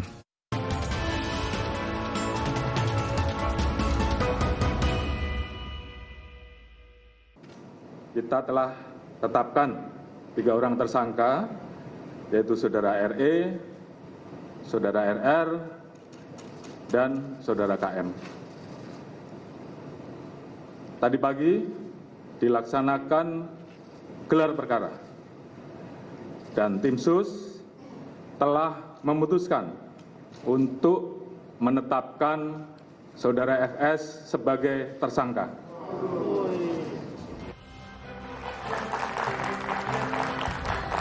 Masih bersama saya Budiman Tanurjo di Satu Meja The Forum. Kembali ke Menko Polhukam Mahfud MD. Pak Mahfud, apakah ada dampak politik internal di Polri setelah Kapolri menetapkan Ferdi Sambo sebagai tersangka? Saya kira iya, dan ini kesempatan untuk berkonsolidasi ya. Karena kalau kita baca di media kan orang yang tadinya sepertinya membela-bela Sambo sekarang udah mulai ambil wastafel ya untuk membersihkan diri. Itu artinya bisa diajak kembali bergabung gitu. Bergabung ke dalam satu visi, bukan selama ini tidak bergabung. Bergabung ke dalam satu visi kebijakan untuk kebaikan Polri. Itu saja saya kira. Ini yang harus dilakukan Kapolri apa Prof. Mahfud setelah kasus ini? Mengkonsolidasikan itu kekuatan di Polri, karena dukungan untuk Kapolri ini kalau dari publik ya kuat banget. Itu agar Kapolri melakukan pembenahan ke dalam, dan pemerintah juga merasa begitu, merasa terbantu dalam banyak hal bisa diselesaikan dengan baik, sehingga itu tadi ya indeks persepsi publiknya paling tinggi sumbangannya terhadap kepercayaan publik terhadap pemerintah, minimal itu yang ditulis oleh Kompas, oleh Anda. Oke. Jadi artinya Polri berutang budi pada publik juga ya dalam pengungkapan kasus ini ya? Oh iya, kalau publik diem aja mungkin berat melawan ke dalam itu. Tapi kalau dibantu oleh tekanan publik, dan itu yang selalu saya lakukan sejak saya jadi Ketua MK, saya tidak punya pengikut, tidak punya partai. Tapi saya selalu bersinergi dengan publik, dengan NGO, dengan apa yuk, lempar ke wartawan, gitu kan. Kalau wartawan sudah rame-rame gitu, siapa bisa mengelak, kan gitu. Sudah, titipkan aja ke Mas Kiki, ke Mas Basori gitu. Kalau sudah di wartawan rame, NGO rame, ya sudah jalan itu. Oke, Pak Mahfud, masih oke kan di program ini? Pertanyaan pertama saya, Pak Mahfud, soal Baradae yang minta perlindungan hukum, gimana, Prof? Mahfud? Iya, menurut saya harus dilindungi karena begini ya, itu bisa saja nanti ada orang dalam menghabisi dia. Itu kan banyak di film-film dan di novel-novel yang begitu, dan di dalam praktek kita dulu ketika kasus pembunuhan Safrudin Kartasasmita apa itu yang pelakunya bunuh diri di dalam penjara, diberitakan bunuh diri dalam penjara, dan itu bisa terjadi. Dan itu gampang, makanan gitu ya, makanan. Kemudian kalau Pak Susno Duaji bilang AC, karena banyak orang mati hanya nyedot AC kan di mobil di mana, itu bisa dimasukkan dari situ. Oleh sebab itu tuh harus dilindungi betul. Dan melalui Pak Dedi saya nitip sampaikan ke Polri, Pak Dedi itu LPSK supaya diberi akses yang cukup untuk mendampingi dan melindungi. Tidak harus diserahkan oleh Polri ke LPSK, tapi aksesnya supaya cukup. Dia mengamankan betul, begitu. Selamat ini Barada ini. Ini saksi kunci nih, saksi utamanya di dia ini akan menentukan segala putusan. Jadi memang harus dilindungi ya, Prof Mahfud masih bisa bertahan di satu meja atau ada agenda lain, Prof? Enggak, saya gini, Mas, saya mau nonton Mas Kiki dan Pak Dedi dan Mas Tobas, tapi dalam kamar. Baik. Dari dalam kamar sambil tiduran, ini capek saya. Baik, Prof Mahfud. Terima kasih ya menonton ya. Saya ke Pak, ke Pak Kadif Humas Pak Dedi Prasetyo. Pak Dedi, tersangka sudah ada, tapi motifnya belum diungkapkan oleh Kapolri. Kapan motif ini akan dibeberkan, Pak Dedi Prasetyo? Ya, jadi dari hasil komunikasi saya dengan Pak Kabar Eskrim juga, bahwa proses pendalaman ini masih terus dilakukan. Para saksi, pemeriksaan tersangka, dan dari hasil penyitaan barang bukti yang kemarin, itu pun masih dilakukan pemeriksaan, penganalisaan, sehingga proses pembuktian secara ilmiah, secara saintifik, ini nanti juga akan diungkapkan ke publik. Jadi kami mohon kepada publik untuk bersabar, biar tim sus ini bekerja secara maksimal. Sehingga hasilnya bisa disampaikan juga secara komprehensif. Dan juga dari penyidik juga menyampaikan bahwa tidak semuanya bisa dibuka di publik. Karena hal khusus nanti akan dibuka di pengadilan. Karena di pengadilan kita tahu, transparan, kemudian juga akuntabel, semuanya bisa diuji di sana nanti seluruh alat bukti yang dihadirkan oleh penyidik di sidang pengadilan. Pak Dedi, jadi kalau kembali lagi pada fokus publik sekarang adalah perlindungan hukum terhadap Baradae. Ini siapa yang akan nanganin? Kepolisian kah atau LPSK, dan gimana akan melindungi Baradae? Ya, bersinergi. Jadi Bareskrim nanti yang memiliki tanggung jawab untuk melindungi, mengamankan Baradae atau Barada RI. Juga tadi seperti yang Prof Mahfud sampaikan, Pak Menko, nanti kita akan membuka ruang kepada LPSK untuk bisa melihat dan meninjau bagaimana ruang yang digunakan untuk Baradae diamankan oleh penyidik. Begitu.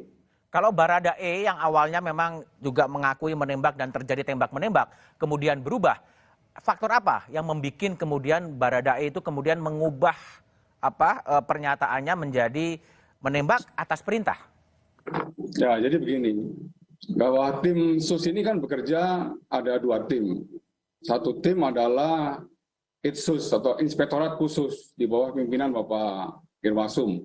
Kemudian satu tim lagi adalah tim penyidik. Tim penyidik semuanya pro justia. Tim Itsus ini mendapatkan beberapa keterangan dari saksi-saksi yang sudah diperiksa duluan. Ya, dari periksa duluan dari saksi-saksi tersebut ada indikasi bahwa pelakunya adalah FE dan dalam tanda kutip ya bisa dilakukan juga atas perintah saudara FS.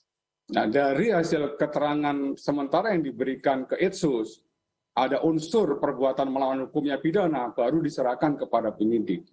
Ya, penyidik mendalami lagi pemeriksaan terhadap saudara Barada RI atau Barada E tersebut. Ya, dari Barada E juga akhirnya mengakui, tapi dia minta perlindungan. Nah, apabila saya mengungkapkan, tolong saya juga dilindungi. Oke, setuju. Penyidik memiliki kewajiban untuk melindungi Baradae dan diberikan kesempatan untuk menghubungi orang tua. Setelah diberi kesempatan orang tua, lululah Baradae. Baru Baradae menyebutkan bahwa dia melaksanakan penembakan tersebut atas perintah saudara FS. Ya, pada tanggal 30 yang lalu baru dari penyidik ya Dirpidu menetapkan saudara Barada RE atau Barada E sebagai tersangka. Ini merupakan pintu masuk untuk menetapkan tersangka-tersangka selanjutnya. Gitu. Pak Dedi, jadi kalau ini baru 1 bulan, kemudian Baradae baru terungkap siapa tersangkanya, sebenarnya problemnya kenapa? Karena apa TKP-nya sudah dirusak atau seperti apa sih? Ya, jadi perlu saya sampaikan juga ini menindaklanjuti apa yang disampaikan oleh Pak Kabar Eskrim dan Pak Irwasum. Bahwa tim ini dibentuk, tim khusus dibentuk oleh Bapak Kapolri tanggal 12. Ya, ketika tanggal 12 itu memang seperti yang disampaikan Bapak Kapolri kemarin, dalam proses asistensi, ya ini asistensi dulu Mas Budi, kepada Polres Jakarta Selatan dan Polda Metro. Ya, kita melakukan olah TKP pertama tanggal 12. Di olah TKP tanggal 12, dari Bareskrim menemukan beberapa hal. Ya, karena kita sudah melibatkan lapor, kita melibatkan Inavis, dan juga kedokteran forensik. Dari situ ada beberapa pertanyaan-pertanyaan dan kejanggalan-kejanggalan yang harus dialami. Kemudian kita melaksanakan olah TKP yang kedua. Di olah TKP kedua justru kita menemukan tambahan lagi alat bukti. Telongsong, kemudian baju, yang di awal TKP itu tidak diketemukan. Nah, timbul kecurigaan lagi. Kemudian olah TKP yang ketiga dan keempat, sama halnya seperti itu. Ada upaya-upaya dari pihak-pihak tertentu yang tadi 31 orang sudah ditetapkan sebagai terperiksa di Irsus, itu melakukan upaya-upaya penghalangan, kemudian pengambilan CCTV, dan juga... Itu bermuara pada pelanggaran etik itu ya? Ya, betul. Nah, ada beberapa TKP yang boleh dikatakan yang harusnya murni, sudah direkayasa, sehingga penyidik mengalami kendala di situ. Rekayasa itu kesengajaan juga ya Pak Dedi ya? Ya gimana Mas? Rekayasa itu kesengajaan ya, setelah nembak ya, kemudian dihilangkan semua barang bukti ya? Ya kesengajaan di situ. Makanya 11 personil Polri dari mulai pangkat bintang 2, bintang 1, Kombes, AKBP, dan PAMA, serta Bintara dimasukkan ke tempat khusus dalam hal ini untuk pendalaman lagi pemeriksaan selanjutnya. Apabila nanti ditemukan perbuatan melawan hukum pidananya akan diproses kembali. Sebenarnya tim penyidikan ini mulai bekerja tanggal 18, Mas Budi. Dari tanggal 18 tersebutlah tim ini baru melaksanakan berbagai macam rangkaian pemeriksaan-pemeriksaan dan analisa laboratorium forensik.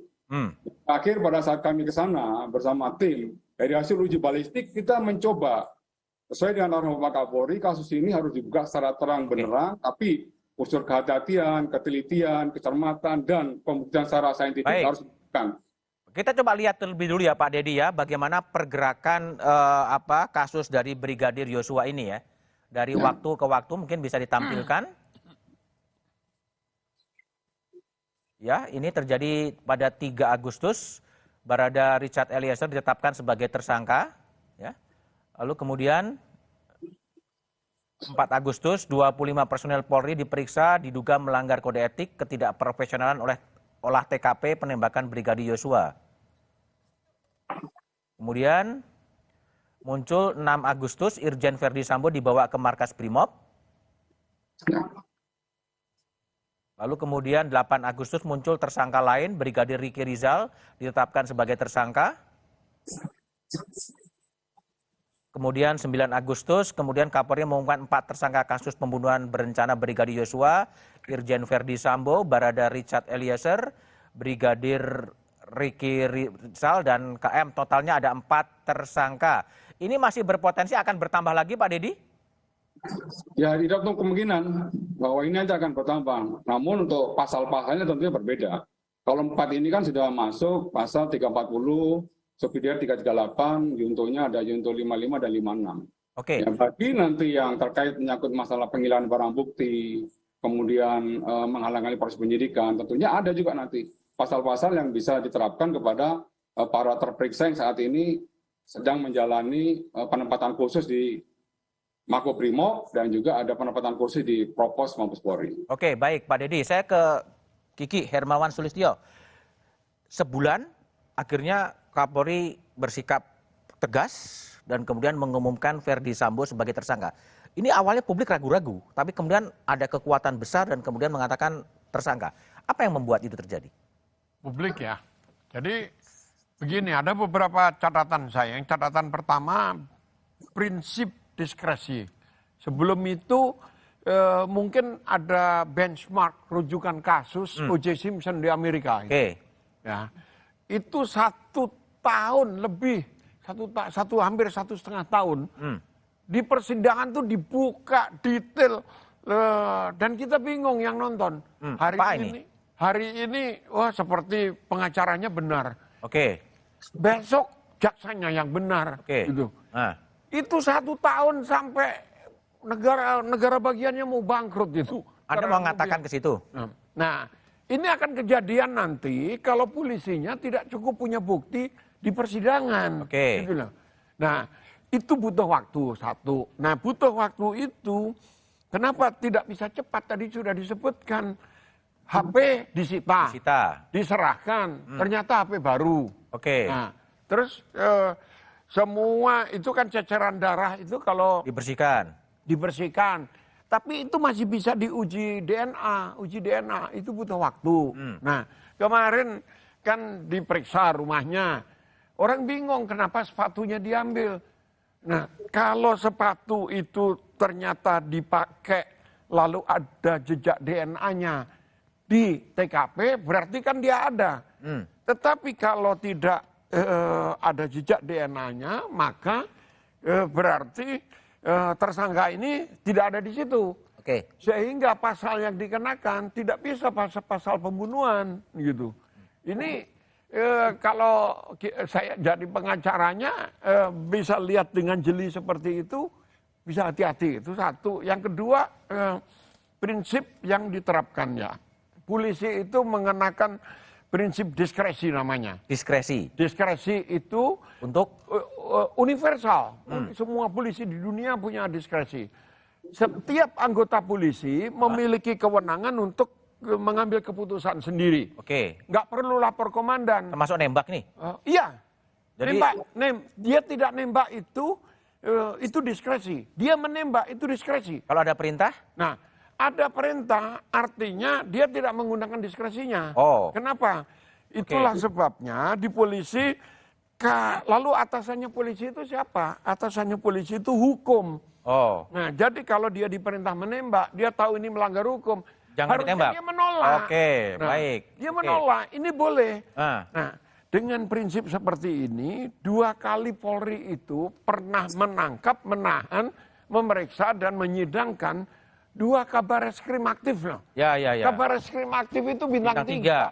Bintang 3. Bintang 6 kalau kiri kanan ya? Iya, masih menjabat lagi. Nah, itu bisa ditahan, bisa diproses hukum. Baik. Karena prinsip diskresi. Oke, baik. Saya ke DPR dulu, Tobas. Ini DPR ini dulu banyak dikritik diam aja. Tapi sekarang lihat gimana setelah Kapolri mengumumkan Verdi Sambo sebagai tersangka? Jadi ada 2 hal ya, karena kejadian ini terjadi ketika kita masa reses, sehingga kita tidak bisa melakukan pemanggilan secara formal. Tapi komunikasi secara informal tetap dilakukan, dan kita di dalam grup juga membahas ini. Yang kedua adalah soal kehati-hatian. Ketika kejadian ini terjadi, memang berbagai versi cerita yang kita dapatkan. DPR bingung juga ya? Ya, kita juga tidak berani mengambil sikap tertentu sebelum kita mendapatkan kepastian. Tapi biasanya agresif kali biasanya. Ya karena itu tadi, karena ternyata versinya macam-macam nih. Kita mau menunggu dulu apa yang temuan-temuan berikutnya untuk menunjukkan ini sebenarnya seperti apa. Dan ketika kemudian Mabes Polri sudah mengambil alih kasus ini, mulai terang benderang, ya, baru kita kemudian bisa menentukan langkah-langkah selanjutnya. Ini nunggu terang dulu ya, baru ikut gitu ya? Ya, karena kita juga tidak mau gegabah kalau misalnya kita mengambil sikap dalam keadaan fakta-fakta yang belum bisa kita pastikan, itu kan kita juga bisa salah langkah. Tapi gini, kalau menurut dari Tobas gitu, dampak politik secara internal setelah Kapolri menetapkan Verdi Sambo sebagai tersangka seperti apa? Tapi jawabannya setelah jeda berikut ini.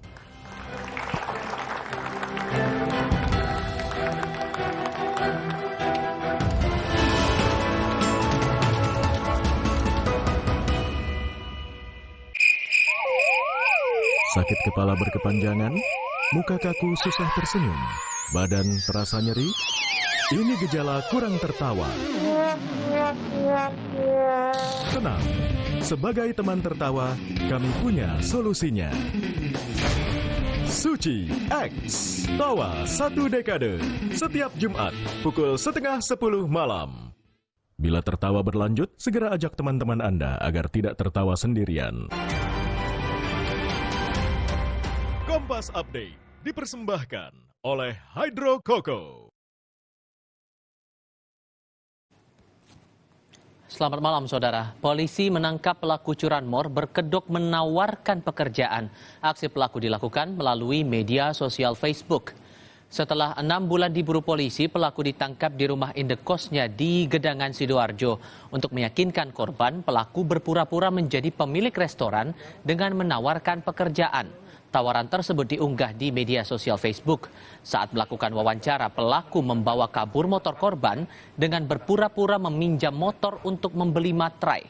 Hingga saat ini setidaknya 4 motor berhasil dibawa kabur.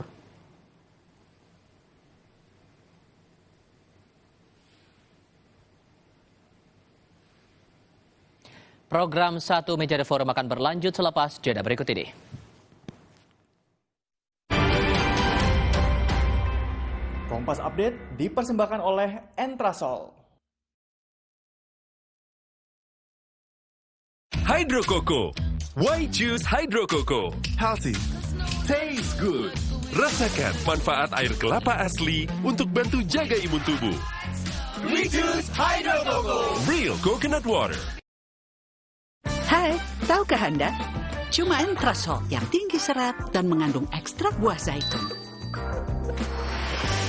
Bantu jaga kesehatan jantungku. Rendah laktosanya bikin nyaman di perutku. Entrasol. Hotin Cream. Selalu ada untuk membantu redakan pegal dan nyeri otot. Panasnya pas, hotnya in sampai ke dalam. Selalu ada Hotin Cream. Bantu redakan capek, pegal, dan nyeri otot. Otot dihantam capek pegal habis-habisan. Lawan dengan Hotin Strong. Baru krim otot ekstra panas. Hotnya in, strong sampai ke otot. Atasi capek dan pegal. Nggak lengket tanpa bekas. Hotin Strong. Panasnya berani adu strong. Kakek pingin tahu apa gigi palsunya bisa ngunyah ayam goreng yang renyah. Untung kakek pakai Poliden yang dengan kuat melekatkan gigi palsunya hingga 12 jam.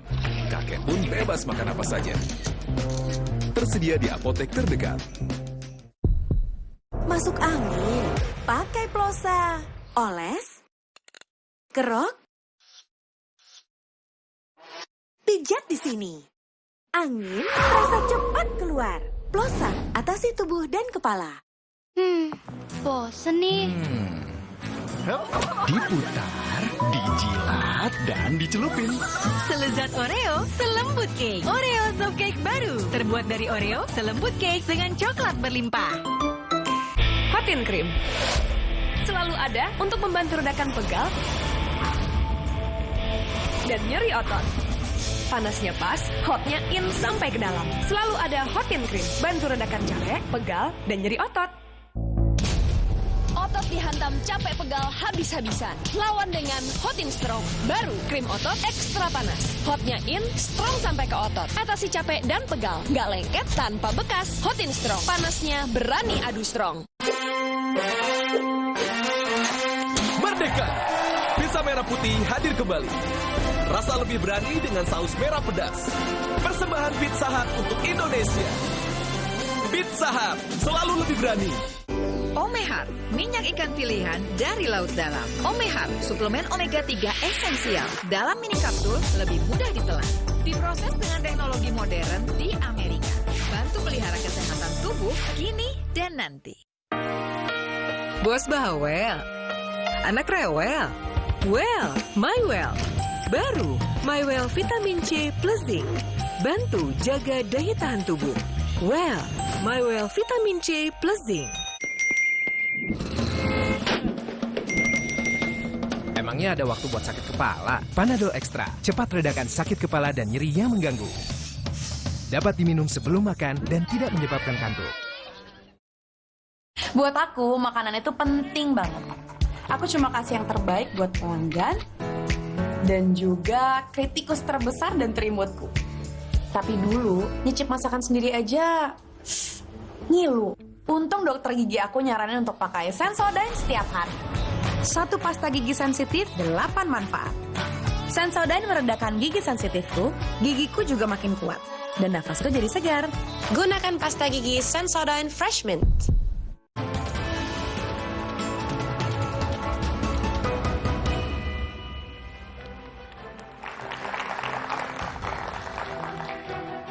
Masih bersama saya Budiman Tandurjo di satu meja The Forum. Taufik Basari, apa dampak internal politik setelah Kapolri menetapkan Verdi Sambo sebagai tersangka?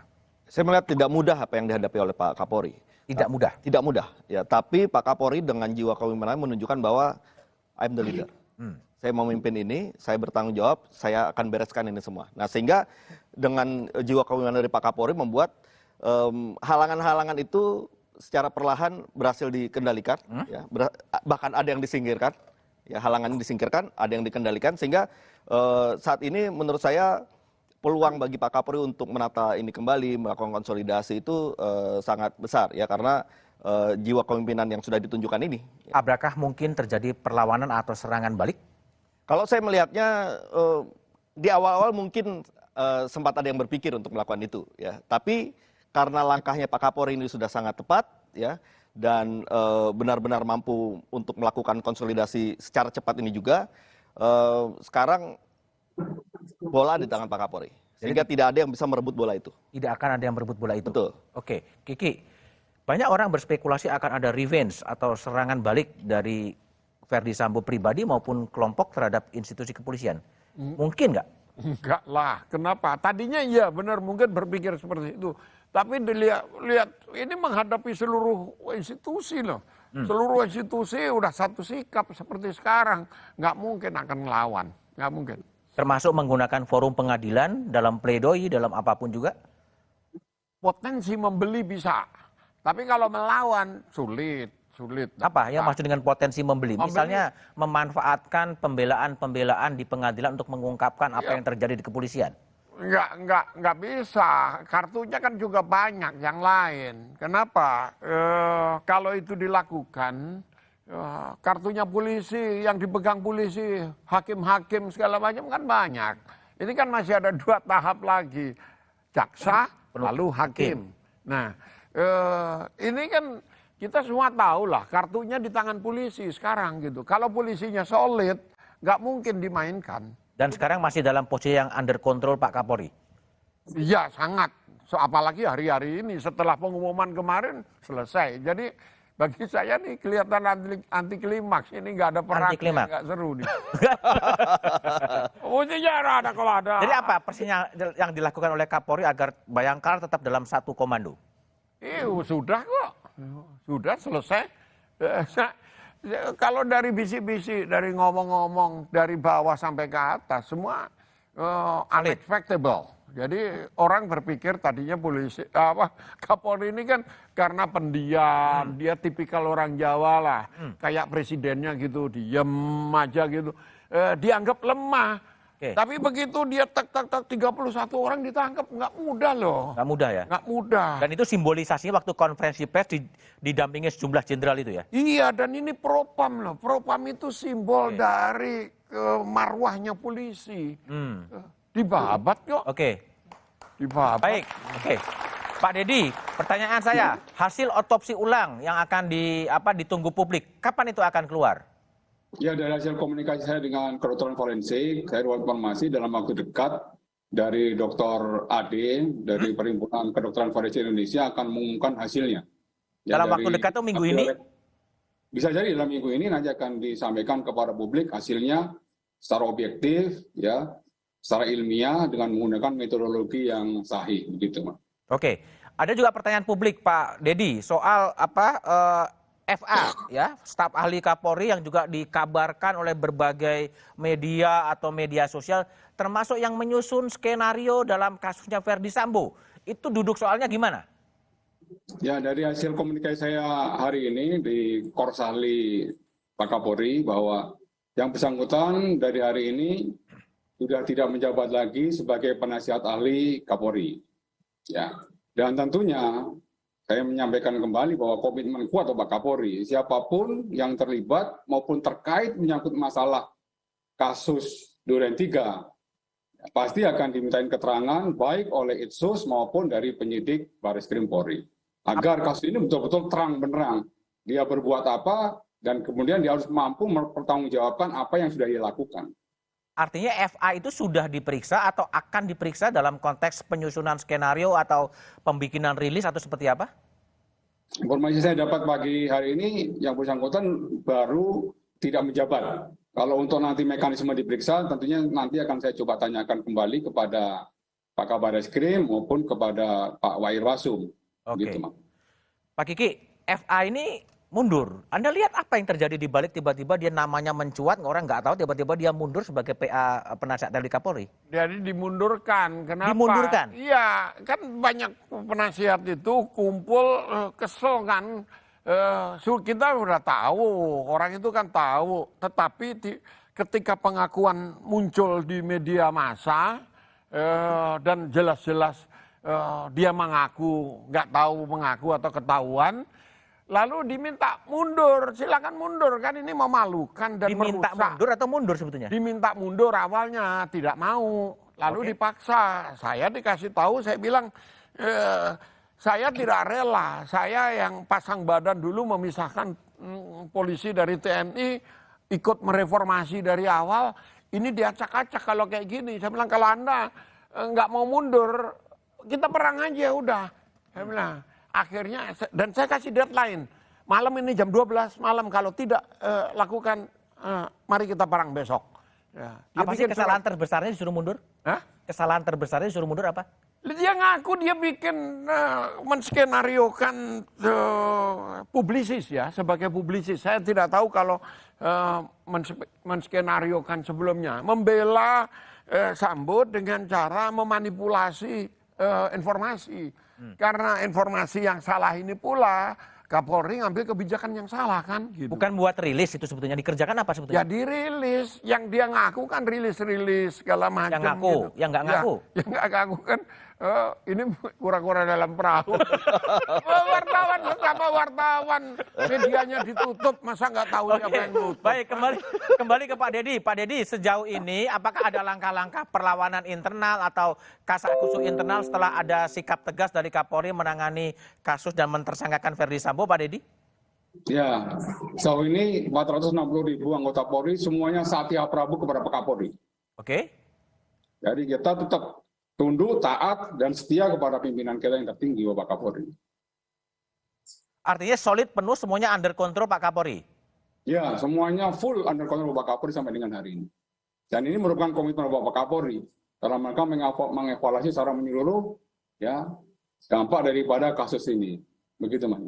Oke, Pak Dedi, kita coba lihat ya bagaimana kepercayaan menurut Litbang Kompas sebetulnya citra kepolisian itu trennya turun. Apa yang akan dikerjakan oleh kepolisian untuk kembali meningkatkan kepercayaan publik pada kepolisian? Ya, tentunya Pak Kapolri memiliki kebijakan presisi, yaitu transformasi. Ada 4 transformasi, di sini transformasi di bidang organisasi, transformasi di bidang operasional, kemudian transformasi di bidang pelayanan publik, dan transformasi di bidang pengawasan. Ini yang nanti dievaluasi secara menyeluruh, dan tentunya langkah-langkah konkret dari mulai tingkat Mabes Polri, Polda, Polres, dan Polsek ini langsung akan diimplementasikan semuanya. Oke, baik. Tobas, ya. TBR, ini kan tren kepolisian ini memang akhirnya turun ya. Kalau ini tidak tidak juga kemudian sekarang udah ada titik terang meskipun belum terbenderang. Apa yang harus dilakukan oleh kepolisian agar tren ini bisa membalik dan kepercayaan publik bisa diraih? Tapi analisanya setelah jeda berikut ini.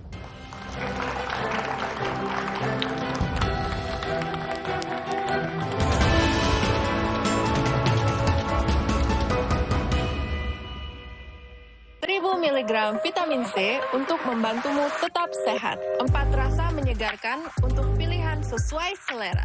Dengan lisensi dan sertifikat terpercaya untuk produk berkualitas. Healthy inside, fresh outside. Ini Kalsel, salah satu kuliner otentiknya ada di Indomie Soto Banjar Limau Kuit. Gurih kuahnya endes, tapi limau kuitnya seger. Indomie Soto Banjar Limau Kuit, gurih segar kuah limaunya, nyaman banget. Dengan main di luar, anakku jadi belajar. Banyak kuman loh, gak khawatir dia sakit. Kan ada perlindungan Detol yang efektif melawan kuman. 100% perlindungan lebih baik. Dettol. Baru bangun kerjaan udah numpuk. Aqua dulu. Datang dari sumber alam yang terlindungi, murninya air mineral Aqua, berikan air minum berkualitas.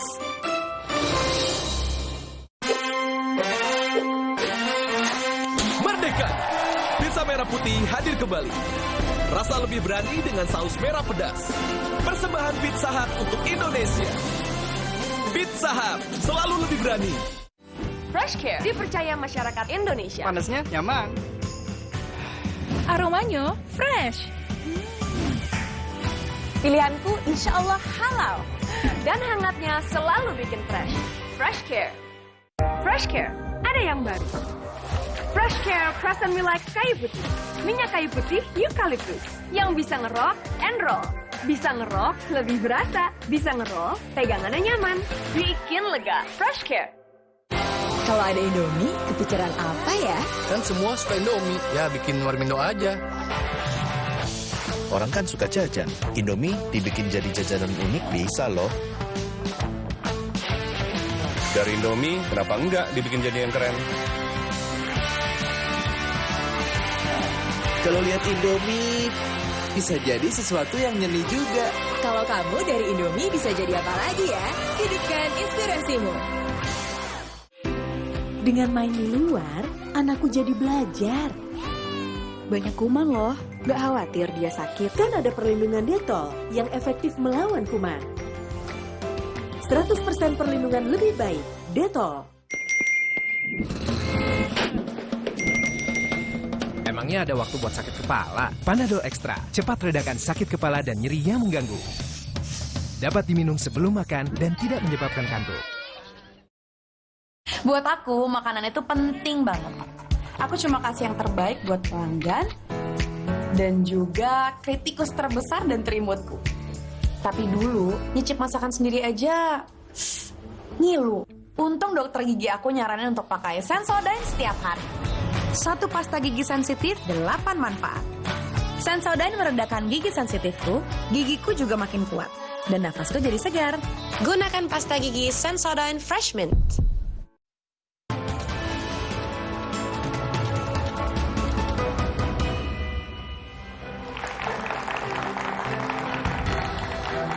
Masih bersama saya Budiman Tanurjo di Satu Meja The Forum. Taufik Basari, apa yang harus dilakukan oleh Kapolri agar kasus ini rekonsolidasi organisasi berjalan dan kepercayaan publik kembali bisa diraih?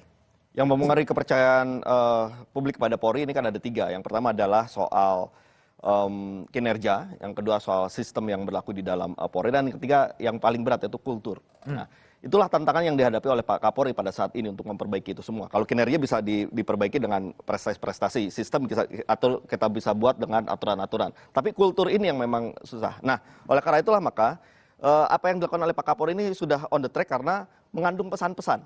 Banyak pesan-pesannya di situ. Pesan pertama adalah bahwa ketika ada kesalahan-kesalahan yang dilakukan oleh personal Polri, maka tidak ada ruang lagi bagi upaya untuk menutup-nutupi. Karena akan ditindak tegas dan akan dibuka. Yang kedua, yang paling penting juga bahwa di sini ada pesan kita personal Polri ini juga harus menggunakan diskresinya ketika melihat ada perintah yang menyimpang. Maka jangan kemudian ikuti ketika ada perintah yang melawan hukum itu. Nah, ini pesan-pesan ini menurut saya akan membantu juga untuk memperbaiki kultur dan mudah-mudahan ke depan secara perlahan kita bisa membangkitkan kembali kepercayaan publik kepada Polri. Baik, Tobas, Kiki.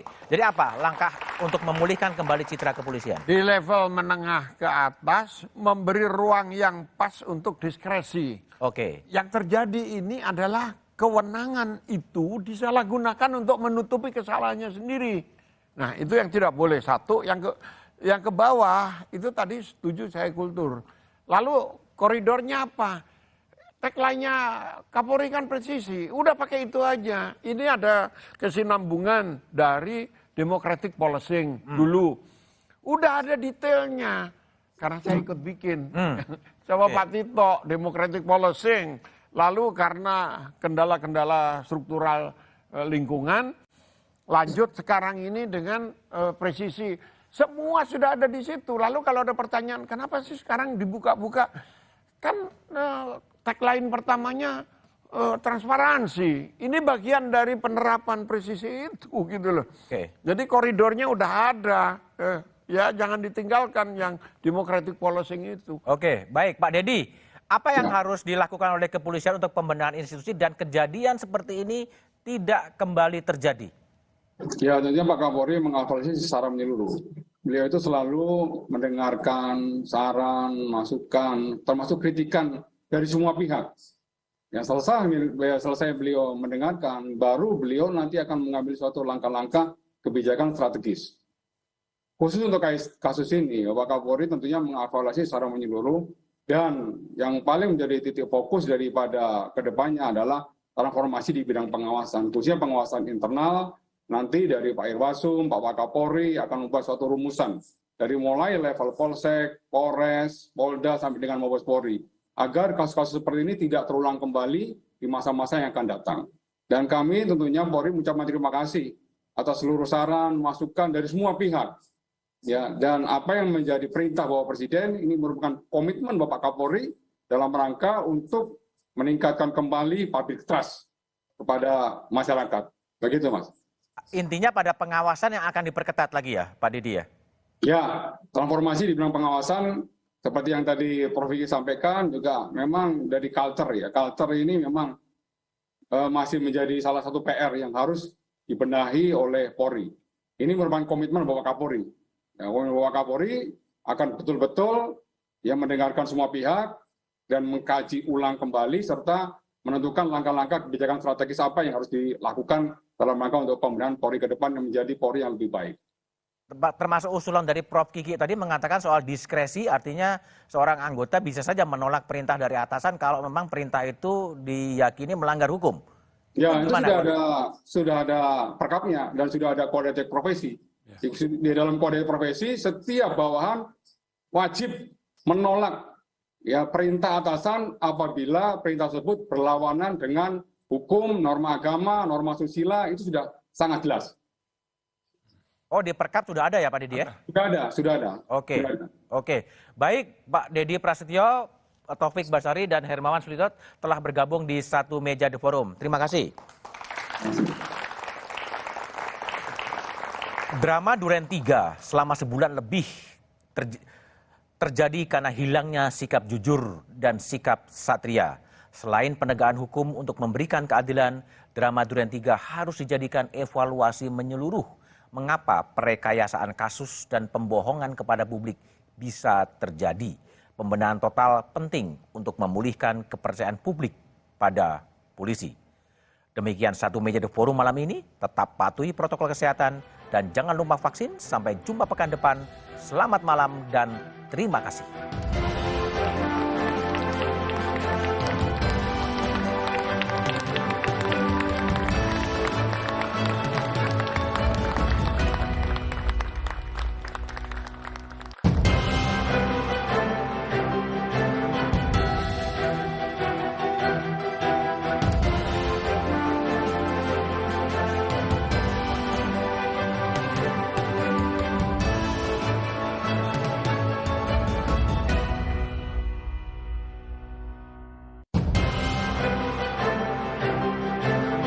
Yang ono 1,4. Lowongan kerja palsu banyak tersebar di internet dan media sosial. Yang dilakukan oleh pelaku ini membuat website untuk merekrut karyawan di dalam suatu perusahaan. Tapi sebelum diterima kerja itu ada training dulu, suruh bayar 600.000. Kita janjikan prosesnya itu tanpa interview. Target, Rabu 10 Agustus, pukul 10:30 malam di Kompas TV. Polisi sudah menetapkan 4 tersangka dalam kasus pembunuhan Brigadir Yosua. Namun polisi belum menjabarkan soal motif di kasus ini.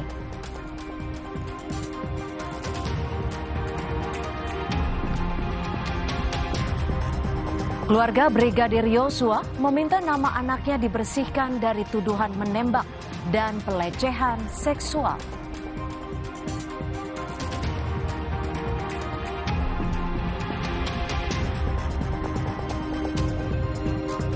Seluruh barang bukti yang disita dari penggeledahan di rumah Irjen Verdi Sambo dalam kasus pembunuhan Brigadir Yosua diperiksa di Barreskrim Polri.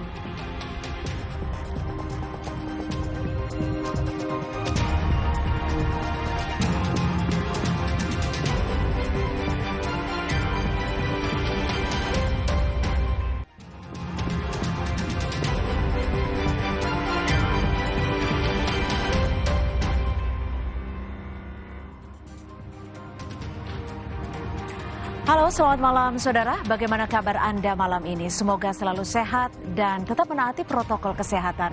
Selain 3 informasi utama tadi, Kompas Malam juga menghadirkan sejumlah informasi pilihan lainnya. Selengkapnya bersama saya Cynthia Rompas hanya di Kompas TV, independen, terpercaya. Kita ke informasi pertama, saudara. Komnas HAM terima hasil uji balistik dari tim Puslapor Mabes Polri dalam kasus pembunuhan Brigadir Yosua. Dalam hasil ini turut diberikan hasil data 5 rekaman kamera pemantau.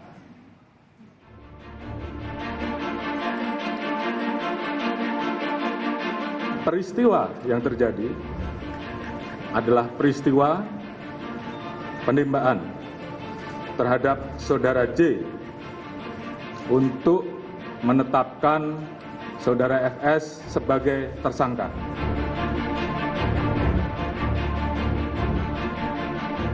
Soal motif biar nanti dikonstruksi.